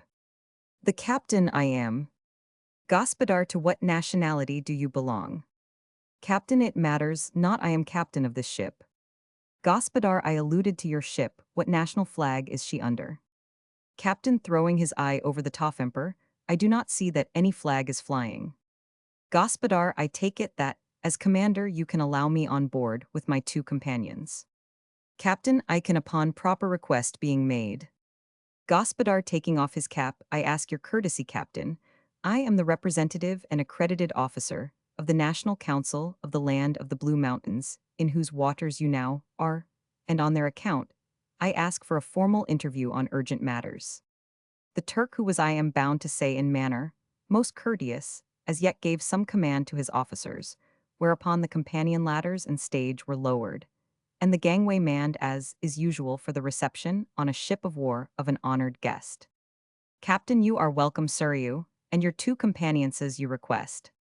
The Gospodar boat, our companion ladder, was rigged on the instant, and a launch lowered the Gospodar and Captain, Rook taking me with them entered, and rowed to the warship, where we were all honorably received. There were an immense number of men on board, soldiers as well as seamen. It looked more like a warlike expedition than a fighting ship in time of peace. As we stepped on the deck, the seamen and marines, who were all armed as at drill, presented arms. The Gospodar went first towards the captain and Captain Rook, and I followed close behind him. The Gospodar spoke. I am Rupert St. Ledger, a subject of His Britannic Majesty, presently residing at Vissarion, in the land of the Blue Mountains. I am at present empowered to act for the National Council in all matters here, is my credential. As he spoke, he handed to the captain a letter. It was written in 5 different languages: Balkan, Turkish, Greek, English, and French. The captain read it carefully, all through forgetful, for the moment, that he had seemingly been unable to understand the Gospodar's questions spoken in the Turkish tongue. Then he answered. I see the document is complete. May I ask on what subject you wish to see me? Gospodar, you are here in a ship of war in blue mountain waters, yet you fly no flag of any nation. You have sent armed men ashore in your boats, thus committing an act of war. The National Council of the land of the Blue Mountains requires to know what nation you serve, and why the obligations of international law are thus broken. The captain seemed to wait for further speech, but the Gospodar remained silent, whereupon the former spoke. Captain, I am responsible to my own chiefs. I refuse to answer your question. The Gospodar spoke at once in reply. Gospodar, then, sir, you as commander of a ship, and especially a ship of war, must know that in thus violating national and maritime laws, you, and all on board this ship, are guilty of an act of piracy.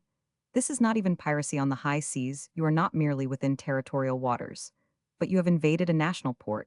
As you refuse to disclose the nationality of your ship, I accept, as you seem to do, your status as that of a pirate, and shall in due season act accordingly. Captain, with manifest hostility, I accept the responsibility of my own acts, without admitting your contention. I tell you now that whatever action you take shall be at your own peril, and that of your National Council. Moreover, I have reason to believe that my men who were sent ashore on special service have been beleaguered in a tower which can be seen from the ship before dawn this morning. Firing was heard from that direction, from which I gather that attack was made on them. They, being only a small party, may have been murdered. If such be so, I tell you that you and your miserable little nation, as you call it, shall pay such blood money as you never thought of. I am responsible for this, and by Allah, there shall be a great revenge.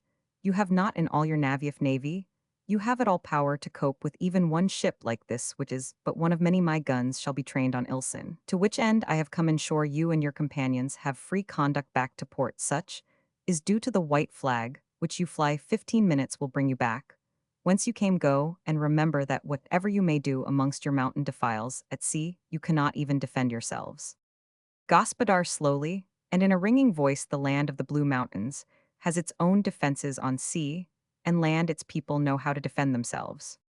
Captain, taking out his watch, it is now close on 5 bells. At the first stroke of 6 bells our guns shall open fire. Gospodar, calmly, it is my last duty to warn you, sir, and to warn all on this ship that much may happen before even the first stroke of 6 bells be warned in time, and give over this piratical attack, the very threat of which may be the cause of much bloodshed. Captain, violently do you dare to threaten me, and moreover my ship's company? We are one, I tell you, in this ship, and the last man shall perish like the first ere this enterprise fail. Go. With a bow the Gospodar turned and went down the ladder, we following him. In a couple of minutes, the yacht was on her way to the port. From Rupert's Journal, July 10, 1907. When we turned shoreward after my stormy interview with the pirate captain, I can call him nothing else at present, Rook gave orders to a quartermaster on the bridge, and the lady began to make to a little northward of Ilsen Port. Rook himself went aft to the wheelhouse, taking several men with him. When we were quite near the rocks, the water is so deep here that there is no danger. We slowed down, merely drifting along southwards towards the port. I was myself on the bridge, and could see all over the decks. I could also see preparations going on upon the warship. Ports were opened, and the great guns on the turrets were lowered for action. When we were starboard, broadside on to the warship, I saw the port side of the steering house open, and Rook's men sliding out what looked like a huge gray crab, which by tackle from within the wheelhouse was lowered softly into the sea.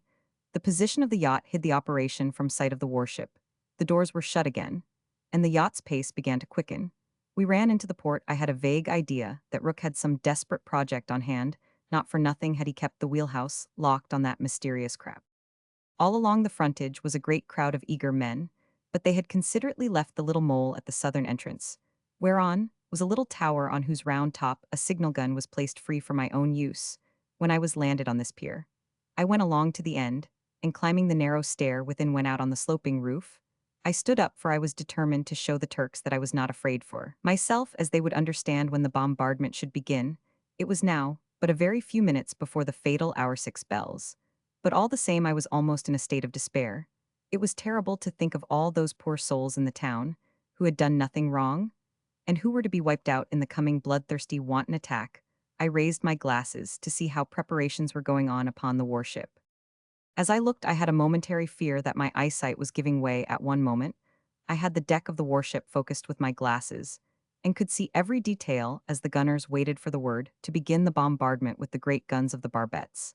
The next I saw nothing but the empty sea.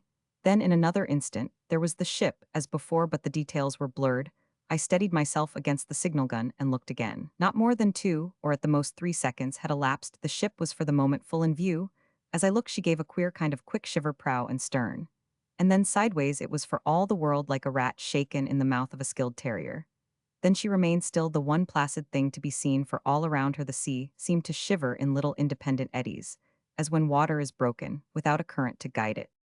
I continued to look, and when the deck was or seemed quite still, for the shivering water round the ship kept catching my eyes through the outer rays of the lenses, I noticed that nothing was stirring. The men who had been at the guns were all lying down. The men in the fighting tops had leaned forward or backward, and their arms hung down helplessly. Everywhere was desolation in, so far as life was concerned. Even a little brown bear, which had been seated on the cannon which was being put into range position, had jumped or fallen on deck, and lay there stretched out hands still.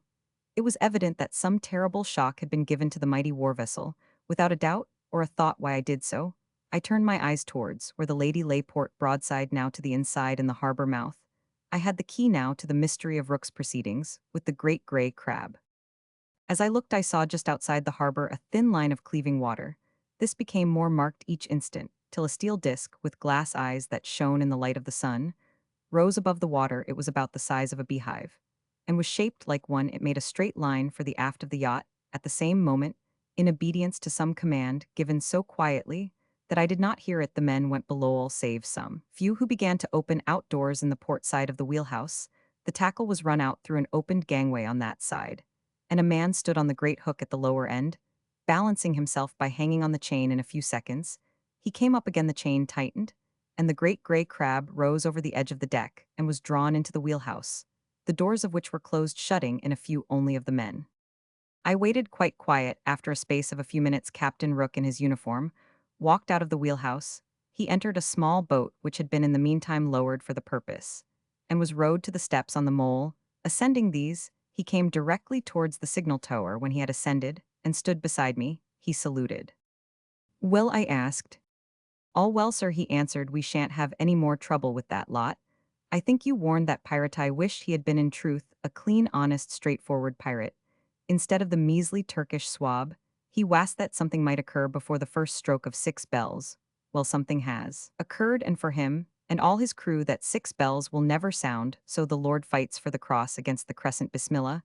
Amen. He said this in a manifestly formal way, as though declaiming a ritual. The next instant, he went on in the thoroughly practical, conventional way, which was usual to him. "May I ask a favor, Mr. St. Ledger?" "1,000, my dear Rook," I said. "You can't ask me anything which I shall not freely grant, and I speak within my brief from the National Council. You have saved Ilson this day, and the Council will thank you for it in due time." "Me, sir," he said, with a look of surprise on his face, which seemed quite genuine. "If you think that I am well out of it, I was afraid when I woke that you might court-martial me." "Court-martial you? What for?" I asked, surprised in my turn. "For going to sleep on duty, sir. And the fact is, I was worn out in the attack on the Silent Tower last night. And when you had your interview with the purre tall good pirates, forgive me for the blasphemy, amen, and I knew that everything was going smoothly. I went into the wheelhouse and took 40 winks." He said all this without moving so much as an eyelid, from which I gathered that he wished absolute silence to be observed on my part. Whilst I was revolving this in my mind, he went on. "Touching that request, sir, when I have left you, and the Voivodin of Korsit Vissarion, together with such others as you may choose to bring there with you, may I bring the yacht back here for a spell. I rather think that there is a good deal of cleaning up to be done, and the crew of the lady with myself are the men to do it. We shall be back by nightfall at the creek." "Do as you think best, Admiral Rook," I said. "Admiral?" "Yes, Admiral. At present, I can only say that tentatively, but by tomorrow, I am sure the National Council will have confirmed it. I am afraid, old friend, that your squadron will be only your flagship for the present, but later we may do better." So long as I am Admiral your honor, I shall have no other flagship than the lady I am not a young man. But young or old my pennon shall float over no other deck. Now one other favor, Mr. St. Ledger. It is a corollary of the first, so I do not hesitate to ask may I appoint Lieutenant Desmond, my present first officer, to the command of the battleship. Of course, he will at first only command the prize crew, but in such case, he will fairly expect the confirmation of his rank later. I had better perhaps tell you, sir, that he is a very capable seaman, learned in all the sciences that pertain to a battleship and bred in the first navy in the world. By all means, Admiral, your nomination, shall I think I may promise you be confirmed. Not another word we spoke. I returned with him in his boat to the lady, which was brought to the dock wall, where we were received with tumultuous cheering. I hurried off to my wife, and the voivode Rook, calling Desmond to him, went on the bridge of the lady, which turned and went out at terrific speed to the battleship, which was already drifting up northward on the tide. From the report of Christophero's scribe of the National Council of the Land of the Blue Mountains. July 8, 1907. The meeting of the National Council July 6 was but a continuation of that held before the rescue of the Voivodin Vissarion, the members of the council having been during the intervening night housed in the castle of Vissarion. When in the early morning they met, all were jubilant for late. At night the fire signal had flamed up from Ilsen, with the glad news that the Voivode Peter Vissarion was safe, having been rescued with great daring on an aeroplane by his daughter, and the Gospodar Rupert, as the people call him, Mr. Rupert St. Ledger, as he is in his British name and degree.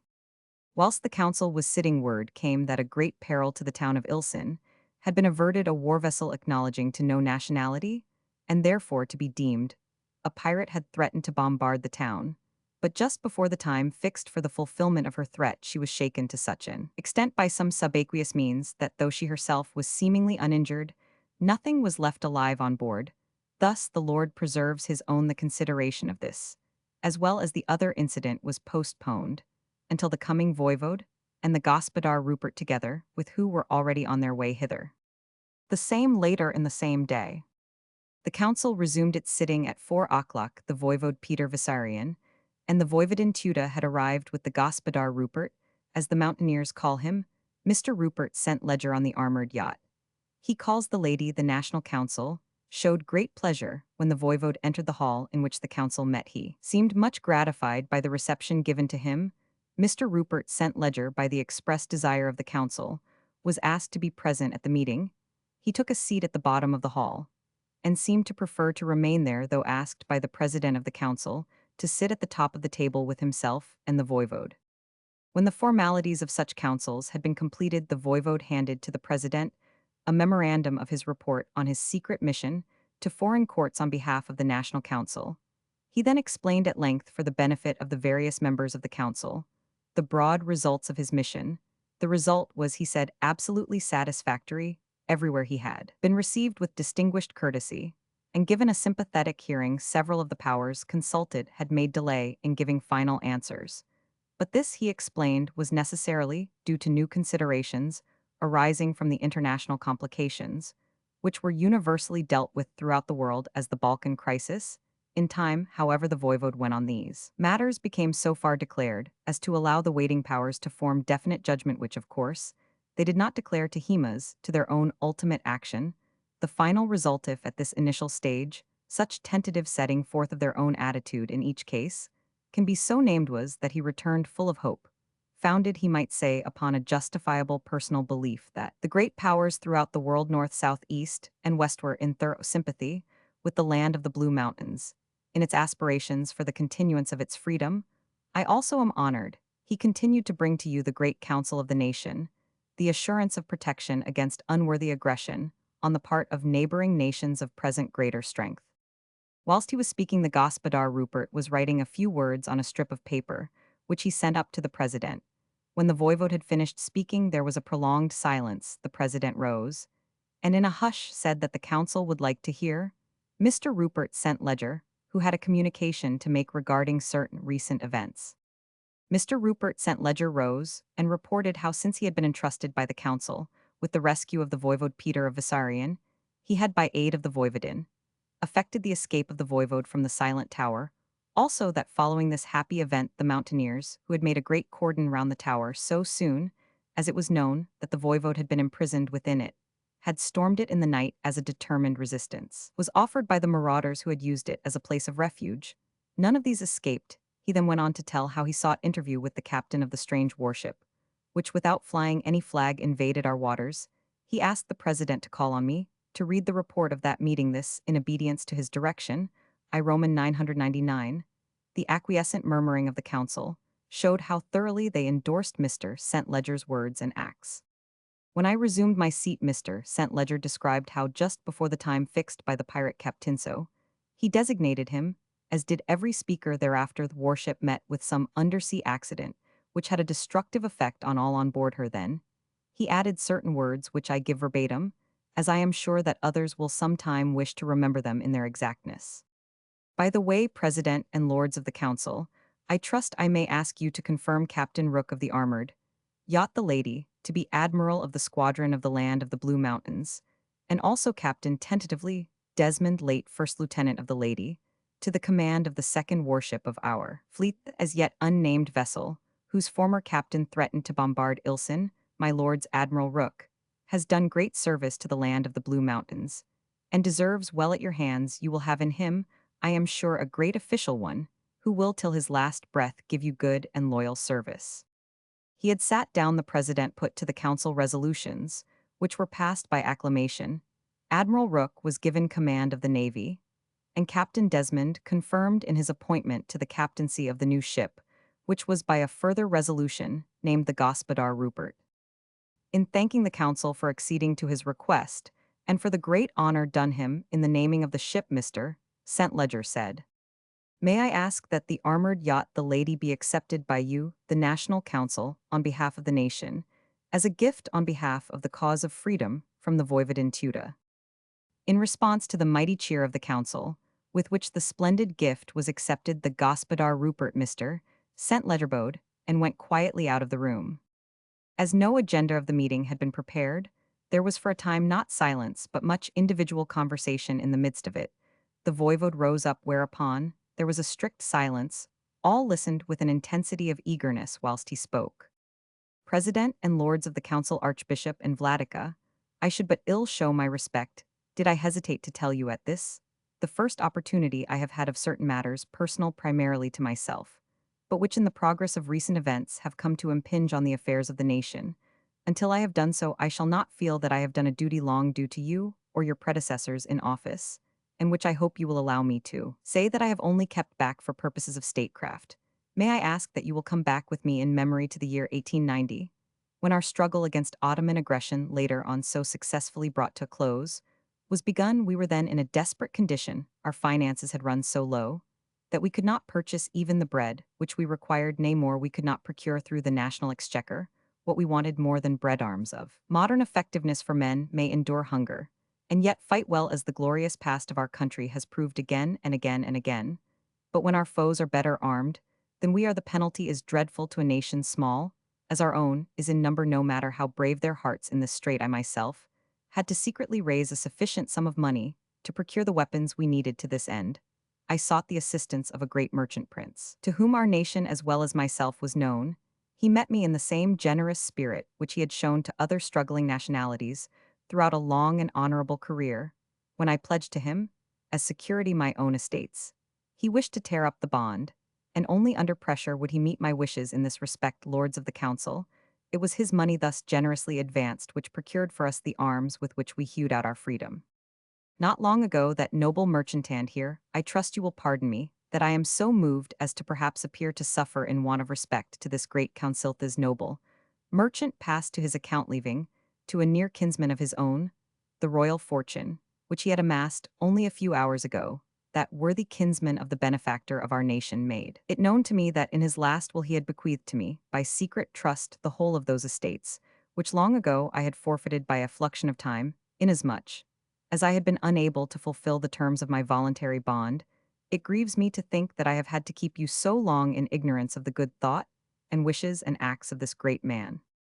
But it was by his wise counsel, fortified by my own judgment, that I was silent, for indeed I feared, as he did lest in our troublous times some doubting spirit without our boundaries, or even within it, might mistrust the honesty of my purposes for public good because I was no longer one whose whole fortune was invested within our confines. This prince merchant, the great English Roger, Melton let his name be forever graven on the hearts of our people kept silent during his own life, and enjoined on others to come after him, to keep secret from the men of the Blue Mountains that secret loan, made to me on their behalf, lest in their eyes, I who had striven to be their friend and helper, should suffer wrong repute. But happily, he has left me free to clear myself in your eyes moreover, by arranging to have yonder contingencies which have come to pass estates, which were originally my own, retransferred to me. I have no longer the honor of having given what I could to the national cause. All such now belongs to him, for it was his money and his only which purchased our national armament. His worthy kinsman you already know, for he has not only been amongst you for many months, but has already done you good service in his own person. He, it was who, as a mighty warrior, answered the summons of the Vladica, when misfortune came upon my house in the capture by enemies of my dear daughter the Voivodin Tuda, whom you hold in your hearts, who with a chosen band of our brothers pursued the marauders and himself, by a deed of daring and prowess, of which poets shall hereafter sing, saved her when hope itself seemed to be dead from their ruthless hands, and brought her back to us, who administered condign punishment to the miscreants who had dared to so wrong her. He it was, who later took me your servant out of the prison, wherein another band of Turkish miscreants held me captive, rescued me with the help of my dear daughter, whom he had already freed, whilst I had on my person the documents of international secrecy, of which I have already advised you rescued me, whilst I had been as yet unsubjected to the indignity of search. Beyond this, you know now that of which I was in partial ignorance, how he had through the skill and devotion of your new admiral wrought destruction, on a hecatomb of our malignant foes, you who have received for the nation the splendid gift of the little warship, which already represents a new era in naval armament, can understand the great-souled generosity of the man who has restored the vast possessions of my house, on our way hither from Ilson Rupert. Sent Ledger made known to me the terms of the trust of his noble uncle Roger Melton, and believe me that he did so generously, with a joy that transcended my own restored to the last male of the Visarion, race the whole inheritance of a noble line. And now, my lords of the council, I come to another matter, in which I find myself in something of a difficulty, for I am aware that in certain ways you actually know more of it than even I myself do. It is regarding the marriage of my daughter to Rupert St. Ledger. It is known to me that the matter has been brought before you by the Archbishop, who, as guardian of my daughter during my absence on the service of the nation, wished to obtain your sanction, as till my return he held her safety in trust. This was so not from any merit of mine, but because she in her own person had undertaken for the service of our nation a task of almost incredible difficulty. My lords, were she child of another father, I should extol to the skies her bravery, her self-devotion, her loyalty to the land she loves. Why then should I hesitate to speak of her deeds in fitting terms, since it is my duty, my glory, to hold them in higher honor than can any in this land? I shall not shame here or even myself be being silent when such a duty urges me to speak as voivode, as trusted envoy of our nation, as father ages hence loyal men and women of our land of the Blue Mountains will sing her deeds in song, and tell them in story her name Tuta already sacred in these regions, where it was held by a great queen, and honored by all men will hereafter be held as a symbol and type of woman's devotion. O my lords, we pass along the path of life the best of us, but a little time marching in the sunlight between gloom and gloom, and it is during that march that we must be judged for the future. This brave woman has won knightly spurs as well as any paladin of old, so is it meet that ere she might mate with one worthy of her, you who hold in your hands the safety and honor of the state should give your approval to you. Was it given to sit in judgment on the worth of this gallant Englisher? Now, my son, you judged him then, before you had seen his valor, his strength, and skill, exercised on behalf of a national cause. You judged wisely, O my brothers, and out of a grateful heart I thank you one and all for it. Well has he justified your trust by his later acts, when in obedience to the summons of the Vladica, he put the nation in a blaze, and ranged our boundaries with a ring of steel. He did so unknowing that what was dearest to him in the world was at stake. He saved my daughter's honor and happiness and won her safety by an act of valor that outvies any told in history. He took my daughter with him to bring me out from the silent tower on the wings of the air, when earth had for me no possibility of freedom. I that had even then in my possession the documents involving other nations, which the Soldan would fain have purchased with the half of his empire.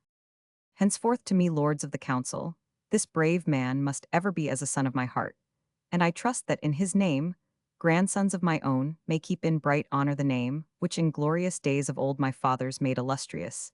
Did I know how adequately to thank you for your interest in my child, I would yield up to you my very soul in thanks.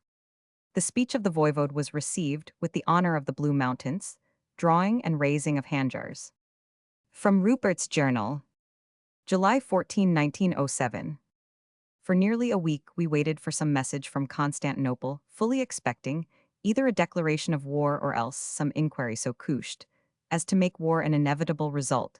The National Council remained on at Vissarion as the guests of the voivode to whom, in accordance with my uncle's will I had prepared to retransfer all his estates, he was by the way unwilling at first to accept, and it was only when I showed him Uncle Roger's letter and made him read the deed of transfer, prepared in anticipation by Mr. Trent, that he allowed me to persuade him. Finally he said, "As you my good friends have so arranged, I must accept, be it only in honor to the wishes of the dead, but remember I only do so, but for the present reserving to myself the freedom to withdraw later, if I so desire." But Constantinople was silent. The whole nefarious scheme was one of the pewed-up jobs, which are part of the dirty work of a certain order of statecrafto, be accepted if successful, to be denied in case of failure. The matter stood thus: Turkey had thrown the dice and lost, her men were dead, her ship was forfeit. It was only some 10 days after the warship was left derelict, with every living thing that is everything that had been living with its neck broken, as Rook informed me when he brought the ship down the creek, and housed it in the dock behind the armored gates, that we saw an item in the Roma copied from the Constantinople Journal of July 9. Loss of an Ottoman ironclad with all hands. News has been received at Constantinople of the total loss, with all hands, of one of the newest and finest warships in the Turkish fleet, the Mahmud Captain Ali Aliwich, foundered in a storm on the night of July 5 some distance off Cabara in the Balearic Isles. There were no survivors, and no wreckage was discovered by the ships which went in relief at the Pira, and the Mustafayor reported from anywhere along the shores of the islands of which exhaustive search was made. The Mahmud was double-manned, as she carried a full extra crew, sent on an educational cruise, on the most perfectly scientifically equipped warship on service in the Mediterranean waters. When the voivode and I talked over the matter, he said, "After all, Turkey is a shrewd power. She certainly seems to know when she is beaten, and does not intend to make a bad thing seem worse in the eyes of the world. Well, 'tis a bad wind that blows good to nobody. As the Mahmud was lost off the Balearics, it cannot have been her that put the marauders on shore and trained her big guns on Ilsen. We take it therefore that the latter must have been a pirate, and as we have taken her derelict in our waters, she is now ours in all ways. Anyhow, she is ours, and is the first ship of her class in the navy of the Blue Mountains. I am inclined to think that even if she Wasser is still a Turkish ship, Admiral Rook would not be inclined to let her go. As for Captain Desmond, I think he would go straight out of his mind, if such a thing was to be even suggested to him. It will be a pity if we have any more trouble, for life here is very happy with us all now. The voivode is, I think, like a man in a dream. Tuda is ideally happy, and the real affection which sprang up between them, when she and Aunt Janet met, is a joy to think of. I had posted Tuda about her so that, when they should meet, my wife might not by any inadvertence receive or cause any pain, but the moment Tuda saw her she ran straight over to her, and lifted her in her strong young arms, and raising her up as one would lift a child, kissed her. Then, when she had put her sitting in the chair from which she had arisen, when we entered the room she knelt down before her, and put her face down in her lap.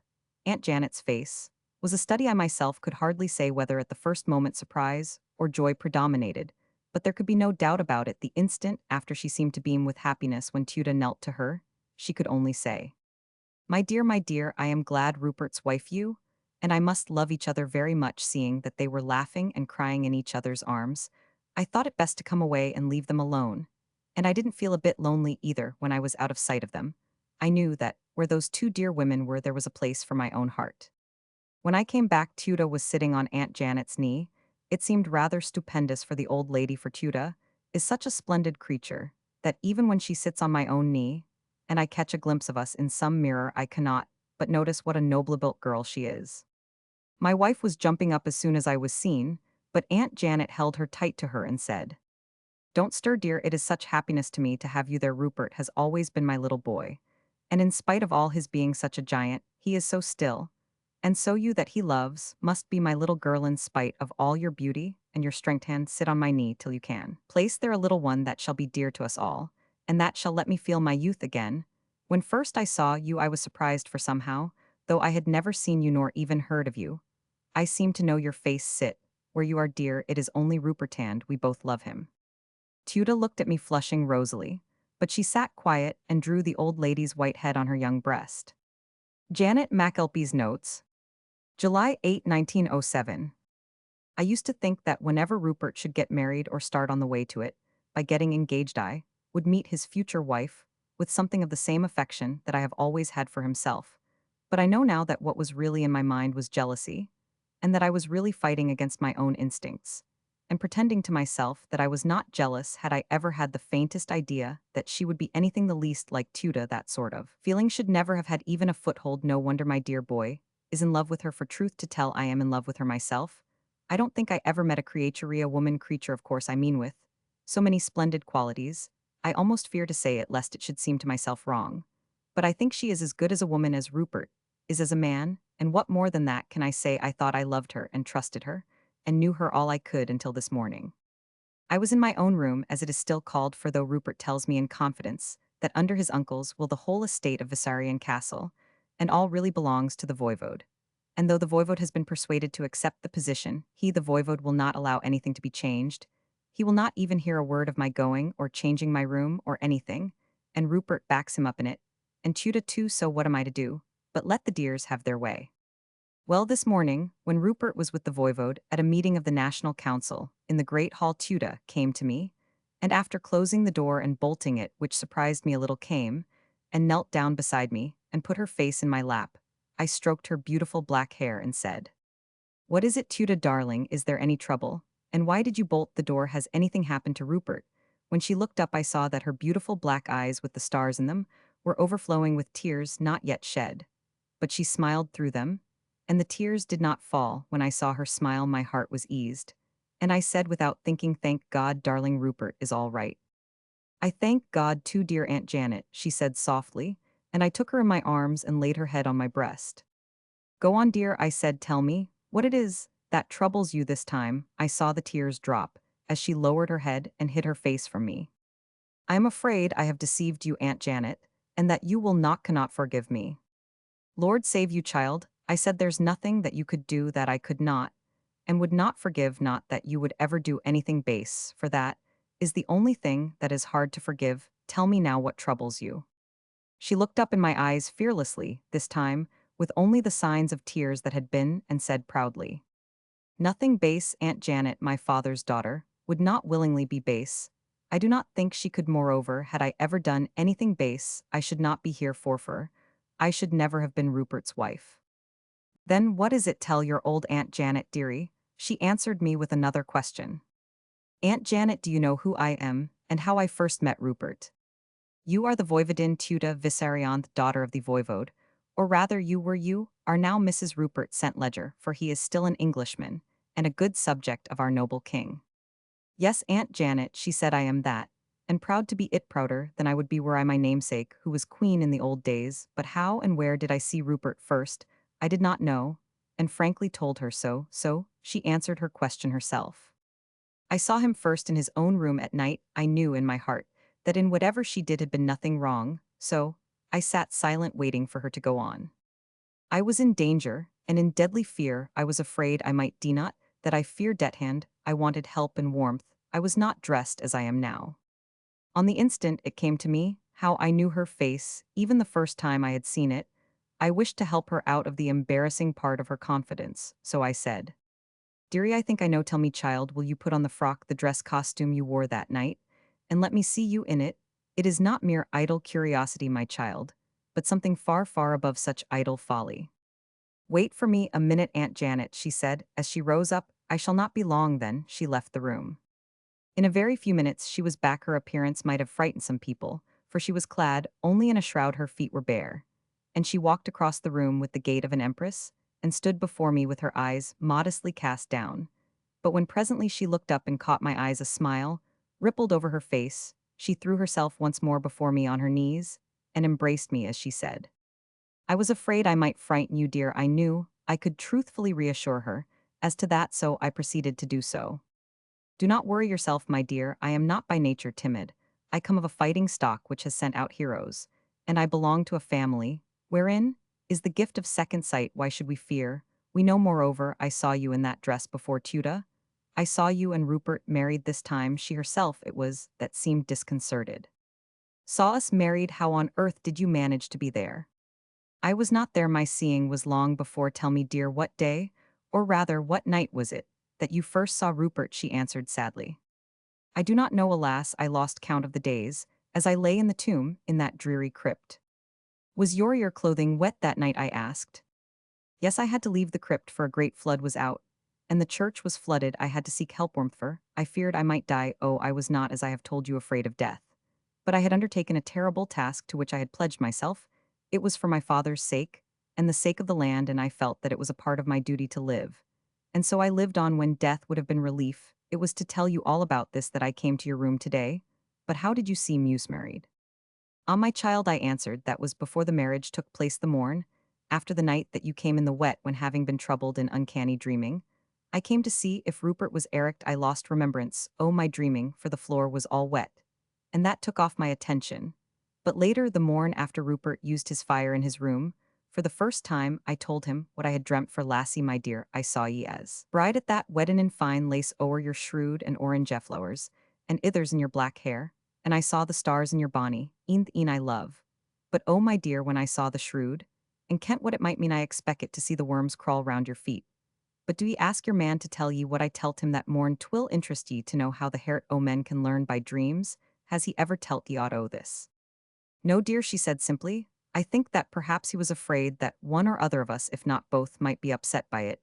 If he Roman 999, you see, he did not tell you anything at all of our meeting, though I am sure that he will be glad when he knows that we both know all about it, and have told each other everything." That was very sweet of her, and very thoughtful in all ways, so I said that which I thought would please her best. "That is the truth.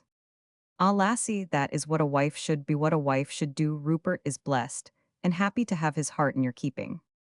I knew from the added warmth of her kiss what I had said had pleased her. Letter from Ernest Roger Halbard Melton Humcroft Salop to Rupert St. Ledger Visarian Land of the Blue Mountains. July 29, 1907. My dear cousin Rupert, we have heard such glowing accounts of Visarion that I am coming out to see you as you are yourself. Now a landowner, you will understand that my coming is not altogether a pleasure. Indeed, it is a duty. First, when my father dies, I shall be head of the family, of which Uncle Roger, to whom we were related, was a member. It is therefore meet and fitting that I should know something of our family branches, and of their seats. I am not giving you time for much warning, so am coming on immediately. In fact, I shall arrive almost as soon as this letter. But I want to catch you in the middle of your tricks. I hear that the Blue Mountaineer girls are peaches, so don't send them all away when you hear I'm coming. Do send a yacht up to Fiume to meet me. I hear you have all sorts of craft at Visarion. The Max Skelpi, I hear, said you received her as a queen, so I hope you will do the decent by one of your own flesh and blood. And the future head of the house at that, I shan't bring much of a retinue with me. I wasn't made a billionaire by old Roger, so can only take my modest man Friday, whose name is Jenkinson, and a cockney at that, so don't have too much gold lace and diamond-hilted scimitars about like a good chap, or else hell want the very worst thighs wages rised. That old image rook that came over for Miss McS, and whom by chance I saw at the attorney man's, might pilot me down from Fiume, the old gentleman be act off Parliament, Mr. Bingham Trent. I suppose he has hyphened it by this time. Told me that Miss McS said he did her proud when she went over under his charge. I shall be at Fiume on the evening of Wednesday, and shall stay at the Europa, which is, I am told, the least indecent hotel in the place, so you know where to find me, or any of your attendant demons, can know in case I am to suffer substituted service. Your affectionate cousin, Ernest Roger Halbard Melton. Letter from Admiral Rooke to the Gospodar Rupert. August 1, 1907. Sir, in obedience to your explicit direction that I should meet Mr. Ernest R. H. Melton at Fiume, and report to you exactly what occurred without keeping anything back, as You will remember you said I begged to report. I brought the steam yacht Trent to Fiume, arriving there on the morning of Thursday. At 11 p. Roman 1000, I went to meet the train from St. Peter du 11. It was something late arriving just as the clock was beginning to strike midnight. Mr. Melton was on board. And with him, his valet Jenkinson. I am bound to say that he did not seem very pleased with his journey, and expressed much disappointment at not seeing your honor awaiting him. I explained, as you directed, that you had to attend with the Voivode Vissarion and the Vladica the National Council which met at Plazek, or that otherwise you would have done yourself the pleasure of coming to meet him. I had, of course, reserved rooms the Prince of Wallace suite for him at the Rey d'Ungheria, and had waiting the carriage which the proprietor had provided for the Prince of Wales. When he stayed there, Mr. Melton took his valet with him on the box seat, and I followed in a statuagen with the luggage. When I arrived, I found the maître d'hôtel. In a stupor of concern, the English nobleman, he said, had found fault with everything, and used to him language to which he was not accustomed. I quieted him, telling him that the stranger was probably unused to foreign ways, and assuring him that your honor had every faith in him. He announced himself satisfied and happy at the assurance. But I noticed that he promptly put everything in the hands of the headwaiter, telling him to satisfy the miler at any cost, and then went away to some urgent business in Vienna. Clever man. I took Mr. Melton's orders for our journey in the morning, and asked if there was anything for which he wished. He simply said to me, "Everything is rotten, go to hell and shut the door after you." His man, who seems a very decent little fellow, though he is as vain as a peacock, and speaks with a Cockney accent, which is simply terrible, came down the passage after me, and explained on his own, as he expressed it, that his master Mr. Ernest was upset by the long journey and that I was not to mind. I did not wish to make him uncomfortable, so I explained that I minded nothing, except what your honor wished, that the steam yacht would be ready at 7 a. Roman 1000, and that I should be waiting in the hotel from that time on, till Mr. Melton cared to start to bring him aboard. In the morning, I waited till the man Jenkinson came, and told me that Mr. Ernest would start at 10. I asked if he would breakfast on board. He answered that he would take his café complet at the hotel, but breakfast on board. We left at 10, and took the electric pinnace out to the Trent, which lay with steam up in the roads. Breakfast was served on board by his orders, and presently he came up on the bridge, where I was in command. He brought his man Jenkinson with him, seeing me there, and not, I suppose, understanding that I was in command, he unceremoniously ordered me to go on the deck. Indeed, he named a place much lower.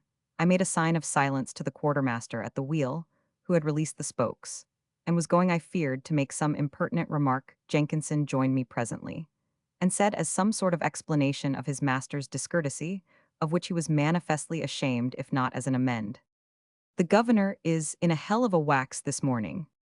When we got in sight of Melida, Mr. Melton sent for me, and asked me where we were to land. I told him that, unless he wished to the contrary, we were to run to Vissarion, but that my instructions were to land at whatever port he wished, whereupon he told me that he wished to stay the night at some place where he might be able to see some life. He was pleased to add something which I presume he thought jocular about my being able to coach him in such matters, as doubtless even an old has-been, like you, had still some sort of an eye for a pretty girl. I told him as respectfully as I could that I had no knowledge whatever on such subjects, which were possibly of some interest to younger men, but of none to me. He said no more. So, after waiting for further orders, but without receiving any, I said, "I suppose, sir, we shall run to Vissarion." "Run to the devil if you like," was his reply as he turned away. When we arrived in the creek at Vissarion, he seemed much milder, less aggressive in his manner, but when he heard that you were detained at Plazek, he got rather fresh. I used the American term again. I greatly feared there would be a serious misfortune before we got into the castle, for on the dock was Julia, the wife of Michael, the master of the wine, who is, as you know, very beautiful. Mr. Melton seemed much taken with her, and she, being flattered by the attention of a strange gentleman, and your honor's kinsman, put aside the standoffishness of most of the Blue Mountain women, whereupon Mr. Melton, forgetting himself, took her in his arms and kissed her. Instantly there was a hubbub. The mountaineers present drew their handjars, and almost on the instant sudden death appeared to be amongst us. Happily, the men waited as Michael, who had just arrived on the quay wall, as the outrage took place, ran forward, wheeling his handjar round his head, and manifestly intending to decapitate Mr. Melton on the instant. I'm sorry to say it, for it created a terribly bad effect. Mr. Melton dropped on his knees in a state of panic. There was just this good use in it that, There was a pause of a few seconds during that time. The little Cockney valet, who has the heart of a man in him, literally burst his way forward and stood in front of his master in boxing attitude, calling out, "Ere come on the old lot of ye, ain't done no 'arm." He honly kissed the gal as any man would. "If you want to cut off somebody's 'ead, cut off mine, I ain't afraid." There was such genuine pluck in this, and it formed so fine a contrast to the other's craven attitude. "Forgive me, your honor, but you want the truth that I was glad he was an Englishman too." The mountaineers recognized his spirit and saluted with their handjars. Even Michael, amongst the number, half turning his head, the little man said in a fierce whisper, "Buck up, governor, get up, or they'll slice ye airs, Mr. Rook, I'll see ye through it." By this time, the men were amenable to reason, and when I reminded them that Mr. Melton was your honor's cousin, they put aside their handjars and went about their work. I asked Mr. Melton to follow, and led the way to the castle. When we got close to the great entrance within the walled courtyard, we found a large number of the servants gathered, and with them, many of the mountaineers who have kept an organized guard all round the castle ever since the abducting of the voivodin, as both your honor and the voivode were away at Plazek. The guard had for the time been doubled when the steward came and stood in the doorway. The servants stood off somewhat, and the mountaineers drew back to the farther sides and angles of the courtyard. The voivodin had of course been informed of the guests, your cousin coming, and came to meet him in the old custom of the Blue Mountains, as your honor only came to the Blue Mountains recently, and as no occasion has been since then of illustrating the custom since the voivode was away, and the voivodin then believed to be dead, perhaps I who have lived here so long may explain. When to an old Blue Mountain house a guest comes whom it is wished to do honor, the lady, as in the vernacular the mistress of the house is called, comes herself to meet the guest at the door, rather outside the door, so that she can herself conduct him within. It is a pretty ceremony, and it is said that of old in kingly days the monarch always set much store by it. The custom is that, when she approaches the honored guest, he need not be royal, she bends her more properly, kneels before him, and kisses his hand. It has been explained by historians that the symbolism is that the woman showing obedience to her husband, as the married woman of the Blue Mountains, always does, emphasizes that obedience to her husband's guest. The custom is always observed in its largest formality when a young wife receives for the first time a guest, and especially one whom her husband wishes to honor. The voivodin was of course aware that Mr. Melton was your kinsman, and naturally wished to make the ceremony of honor as marked as possible, so as to show overtly her sense of her husband's worth. When we came into the courtyard, I held back, of course, for the honor is entirely individual, and is never extended to any other, no matter how worthy he may be naturally. Mr. Melton did not know the etiquette of the situation, and so, for that is not to be blamed, he took his valet with him. When seeing someone coming to the door, he went forward. I thought he was going to rush to his welcomer, such, though not in the ritual, would have been natural in a young kinsman wishing to do honor to the bride of his host, and would to anyone have been both understandable and forgivable. It did not occur to me at the time, but I have since thought that perhaps he had not then heard of your honor's marriage, which I trust you will, in justice to the young gentleman, bear in mind when considering the matter. Unhappily, however, he did not show any such eagerness. On the contrary, he seemed to make a point of showing indifference. It seemed to me myself that he, seeing somebody wishing to make much of him, took what he considered a safe opportunity of restoring to himself his own good opinion, which must have been considerably lowered in the episode of the wine master's wife.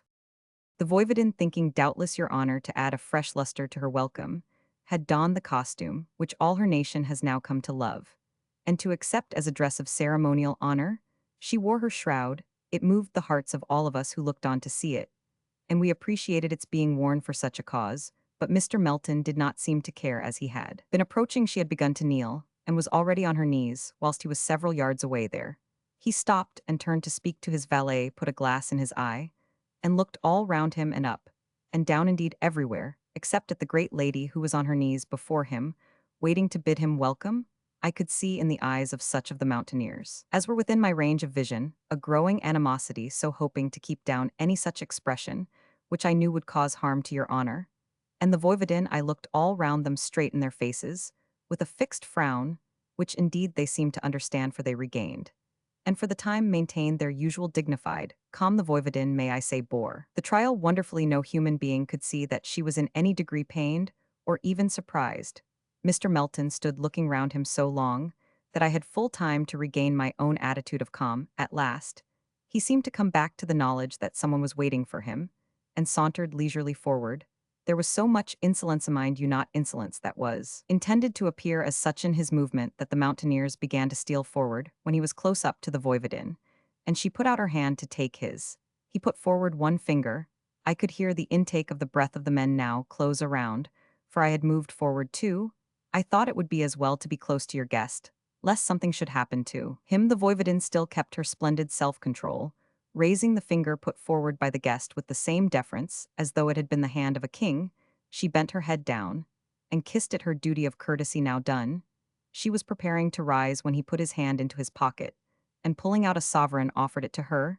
His valet moved his hand forward, as if to pull back his arm, but it was too late. I am sure, your honor, that no affront was intended. He doubtless thought that he was doing a kindness of the sort usual in England, when one tips a housekeeper, but all the same to one in her position, it was an affront, an insult open and unmistakable. So it was received by the mountaineers, whose handjars flashed out as one. For a second it was so received even by the voivodin, who with face flushing scarlet, and the stars in her eaves flaming red, sprang to her feet. But in that second she had regained herself, and to all appearances her righteous anger passed away. Stooping, she took the hand of her guest, and raised it. You know how strong she is, and holding it in hers, led him into the doorway, saying, "You are welcome, kinsman of my husband, to the house of my father, which is presently my husband's. Also both are grieved that, duty having called them away for the time, they are unable to be here to help me to greet you. I tell you, your honor, that it was a lesson in self-respect, which anyone who saw it can never forget. As to me, it makes my flesh quiver old as I am with delight, and my heart leap. May I, as a faithful servant who has had many years of experience, suggest that your honor should seem for the present at any rate not to know any of these things which I have reported. As you wish me to do, be sure that the voivodin will tell you her gracious self aught that she would wish you to know, and such reticence on your part must make for her happiness, even if it did not for your own, so that you may know all as you desired, and that you may have time to school yourself to whatever attitude you think best to adopt. I send this off to you at once, by fleet messenger. Were the aeroplane here, I should take it myself. I leave here shortly to await the arrival of Sir Colin at Otrant. Your honor's faithful servant, Rook. Janet McAlpy's notes. August 9, 1907. To me, it seems very providential that Rupert was not at home when that dreadful young man, Ernest Melton, arrived, though it is possible that if Rupert had been present, he would not have dared to conduct himself so badly. Of course, I heard all about it from the maid's Tuda, never opened her lips to me on the subject. It was bad enough, and stupid enough for him to try to kiss a decent young woman like Julia, who is really as good as gold and as modest as one of our own Highland lasses. But to think of him insulting Tuda, the little beast one, would think that a champion idiot out of an equatorial asylum would know better if Michael, the wine master, wanted to kill him.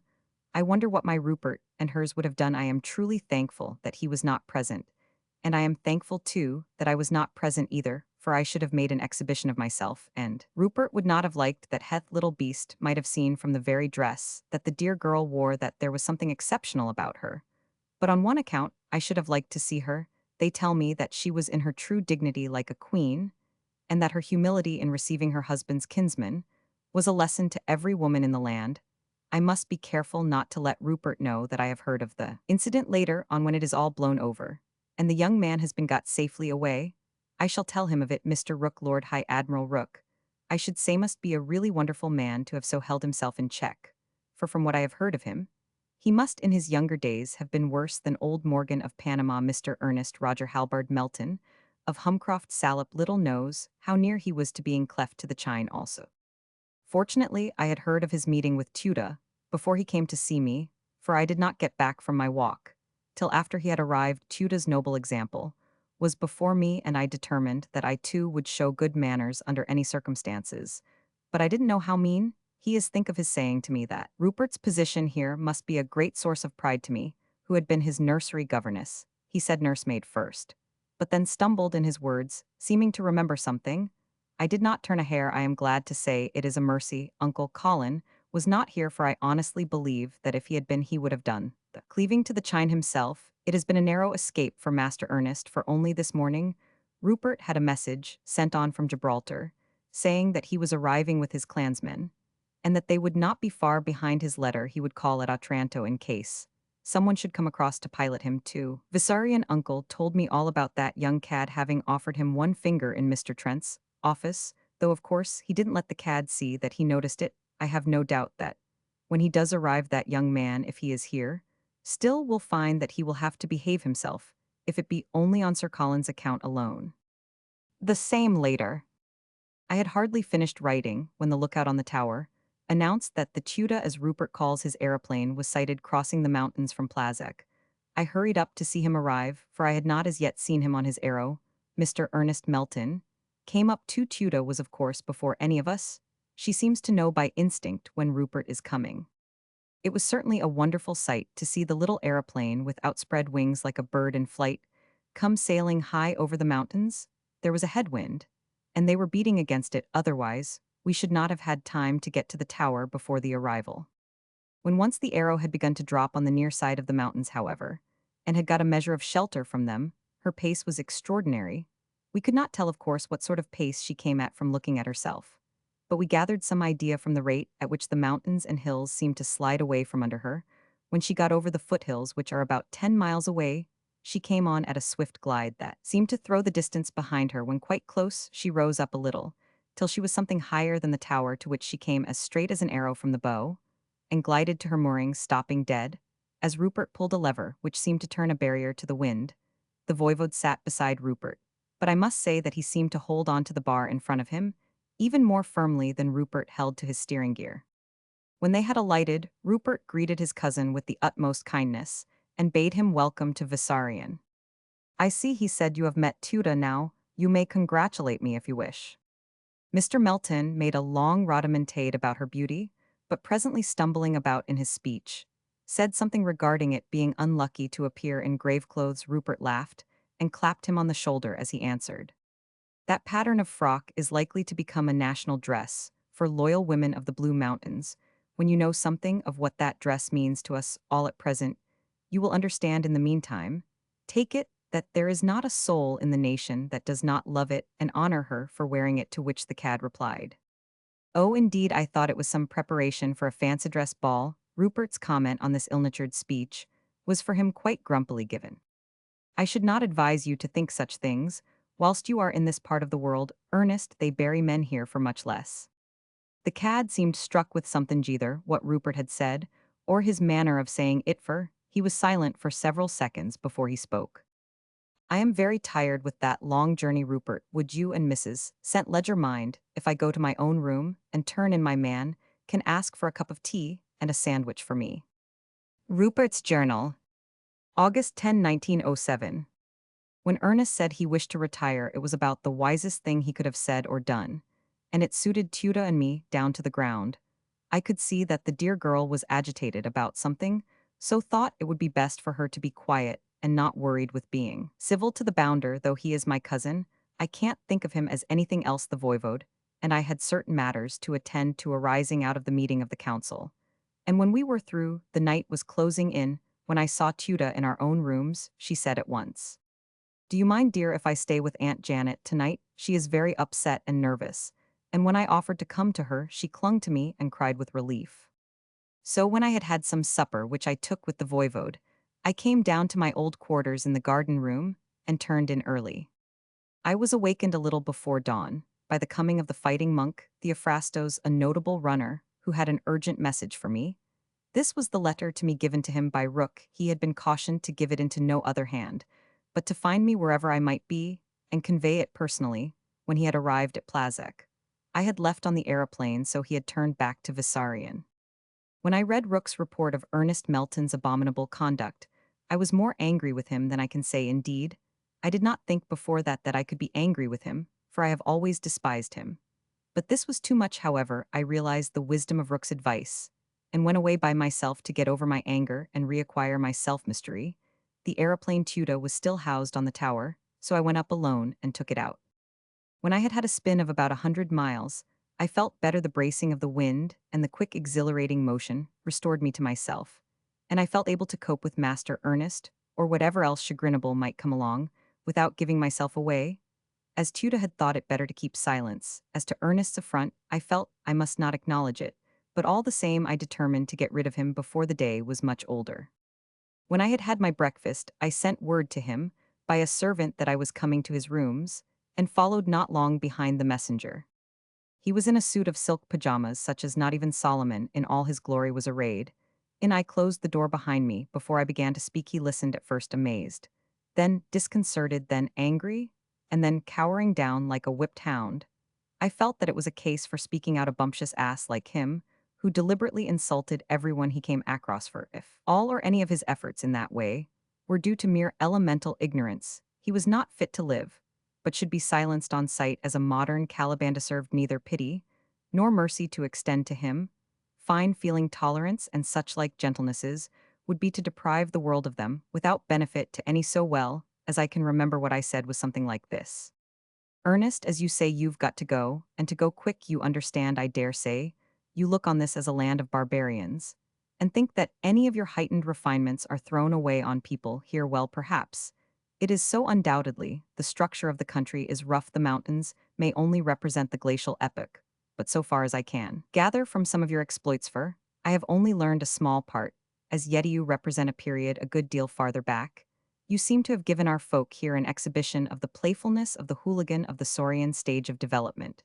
But the Blue Mountains, rough as they are, have come up out of the primeval slime, and even now the people aim at better manners. They may be rough, primitive, barbarian, elemental, if you will, but they are not low down enough to tolerate either your ethics or your taste, my dear cousin. Your life is not safe here, I am told that yesterday, only for the restraint exercised by certain offended mountaineers on other grounds than your own worth you would have been abbreviated by the head. Another day of your fascinating presence would do away with this restraint.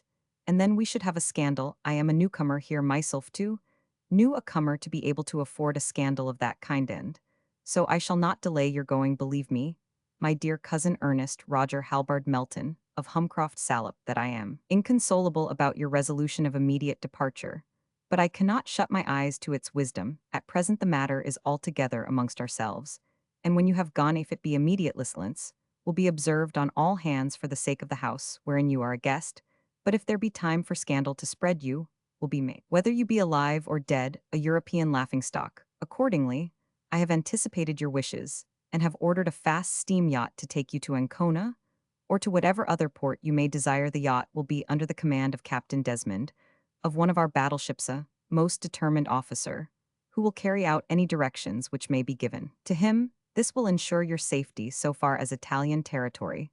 Some of his officials will arrange a special carriage for you up to Flushing, and a cabin on the steamer to Queenborough. A man of mine will travel on the train and steamer with you, and will see that whatever you may wish in the way of food or comfort will be provided. Of course you understand, my dear cousin, that you are my guest. Until you arrive in London, I have not asked Rook to accompany you, as when he went to meet you, it was a mistake. Indeed, there might have been a danger to you, which I never contemplate, a quite unnecessary danger, I assure you, but happily Admiral Rook, though a man of strong passions, has wonderful self-control. Admiral Rook, he queried. Admiral, certainly, I replied, but not an ordinary admiralon of many. He is the Admiral Lord High Admiral of the land of the Blue Mountains, with sole control of its expanding navy. When such a man is treated as a valet, there may be. But why go into this? It is all over. I only mention it lest anything of a similar kind should occur with Captain Desmond, who is a younger man, and therefore with probably less self-repression. I saw that he had learned his lesson, and so said no more on the subject. There was another reason for his going, which I did not speak of. Sir Colin MacKelpie was coming with his clansmen, and I knew he did not like Ernest Melton. I well remembered that episode of his offering one finger to the old gentleman in Mr. Trent's office, and moreover I had my suspicions that Aunt Janet's being upset was probably in some measure due to some rudeness of his that she did not wish to speak about. He is really an impossible young man, and is far better out of this country than in it. If he remained here, there would be some sort of a tragedy for certain. I must say that it was with a feeling of considerable relief that I saw the yacht steam out of the creek with Captain Desmond on the bridge and my cousin beside him. Quite other were my feelings when an hour after the lady came flying into the creek with the Lord High Admiral on the bridge, and beside him, more splendid and soldier-like than ever, Sir Colin MacKelpie, Mr. Bingham Trent, was also on the bridge. The general was full of enthusiasm regarding his regiment, for in all those he brought with him, and those finishing their training at home, the force is near the number of a full regiment. When we were alone, he explained to me that all was arranged regarding the non-commissioned officers, but that he had held over the question of officers, until we should have had a suitable opportunity of talking the matter over together. He explained to me his reasons, which were certainly simple and cogent. Officers, according to him, are a different class, and accustomed to a different standard altogether of life and living, of duties and pleasures. They are harder to deal with and more difficult to obtain. There was no use, he said, in getting a lot of failures with old crusted ways of their own importance. We must have young men for our purpose, that is, men not old, but with some experience, men, of course, who know how to behave themselves, or else, from what little I have seen of the Blue Mountaineers, they wouldn't last long here if they went on as some of them do elsewhere. I shall start things here, as you wish me to, for I am here, my dear boy, to stay with you and Janet, and we shall, if it be given to us by the Almighty, help to build up together a new nation and ally of Britain, who will stand at least as an outpost of our own nation, and a guardian of our eastern road, when things are organized here on the military side, and are going strong. I shall, if you can spare me, run back to London for a few weeks whilst I am there. I shall pick up a lot of the sort of officers we want. I know that there are loads of them to be had. I shall go slowly, however, and carefully too, and every man I bring back will be recommended to me by some old soldier whom I know, and who knows the man he recommends, and has seen him work. We shall have, I dare say, an army for its size second to none in the world. And the day may come when your old country will be proud of your new one. Now I am off to see that all is ready for my people. I had had arrangements made for the comfort of the clansmen and the women, but I knew that the good old soldier would see for himself that his men were to be comfortable. It was not for nothing that he was looked on as perhaps the general most beloved by his men in the whole British army. When he had gone and I was alone, Mr. Trent, who had evidently been waiting for the opportunity, came to me, when we had spoken of my marriage and of Tuda, who seems to have made an immense impression on him. He said suddenly, I suppose we are quite alone, and that we shall not be interrupted. I summoned the man outside. There is always a sentry on guard outside my door or near me, wherever I may be, and gave orders that I was not to be disturbed, until I gave fresh orders. If I said there be anything pressing or important, let the Voivodin or Miss MacKelpie know. If either of them brings anyone to me, it will be all right. When we were quite alone, Mr. Trent took a slip of paper and some documents from the bag which was beside him. He then read out items from the slip, placing, as he did so, the documents so checked over before him. New will made on marriage to be signed presently. Copy of the reconveyance of Vissarion, estates to Peter Vissarion, as directed by will of Roger Melton. Report of correspondence with Privy Council, and proceedings following. Taking up the last named, he untied the red tape, and holding the bundle in his hand went on. As you may later on wish to examine the details of the proceedings, I have copied out the various letters, the originals of which are put safely away in my strong room, where of course they are always available in case you may want them for your present information. I shall give you a rough synopsis of the proceedings, referring where advisable to this paper. On receipt of your letter of instructions regarding the consent of the Privy Council to your changing your nationality, in accordance with the terms of Roger Melton's, will I put myself in communication with the clerk of the Privy Council, informing him of your wish to be naturalized in due time to the land of the Blue Mountains. After some letters between us, I got a summons to attend a meeting of the council. I attended as required, taking with me all necessary documents, and such as I conceived might be advisable to produce if wanted. The Lord President informed me that the present meeting of the council was specially summoned in obedience to the suggestion of the king, who had been consulted as to his personal wishes on the subject. Should he have any, the president then proceeded to inform me officially that all proceedings of the Privy Council were altogether confidential, and were not to be made public under any circumstances. He was gracious enough to add, the circumstances of this case, however, are unique, and as you act for another, we have thought it advisable to enlarge your permission in the matter, so as to allow you to communicate freely with your principal, as that gentleman is settling himself in a part of the world which has been in the past, and may be again united to this nation, by some common interest. His Majesty wishes Mr. St. Ledger to feel assured of the goodwill of Great Britain to the land of the Blue Mountains, and even of his own personal satisfaction, that a gentleman of so distinguished a lineage, and such approved personal character, is about to be within his own Scopia connecting link between the nations, to which end he has graciously announced that should the Privy Council acquiesce in the request of denaturalization, he will himself sign the patent therefore. The Privy Council has therefore held private session, at which the matter has been discussed in its many bearings, and it is content that the change can do no harm, but may be of some service to the two nations. We have therefore agreed to grant the prayer of the applicant, and the officials of the Council have the matter of the form of grant in hand, so you, sir, may rest satisfied that as soon as the formalities which will, of course, require the formal signing of certain documents, by the applicant can be complied with, the grant and patent will obtain. Having made this statement in formal style, my old friend went on in more familiar way. And so, my dear Rupert, all is in hand, and before very long, you will have the freedom required under the will, and will be at liberty to take whatever steps may be necessary to be naturalized in your new country. I may tell you by the way that several members of the council made very complimentary remarks regarding you. I am forbidden to give names, but I may tell you facts. One old field marshal, whose name is familiar to the whole world, said that he had served in many places with your father, who was a very valiant soldier, and that he was glad that Great Britain was to have in the future the benefit of your father's son in a friendly land, now beyond the outposts of our empire, but which had been one with her in the past, and might be again. So much for the Privy Council. We can do no more at present until you sign and have attested the documents which I have brought with me. We can now formally complete the settlement of the Visarian estates, which must be done, whilst you are a British citizen. So too, with the will, the more formal and complete document which is to take the place of that short one, which you forwarded to me the day after your marriage. It may be perhaps necessary or advisable that later on, when you are naturalized here, you shall make a new will in strictest accordance with local law. Teuda St. Ledger's Diary. August 1907. We had a journey today that was simply glorious. We had been waiting to take it for more than a week. Rupert not only wanted the weather suitable, but he had to wait till the new aeroplane came home.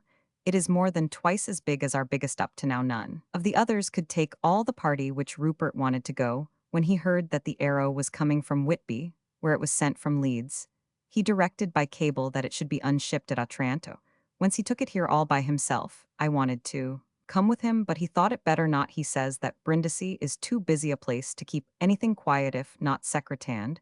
He wants to be very dark indeed about this, as it is worked by the new radium engine. Ever since they found radium in our own hills, he has been obsessed by the idea of an aerial navy for our protection, and after today's experiences, I think he is right, as he wanted to survey the whole country at a glimpse, so that the general scheme of defense might be put in hand. We had to have an arrow big enough to take the party as well as fast enough to do it rapidly. And all at once we had, in addition to Rupert, my father, and myself, Sir Colin and Lord High Admiral Rooke. I do like to give that splendid old fellow his full title. The military and naval experts had with them scientific apparatus of various kinds, also cameras and rangefinders, so that they could mark their maps as they required. Rupert, of course, drove, and I acted as his assistant. Father, who has not yet become accustomed to aerial travel, took seat in the center, which Rupert had thoughtfully prepared for him, where there is very little motion. I must say, I was amazed to see the way that splendid old soldier Sir Colin bore himself. He had never been on an aeroplane before, but all the same he was as calm as if he was on a rock. Height or motion did not trouble him. Indeed, he seemed to enjoy himself all the time. The Admiral is himself almost an expert, but in any case, I am sure he would have been unconcerned, just as he was in the crab, as Rupert has told me. We left just after daylight and ran down south. When we got to the east of Ilsen, we kept slightly within the borderline and went north or east as it ran, making occasional loops inland over the mountains and back again. When we got up to our farthest point north, we began to go much slower. Sir Colin explained that for the rest all would be comparatively plain sailing in the way of defense, but that as any foreign power other than the Turk must attack from seaward, he would like to examine the seaboard very carefully, in conjunction with the Admiral, whose advice as to sea defense would be invaluable. Rupert was fine. No one could help admiring him as he sat working his lever and making the great machine obey every touch. He was wrapped up in his work. I don't believe that whilst he was working, he ever thought of even me. He is splendid. We got back just as the sun was dropping down over the Calabrian mountains.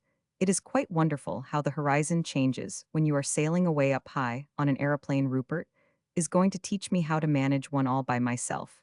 And when I am fit, he will give me one which he is to have specially built for me. I think I too have done some good work, at least I have got some good ideas from our journey today. Mine are not of war, but of peace. And I think I see a way by which we shall be able to develop our country in a wonderful way. I shall talk the idea over with Rupert tonight when we are alone. In the meantime, Sir Colin and Admiral Rook will think their plans over individually, and tomorrow morning together. Then, the next day they too are to go over their idea with Rupert and my father, and something may be decided then. Rupert's journal continued. August 21, 1907. Our meeting on the subject of national defense, held this afternoon, went off well. We were 5 in all, for, with permission of the voivode, and the 2 fighting men, naval and military. I brought Tuda with me. She sat beside me quite quietly, and never made a remark of any kind till the defense business had been gone through. Both Sir Colin and Admiral Rook were in perfect agreement as to the immediate steps to be taken for defense. In the first instance, the seaboard was to be properly fortified in the necessary places, and the navy largely strengthened.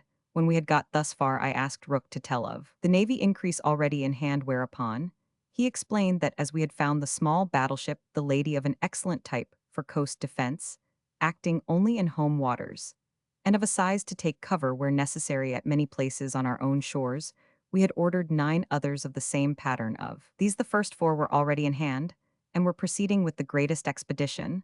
The general then supplemented this by saying that big guns could be used from points judiciously chosen on the seaboard, which was in all so short a length that no very great quantity of armament would be required. We can have, he said, the biggest guns of the most perfect kind, yet accomplished, and use them from land batteries of the most up-to-date pattern. The one serious proposition we have to deal with is the defense of the harbor as yet quite undeveloped, which is known as the Blue Mouth. Since our aerial journey, I have been to it by sea with Admiral Rook and the Lady, and then on land with the Vladika, who was born on its shores, and who knows every inch of it. It is worth fortifying, and fortifying well, for, as a port it is peerless in Mediterranean seas. The navies of the world might ride in it landlocked, and even hidden from view seawards. The mountains, which enclose it, are in themselves absolute protection. In addition, these can only be assailed from our own territory, of course. Voivode, you understand when I say our, I mean the land of the Blue Mountains, for whose safety and well-being I am alone concerned. Any ship anchoring in the roads of the Blue Mouth would have only one need sufficient length of cable for its magnificent depth. When proper guns are properly placed on the steep cliffs to north and south of the entrance, and when the rock islet between has been armored and armed, as will be necessary, the mouth will be impregnable. But we should not depend on the aiming of the entrance alone at certain salient points which, I have marked upon this map. Armor-plated sunken forts within earthworks should be established. There should be covering forts on the hillsides, and of course the final summits protected. Thus we could resist attack on any side or all sides from sea or land. That port will yet mean the wealth as well as the strength of this nation, so it will be well to have it properly protected. This should be done soon, and the utmost secrecy observed in the doing of it, lest the so doing should become a matter of international concern. Here Rook smote the table hard. By God, that is true. It has been the dream of my own life for this many a year. In the silence which followed, the sweet, gentle voice of Tuta came clear as a bell. May I say a word? I am emboldened to, as Sir Colin has spoken so splendidly, and as the Lord High Admiral has not hesitated to mention his dreaming. I too have had a dream, a daydream which came in a flash, but no less a dream for all that it was. When we hung on the aeroplane over the Blue Mouth, it seemed to me in an instant that I saw that beautiful spot, as it will some time be typical, as Sir Colin said, of the wealth as well as the strength of this nation, a mart for the world whence will come for barter some of the great wealth of the Blue Mountains. That wealth is as yet undeveloped, but the day is at hand when we may begin to use it. And through that very port our mountains and their valleys are clad with trees of splendid growth, virgin forests of priceless worth, hardwoods of all kinds, which have no superior throughout the world. In the rocks, though hidden as yet, is vast mineral wealth of many kinds. I have been looking through the reports of the geological exports of the Commission of Investigation, which my husband organized soon after he came to live here, and according to them, our whole mountain ranges simply teem with vast quantities of minerals, almost more precious for industry than gold and silver. are for commercetho indeed gold is not altogether lacking as a mineral, when once our work on the harbor is done, and the place has been made secure against any attempt at foreign aggression, we must try to find a way to bring this wealth of woods and ores down to the sea. And then perhaps may begin the great prosperity of our land, of which we have all dreamt. She stopped, all vibrating, almost choked with emotion. We were all moved. For myself, I was thrilled to the core. Her enthusiasm was all sweeping. And under its influence, I found my own imagination expanding out of its experiences. I spoke. And there is a way I can see it, whilst our dear Voivodin was speaking, the way seemed to clear. I saw at the back of the blue mouth, where it goes deepest into the heart of the cliffs, the opening of a great tunnel which ran upward over a steep slope, till it debouched on the first plateau, beyond the range of the encompassing cliffs. Thither came by various rails of steep gradient, by timber chutes and cable rails, by aerial cables, and precipitating tubes wealth from overground and under it. For as our land is all mountains, and as these tower up to the clouds, transport to the sea shall be easy and of little cost. When once the machinery is established, as everything of much weight goes downward, the cars of the main tunnel of the port shall return upward without cost. We can have from the mountains a head of water under good control, which will allow of endless hydraulic power, so that the whole port and the mechanism of the town to which it will grow can be worked by it. This work can be put in hand at once, so soon as the place shall be perfectly surveyed, and the engineering plans got ready. We can start on the main tunnel working from the sea level up, so that the cost of the transport of material will be almost nil. This work can go on whilst the forts are building. No time need be lost. Moreover, may I add a word on national defense? We are, though old in honor, a young nation, as to our place amongst great powers. And so, we must show the courage and energy of a young nation. The empire of the air is not yet won. Why should not we make a bid for it? As our mountains are lofty, so shall we have initial power of attack or defense. We can have in chosen spots amongst the clouds depots of war aeroplanes, with which we can descend and smite our enemies quickly on land or sea. We shall hope to live for peace, but woe to those who drive us to war. There is no doubt that the Vasarians are a warlike race. As I spoke, Tuda took one of my hands and held it hard. The old voivode, his eyes blazing, rose and stood beside me, and took the other. The two old fighting men of the land and the sea stood up and saluted. This was the beginning of what ultimately became the National Committee of Defense and Development. I had other and perhaps greater plans for the future in my mind, but the time had not come for their utterance. To me, it seems not only advisable but necessary that the utmost discretion be observed by all our little group at all events. For the present, there seems to be some new uneasiness in the Blue Mountains. There are constant meetings of members of the council, but no formal meeting of the council. As such, since the last one at which I was present, there is constant coming and going amongst the mountaineers, always in groups, small or large. Tuda and I, who have been about very much on the aeroplane, have both noticed it, but somehow Wethet is the voivode and Meiselfair left out of everything. But we have not said as yet a word on the subject to any of the others. The voivode notices, but he says nothing, so I am silent, and Tuda does. Whatever I ask, Sir Colin does not notice anything except the work he is engaged on, planning the defenses of the Blue Mouth, his old scientific training as an engineer, and his enormous experience of wars and siegefur. He was for nearly 50 years sent as military representative to all the great war, seem to have become directed on that point. He is certainly planning it all out in a wonderful way. He consults Rook almost hourly on the maritime side of the question. The Lord High Admiral has been a watcher all his life, and very few important points have ever escaped him, so that he can add greatly to the wisdom of the defensive construction. He notices, I think, that something is going on outside ourselves, but he keeps a resolute silence. What the movement going on is I cannot guess. It is not like the uneasiness that went before the abduction of Tuda and the voivode, but it is even more pronounced. That was an uneasiness founded on some suspicion. This is a positive thing, and has definite meaning of some sort. We shall, I suppose, know all about it in good time. In the meantime, we go on with our work. Happily, the whole Blue Mouth and the mountains round it are on my own property, the portion acquired long ago by Uncle Roger, exclusive of the Vasarian estate. I asked the voivode to allow me to transfer it to him, but he sternly refused, and forbade me quite peremptorily to ever open the subject to him again. You have done enough already, he said. Were I to allow you to go further, I should feel mean, and I do not think you would like your wife's father to suffer that feeling after a long life which he has tried to live in honor. I bowed and said no more, so there the matter rests, and I have to take my own course. I have had a survey made, and on the head of it the tunnel to the harbor is begun. Book 8, The Flashing of the Handjar. Private memorandum of the meeting of various members of the National Council, held at the State House of the Blue Mountains at Plazek on Monday, August 26, 1907. Written by Christopheros, scribe of the council, by instruction of those present. When the private meeting of various members of the National Council had assembled in the council hall of the State House at Plazek, it was as a preliminary decided unanimously that now or hereafter no names of those present were to be mentioned, and that officials appointed for the purposes of this meeting should be designated by office, only the names of all being withheld.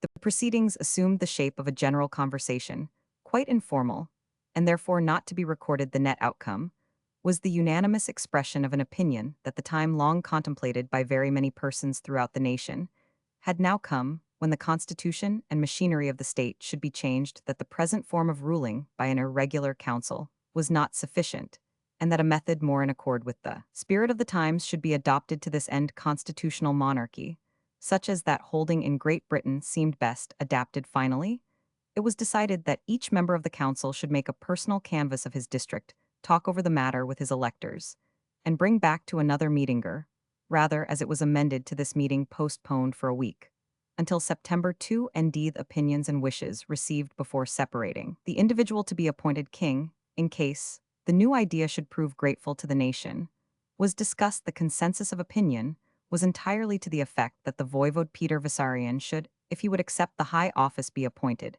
It was urged that as his daughter, the voivodin Tuda, was now married to the Englishman Rupert, sent, legercled generally, by the mountaineers, the gospodar Rupert a successor, to follow the voivode. When God should call him, would be at hand a successor, worthy in every way to succeed to so illustrious a post. It was urged by several speakers with general acquiescence that already Mr. St. Leger's services to the state were such that he would be in himself a worthy person to begin the new dynasty, but that as he was now allied to the voivode Peter Vissarion, it was becoming that the elder born of the nation should receive the first honor. The same continued. The adjourned meeting of certain members of the National Council was resumed in the hall of the State House at Plazek on Monday, September 2, 1907. By motion, the same chairman was appointed, and the rule regarding the record renewed. Reports were made by the various members of the council, in turn. According to the state roll, every district was represented. The reports were unanimously in favor of the new constitution, and it was reported by each and all of the councillors that the utmost enthusiasm marked in every case the suggestion of the voivode Peter Vissarion as the first king to be crowned under the new constitution, and that remainder should be settled on the gospodar, Rupert. The mountaineers would only receive his lawful name as an alternative one, and all said that he would be Rupert to them and to the nation forever. The above matter having been satisfactorily settled, it was decided that a formal meeting of the National Council should be held at the State House Plazek in 1 week from today, and that the voivode Peter Vissarion should be asked to be in the State House in readiness to attend. It was also decided that instruction should be given to the High Court of National Law to prepare and have ready in skeleton form a rescript of the new Constitution, to be adopted, the same to be founded on the Constitution and procedure of Great Britain, so far as the same may be applicable to the traditional ideas of free government in the land of the Blue Mountains. By unanimous vote, this private and irregular meeting of various national councillors was then dissolved. Record of the first meeting of the National Council of the Land of the Blue Mountains, held at Plazek on Monday, September 9, 1907, to consider the adoption of a new constitution, and to give permanent effect to the same if and when decided upon. Kept by the monk Christopheros, scribe to the National Council. The adjourned meeting duly took place as arranged. There was a full attendance of members of the council together, with the Vladika, the archbishop, the archimandrites of Spazek, of Ispazar, of Domitin and Astrag, the chancellor, the lord of the exchequer, the president of the High Court of National Law, the president of the Council of Justice, and such other high officials as it is customary to summon to meetings of the National Council on occasions of great importance. The names of all present will be found in the full report, wherein are given the ipsissima verba of the various utterances made during the consideration of the questions, discussed, the same having been taken down in shorthand by the humble scribe of this précis, which has been made for the convenience of members of the council and others. The voivode Peter Vissarion, obedient to the request of the council, was in attendance at the state house, waiting in the chamber of the high officers, until such time as he should be asked to come before the council. The president put before the National Council the matter of the new constitution, outlining the headings of it as drawn up by the High Court of National Law, and the constitution having been formally accepted nem. con by the National Council on behalf of the people, he proposed that the crown should be offered to the voivode Peter Vissarion, with remainder to the gospodar Rupert, legally Rupert, sent ledger husband of his only child the voivodin Tuda. This also was received with enthusiasm, and passed nem. con. Thereupon the president of council, the archbishop, and the Vladika, acting together, as a deputation went to pray the attention of the voivode Peter Vissarion. When the voivode entered, the whole council and officials stood up, and for a few seconds waited in respectful silence, with heads bowed down. Then, as if by a common impulse, for no word was spoken, nor any signal given, the all drew their handjars, and stood to attention with points raised and edges of the handjars to the front. The voivode stood very still. He seemed much moved, but controlled himself admirably. The only time when he seemed to lose his self-control was when once again, with a strange simultaneity, all present raised their handjars on high and shouted, "Hail Peter King!" Then lowering their points, till these almost touched the ground, they once again stood with bowed heads. When he had quite mastered himself, the voivode Peter Vissarion spoke. "How can I, my brothers, sufficiently thank you, and through you the people of the Blue Mountains, for the honor done to me this day? In very truth, it is not possible, and therefore I pray you to consider it as done, measuring my gratitude in the greatness of your own hearts. Such honor as you offer to me is not contemplated by any man in whose mind a wholesome sanity rules, nor is it even the dream of fervent imagination. So great is it that I pray you, men with hearts and minds like my own, to extend to me as a further measure of your generosity a little time to think it over. I shall not want long, for even already, with the blaze of honor fresh upon me, I see the cool shadow of duty, though his substance is yet hardly visible. Give me but an hour of solitude, an hour at most. If it do not prolong this your session unduly, it may be that a lesser time will serve.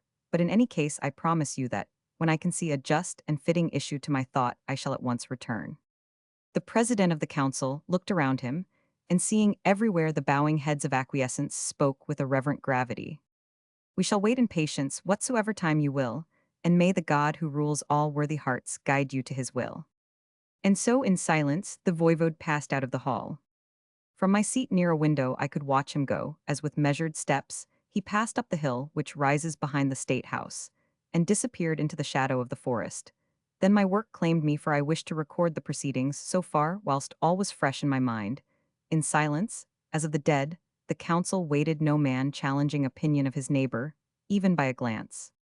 Almost a full hour had elapsed when the voivode came again to the council, moving with slow and stately gravity, as has always been his wont since age began to hamper the movement which in youth had been so notable. The members of the council all stood up uncovered, and so remained while he made announcement of his conclusion. He spoke slowly, and as his answer was to be a valued record of this land and its race, I wrote down every word as uttered, leaving here and there space for description or comment, which spaces I have since then filled in.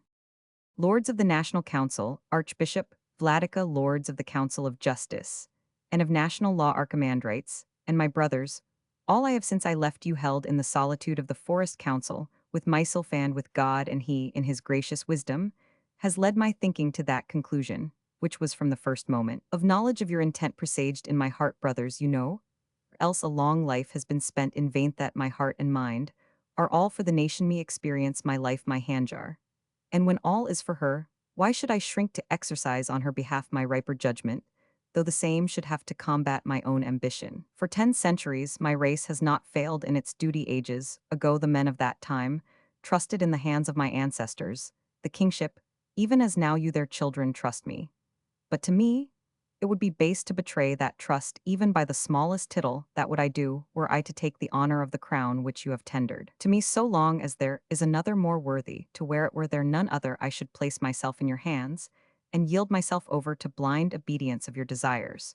But such an one there is dear to you already by his own deeds, now doubly dear to me, since he is my son by my daughter's love. He is young, whereas I am old. He is strong and brave and true, but my days of the usefulness of strength and bravery are over for myself.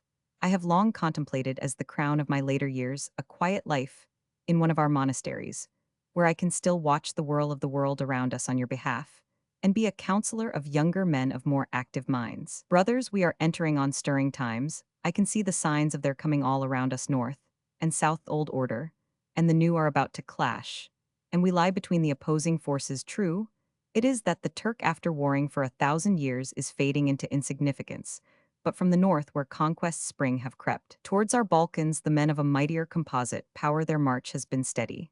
And as they came, they fortified every step of the way. Now they are hard upon us, and are already beginning to swallow up the regions that we have helped to win from the dominion of Mahound, the Austrian, is at our very gates, beaten back by the irredentists of Italy. She has so enmeshed herself with the great powers of Europe that she seems for the moment to be impregnable to a foe of our stature. There is but one hope for us: the uniting of the Balkan forces to turn a masterly front to north and west, as well as to south and east. Is that a task for old hands to undertake? No, the hands must be young and supple, and the brain subtle, as well as the heart be strong. Of whomsoever would dare such an accomplishment, should I accept the crown, it would only postpone the doing of that which must ultimately be done. What avail would it be if, when the darkness closes over me, my daughter should be queen, consort to the first king of a new dynasty? You know this man, and from your record, I learn that you are already willing to have him as king to follow me. Why not begin with him? He comes of a great nation, wherein the principle of freedom is a vital principle that quickens all things. That nation has more than once shown to us its friendliness, and doubtless, the very fact that an Englishman would become our king, and could carry into our government the spirit and customs which have made his own country great, would do much to restore the old friendship, and even to create a new one, which would in times of trouble bring British fleets to our waters and British bayonets to support our own handjars. It is within my own knowledge, though as yet unannounced to you, that Rupert St. Ledger has already obtained a patent, signed by the King of England himself, allowing him to be denaturalized in England, so that he can at once apply for naturalization here. I know also that he has brought hither a vast fortune, by aid of which he is beginning to strengthen our hands for war, in case that sad eventuality should arise. Witness his late ordering to be built 9 other warships of the class that has already done such effective service in overthrowing the Turker, the pirate, whichever he may have been. He has undertaken the defense of the Blue Mouth at his own cost, in a way which will make it stronger than Gibraltar, and secure us against whatever use to which the Austrian may apply the vast forces already gathered in the Bac di Catero. He is already founding aerial stations on our highest peaks, for use of the war aeroplanes which are being built for him. It is such a man as this who makes a nation great, and right sure I am that in his hands this splendid land and our noble freedom-loving people will flourish, and become a power in the world. Then, brothers, let me, as one to whom this nation and its history and its future are dear, ask you to give to the husband of my daughter the honor which you would confer on me for her. I can speak as well as for myself. She shall suffer nothing in dignity, either were I indeed king. She, as my daughter, would be a princess of the world, as it will be. She shall be companion and queen of a great king, and her race, which is mine, shall flourish in all the luster of the new dynasty. Therefore, on all accounts, my brothers, for the sake of our dear land of the Blue Mountains, make the Gospodar Rupert, who has so proved himself your king, and make me happy in my retirement to the cloister. When the voivode ceased to speak, all still remained silent and standing, but there was no mistaking their acquiescence in his most generous prayer. The president of the council well interpreted the general wish when he said, Lords of the National Council, Archbishop Vladica, Lords of the Councils of Justice and National Law, Archimandrites, and all who are present, is it agreed that we prepare at leisure a fitting reply to the Voivode Peter of the historic House of Vissarion, stating our agreement with his wish? To which there was a unanimous answer. It is, he went on. Further, shall we ask the Gospodar Rupert of the House of St. Ledger, allied through his marriage to the Voivodin Tuda daughter, an only child of the Voivode Peter of Vissarion, to come hither tomorrow, and that, when he is amongst us, we confer on him the crown and kingship of the land of the Blue Mountains. Again came the answer, it is. But this time it rang out like the sound of a gigantic trumpet, and the handjars flashed. Whereupon the session was adjourned for the space of a day. The same continued. September 10, 1907. When the National Council met today, the Voivode Peter Vissarion sat with them, but well back, so that at first his presence was hardly noticeable. After the necessary preliminaries had been gone through, They requested the presence of the Gospodar Rupert. Mr. Rupert sent Ledger, who was reported as waiting in the chamber of the high officers. He at once accompanied back to the hall, the deputation sent to conduct him. As he made his appearance in the doorway, the councillors stood up. There was a burst of enthusiasm, and the handjars flashed. For an instant he stood silent with lifted hand, as though indicating that he wished to speak. So soon as this was recognized, silence fell on the assembly, and he spoke. I pray you may the Voivodin Tuda of Vissarion, who has accompanied me hither, appear with me to hear your wishes. There was an immediate and enthusiastic acquiescence, and after bowing his thanks, he retired to conduct her. Her appearance was received with an ovation similar to that given to Gospodar Rupert, to which she bowed with dignified sweetness. She, with her husband, was conducted to the top of the hall by the president, who came down to escort them. In the meantime, another chair had been placed beside that prepared for the Gospodar, and these two sat. The president then made the formal statement, conveying to the Gospodar Rupert the wishes of the council on behalf of the nation, to offer to him the crown and kingship of the land of the Blue Mountains. The message was couched in almost the same words as had been used the previous day, in making the offer to the voivode Peter Vissarion, only differing to meet the special circumstances the Gospodar. Rupert listened in grave silence. The whole thing was manifestly quite new to him, but he preserved a self-control wonderful under the circumstances, when having been made aware of the previous offer to the voivode, and the declared wish of the latter, he rose to speak. There was stillness in the hall. He commenced with a few broken words of thanks. Then he grew suddenly and strangely calm as he went on.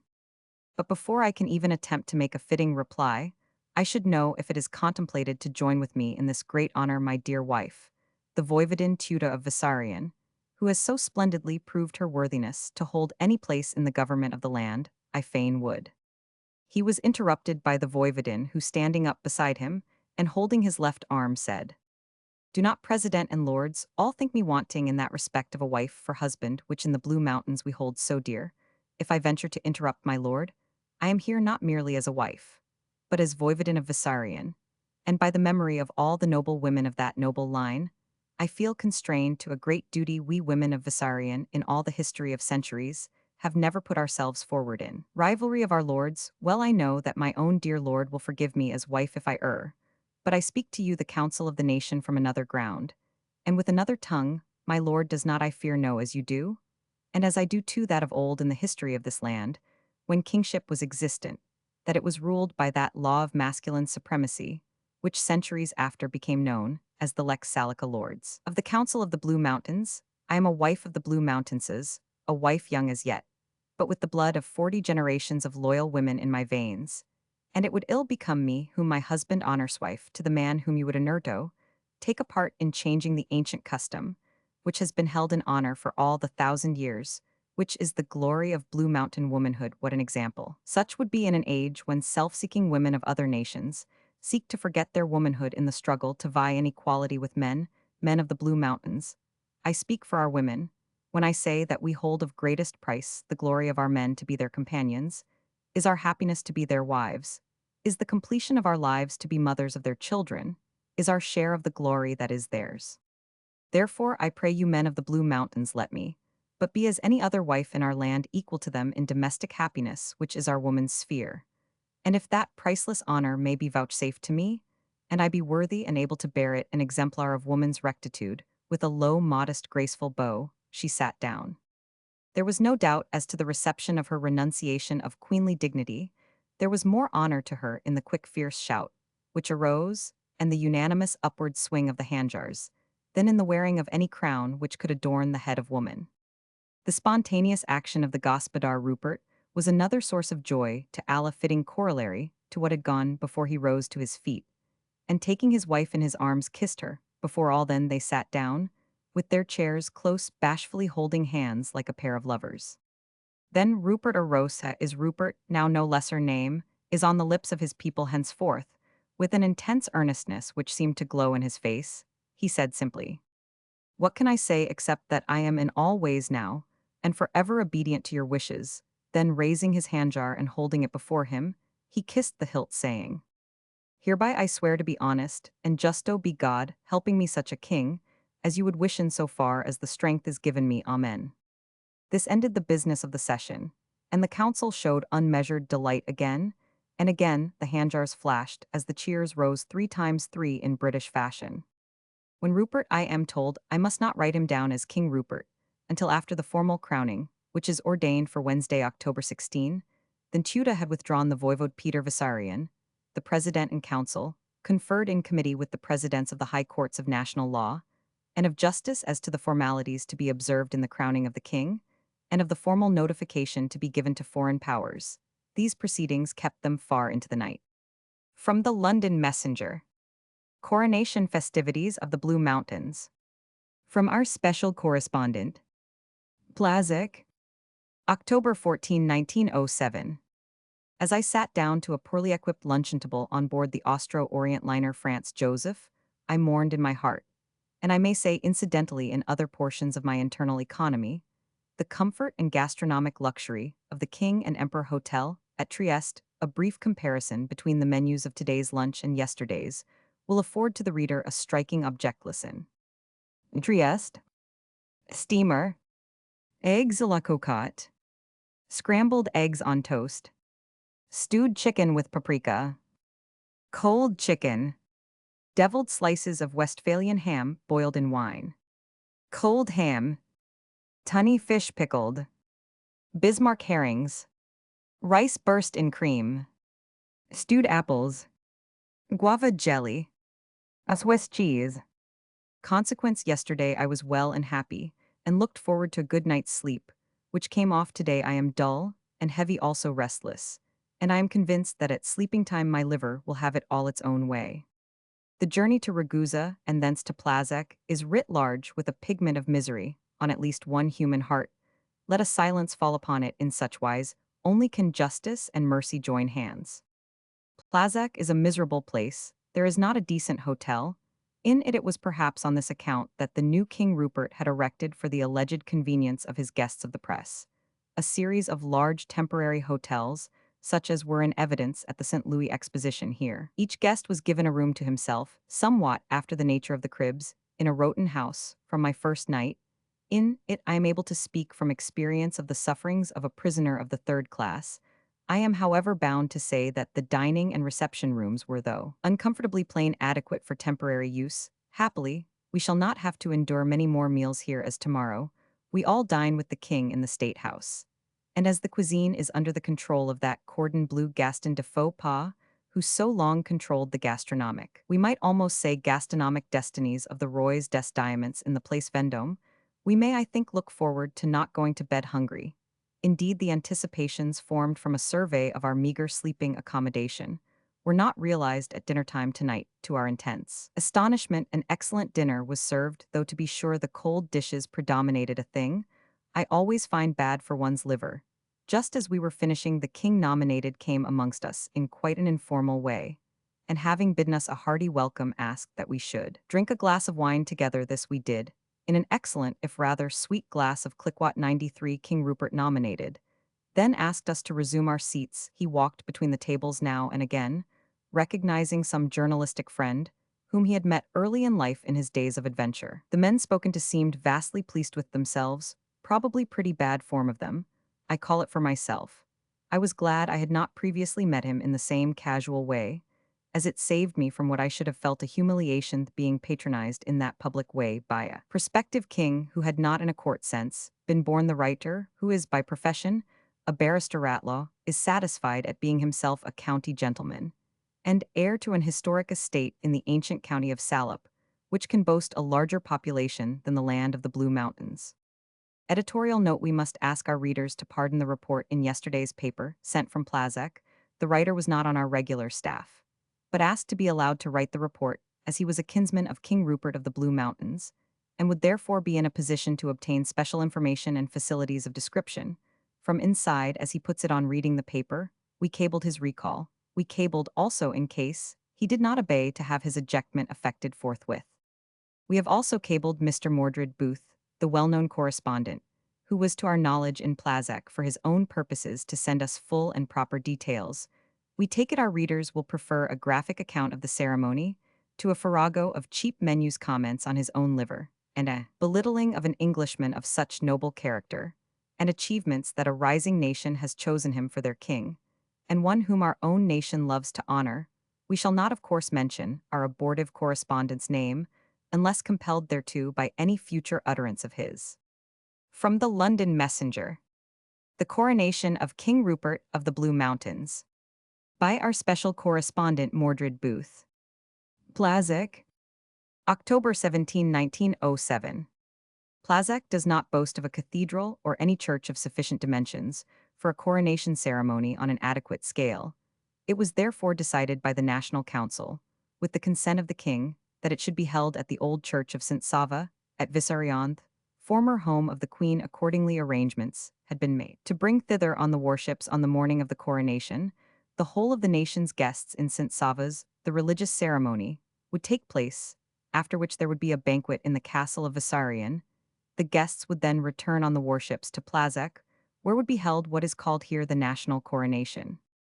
In the land of the Blue Mountains, it was customary in the old days, when there were kings, to have two ceremonies, carried out by the official head of the national church, the Greek church the other by the people, in a ritual adopted by themselves on much the same basis as the Germanic folkmoot. The Blue Mountains is a nation of strangely loyal tendencies. What was 1,000 years ago is to be today so far of course as is possible under the altered condition of things. The Church of St. Sava is very old and very beautiful, built in the manner of old Greek churches, full of monuments of bygone worthies of the Blue Mountains. But of course neither it, nor the ceremony held in it today, can compare in splendor with certain other ceremonials. For instance, the coronation of the penultimate Tsar in Moscow of Alfonso Roman XII, in Madrid of Carlos Roman I, in Lisbon. The church was arranged much after the fashion of Westminster Abbey for the coronation of King Edward Roman VII, though of course not so many persons present, nor so much individual splendor, indeed the number of those present outside those officially concerned, and the press of the world was very few. The most striking figure present next to King Rupert, who is 7 feet high, and a magnificent man, was the Queen Consort Tuda. She sat in front of a small gallery erected for the purpose, just opposite the throne. She is a strikingly beautiful woman, tall and finely formed, with jet-black hair and eyes like black diamonds, but with the unique quality that there are stars in them which seem to take varied color according to each strong emotion. But it was not even her beauty, or the stars in her eyes, which drew the first glance of all these details showed on scrutiny, but from afar off the attractive point was her dress. Surely, never before did woman, be she queen or peasant, wear such a costume on a festive occasion. She was dressed in a white shroud, and in that only I had heard something of the story which goes behind that strange costume, and shall later on send it to you too. When the procession entered the church through the great western door, the national song of the Blue Mountains, "Guide Our Feet Through Darkness," O Jehovah, was sung by an unseen choir, in which the organ, supplemented by martial instruments, joined. The archbishop was robed in readiness before the altar, and close around him stood the archimandrites of the 4 great monasteries. The Vladika stood in front of the members of the National Council. A little to one side of this body was a group of high officials, presidents of the councils of national law, and justice, the Chancellor Etkal, in splendid robes of great antiquity, High Marshal of the Forces, and the Lord High Admiral. When all was ready for the ceremonial act of coronation, the Archbishop raised his hand, whereupon the music ceased, turning around so that he faced the Queen, who thereon stood up. The King drew his handjar, and saluted her in Blue Mountain fashion, the point raised as high possible, and then dropped down till it almost touches the ground. Every man in the church, ecclesiastics, and all wear the handjar, and, following the king by the interval of a second, their weapons flashed out. There was something symbolic as well as touching in this truly royal salute. Led by the king, his handjar is a mighty blade, and held high in the hands of a man of his stature. It overtowered everything in the church. It was an inspiriting sight. No one who saw will ever forget that noble flashing of blades in the 1,000-year-old salute. The coronation was short, simple, and impressive. Rupert knelt, whilst the archbishop, after a short fervent prayer, placed on his head the bronze crown of the first king of the Blue Mountains, Peter. This was handed to him by the Vladika, to whom it was brought from the national treasury by a procession of the high officers. A blessing of the new king and his queen Tuda concluded the ceremony. Rupert's first act on rising from his knees was to draw his handjar and salute his people. After the ceremony in St. Sava, the procession was reformed and took its way to the castle of Vissarion, which is some distance off across a picturesque creek, bounded on either side by noble cliffs of vast height. The king led the way, the queen walking with him, and holding his hand the castle of Vissarion is of great antiquity and picturesque beyond belief. I am sending later on as a special article a description of it. The coronation feast, as it was called on the menu, was held in the Great Hall, which is of noble proportions. I enclose copy of the menu, as our readers may wish to know something of the details of such a feast in this part of the world. One feature of the banquet was specially noticeable, as the national officials were guests of the king and queen. They were waited on and served by the king and queen in person. The rest of the guests, including us of the press, were served by the king's household. Not the servants, none of that cult were visible, but by the ladies and gentlemen of the court. There was only one toast, and that was given by the king, all standing the land of the Blue Mountains. And may we all do our duty to the land we love, before drinking his mighty handjar flashed out again, and in an instant every table at which the Blue Mountaineers sat was ringed with flashing steel. I may add parenthetically that the handjar is essentially the national weapon. I do not know if the Blue Mountaineers take it to bed with them, but they certainly wear it everywhere else. Its drawing seems to emphasize everything in national life. We embarked again on the warship Zone, a huge steel-plated dreadnought up to date, in every particular the other an armored yacht, most complete in every way and of unique speed. The king and queen, the lords of the council together, with the various high ecclesiastics and great officials, went on the yacht, which the Lord High Admiral, a man of remarkably masterful physiognomy, himself steered. The rest of those present at the coronation came on the warship. The latter went fast, but the yacht showed her heels all the way. However, the king's party waited in the dock in the Blue Mouth. From this, a new cable line took us all to the State House at Plazek. Here the procession was reformed and wound its way to a bare hill in the immediate vicinity.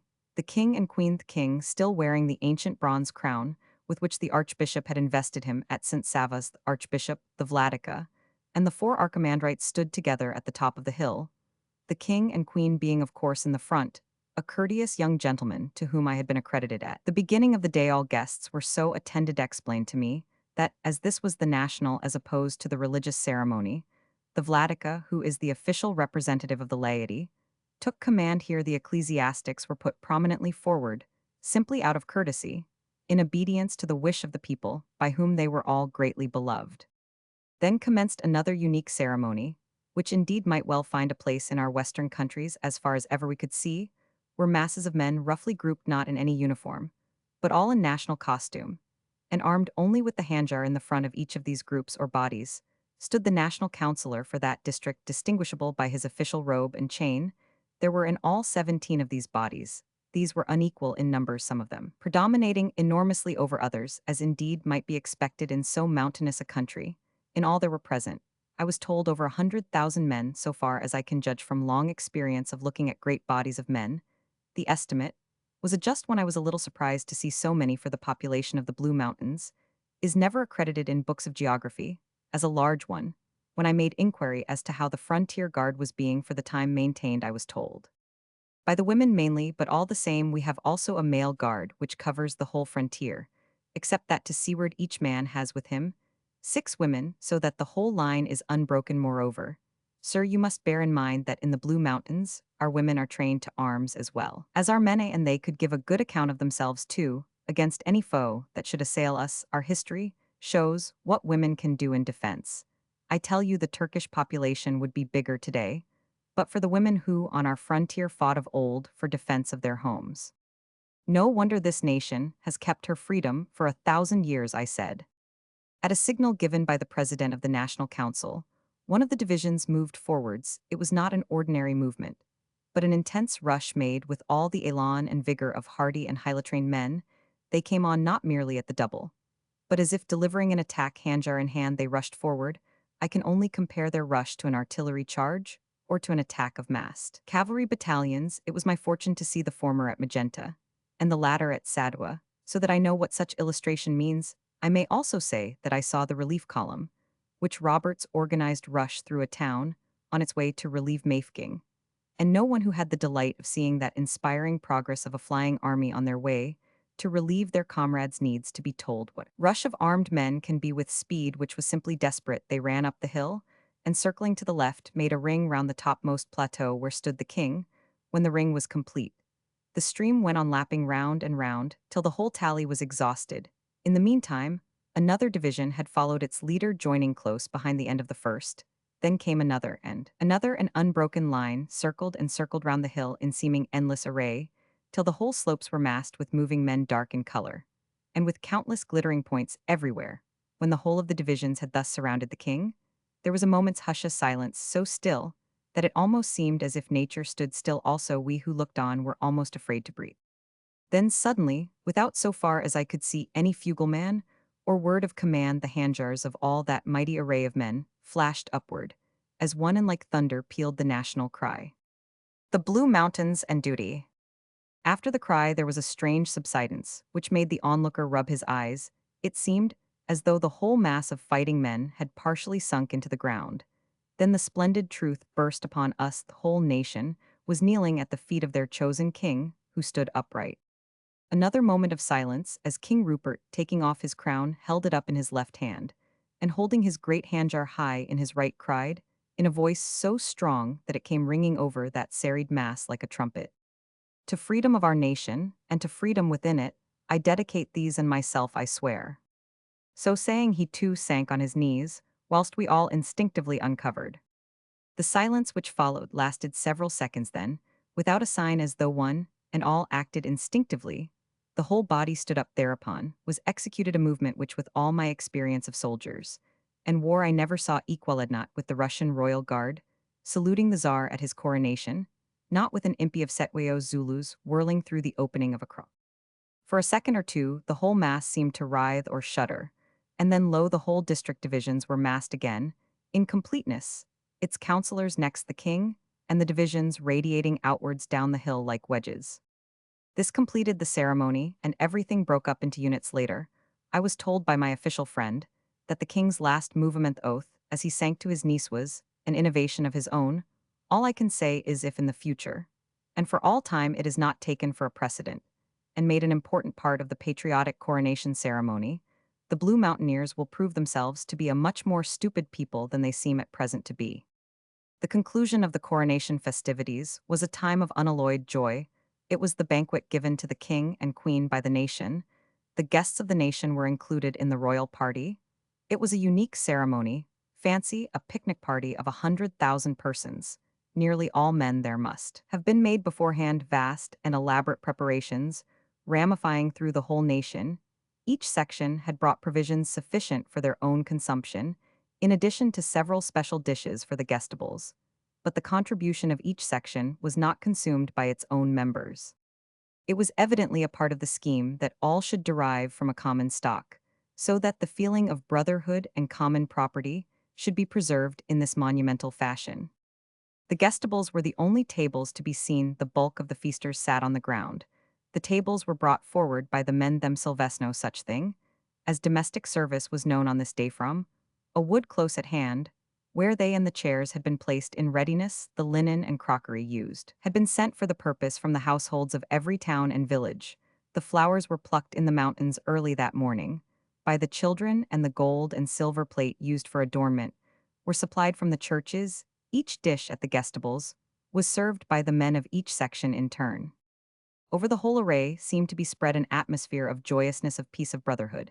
It would be impossible to adequately describe that amazing scene: a whole nation of splendid men surrounding their new king and queen, loving to honor and serve them. Scattered about through that vast crowd were groups of musicians chosen from amongst themselves. The space covered by this titanic picnic was so vast that there were few spots from which you could hear music proceeding from different quarters. After dinner, we all sat and smoked. The music became rather vocal than instrumental. Indeed, presently, we did not hear the sound of any instrument at all, only knowing a few words of Balkan. I could not follow the meanings of the songs, but I gathered that they were all legendary or historical to those who could understand, as I was informed by my tutelary young friend, who stayed beside me the whole of this memorable day. We were listening to the history of the land of the Blue Mountains in ballad form, somewhere or other throughout that vast concourse. Each notable record of 10 centuries was being told to eager ears. It was now late in the day. Slowly, the sun had been dropping down over the Calabrian mountains, and the glamorous twilight was stealing over the immediate scene. No one seemed to notice the coming of the dark, which stole down on us with an unspeakable mystery. For long, we sat still, the clatter of many tongues becoming stilled into the witchery of the scene. Lower the sun sank, till only the ruddiness of the afterglow lit the expanse with rosy light. Then this failed in turn, and the night shut down quickly. At last, when we could just discern the faces close to us, a simultaneous movement began. Lights began to flash out in places all over the hillside. At first these seemed as tiny as glowworms seen in a summer wood, but by degrees they grew, till the space was set with little circles of light. These in turn grew and grew in. Both number and strength. Flames began to leap out from piles of wood. Torches were lighted and held high. Then the music began again, softly at first, but then louder as the musicians began to gather to the center, where sat the king and queen. The music was wild and semi-barbaric, but full of sweet melody. It somehow seemed to bring before us a distant past, one, and all according to the strength of our imagination and the volume of our knowledge, saw episodes and phases of bygone history come before us.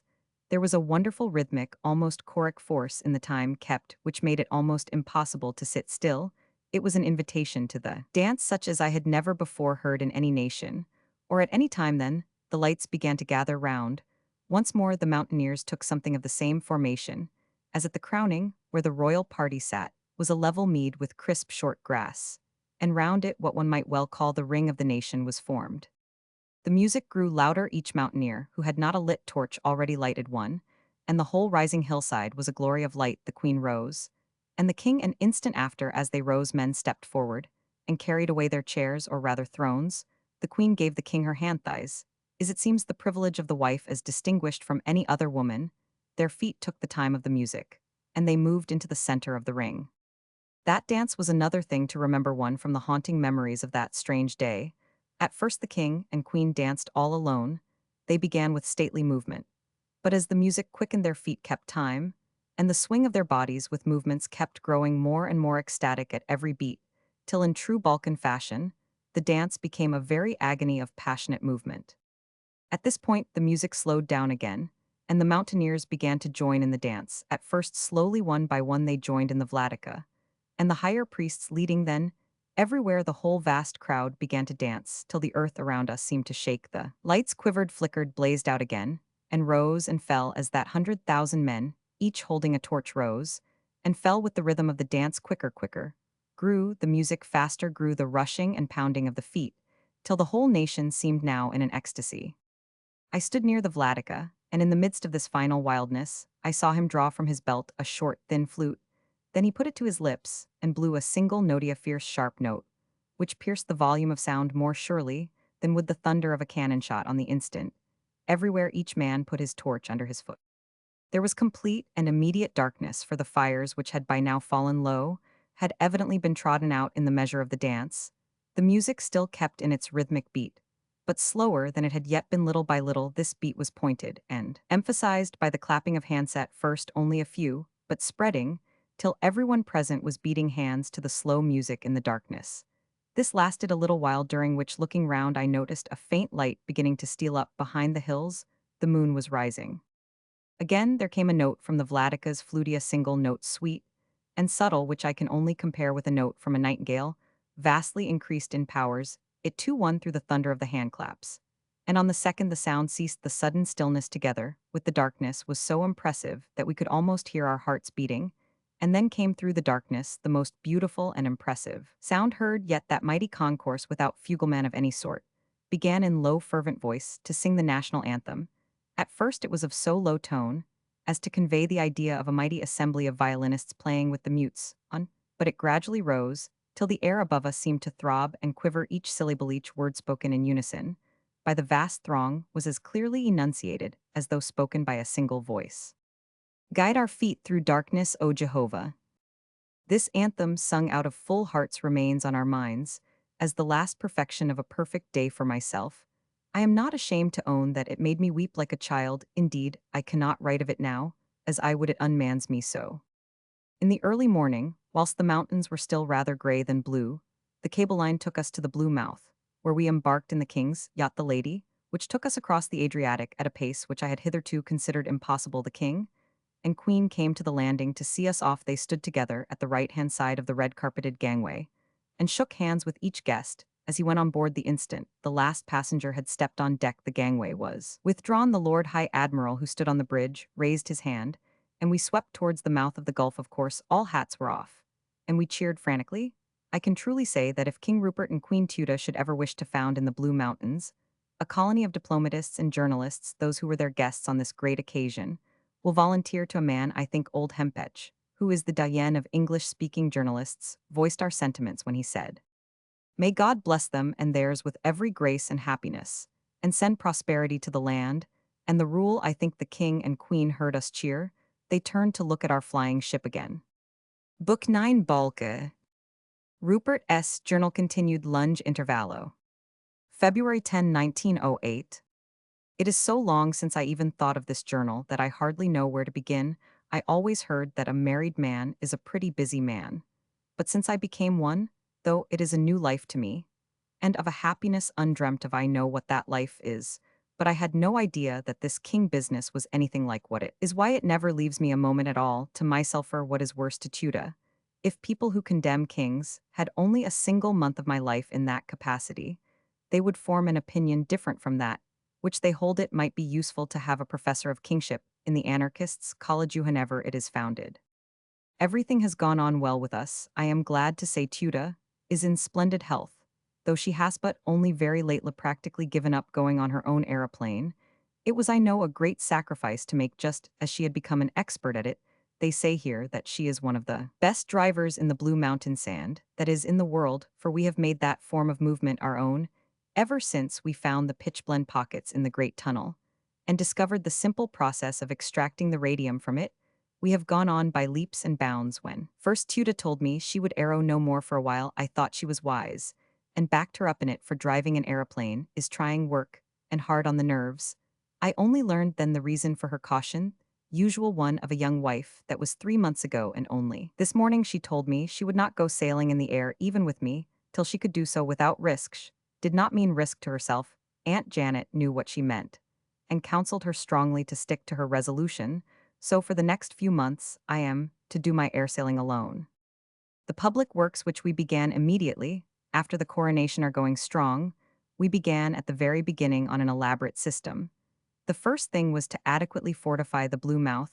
Whilst the fortifications were being constructed, we kept all the warships in the Gulf, but when the point of safety was reached, we made the ships do centrigo along the coast. Whilst we trained men for service at sea, it is our plan to take by degrees all the young men, and teach them this wise, so that at the end the whole population shall be trained for sea as well as for land. And as we are teaching them the airship service too, they will be at home, in all the elements except fire, of course, though if that should become a necessity we shall tackle it too.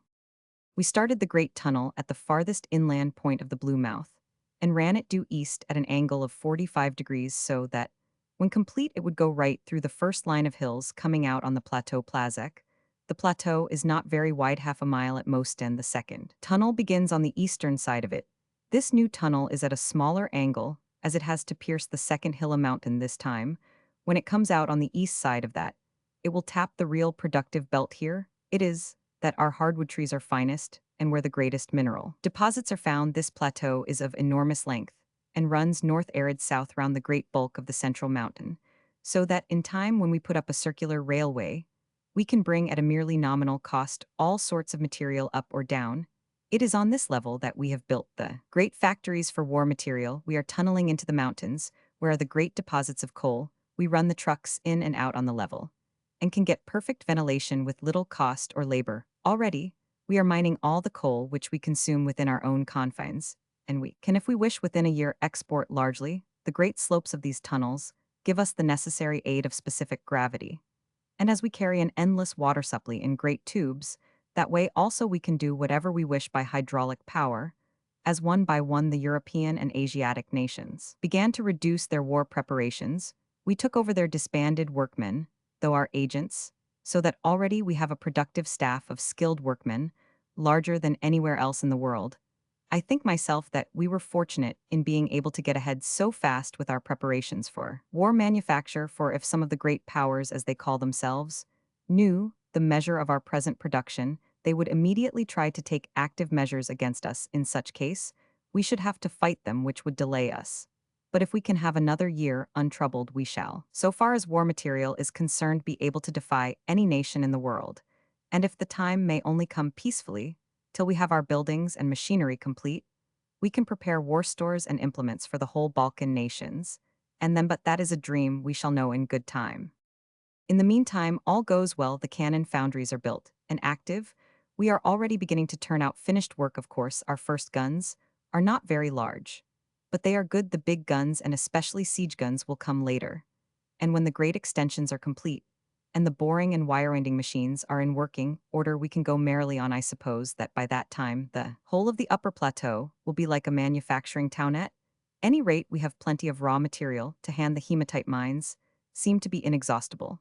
And as the raising of the ore is cheap and easy by means of our extraordinary water power, and as coal comes down to the plateau by its own gravity on the cable line, we have natural advantages which exist hardly anywhere else in the world, certainly. Not altogether as here, that bird's eye view of the blue mouth, which we had from the aeroplane. When Tuda saw that vision of the future has not been in vain. The aeroplane works are having a splendid output. The aeroplane is a large and visible product. There is no mistaking, when it is there, we have already a large and respectable aerial fleet. The factories for explosives are of course far away in bare valleys where accidental effects are minimized. So too are the radium works, wherein unknown dangers may lurk. The turbines in the tunnel give us all the power we want at present and later on, when the new tunnel, which we call the water tunnel, which is already begun, is complete, the available power will be immense. All these works are bringing up our shipping, and we are in great hopes for the future. So much for our material prosperity, but with it comes a larger life and greater hopes. The stress of organizing and founding these great works is practically over, as they are not only self-supporting, but largely productive. All anxiety in the way of national expenditure is minimized. And more than all, I am able to give my unhampered attention to those matters of even more than national importance, on which the ultimate development, if not the immediate strength of our country, must depend. I am well into the subject of a great Balkan federation. This, it turns out, has for long been the dream of Tuda's life, as also that of the present archimandrite of Plazak, her father, who since I last touched this journal, having taken on himself a holy life, was by will of the church, the monks, and the people appointed to that great office on the retirement of Petrov Vlastimir. Such a federation had long been in the air for myself.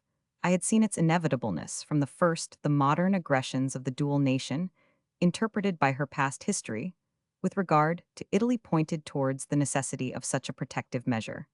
And now, when Servia and Bulgaria were used as blinds to cover her real movements to incorporate with herself as established the provinces once Turkish, which had been entrusted to her temporary protection by the Treaty of Berlin, when it would seem that Montenegro was to be deprived for all time of the hope of regaining the Bach di Catero, which she had a century ago won and held at the point of the sword, until a great power had under a wrong conviction handed it over to her neighboring Goliath, when the Sanjak of Novi Bazar was threatened with the fate which seemed to have already overtaken Bosnia and Herzegovina, when gallant little Montenegro was already shut out from the sea by the octopus-like grip of Dalmatia, crouching along her western shore, when Turkey was dwindling down to almost ineptitude, when Greece was almost a byword, and when Albania as a nation, though still nominally subject, was of such unimpaired virility that there were great possibilities of her future.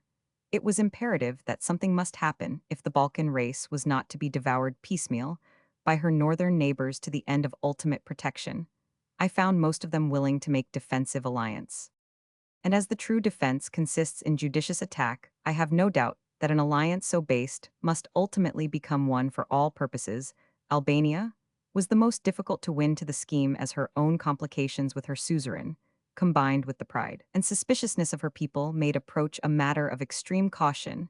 It was only possible, when I could induce her rulers to see that no matter how great her pride and valor, the magnitude of northern advance, if unchecked, must ultimately overwhelm her.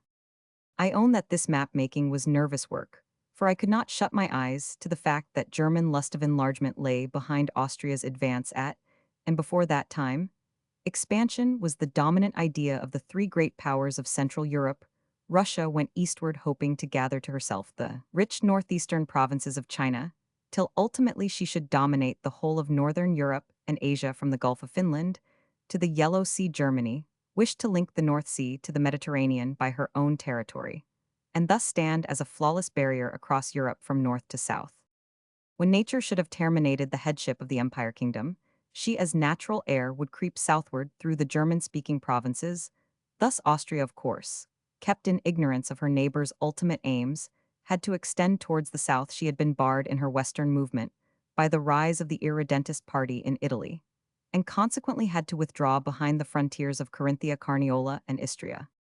My own dream of the new map was to make Balkan Federation take in ultimately all south of a line drawn from the Isle of Serpents to Aquileia. There would must be difficulties in the carrying out of such a scheme, of course.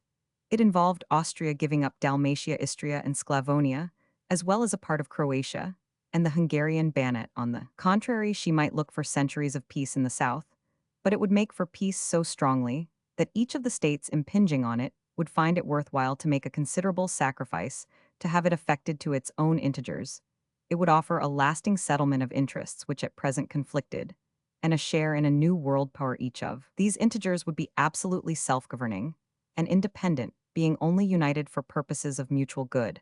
I did not despair that even Turkey and Greece, recognizing that benefit and safety would ensue without the destruction, or even minimizing of individuality, would sooner or later come into the federation.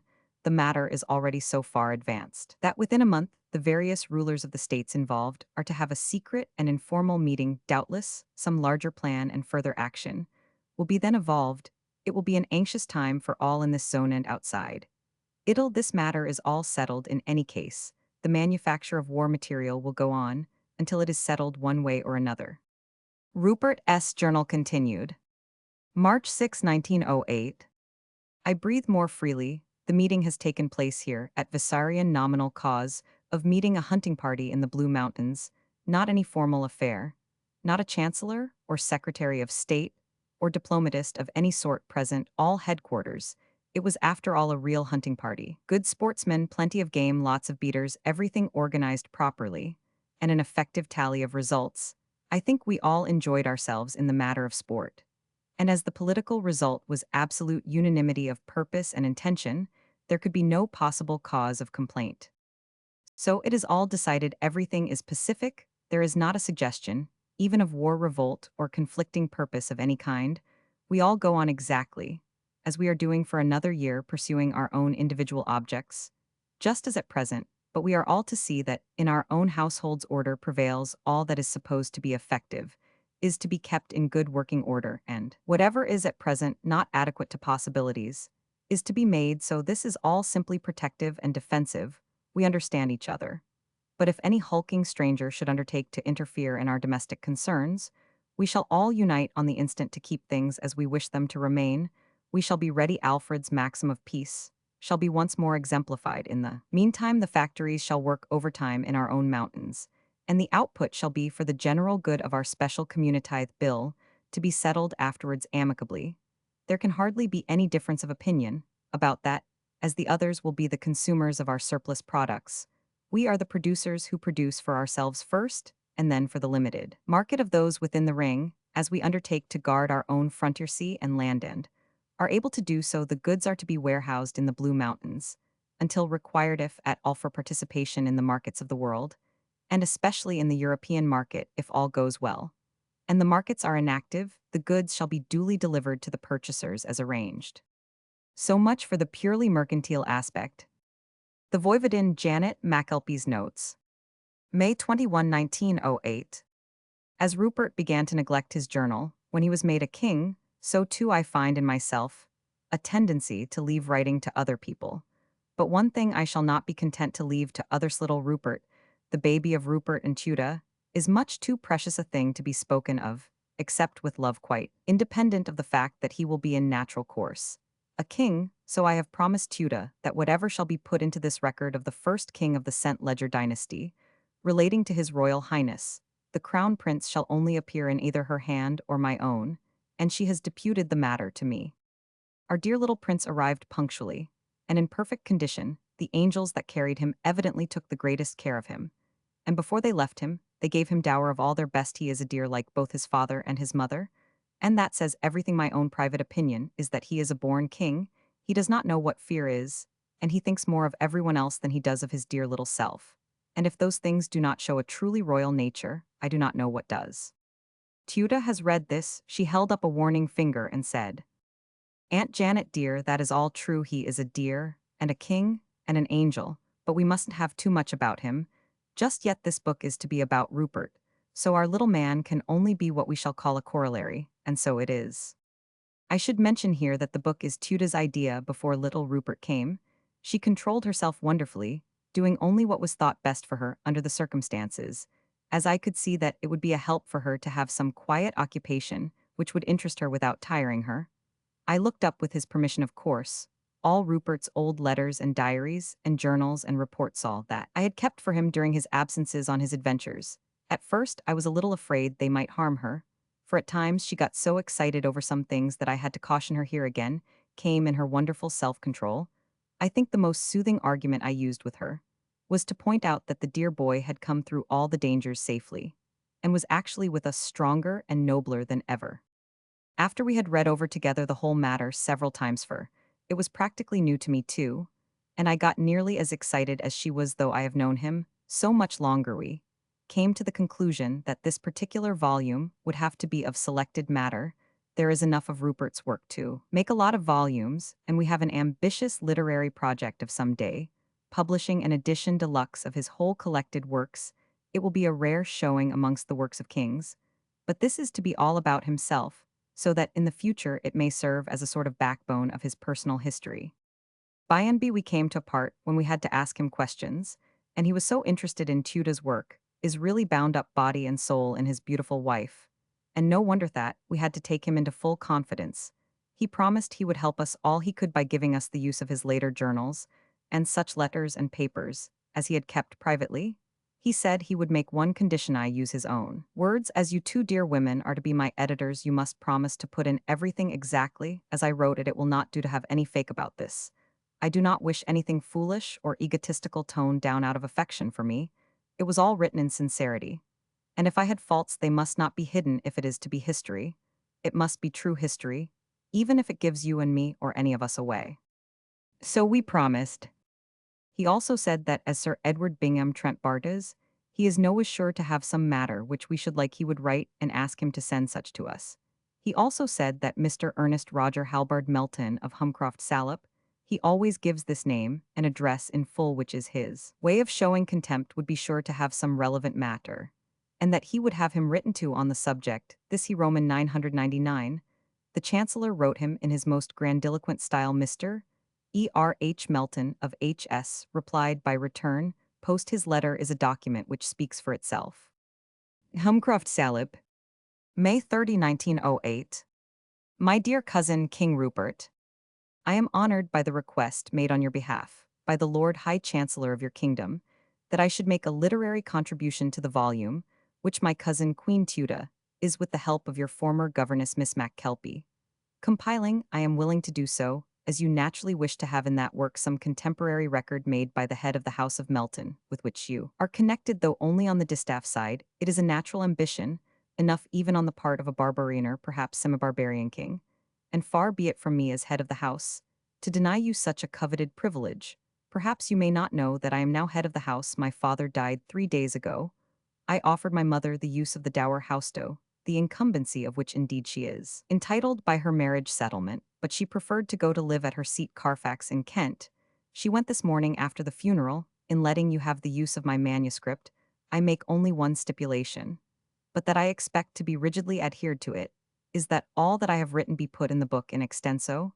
I do not wish any record of mine to be garbled to suit other ends than those ostensible, or whatever may be to the honor of myself or my house to be burked. I dare say you have noticed, my dear Rupert, that the compilers of family histories often through jealousy alter matter that they are allowed to use so as to suit their own purpose or minister to their own vanity. I think it right to tell you that I have had a certified copy made by Petter and Galpin, the law stationers, so that I shall be able to verify whether my stipulation has been honorably observed. I am having the book, which is naturally valuable, carefully packed, and shall have it forwarded to Sir Edward Bingham Trent Baronet, which he now is, heaven save the mark, the attorney please see that he returns it to me, and in proper order. He is not to publish for himself anything in it about him. A man of that class is apt to advertise the fact of anyone of distinction, taking any notice of him, I would bring out the MS to you myself, and stay for a while with you for some sport only your lot subjects. I suppose you call Themir such bounders that a gentleman's life is hardly safe amongst them. I never met anyone who had so poor an appreciation of a joke, as they have. By the way, how is Tuda? She is one of them. I heard all about the hatching business. I hope the kid is all right. This is only a word in your ear, so don't get cocky, old son. I am open to a godfathership. Think of that, Hedda, of course. If the other godfather and the godmother are up to the mark, I don't want to have to boost up the whole lot. Savvy kiss Tuta. And the kid, for me, I must have the boy over here for a bit later on when he is presentable and has learned not to be a nuisance. It will be good for him to see something of a real first-class English country house like Humcroft to a person only accustomed to rough ways and meager living its luxury. Will make a memory which will serve in time as an example to be aimed at. I shall write again soon. Don't hesitate to ask any favor which I may be able to confer on you so long. Your affectionate cousin, Ernest Roger Halbard Melton. Extract from letter from E. Bingham Trent to Queen Tuda of the Blue Mountains. So I thought the best way to serve that appalling cad would be to take him at his word, and put in his literary contribution in full. I have had made and attested a copy of his record, as he calls it, so as to save you trouble. But I send the book itself, because I am afraid that, unless you see his words in his own writing, you will not believe that he or anyone else ever penned seriously a document so incriminating. I am sure he must have forgotten what he had written, for even such a dull dog as he is could never have made public such a thing. Knowingly, such a nature has its revenges on itself in this case. The officers of revenge are his ipsissima verba. Rupert S. Journal continued. February 1, 1909. All is now well in train when the Tsar of Russia, on being asked by the Sclavs, as was meet to be the referee in the Balkan settlement, declined on the ground that he was himself by inference an interested party. It was unanimously agreed by the Balkan rulers that the Western king should be asked to arbitrate, as all concerned had perfect confidence in his wisdom, as well as his justice to their wish. He graciously assented. The matter has now been for more than 6 months in his hands, and he has taken endless trouble to obtain full information. He has now informed us through his chancellor that his decision is almost ready, and will be communicated as soon as possible. We have another hunting party at Vissarion next week. Tuda is looking forward to it with extraordinary interest. She hopes then to present to our brothers of the Balkans our little son, and she is eager to know if they endorse her their approval of him. Rupert S. Journal continued. April 15, 1909. The arbitrator's decision has been communicated to us through the Chancellor of the Western King, who brought it to us himself as a special act of friendliness. It met with the enthusiastic approval of all. The premier remained with us during the progress of the hunting party, which was one of the most joyous occasions ever known. We are all of good heart for the future of the Balkan races. Is now assured the strife internal and external off. 1,000 years has ceased, and we look with hope for a long and happy time. The Chancellor brought messages of grace and courtliness and friendliness to all, and, when I as spokesman of the party asked him if we might convey a request of His Majesty that he would honor us by attending the ceremony of making known formally the Balkan settlement, he answered that the king had authorized him to say that he would, if such were wished by us, gladly come, and that if he should come, he would attend with a fleet as an escort. The Chancellor also told me from himself that it might be possible to have other nationalities represented on such a great occasion by ambassadors, and even fleets, though the monarchs themselves might not be able to attend. He hinted that it might be well if I put the matter in train. He evidently took it for granted that though I was only one of several, the matter rested with me peaceably. He chose me as the one to whom to make the confidence, as I was born a stranger. As we talked it over, he grew more enthusiastic, and finally said that as the king was taking the lead, doubtless all the nations of the earth friendly to him would like to take a part in the ceremony, so it is likely to turn out practically an international ceremony of a unique kind. Tuda will love it, and we shall all do what we can. Janet McAlpy's notes. June 1, 1909. Our dear Tuda is full of the forthcoming celebration of the Balkan Federation, which is to take place this day month, although I must say for myself that the ceremony is attaining to such dimensions that I am beginning to have a sort of vague fear of some kind. It almost seems uncanny. Rupert is working unceasingly, has been for some time, for weeks past. He seems to have been out day and night on his aeroplane, going through and round over the country arranging matters, and seeing for himself that what has been arranged is being done. Uncle Colin is always about to, and so is Admiral Rook. But now Tuda is beginning to go with Rupert. That girl is simply fearless just like Rupert, and they both seem anxious that little Rupert shall be the same. Indeed he is the same. A few mornings ago, Rupert and Tuda were about to start just after dawn from the top of the castle. Little Rupert was their head is always awake early, and as bright as a bee. I was holding him in my arms, and when his mother leant over to kiss him goodbye, he held out his arms to her, in a way that said as plainly as if he had spoken, "Take me with you." She looked appealingly at Rupert, who nodded, and said, "All right, take him, darling, he will have to learn some day."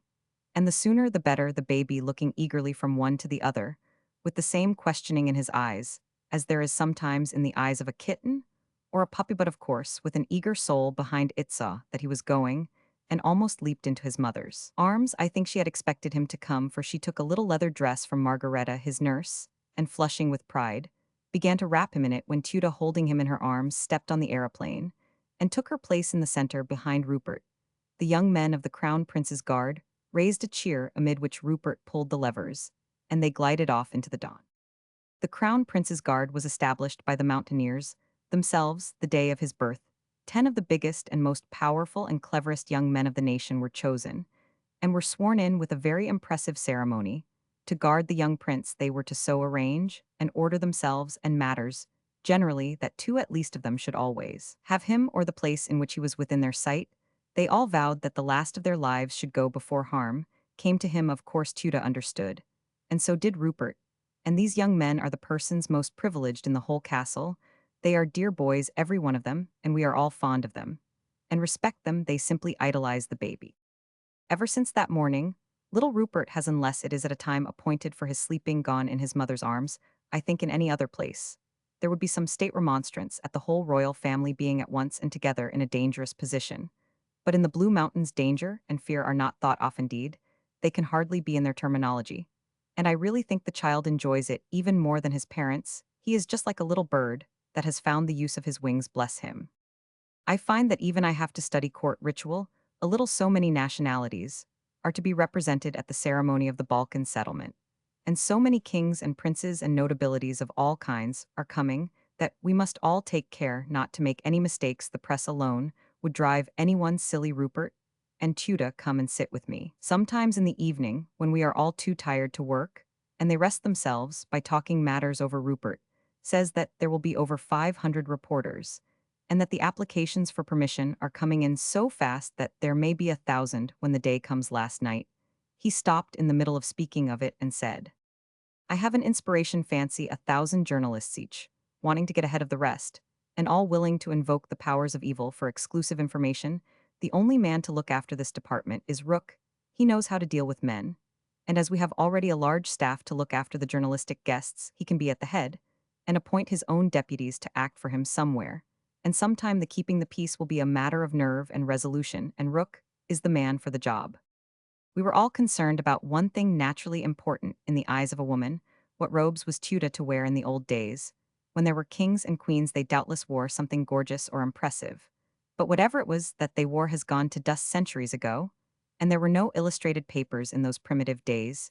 Tuda was talking to me eagerly with her dear beautiful brows all wrinkled when Rupert, who was reading a bulky document of some kind, looked up and said, "Of course, darling, you will wear your shroud."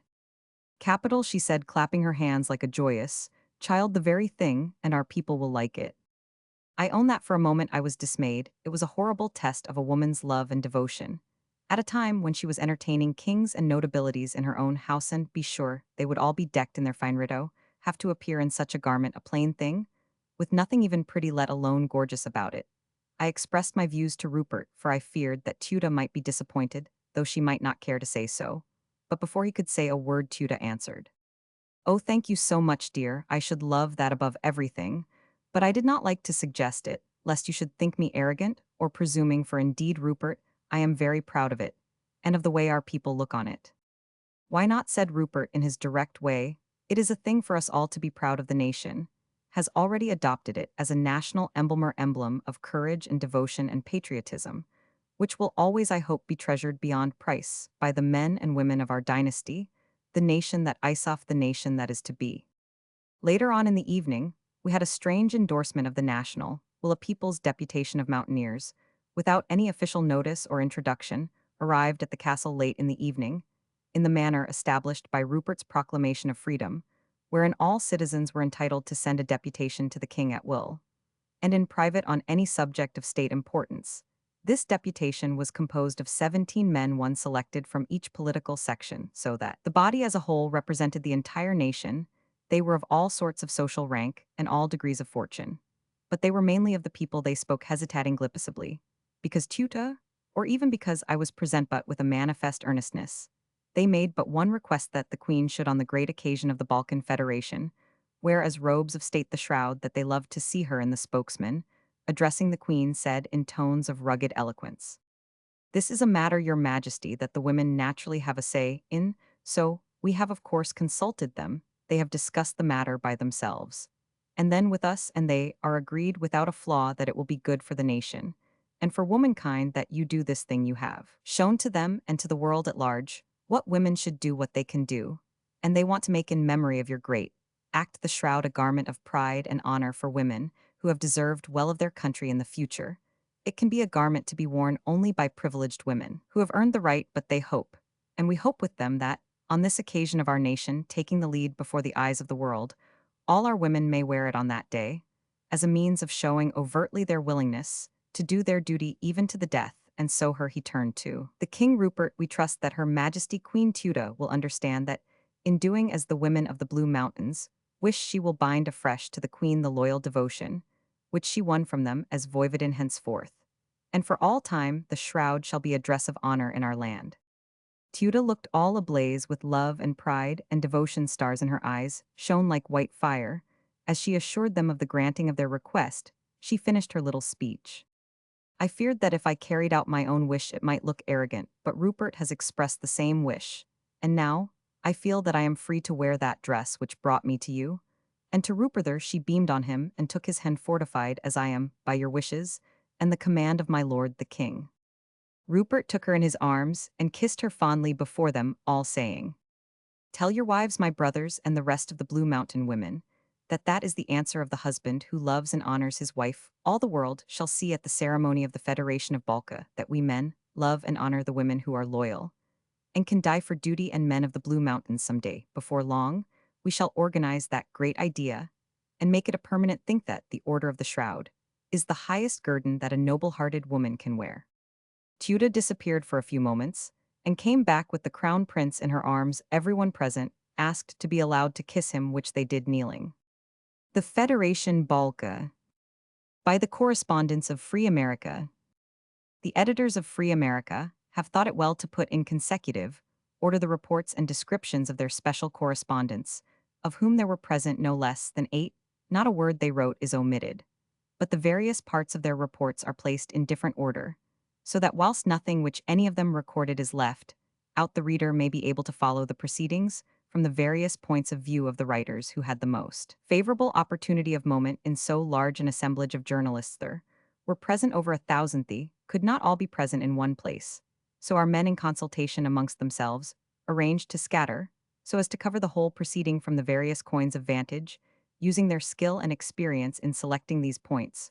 One was situated on the summit of the steel-clad tower, in the entrance to the Blue Mouth, another on the press-boat which was moored alongside King Rupert's armored yacht, the Lady, whereon were gathered the various kings and rulers of the Balkan states, all of whom were in the Federation. Another was in a swift torpedo boat with a roving commission to cruise round the harbor.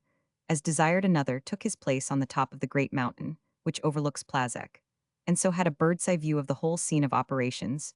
2 others were on the forts to right and left of the Blue Mouth. Another was posted at the entrance to the great tunnel, which runs from the water level right up through the mountains to the plateau, where the mines and factories are situated. Another had the privilege of a place on an aeroplane, which went everywhere, and saw everything. This aeroplane was driven by an old special correspondent of Free America, who had been a chum of our special in the Japanese and Russian War, and who has taken service on the Blue Mountain Official Gazette.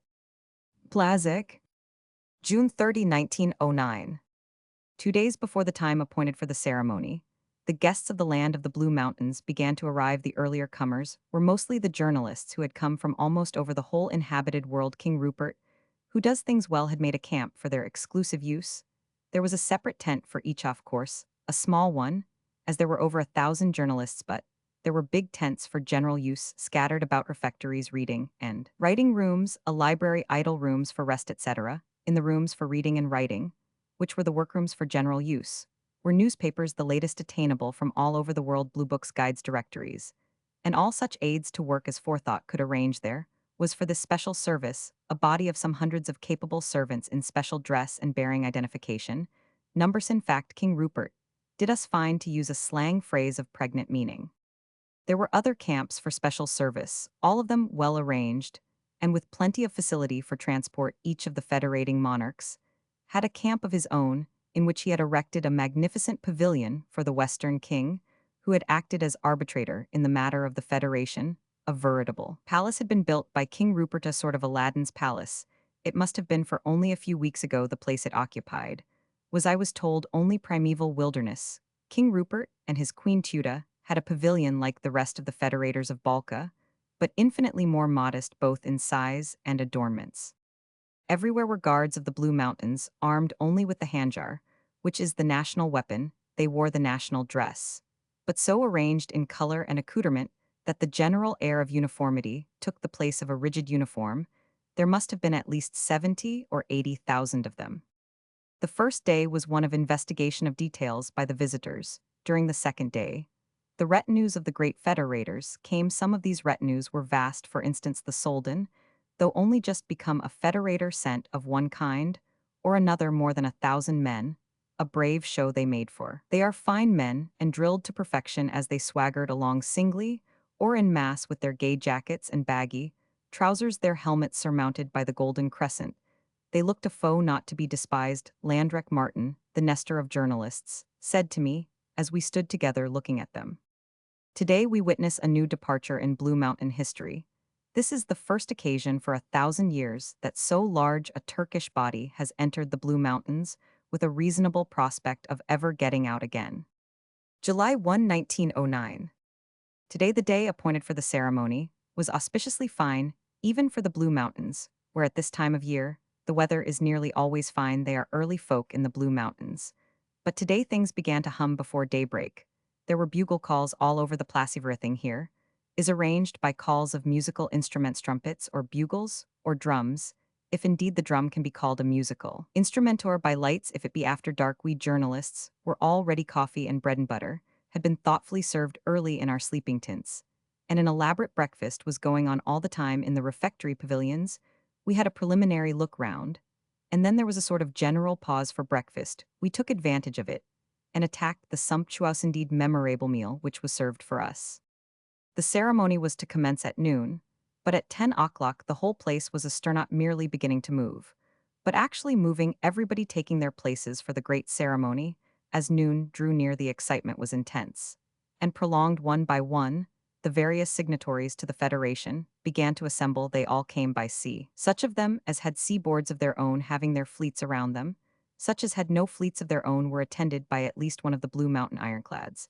And I am bound to say that I never in my life saw more dangerous craft than these little warships of King Rupert of the Blue Mountains. As they entered the Blue Mouth, each ship took her appointed station, those which carried the signatories being close together in an isolated group, in a little bay almost surrounded by high cliffs.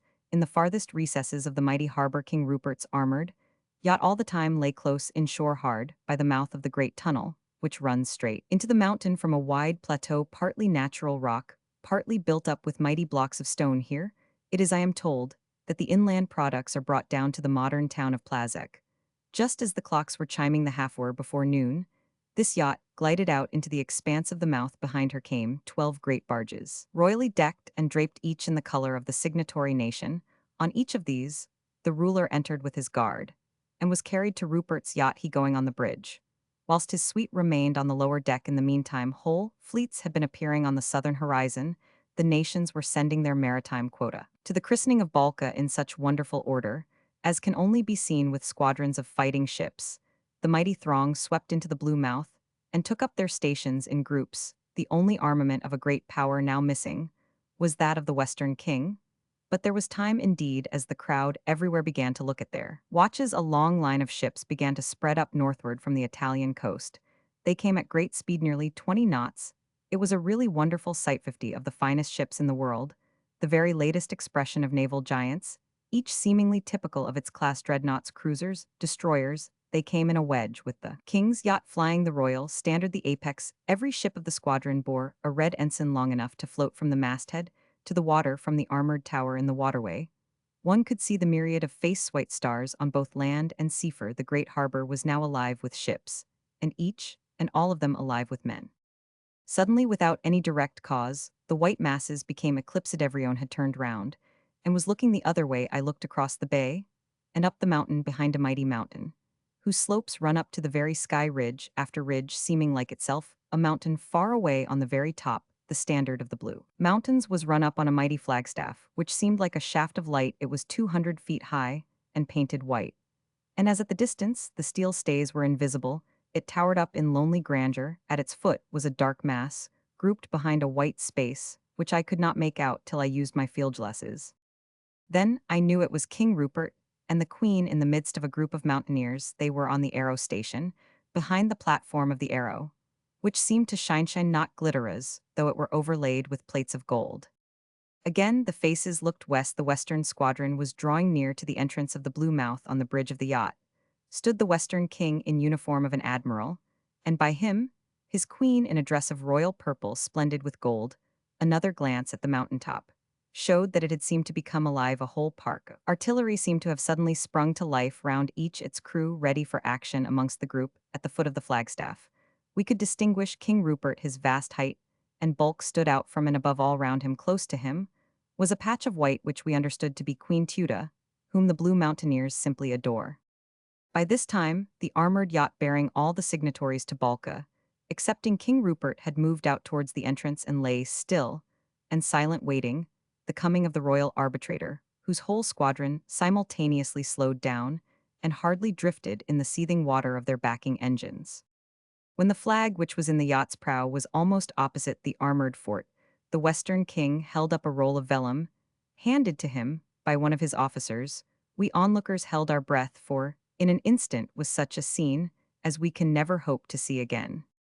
At the raising of the Western King's hand, a gun was fired away on the top of the mountain, where rose the mighty flagstaff with the standard of the Blue Mountains.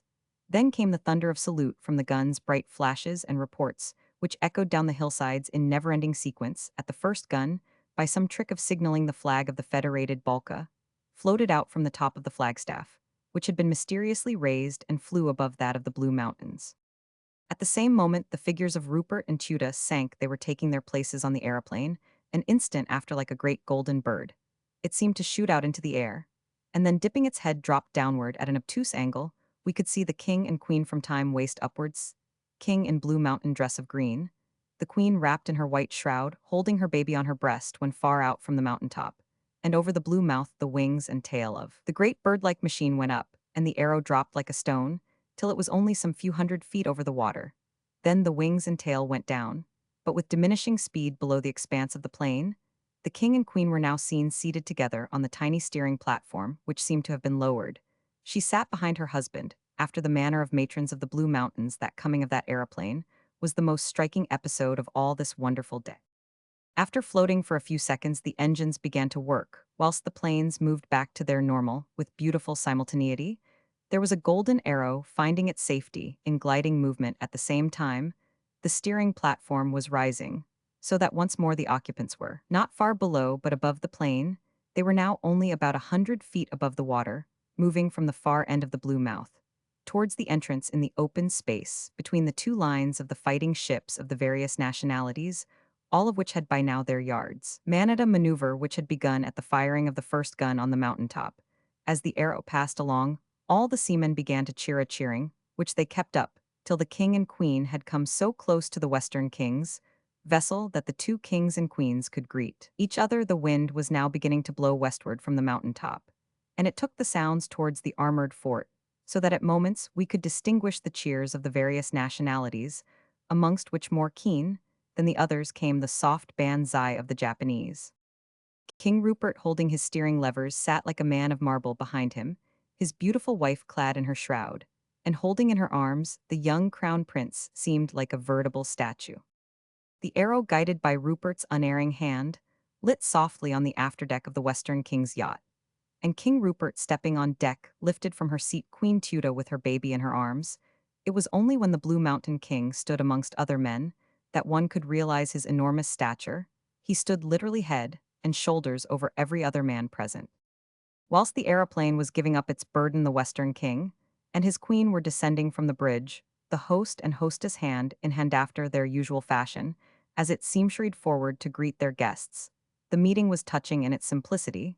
The two monarchs shook hands, and their consorts, representatives of the foremost types of national beauty of the North and South, instinctively drew close and kissed each other. Then, the hostess queen, moving towards the Western King, kneeled before him with the gracious obeisance of a Blue Mountain hostess, and kissed his hand.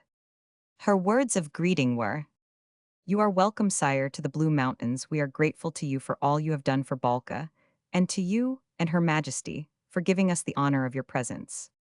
The king seemed moved, accustomed, as he was to the ritual of great occasions. The warmth and sincerity, together with the gracious humility of this old Eastern custom, touched him. Monarch, though he was of a great land and many races in the Far East, impulsively, he broke through court ritual and did a thing which I have since been told won for him forever a holy place in the warm hearts of the Blue Mountaineers. Sinking on his knee before the beautiful shroud-clad queen, he raised her hand and kissed it. The act was seen by all in and around the Blue Mouth, and a mighty cheering rose, which seemed to rise and swell as it ran far and wide up the hillsides, till it faded away on the far-off mountaintop, where rose majestically the mighty flagstaff, bearing the standard of the Balkan Federation.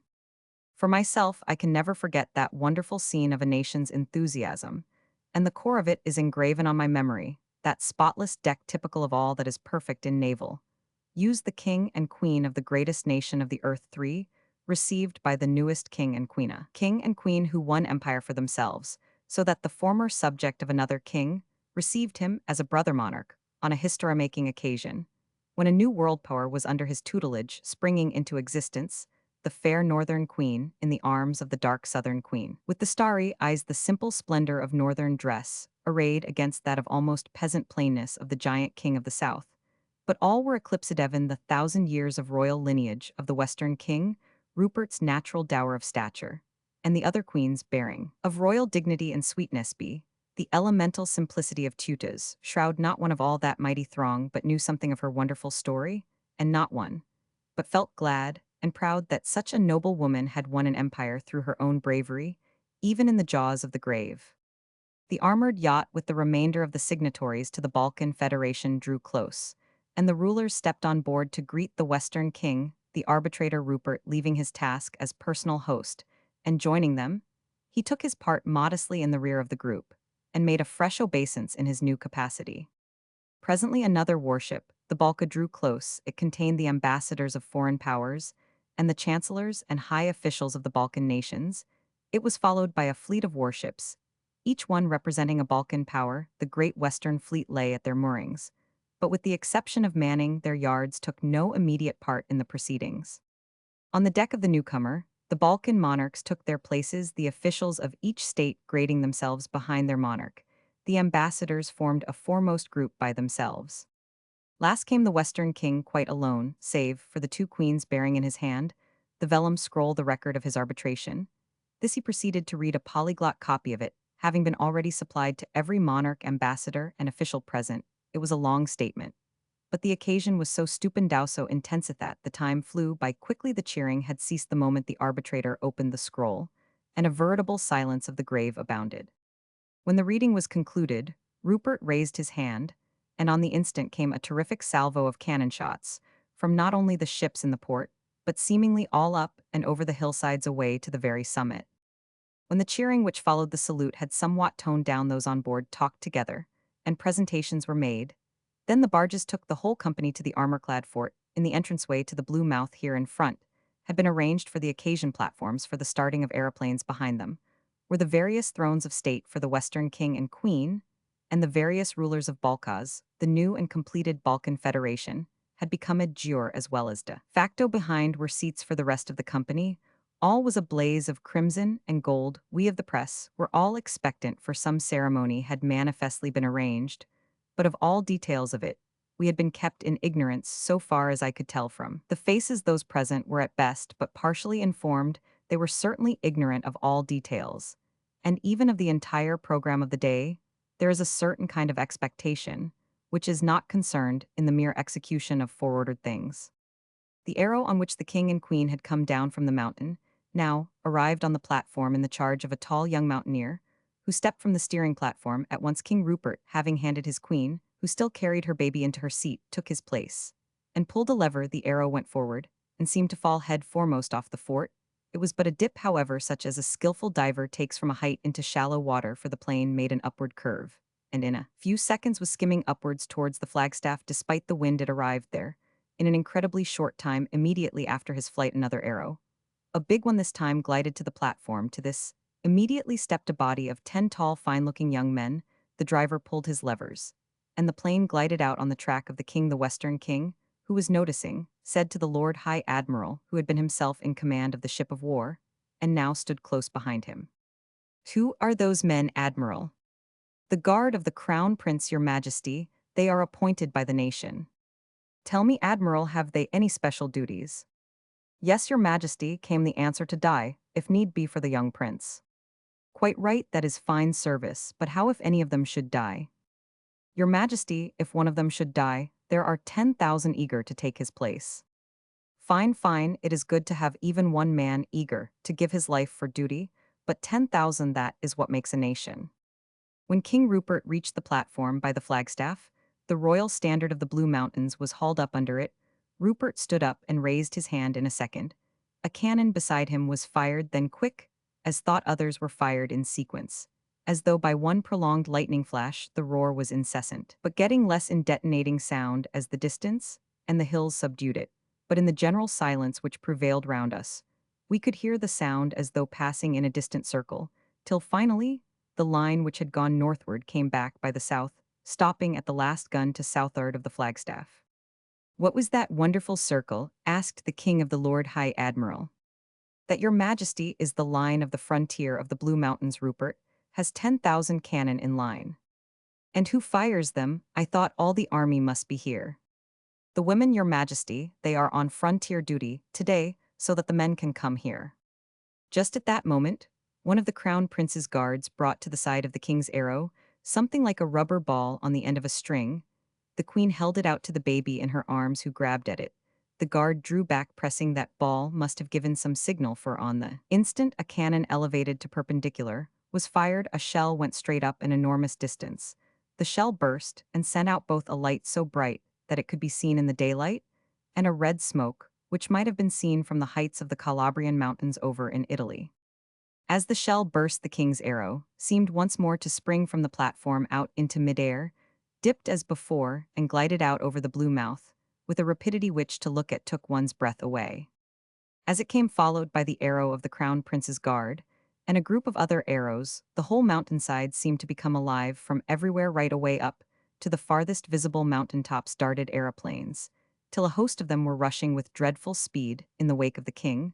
The king turned to Queen Tuda, and evidently said something, for she beckoned to the captain of the crown prince's guard, who was steering the plane. He swerved away to the right, and instead of following above the open track between the lines of warships, went high over the outer line. One of those on board began to drop something, which, fluttering down, landed on every occasion on the bridge of the ship high over which they then were. The Western king said again to the Gospodar Rook, the Lord High Admiral, "It must need some skill to drop a letter with such accuracy." With imperturbable face, the admiral replied, "It is easier to drop bombs, Your Majesty." The flight of aeroplanes was a memorable sight. It helped to make history henceforth. No nation, with an eye for either defense or attack, can hope for success without the mastery of the air. In the meantime, and after that time, to God help the nation that attacks Balkan, or any part of it, so long as Rupert and Tuda live in the hearts of that people, and bind them into an irresistible unity.